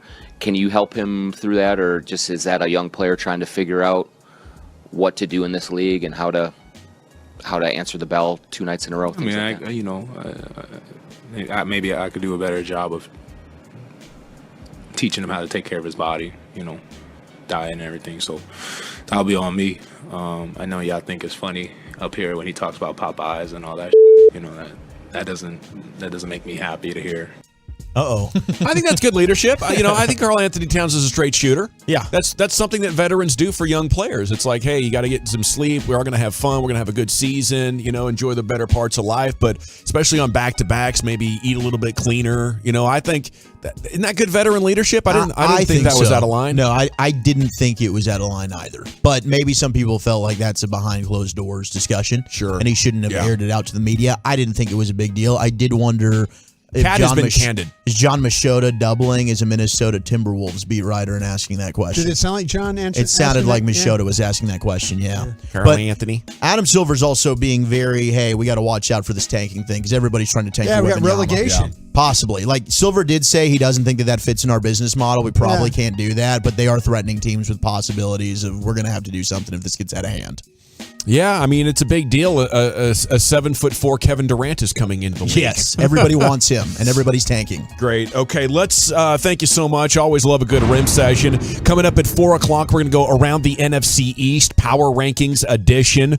We'll talk about how good the New York team is and all that. But a college football super segment is coming up, Woolchuck. Where are you going to take us with that? Yeah, we've got John Harbaugh is calling out James Franklin. We've got the Heisman straw poll, and what the hell's going on at Texas A&M next on The Fan. Commercial.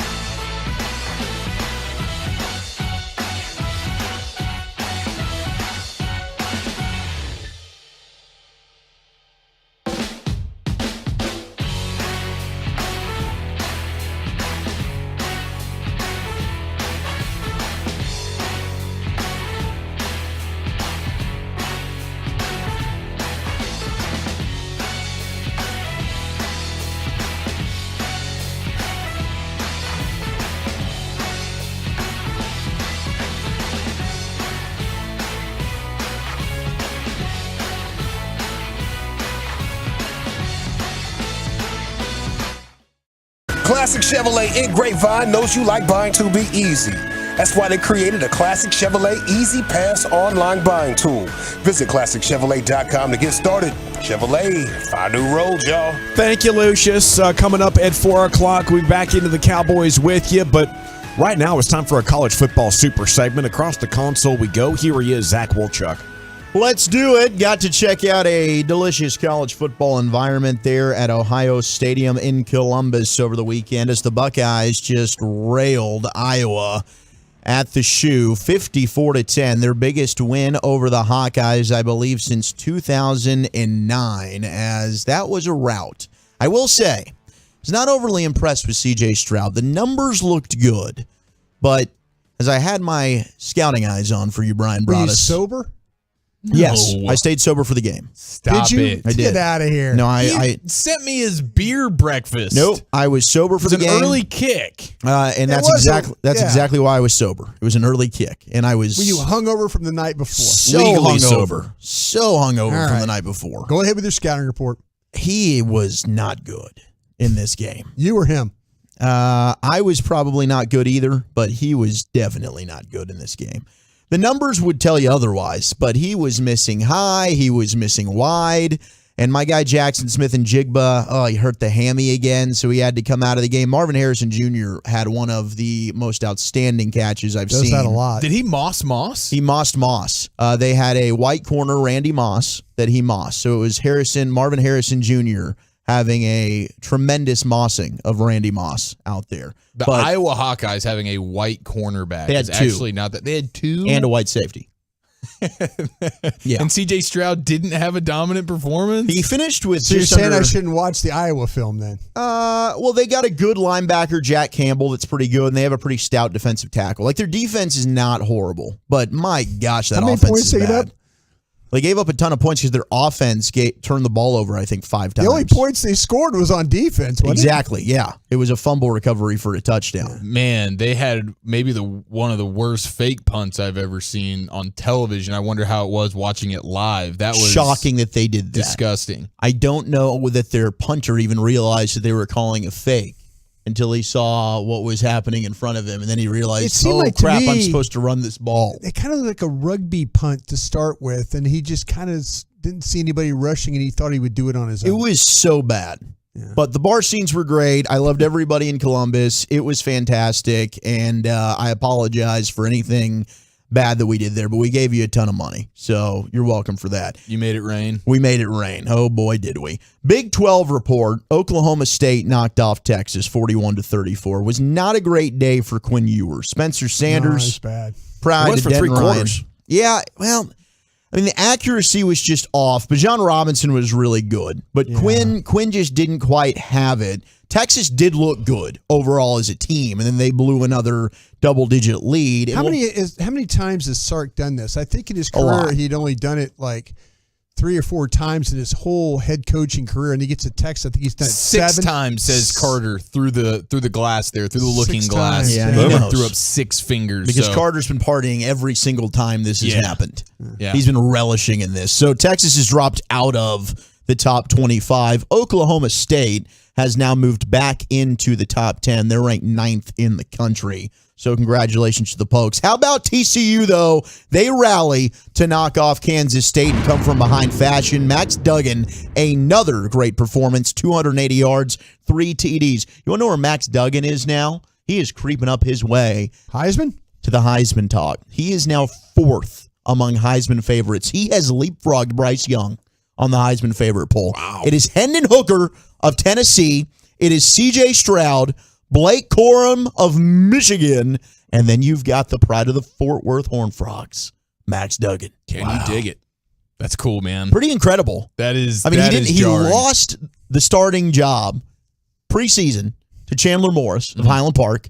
Morris gets hurt. Here comes Duggan, and now look at him. He's got TCU in the college football playoff race, and if the Big 12 wants a representative, according to ESPN, as they power rank the conference chances, basically it's TCU or bust. Like, the Big 12 has got to go undefeated, or they need a lot of help, and they need Oklahoma State to stay one loss, TCU to go undefeated. That is your Big 12 championship. And then Oklahoma State maybe is the team that knocks off TCU. And then they're the one-loss team that gets into the playoff, and they avenge their one loss, which was TCU. That's their only chance of getting a representative in the playoff. On BetQL this weekend, are you going to call for the upset of TCU at West Virginia? No, I'm not. When you watch like TCU and Oklahoma State, do you see teams that belong with that Final Four at the end of the year? For this year, the parity, much like we see in the NFL, you see it in college football. So I do think there is to me, Tennessee and Georgia are in a separate class than everybody else. And even Georgia hasn't been what you sort of thought they were going to be.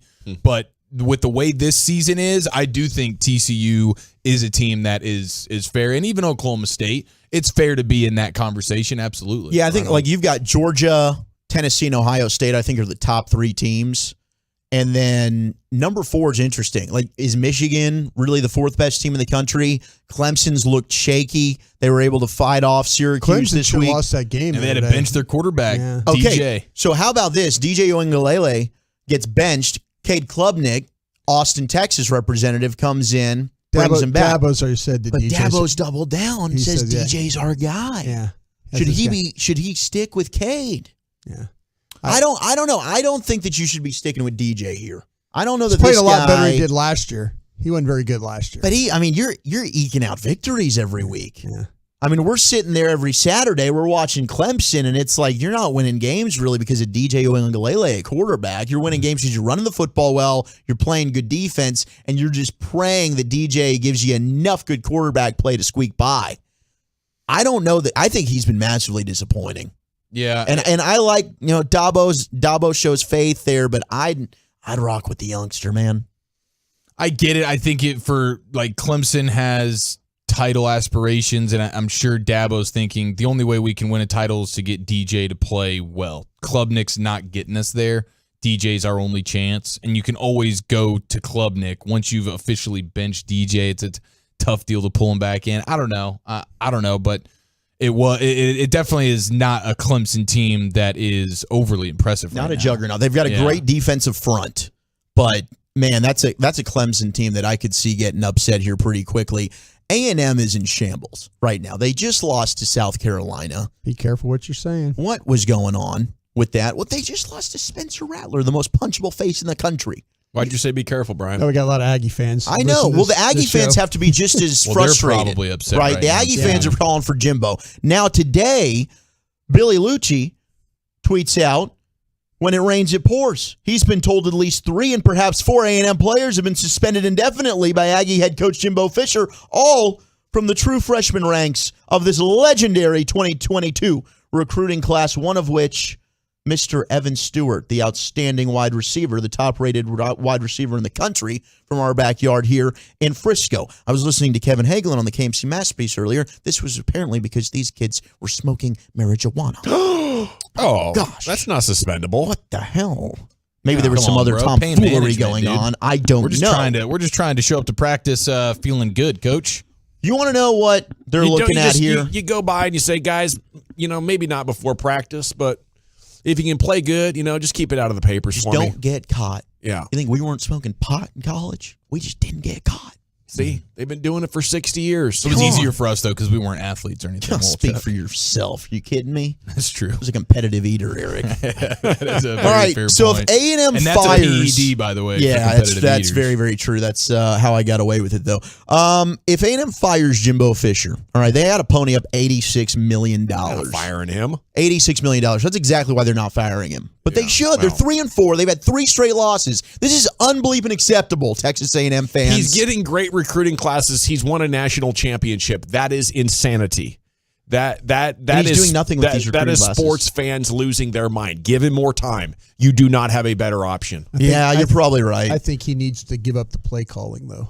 That could be. Fair. I think that's reasonable. See, that's the thing about it is I think that, and we've even had Danny Cannell on talking about that. Yeah. And some of the stuff that really maybe 2003 national championship Jimbo Fisher at LSU calling plays and all that is a lot different than what they have nowadays. And he probably and he's not going to change. Well, Danny Cannell said, right, you're spot on. He was like, Jameis Winston masked a lot of the deficiencies with Jimbo in the play calling. Right. You have to have a special kind of quarterback to be able to do that. Final thing, Jim Harbaugh is calling out James Franklin. When Michigan and Penn State played a couple weeks ago, they had a tussle in the tunnel. Both teams go into the same one. So they ended up fighting each other in the tunnel. Apparently, James Franklin was the reason for this. That's what Harbaugh says. That's what Harbaugh says. Now, Penn State has refused to comment in response to this, which is a little bit suspicious, but he's inciting a riot. Harbaugh is saying that Franklin was the ringleader, and all you've got to do is just walk straight to the locker room, and you saw it pretty clearly. They completely stopped. They wouldn't let us walk into the tunnel. That's on Franklin. All righty. Thank you, Chuck. That's the college football super segment for you here on The Fan. We're going to go around the NFC East Power Rankings edition, and we got to talk about how real this rival is as a contender. That's next here on 105.3 The Fan. Let's chat Frankels before we do that.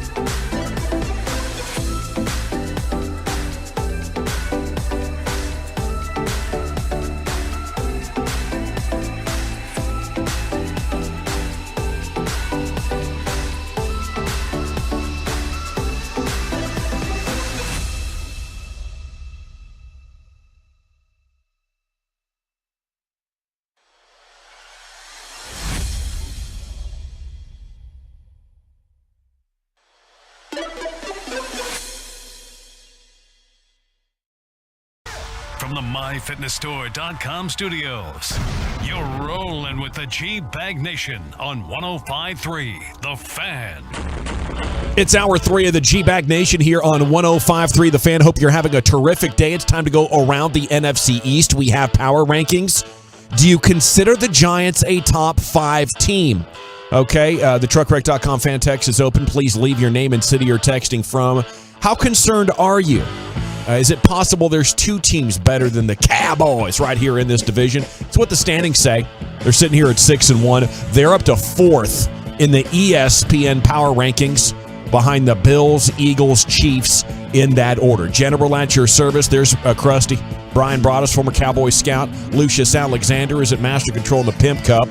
Woolchuck and Chiafalo. Carter Freeman is coordinating your video. And along with you, we are the G-Bag Nation here on 105.3 The Fan. Yeah, Cowboys are 6th. They have Minnesota 5th. Oh. Okay? Darn it. But, you know, the interesting thing is this looks tasty. Duh. Like the teams ahead of the Cowboys, you're like, bring it on. We'll see either Kansas City or Buffalo in the Super Bowl. That's what it looks like to me. Oh. Okay, but I want to know from you, how legit are the Giants, Woolchuck? Man, I just can't. It's tough because they keep winning football games, right? And you would think that if a team is good, the teams that are good find ways to win. But we saw the Giants. I felt like the Cowboys handled the Giants.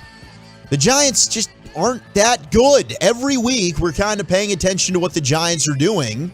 And, the Giants are down to the Jacksonville Jags, right? Eked it out. Yeah, they found a way to get it done. By a foot. They got like a negative 16-point differential, I believe, through the first 3 quarters. The Packers game. All right, we gave him credit for that one. That was an impressive one. One of the Packers looked terrible. That one's not. So, do the Giants have a win that you look at and you say, wow, that was a really impressive victory? Ravens?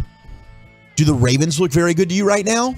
Well, they're winning. It's an impressive victory. They're winning the AFC North. Yeah, but I still think the Bengals are the best team in that division. Like, I don't know that the Ravens are really that good. I think the Ravens have been disappointing, personally. That defense looks bad. Mm-hmm. It might be a top 10 team, but there's a big drop-off. Is Tennessee 4-2 right now? Tennessee, are they 4-2? Yeah, I think so. Yeah, I mean, Tennessee's been as well. That was opening week. I don't know. Like, the Giants are 6-1. You got to give them credit. They're finding ways to win. So I think that they're good. I don't think they're a top 5 team in the NFL, though. No, I don't. Well, I mean, they run the ball and they play really good defense. Their defense. They don't turn the ball over. Their defense seems like they're getting better every week. That used to be their problem. Their quarterback used to throw interceptions. He doesn't throw interceptions. I mean, their defense has been pretty good. I don't know that it's like anywhere close to what the Cowboys and the Eagles and some of the better teams out there are throwing down. But when they have to make plays, they've made plays. They've made plays on goal lines. They've made plays. They've gotten turnovers in games. But they can't rush the passer, right? They haven't been up against good offenses, and most of their stats say they're average defensively. Yeah. But I mean, if you look at the games, they won that game last week with stopping a guy on the goal line. They made like a couple of goal line stops. They have. When they've had to play defense, they've played defense. But point differential is important. Over the long term, the average team is going to be about 50-50 in one-score games. So it makes it a coin flip. They've won 6 coin flips. It's much more like a 500 team. Like, I'll pick them to finish around 11-6, I think. Go 5-5 from here. You're sitting at 6-1. I don't know. For a team led by Daniel Jones, very impressed. Significantly better than last year. But you can't protect him. You know, you're running because you can't pass. And, hey, that's what this league is about. I'll tip my cap to Dayball for understanding and coming up with a winning game plan. I just don't think it's sustainable at 877-881-1053. Yeah, Dayball is a beast. Yeah. And what he's doing really can't be overstated how impressive that is, to do it with that quarterback and to be able, imagining them with a legit quarterback is scary. In terms of the future of the Giants and what they got going on there, they get like a legit quarterback situation going on there, and then you're in probably a world of trouble. 4-3-0, Giants were 2 plays from beating the Cowboys. But that's the problem, is you put them back on the field down. They're not going to score. They're not going to score against the Cowboys in the fourth quarter. I don't see these teams as being that close. There are a couple of Giants fans here in the text. 817, yes, the Giants are who their record says they are. This reminds me of like 2017 when y'all were 11-5. And it was similar. Like, how did this team end up being so good and in the playoffs? And it was a roadkill once you got there. Matt from Saginaw, I'm a Buccaneers fan, so the Giants look like a Super Bowl team to me. They have 4 fourth quarter comebacks, yeah, which is impressive. Like, good for them, but I don't know that it is sustainable what they're doing necessarily. But I think Brian does. I think Brian Broaddus does. I sense a show bet might be coming here, a little side show bet. I'll tell you what, we talk about running the football. We talk about how important it is. They've run the ball really well. We talk about how important that is, how it helps your quarterback. And maybe this is what the league is turning into. It does to a point, but they don't have a Micah Parsons. They don't have a Trayvon Diggs. They don't have a Tank Lawrence. We don't. With Thibodeau, I mean, I haven't watched every single Giants game, but they got Thibodeau. I mean, they've got a young kid that's capable. And Ojulari, they've got. It could come into something. See, I'm just saying this to me when you the one things that we always talk about is protect the football and run the football. That's what we always talk about here. How the Cowboys winning games. They're playing great defense. They're running the ball. They're protecting. They won 4 games with a backup quarterback. The Giants are doing the same thing, except their quarterback is better than your backup quarterback. It's a similar formula. I'll take our quarterback. Other than the running back, I'll take our weapons. Now, I think that's what we're doing. No, because the Cowboys are doing it at a higher level. But we're talking out of both sides of our mouth. No, we're not. We're acknowledging what you just said. They're adhering to a winning game plan, which is to play better defense, but it's still very average defense. They have a better running game. Yeah. And so we're acknowledging that has made them a legitimate playoff team. We just, at least for me, I don't think they're elite. They're not an actual Super Bowl contender. That's their defense is like mid-pack, right? Yeah. Yes. Okay. But their offense is they don't turn over the ball and they run it. So that we talked about things that travel.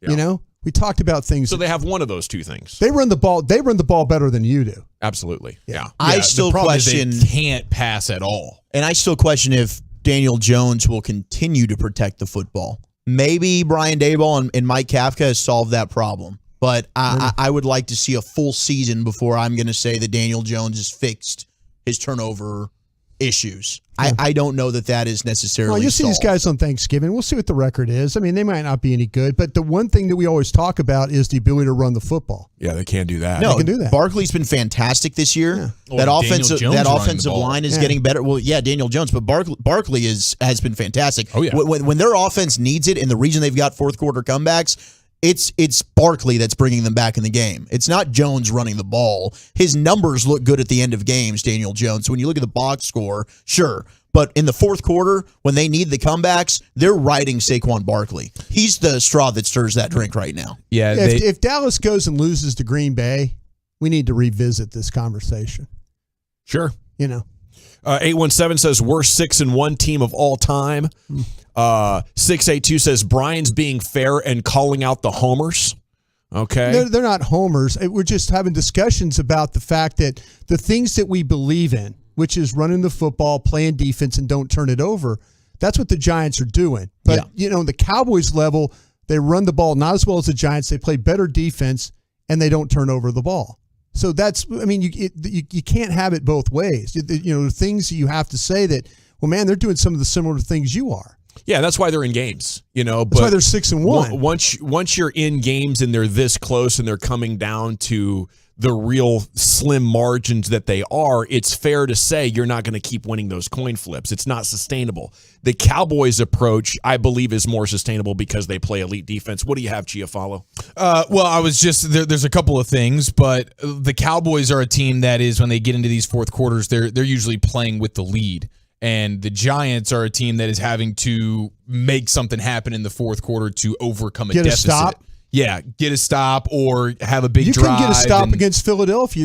Your vaunted defense didn't get a stop. They ran the ball 10 straight times. Yeah, and that's a game where your offense didn't help you at all. Yeah, your offense turns the ball over 3 times in that game, which is killer. And then you needed to get a stop to get the ball back. This defense that we talk about all the time didn't get a stop. The Giants they've gotten stops. You know? Well, I mean, Dallas went into New York with their backup They got quarterback. to stop and because beat them. Jacksonville drove on them at the end of the game, and they were lucky to stop them at the 1 yard line. We're going to be like, oh, congratulations, you got to stop. Their defense is awesome. Come on, Zach. You know it's hard to win. It really is. No, I get it, but it's I like mean, you have 4 fourth quarter comebacks. The question is, are the Giants legit? I'll believe it when I see it. They're 6-1 right now. No, I'm not buying the Giants. No, I'm not. I did think it's interesting that you're 4th and 5th in terms of top 5 league leaders in carries of 10 plus yards this season. It's Saquon Barkley at 4th. He's got 17 runs of 10 or more yards. Daniel bleeping Jones is 5th in the sport with 15 carries of 10 or more yards. Look at him go. And he hasn't fumbled one of them. Yeah, he hasn't fumbled one of them. Mid-stride. And they don't have a single receiver with over 200 passing or receiving yards. Yeah. It is amazing. Like, there's no question that Coach of the Year stuff needs to go to just the entire Giants. Amen to that. The coaching matters, and they've done an outstanding job. They're doing a great job, but they're not like, you don't think they're a Super Bowl contender. You No, don't I mean, believe but no, that. I'm just saying the reason why they're 6-1 right now are the things that we preach about on this show. And I do agree with you on that. Yes, Yeah. they're doing things well. But I we just don't know if it's but we- sustainable but with them. Is it sustainable for the Cowboys? I think the Cowboys have, yes, the players to do it consistently. I don't know that the Giants do. More sustainable. I think the Cowboys have who knows better where it ends. defensive pieces than the Giants do. I don't and that's think why. By a wide margin. Yeah. And, I mean, the Cowboys went into New York with the backup and beat them. Yeah, that counts for something. Okay, elsewhere around the NFC East, the Giants win over the Jags did come at a cost. Offensive linemen Evan Neal and Ben Bredesen sustained knee injuries that are not season-ending but expected to miss for a period of time. And the Giants suffered a more significant injury to rookie tight end Daniel Bellinger, who per Dayball will be out indefinitely, fractured his eye socket during the game, has 3 touchdowns so far this season, only has 16 catches, but he's played a big role there in the offense. For Philadelphia, the topic is not can the Cowboys catch him, because I firmly believe they cannot unless Philly gets hurt. But the question is, can the Eagles go undefeated? And what if I told you the biggest thing standing in the way of that is just the division? They have 2 games with the Giants, 1 game with the Cowboys. They're sked other than that. Pittsburgh, Houston, Washington, Colts, Packers, Titans, Giants, and then Bears twice, Cowboys, plus the Saints. So that's how they're thinking over there in Philadelphia. Like, who's going to beat us? Who's going to be the first team that's going to get it done? And I don't know. If it's Week 18 against New York, will anything be on the line there? If you are playing to be undefeated, I know it's early and there's 10 or 11 games to go. But looking at that schedule, I don't know. Are the Packers going to bounce back? Are the Titans going to be, good enough to beat the Eagles? That's a Sunday night game. And the last time I think they had a Sunday night game against the Packers in Green Bay, it was but the game's not in Green Bay. It's in Philadelphia. So, I mean, that's been, I don't know, the Titans, who knows what they'll be like in the middle of the season to December 4th.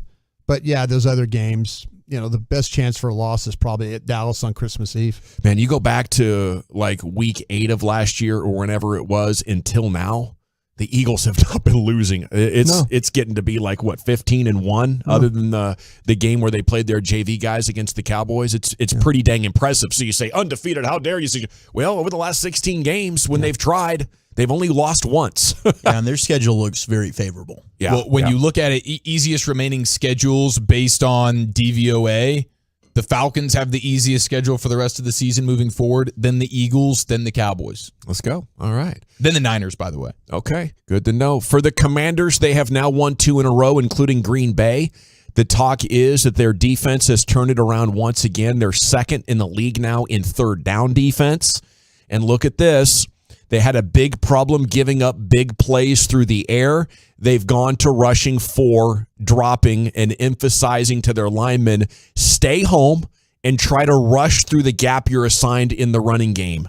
And boom, voila. The result is their secondary has cut way down on the big plays they're giving up, and the run game is not getting them murdered. So the Commanders might be a little bit more salty the next time you face them. All righty. A quick note, Dan Quinn on season-ending injury to Jordan Lewis. Quote, it's easy sometimes to say the coach's cliche is next man up, but there's a dude behind that injury, and we will miss him. We love him. That's a hard one for us to deal with, but we certainly will. Ed Werder quoted Dan Quinn here on Cowboys Twitter. And he's getting a lot of love for having that secret sauce, actually caring about people. I saw Jesse Hawley retweet it and say, this stuff matters. And I think it's hard for a lot of coaches, a lot of achievers to keep in mind while they're in the battle and trying to execute and produce in whatever industry that they are in. But Dan Quinn demonstrating once again that just caring can go a long way for getting buy-in from your players.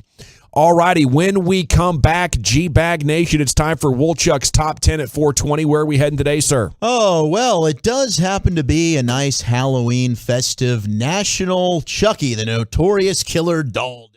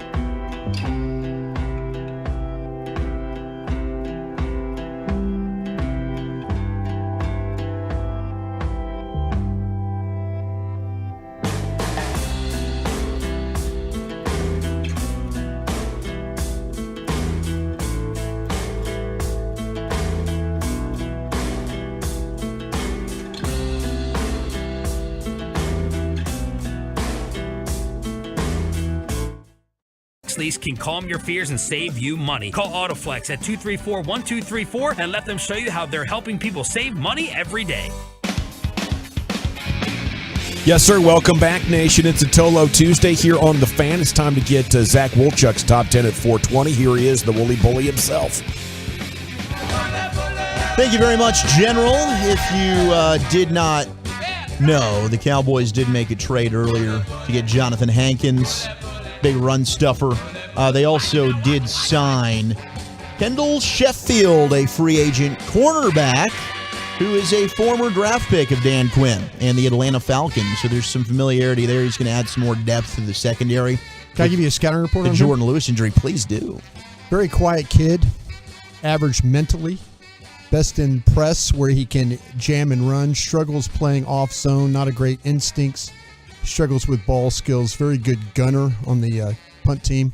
Ooh. Can't stay healthy. He's always had a hamstring, a calf, takes a long time to recover. He played much better his rookie season. Kind of a heartbreaker as a guy. Wait, did I hear average mentally? Is that what? Yeah, football intelligence. Okay, very good. Okay. That's just, I love that. That's great. I would relate to that, dude. you know? Yeah. I wasn't describing me there, Eric, all right, even though we know that's true as well. I think it's probably fair to say. Yeah. We will get into the top 10 scariest Halloween villains of all time. As, I'm getting a spam call that is ruining everything here. Stop it. Stop calling me spam. What Who city? is spam? Irving. Oh. Should I answer? Sure. Just see what on it air, is. see what's going on. On air, should we answer? A little scam likely action. Hello? Nothing. It's dead air. I hung the up recording too soon. starts 3 seconds later. Yeah. They really need to get better at hitting play right when you answer. Yeah, because They're nobody's so going to surprised. It's a shock. Oh my God, somebody answered.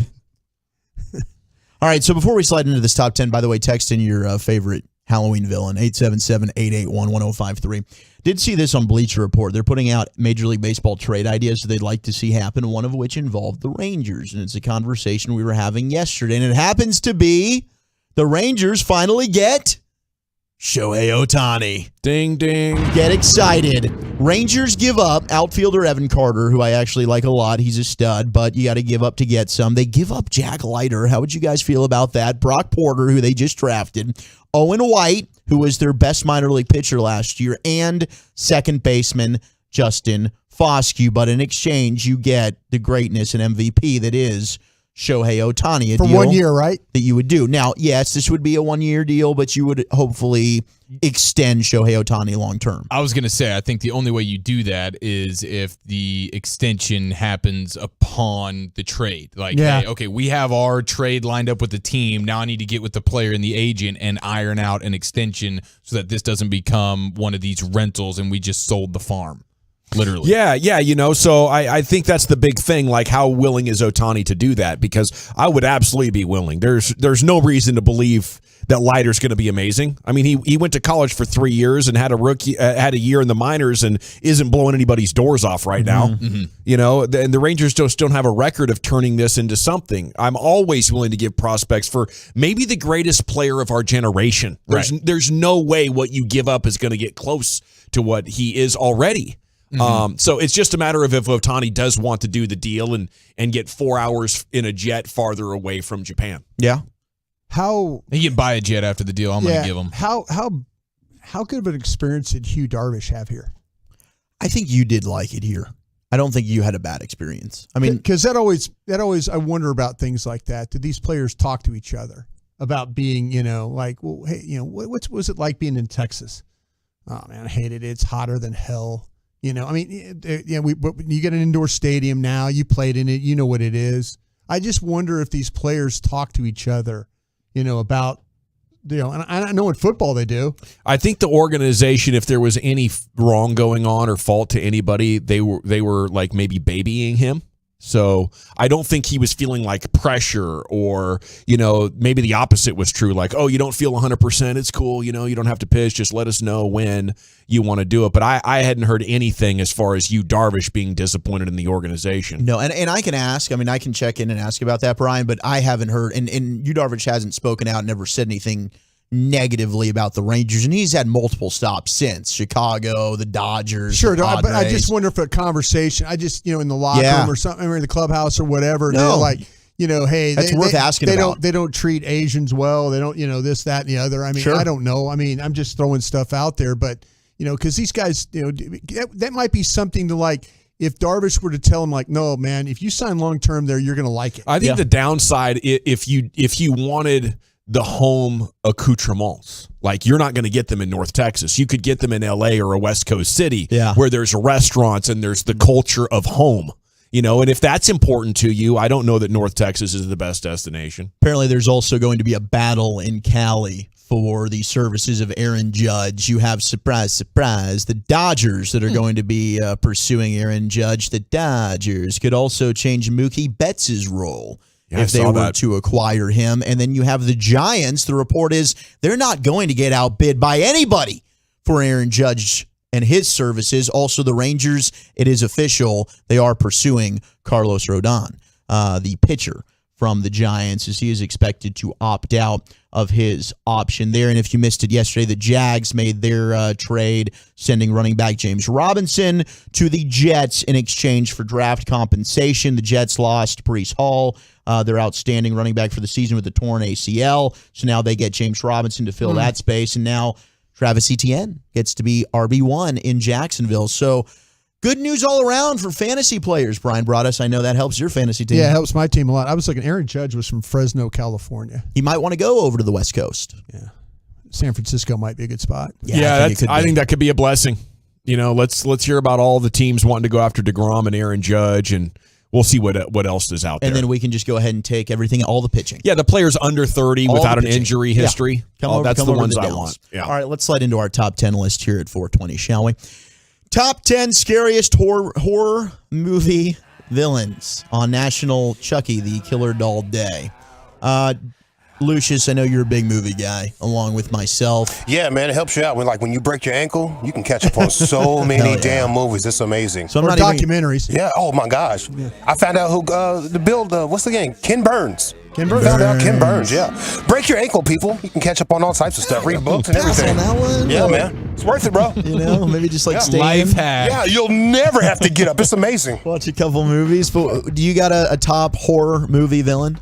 And I say that with like HORROR because that word can just get tricky. It's a tough one. Yeah. Are you talking to me? Yeah, talking to you. Yeah, Pennywise. Because he's from John Wayne Gacy. And that guy is scary in real life if you figure out what he did out there. Yeah. Jaws, because that shark is scary. Yeah. That had me scared when I was young. No Country for Old Men. Yes. That Javier dude. Bardem. Oh my God, that guy. He scares the grown Lucius. Yeah. Joan Crawford. Remember, have you seen Mommy Dearest? Mommy Dearest. So my mom used to sit me down and used to watch that. Clothes hangers? No more wire hangers. I have not seen this. Yeah, she one. said, "You're lucky you don't have a mother like that." I was like, okay. Thanks, and Mom. The Blair Witch. Yeah. We were younger. That's a freaky line. Yeah. We were younger and we got. That's weed. That's weed. And we were at some girls' apartments, so we had to walk like in the dark to our cars. Oh. And boy, After watching that paranoia was on us. Every shadow was coming to grab us. It was scary. You guys have any that jump to mind this time of year? You're like, oh man, I hated that movie. That one freaked me out as a kid, or just as an adult. I can't. Freddy, the Saw, Mike Myers. Yeah, is that a Halloween movie? Yeah, it is. I mean, Jigsaw's a scary Jigsaw's dude. a good one. The original Saw's. Freddy wasn't scary. That would be Leatherface. Yeah, wasn't that guy real? Like the Leatherface dude, the chainsaw guy? Yes. Like in a From sense? Wisconsin. Yeah. Okay. Yeah, it's based off of his deal. So we just we stole it here in Texas and made it ours? Same way we did all that food yesterday. Take tacos, Bluebell is serial ours, damn it. killers. Yeah, 100%. Beetlejuice. Oh, Beetlejuice. That dude is hilarious. Again, like Beetlejuice. Freddy Krueger. Like he can't scare you because like as he's killing you, he's cracking jokes. Like, he'll take your tongue out of your head and wrap it around your throat. What happened, Johnny? Getting tongue-tied? That's hilarious. It does provide some levity while you're getting killed. Yeah, that's not bad. I can That's appreciate a good one, that. Freddy. The Ring was one that I saw at a young age. Oh, gosh, and yes. that one got me pretty good. Messed with me. Whenever I was younger. I'm really not a horror film dude, but the The Conjuring, the original Conjuring. Yes. And I guess that's just like demon stuff. That exorcism scene at the end. That was The Exorcist in the never- 70s. Have you ever seen that Oh, one? dude, when have she's I got her seen head that spinning one? back, Oh, bending freaky down the stuff. Freaky yeah, stuff, bad yeah. deal. Yeah. And then not a horror movie, but I will say the bad guy in the movie, the Shia LaBeouf vehicle, Disturbia. That bad guy. That guy, freaked and me I out, love bro. Disturbia, underrated film. It's a great flick, but that guy like really genuinely scared me. All right, we go to the text line here. I like how Shia LaBeouf walks around like he has a contract in business that he just took a break from real quick. I'll be right back. He did a lot of interesting things. Yeah, I love there. that dude. 877-881-1053. Oh, Insidious freaks me out. And yeah, and that song from Insidious, the tulip thing, that was a freaky song. The Leprechaun got texted in. We've got Pinhead. The Grudge was scary. Poltergeist. Casper. You ever seen Candyman? Yeah, I got texted in a bunch. And no, I haven't seen Candyman is scary. The old one is scary, and the new one is pretty good. People shot it down. I liked it. I Okay. don't listen to people anymore. Number 10 is Good idea. The Leprechaun, a movie from 1993 which featured Jennifer Aniston in her theatric debut. Warwick Davis starred as the Leprechaun, and this guy was an angry-looking leprechaun. I He know some does look girls that's freaky. built like that leprechaun. Do you? Facts, yeah. Short, stumpy. Yeah, bro. That's how their little silhouettes be looking. Yeah. Like, oh, guess what? I'm not drunk anymore. No, I'm good. I've sobered up real quick. Number Would you 9. look at the time. It's past my bedtime. Yeah. Number can't see the 9, clock. Ghostface from Scream. Number 8, we got Pinhead from Hellraiser, the 1987 Halloween film. Number 7, Chucky, who this day is for. Yeah, Child's John Play. Isn't there a new Chucky out? Like a series or something? I think Son of Chucky. I think there is a series on one of the streaming services. But yeah, there's like Who's laying down with Chucky? I don't know. Why does he keep having all these damn kids? What? You'd think that Chucky would be easy. It's a doll that you'd like throw around and say, "Screw you, He's got Chucky." that bad boy Barbie, vibe, you know? Barbie's always hanging out with people. You know Must be that. the bad boy vibe. Number 6, here you go, Barbie in the Lucius. Playhouse. The women are fixers, man. Now come here, Chucky. I got you. He's got potential. Number 6 is Pennywise, the clown. Never saw it. Man, and Clowns in general. It too is not good, but I think they're actually doing a prequel now to It. That's going to be the newest thing they're doing. Number 5 is Jigsaw. Oh, yeah. That's Dawson's dude. Yeah. Oh, he's on that tricycle. Just Dave McMiniman. Oh, Number 4, we got Leatherface from the Texas Chainsaw Massacre. There you go. Number 3, Freddy Krueger, Nightmare on Elm Street. there you go. Classic. Oh, the hills have eyes. Oh, those are freaky movies. I feel like I've met those people out here. That was awesome. Children of the Corn. Yeah, the Children of the Corn did get texted in. Oh, that's some freaky stuff. Number 3 is, I mentioned that one. Number 2, Jason Voorhees, Friday the 13th. Yeah. Ooh, okay, yeah. We already know. I guess it's, should we all say it together as a class what number 1 is? The Shining. Oh, I thought it was I'm going to just be. kidding. It's not The Shining, but The Shining did get texted in. We also have Jeepers Creepers. Sinister. If you haven't seen Sinister, that movie will mess with you. Why? That is a freaky film. Is that the one with the dude from Training Day? Yes. Okay. And the children. Denzel? It's not Denzel.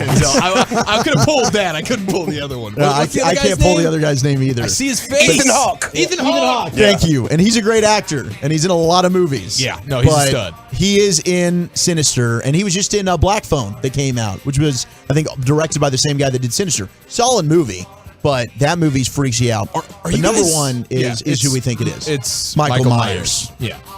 Are we horror film guys? Like, as a show, would we consider ourselves a horror film show? Because I'm out. I think me and Broadus are both. We'll go into the rom-com movie room and maybe sit down and soak in some Clooney and Julia Roberts or something together. Wow, won't go there. Okay. I like the slapstick comedy most, like Respect, your yeah. Napoleon Dynamites Little and Hot Freddy Rod. Got Fingers, stuff like that. Excuse me, what'd you say? But did, yeah. I do like the horror movies. You do? Yeah. Okay. I know Walchuk's in. As long as they get you I some used to not suspense, be. like a good, not slapstick horror. Yeah. You know? I It's want like the Scream movies or the totally scary, out. scary Like movie. if you're not serious, I want real drama and like a psychological thriller along with the Okay. horror. Hitchcock? Then I'm all the way. Hitchcock, absolutely, 100%. What was that movie Kathy Bates starred in that was also a Stephen King Misery, movie? baby. Misery. Yeah. That is James Caan. Yes, Broke his James damn Caan. ankle. Oh, R.I.P. James Caan. That is an Yeah. effed up film. R.I.P. The James Cell Caan. with Jennifer Lopez and Vince Vaughn, 2000. Okay. Not that talked about, but incredible. Like as far as I'm what in on exactly that. is going on here. I'll have to terrifying put at the that one same down. time. Yeah, Shout out it's to good. Vince Vaughn and Bill Burr, by the way. We were on the Manning cast last night. Oh, yeah. Listen to LA Live tonight. I got some cuts for you. Oh, perfect. Custom cuts for your butts. That's what we call a tease in the biz. My butt's been craving those cuts. Thank you very much. Here's today's Top 10 to 420. Thank you. Well, Chuck, every afternoon he delivers it. How much should the Bears concern the Cowboys? I'll ask you that question. The truckwreck.com fan text is open. The chat on Twitch and YouTube is open.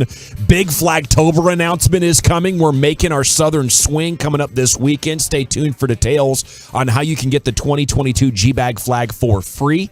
You can still pick one up while they last at 105 thefan.com/Flagtober. $25. We'll send it anywhere in North America, and we are back in the nation. Coming up Wednesday morning on Sean and RJ, Brian Broaddus is my co-host in for Choppy. Michael Irvin will join us at 8:40, plus around the NFL Power Rankings. Broaddus joins the morning show, 5:30 to 10 on 105.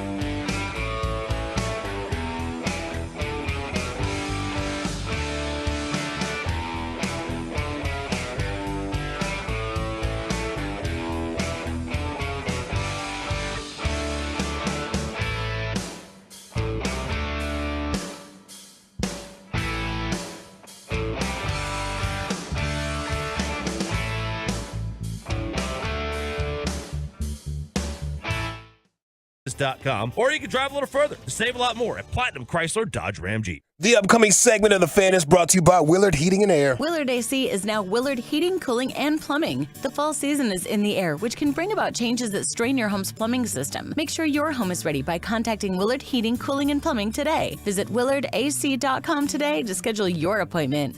Boomer Esiason joins the Fan to give you his insights on Sunday's action with his new show, Kickoff, Friday nights at 9 on your home for the Cowboys. 105.3 The Fan. Classic Chevrolet in Grapevine knows you like buying to be easy. That's why they created the Classic Chevrolet Easy Pass online buying tool. Visit ClassicChevrolet.com to get started. Chevrolet, find new roads. Thank you very much. We are going to talk about the Bears, and if last night's game scares you a little bit, there is one thing to address. 254. Leatherface was really from Texas, Dawson. Look it up, dumbass. Why else would it be called the Texas Chainsaw Massacre if it wasn't from Texas, Dawson? Well, it's a movie, 254. Okay, I won't name call you, okay, but I appreciate you interacting with the show. Okay, Yahoo. Is there an in real life Leatherface? The movie was marketed as being a true story, but it'd be more accurate to say that it was inspired by real-life crimes of Wisconsin-based murderer and body snatcher Ed Gein, otherwise known as the Butcher of Plainfield. Okay? Oof, make that oof face, oof. And it's not just the 254. There's lots of them. There's lots of men here that they're tearing me up. You know that big overbite face you know what I'm talking about? Yeah. Oof. Yeah. No, Got him. Just be nice to each other and love each other. Stupid, guys. Ring him up. And yes, another one saying, the cell was some other dude, Vincent D'Onofrio. Yes, he was in there, but so was Vince Vaughn. This guy's calling it This guy. I mean, come on. Before you take shots, just do the Googles real fast. I mean, I'm not the biggest movie buff at all. That's why I make sure to know what I'm talking about before I say anything. And I would just, I don't know, some of you, it's like your movie takes are worse than your sports takes. Steven, what do we got? Save us, quick. I do love you, though, and thanks for making us part of your day. It is the G-Bag Nation. And now I want to know from you, how much should the Bears concern the Cowboys after watching them go off against the Pats like they did last night? Vegas moved the line. From as high 10, as right? It was up to 10.5 at some books, and now it's as low as 8.5 at some books. So, give me the Bears. Turned them over 3 times, ran all over them. Why not? You gonna go for that in Survivor Pool? No, I'm not gonna take the Bears. But I like the points. I think this could end up being tight. I don't know. I'd like the bet payoff. Man, I think there is a huge advantage with them playing on the road last night and then coming to play on the road again for Sunday on a noon kick. Short week. That I think is a massive Cowboy advantage, but there's definitely much more respect for this Bears team over the last few weeks than there was to start this season. And coming into it, I thought the Bears, along with the Giants, were going to be like two of the single worst teams in the sport. And I've been very wrong on the Giants, and as of late, I've been decently wrong on these Bears. And we mentioned it earlier of how they're leaning more on the legs of Justin Fields, and it's paying off. After closing out week 3, Justin Fields was 28th in terms of EPA per drop back for quarterbacks.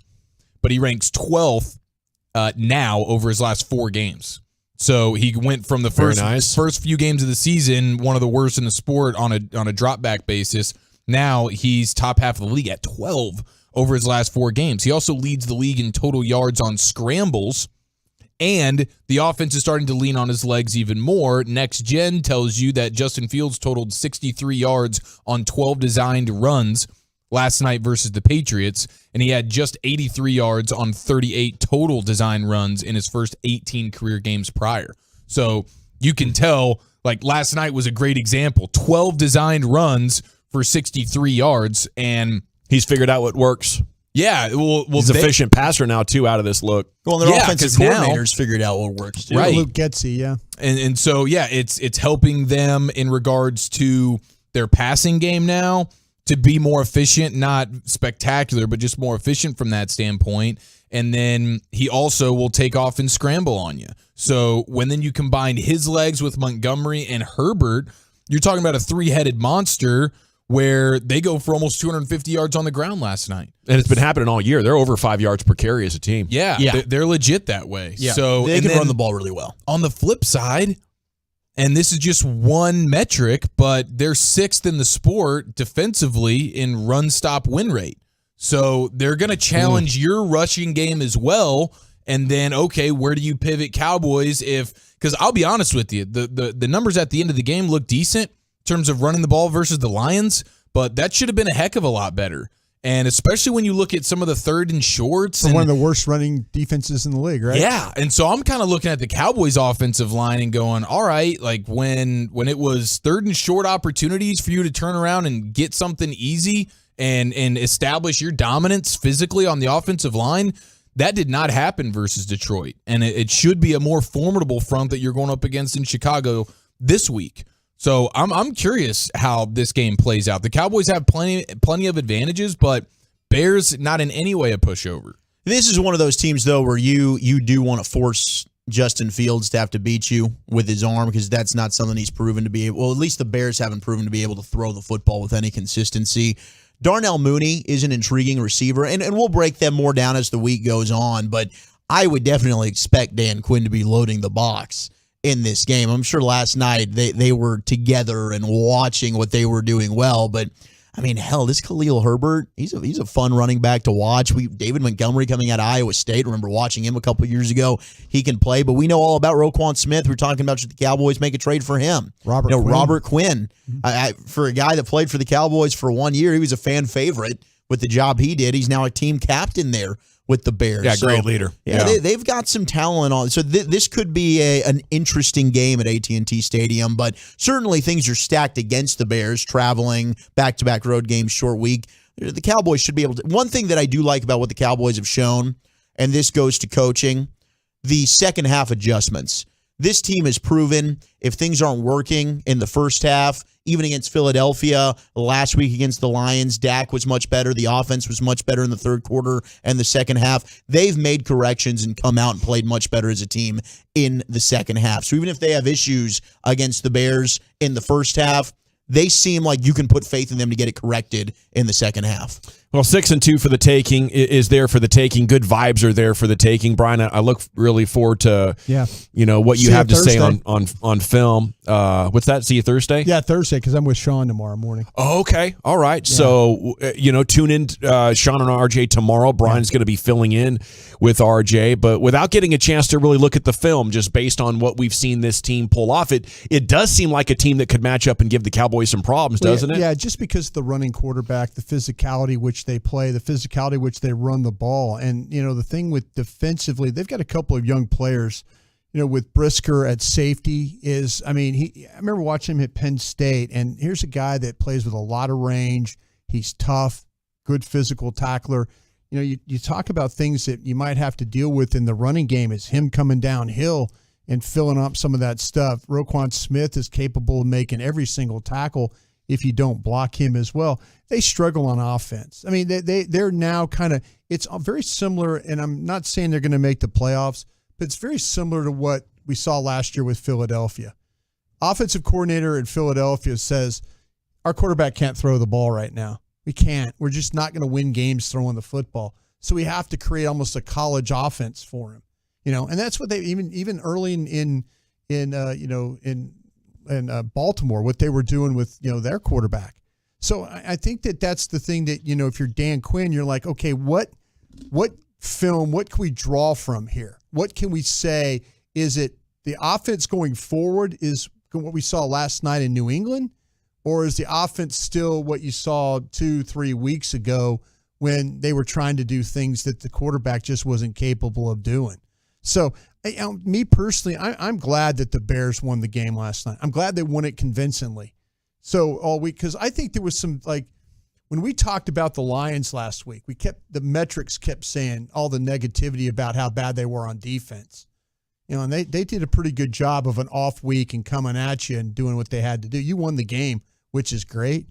But I kind of feel like that there's, with this Bears team, you're going to see a little bit different. I think you're going to see more from them like what they did against New England, just because that to me looks like something that looks successful for Justin Fields. They want to double down on that, no doubt. Segment here is brought to you by Metter, Dodge, Chrysler, Jeep, Ram, Brian. Yeah, but in a short week, too. In a short week, if you don't have time to really prep out a big-time game plan, you might go back to say, okay, we can hang our hat on these 4 or 5 plays in this game. Maybe that power quarterback run is something that they'll think about. The Cowboys kind of have struggle off the edge, again with the soft corners and ends getting hooked. Or, we'll see them. They can run it inside with these backs. Hopefully you've taken care of that a little bit with the trade that you made. But man, if you're on a short week, shorter game plan. Well, I can hang my hat on 60 seconds on soccer. I'm hanging on to that. I'm hanging on to it, and I look forward to giving that to you here coming up in the next hour. Maybe in the expressway, maybe in the back half of this segment here coming up. What Jerry Jones said about their formula for running.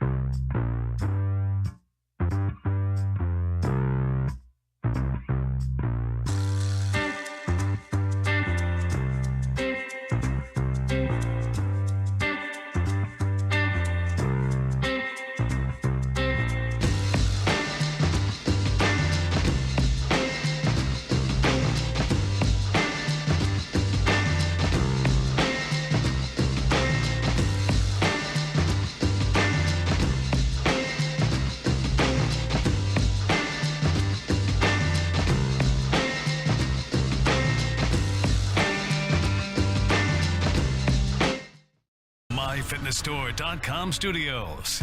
You're rolling with the G-Bag Nation on 105.3 The Fan. Welcome to the Nation. Hour 4 of the Nation. Hope you're having a great day. I have some Jerry cuts here and some very interesting offensive conversation. How would you view running your quarterback like a number of teams are and having more success than your traditional pocket quarterbacks outside of just a couple? And let's talk about their identity as well as far as running and playing defense, and are they intentionally leaving points on the board? Jerry addressed both those topics and several others this morning as he appeared with Sean and RJ for his Tuesday conversation at 8:30. There's Brian Broaddus, former Cowboys scout, Wolchuk Chiafalo, Lucius Alexander's at Master Control. You have Carter Freeman coordinating your video across 3 different platforms. I'm Gavin Dawson, and along with you, we are the G-Bag Nation. Yes, you heard right. I do have 60 seconds on soccer in my back pocket. The countdown to the World Cup is on.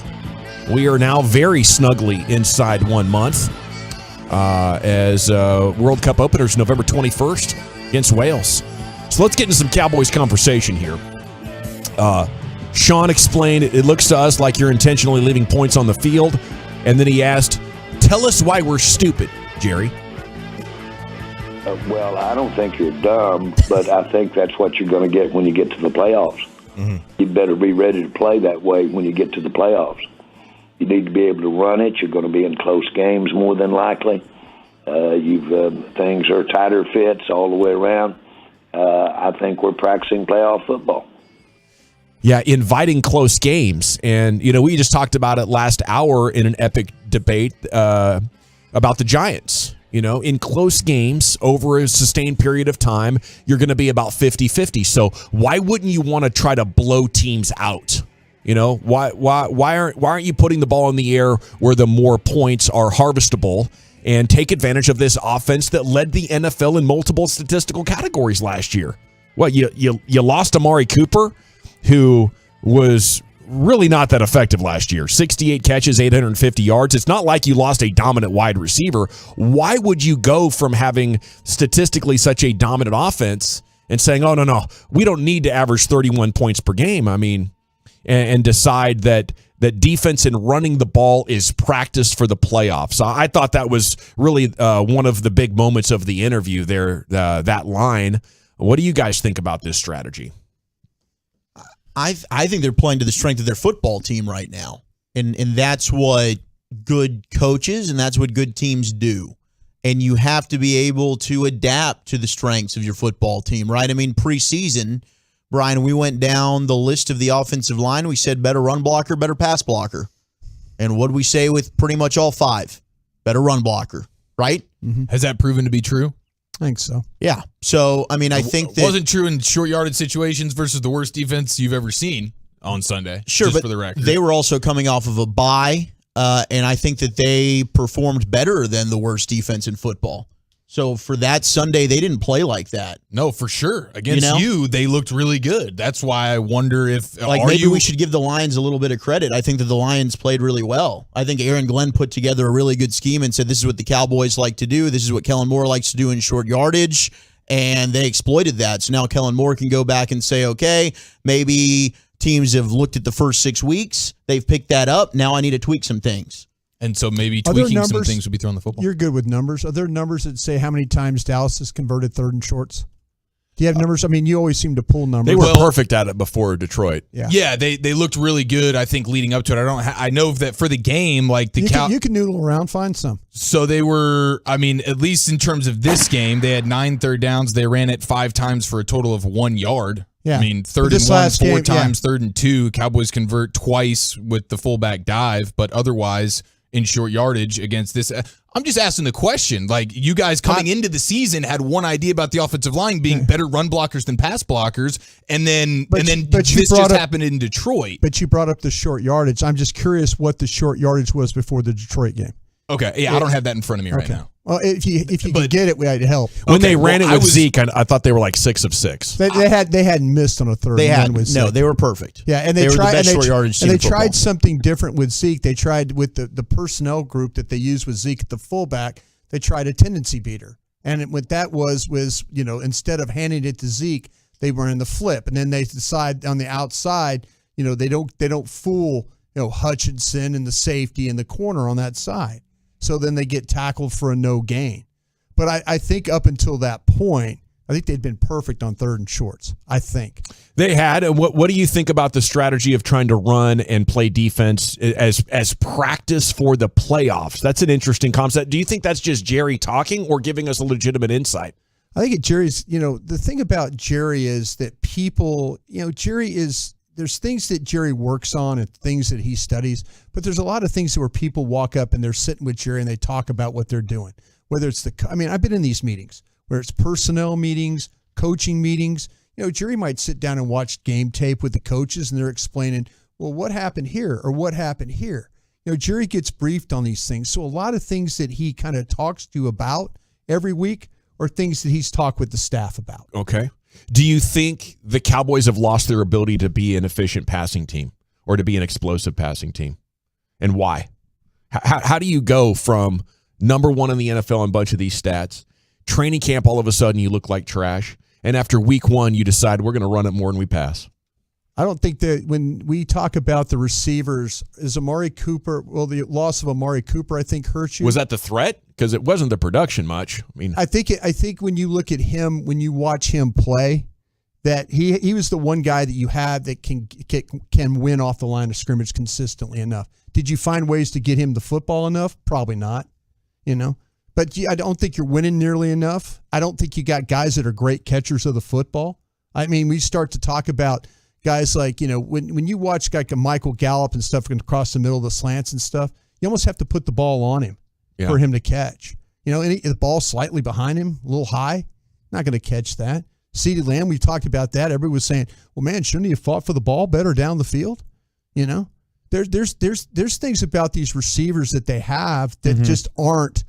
That just they're not all finishers. That's the thing about it is when you start to watch them run routes and they one thing you play in Philadelphia and not getting open, I can forgive you for that. But playing against some of these other teams and teams are able to kind of cover you and there's separation, then you got a quarterback that's not always accurate. And that's why your throwing game is not as good as it needs to be. And your offensive line, you have some leaky problems with pass protection at times. There's a combination of a lot of things here. And to be honest with you, if you traded for a wide receiver right now, I'm not guaranteed the guy's going to be able. They're going to get the best out of him. Yeah, amen. You're not guaranteeing me. You're not. They could go. They almost have to trade for a ready-made guy that's going to go out there and run routes and get open and separate. Because if you're asking them to get somebody out there that they're going to scheme open, that ain't happening. Yeah, so you don't have a play caller that's scheming your receivers open, and your receivers aren't good enough to get themselves open. I don't think these receivers, and we see things with Michael Gallup catching the football and contort and all that. He's a body catcher. Guy is really a body catcher. When's the last time you see these guys that really extend their hands? Noah Brown maybe a little bit, but you see guys fighting the ball. How about that Giants game? How bad that was with Lamb until he finally got going. Yeah. He was fighting the football in that game. But still, all this came together like these guys participated in a very explosive passing game last year. Kellen Moore, isn't a complete idiot when it comes to drawing things up. I wonder if part of it is the quarterback. And we've tried this for 3 years. We've given the quarterback, we've told people that he is part of the problem. He is part of the problem. I just don't think you don't have receivers that go out there and just snatch the ball all the time. So do you think the Cowboys should acknowledge or will acknowledge, hey, we thought that it was passing game for the last 10 or 12 years. It was going on with the league trend, but I guess we were wrong. Are we gonna build with defense moving forward? Or is Bassick it defense and running game? I listened to Bassick this morning. He asked the question, if you get this defense to play together for the next 5 years, do you feel like you're a playoff team every year? Yeah. I would say yes. That's probably what they're going to do. You were up and down when you had top 5 offense. You couldn't make the playoffs. The 40-burger offense is not the way to go. Teams are figuring out how to win 20-17. Teams are figuring out how to win 19-16. Okay, how about cut 14 here from Jerry Jones? How do you view the running quarterback? Hang on. Lucius is running back in. My bad. Hold on, real quick. As Lucius runs back in there, I do think in terms of this pass offense, right? Yeah. You had Dak for one game. He came back against the Lions. You had Cooper Rush. So we haven't had a great assessment and sample of what you're going to get. Good point. With this passing offense. Like Gallup and Dak have had one game together. Let's give this time to really see how this improves. What about Tampa, though? Tampa was horrible, but Tampa was really bad. Don't get me wrong, it was horrible, but that's a good defense there with the Bucs. It was. And well, it was for a while, for several weeks there. We'll see how it goes, because if they get in rhythm and they're making plays, you don't want them to go back to run, pass on third down, punt. Well, that's kind of what they are doing, and that's where my problem comes in, because when you look at how efficient they are at passing the ball on early downs, they're above league average, and this is with the sample size of being mostly Cooper Rush. So in theory, it should be even better with a Dak Prescott at quarterback. Yeah, it should. They are above average and have a positive expected points added when they pass the ball on early downs. They are below average, just slightly below average, but still at a negative expected points added when they run the ball. And they're in bottom third in the league in terms of teams that will still turn around and hand the ball off on second and long, which is the least opportune time to run the football. And I know a lot of that has to do with, hey, we were playing with Kellen Moore, so I don't want to go too crazy on it. But even on Sunday, you're talking about a game where on first down, you ran the ball 17 times. When on early downs, you're better at throwing the ball. You threw the ball 11 times on first down. In total, early down, first and second down, you ran the ball 27 times as opposed to passing it on 23 times. But it tells you right now you are more efficient passing the ball on first and second down than you are running it. It's like we're going back in time to where, the passing was so risky for turnovers that you just avoid it. Like, well, I know there's a much better chance that we score if we throw it, but you could also turn it over. And that's just football, scared, conservative. That's what the whole sport's been built on. They want the players to be super tough and have balls and be a man, and then they get scared of a turnover. Oh, no, what's going to happen? Is the defense so good? You lost the good? Philadelphia game because of turnovers, though. Yeah, I think it might be legit. Of course, but you're also shooting yourself in the foot every time. You were in 3rd and almost 9 all game on Sunday. But you're not helping yourself when you look at... The quarterback was like 10 of 11 throwing the ball right in the second half. Yeah, he was great. Yes. Yeah. Okay. Good. But what they run for 27 times, the two backs ran 27 times for $142. Yeah. 5.2 yards a carry. So you come out of that game feeling good about the way you ran the ball and blocked against that Detroit Lions team? I don't think you did. I thought you felt like, dang, this wasn't even that great. The second half was much better. First half was not good. I told you in postgame, I told you that to me, if I would rather both backs if they can combine for 27 carries and 142 yards and 5 yards a carry. Sure.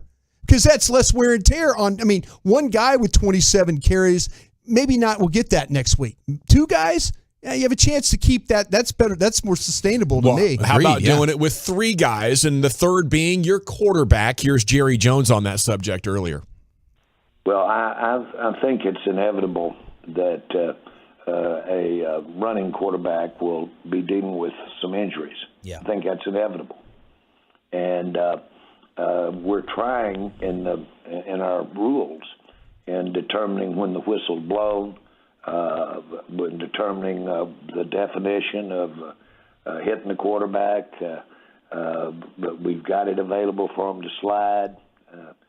We've got a lot of that mechanism. But I think you can see the attempt in the NFL to give that quarterback some room and become a dual threat, run plus throw.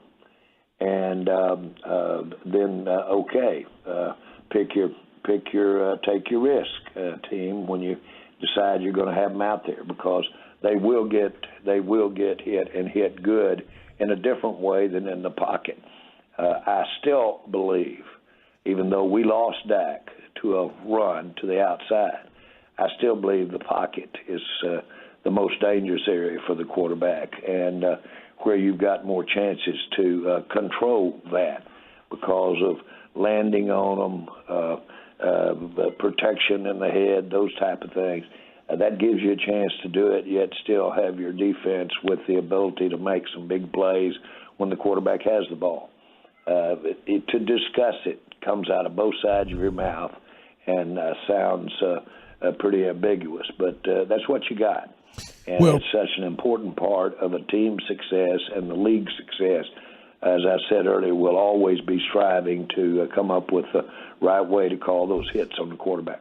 Well, I hope if they hold off in the regular season like they have, they're at least willing to go for it and risk it for the biscuit once you get to the postseason, because without a doubt, we've hit a point this year, if not over the last couple of years, where the advantage of a running quarterback is so much bigger than the threat of the injury, and it's almost like you have to accept the threat of injury because of the edge that you're getting in offensive efficiency. And if you don't trust your quarterback to be able to run without getting hurt, find a quicker one. Find one with eyes seemingly in the back of his head so he can step out of bounds or slide like Russell Wilson was so adept at earlier in his career. But I don't think that unless you have Peyton Manning or Tom Brady, or even Patrick Mahomes is still mobile, he avoids contact well. You know, I don't think you can just avoid running with your quarterback and expect to have big time success. It is such an edge. You're really, like, to me, over prioritizing keeping the quarterback healthy. So that's all I wanted to say. I don't think there. Jerry wants to live through Dak being out of the lineup again. I think he's overly like, listen, he probably feels like he made a deal with the devil. That Playing for the playoffs instead of the Super Bowl again, if you ask me. Well, in the playoffs, hopefully it is different. Yeah, he probably feels like, though, he's not going to get in the playoffs with Cooper Rush playing quarterback. Okay, we got to run. I still have 60 on soccer in my back pocket. There's a couple of big stories. Let me sneak in 16 right here. Let me get 16 in. The U.S. Soccer Federation announced it's holding a training camp in Frisco for MLS players who are still in contention for a spot on the World Cup roster. They need players so bad. They're like, can we take another look at these lads? Okay, teams that are no longer in the MLS Cup playoffs, their players are invited to come check it out October 25th until November 5th. The U.S. will announce its final roster on November 9th in New York City, and the U.S. opens up November 21st against Wales. More soccer on deck, though, and we do have the Expressway, then Bobby Belt, then LA Live with Lucius Alexander and more coming up next here on 105.3 The Fan. I want to chat about my friends at D&M Leasing. This is the best place. It's the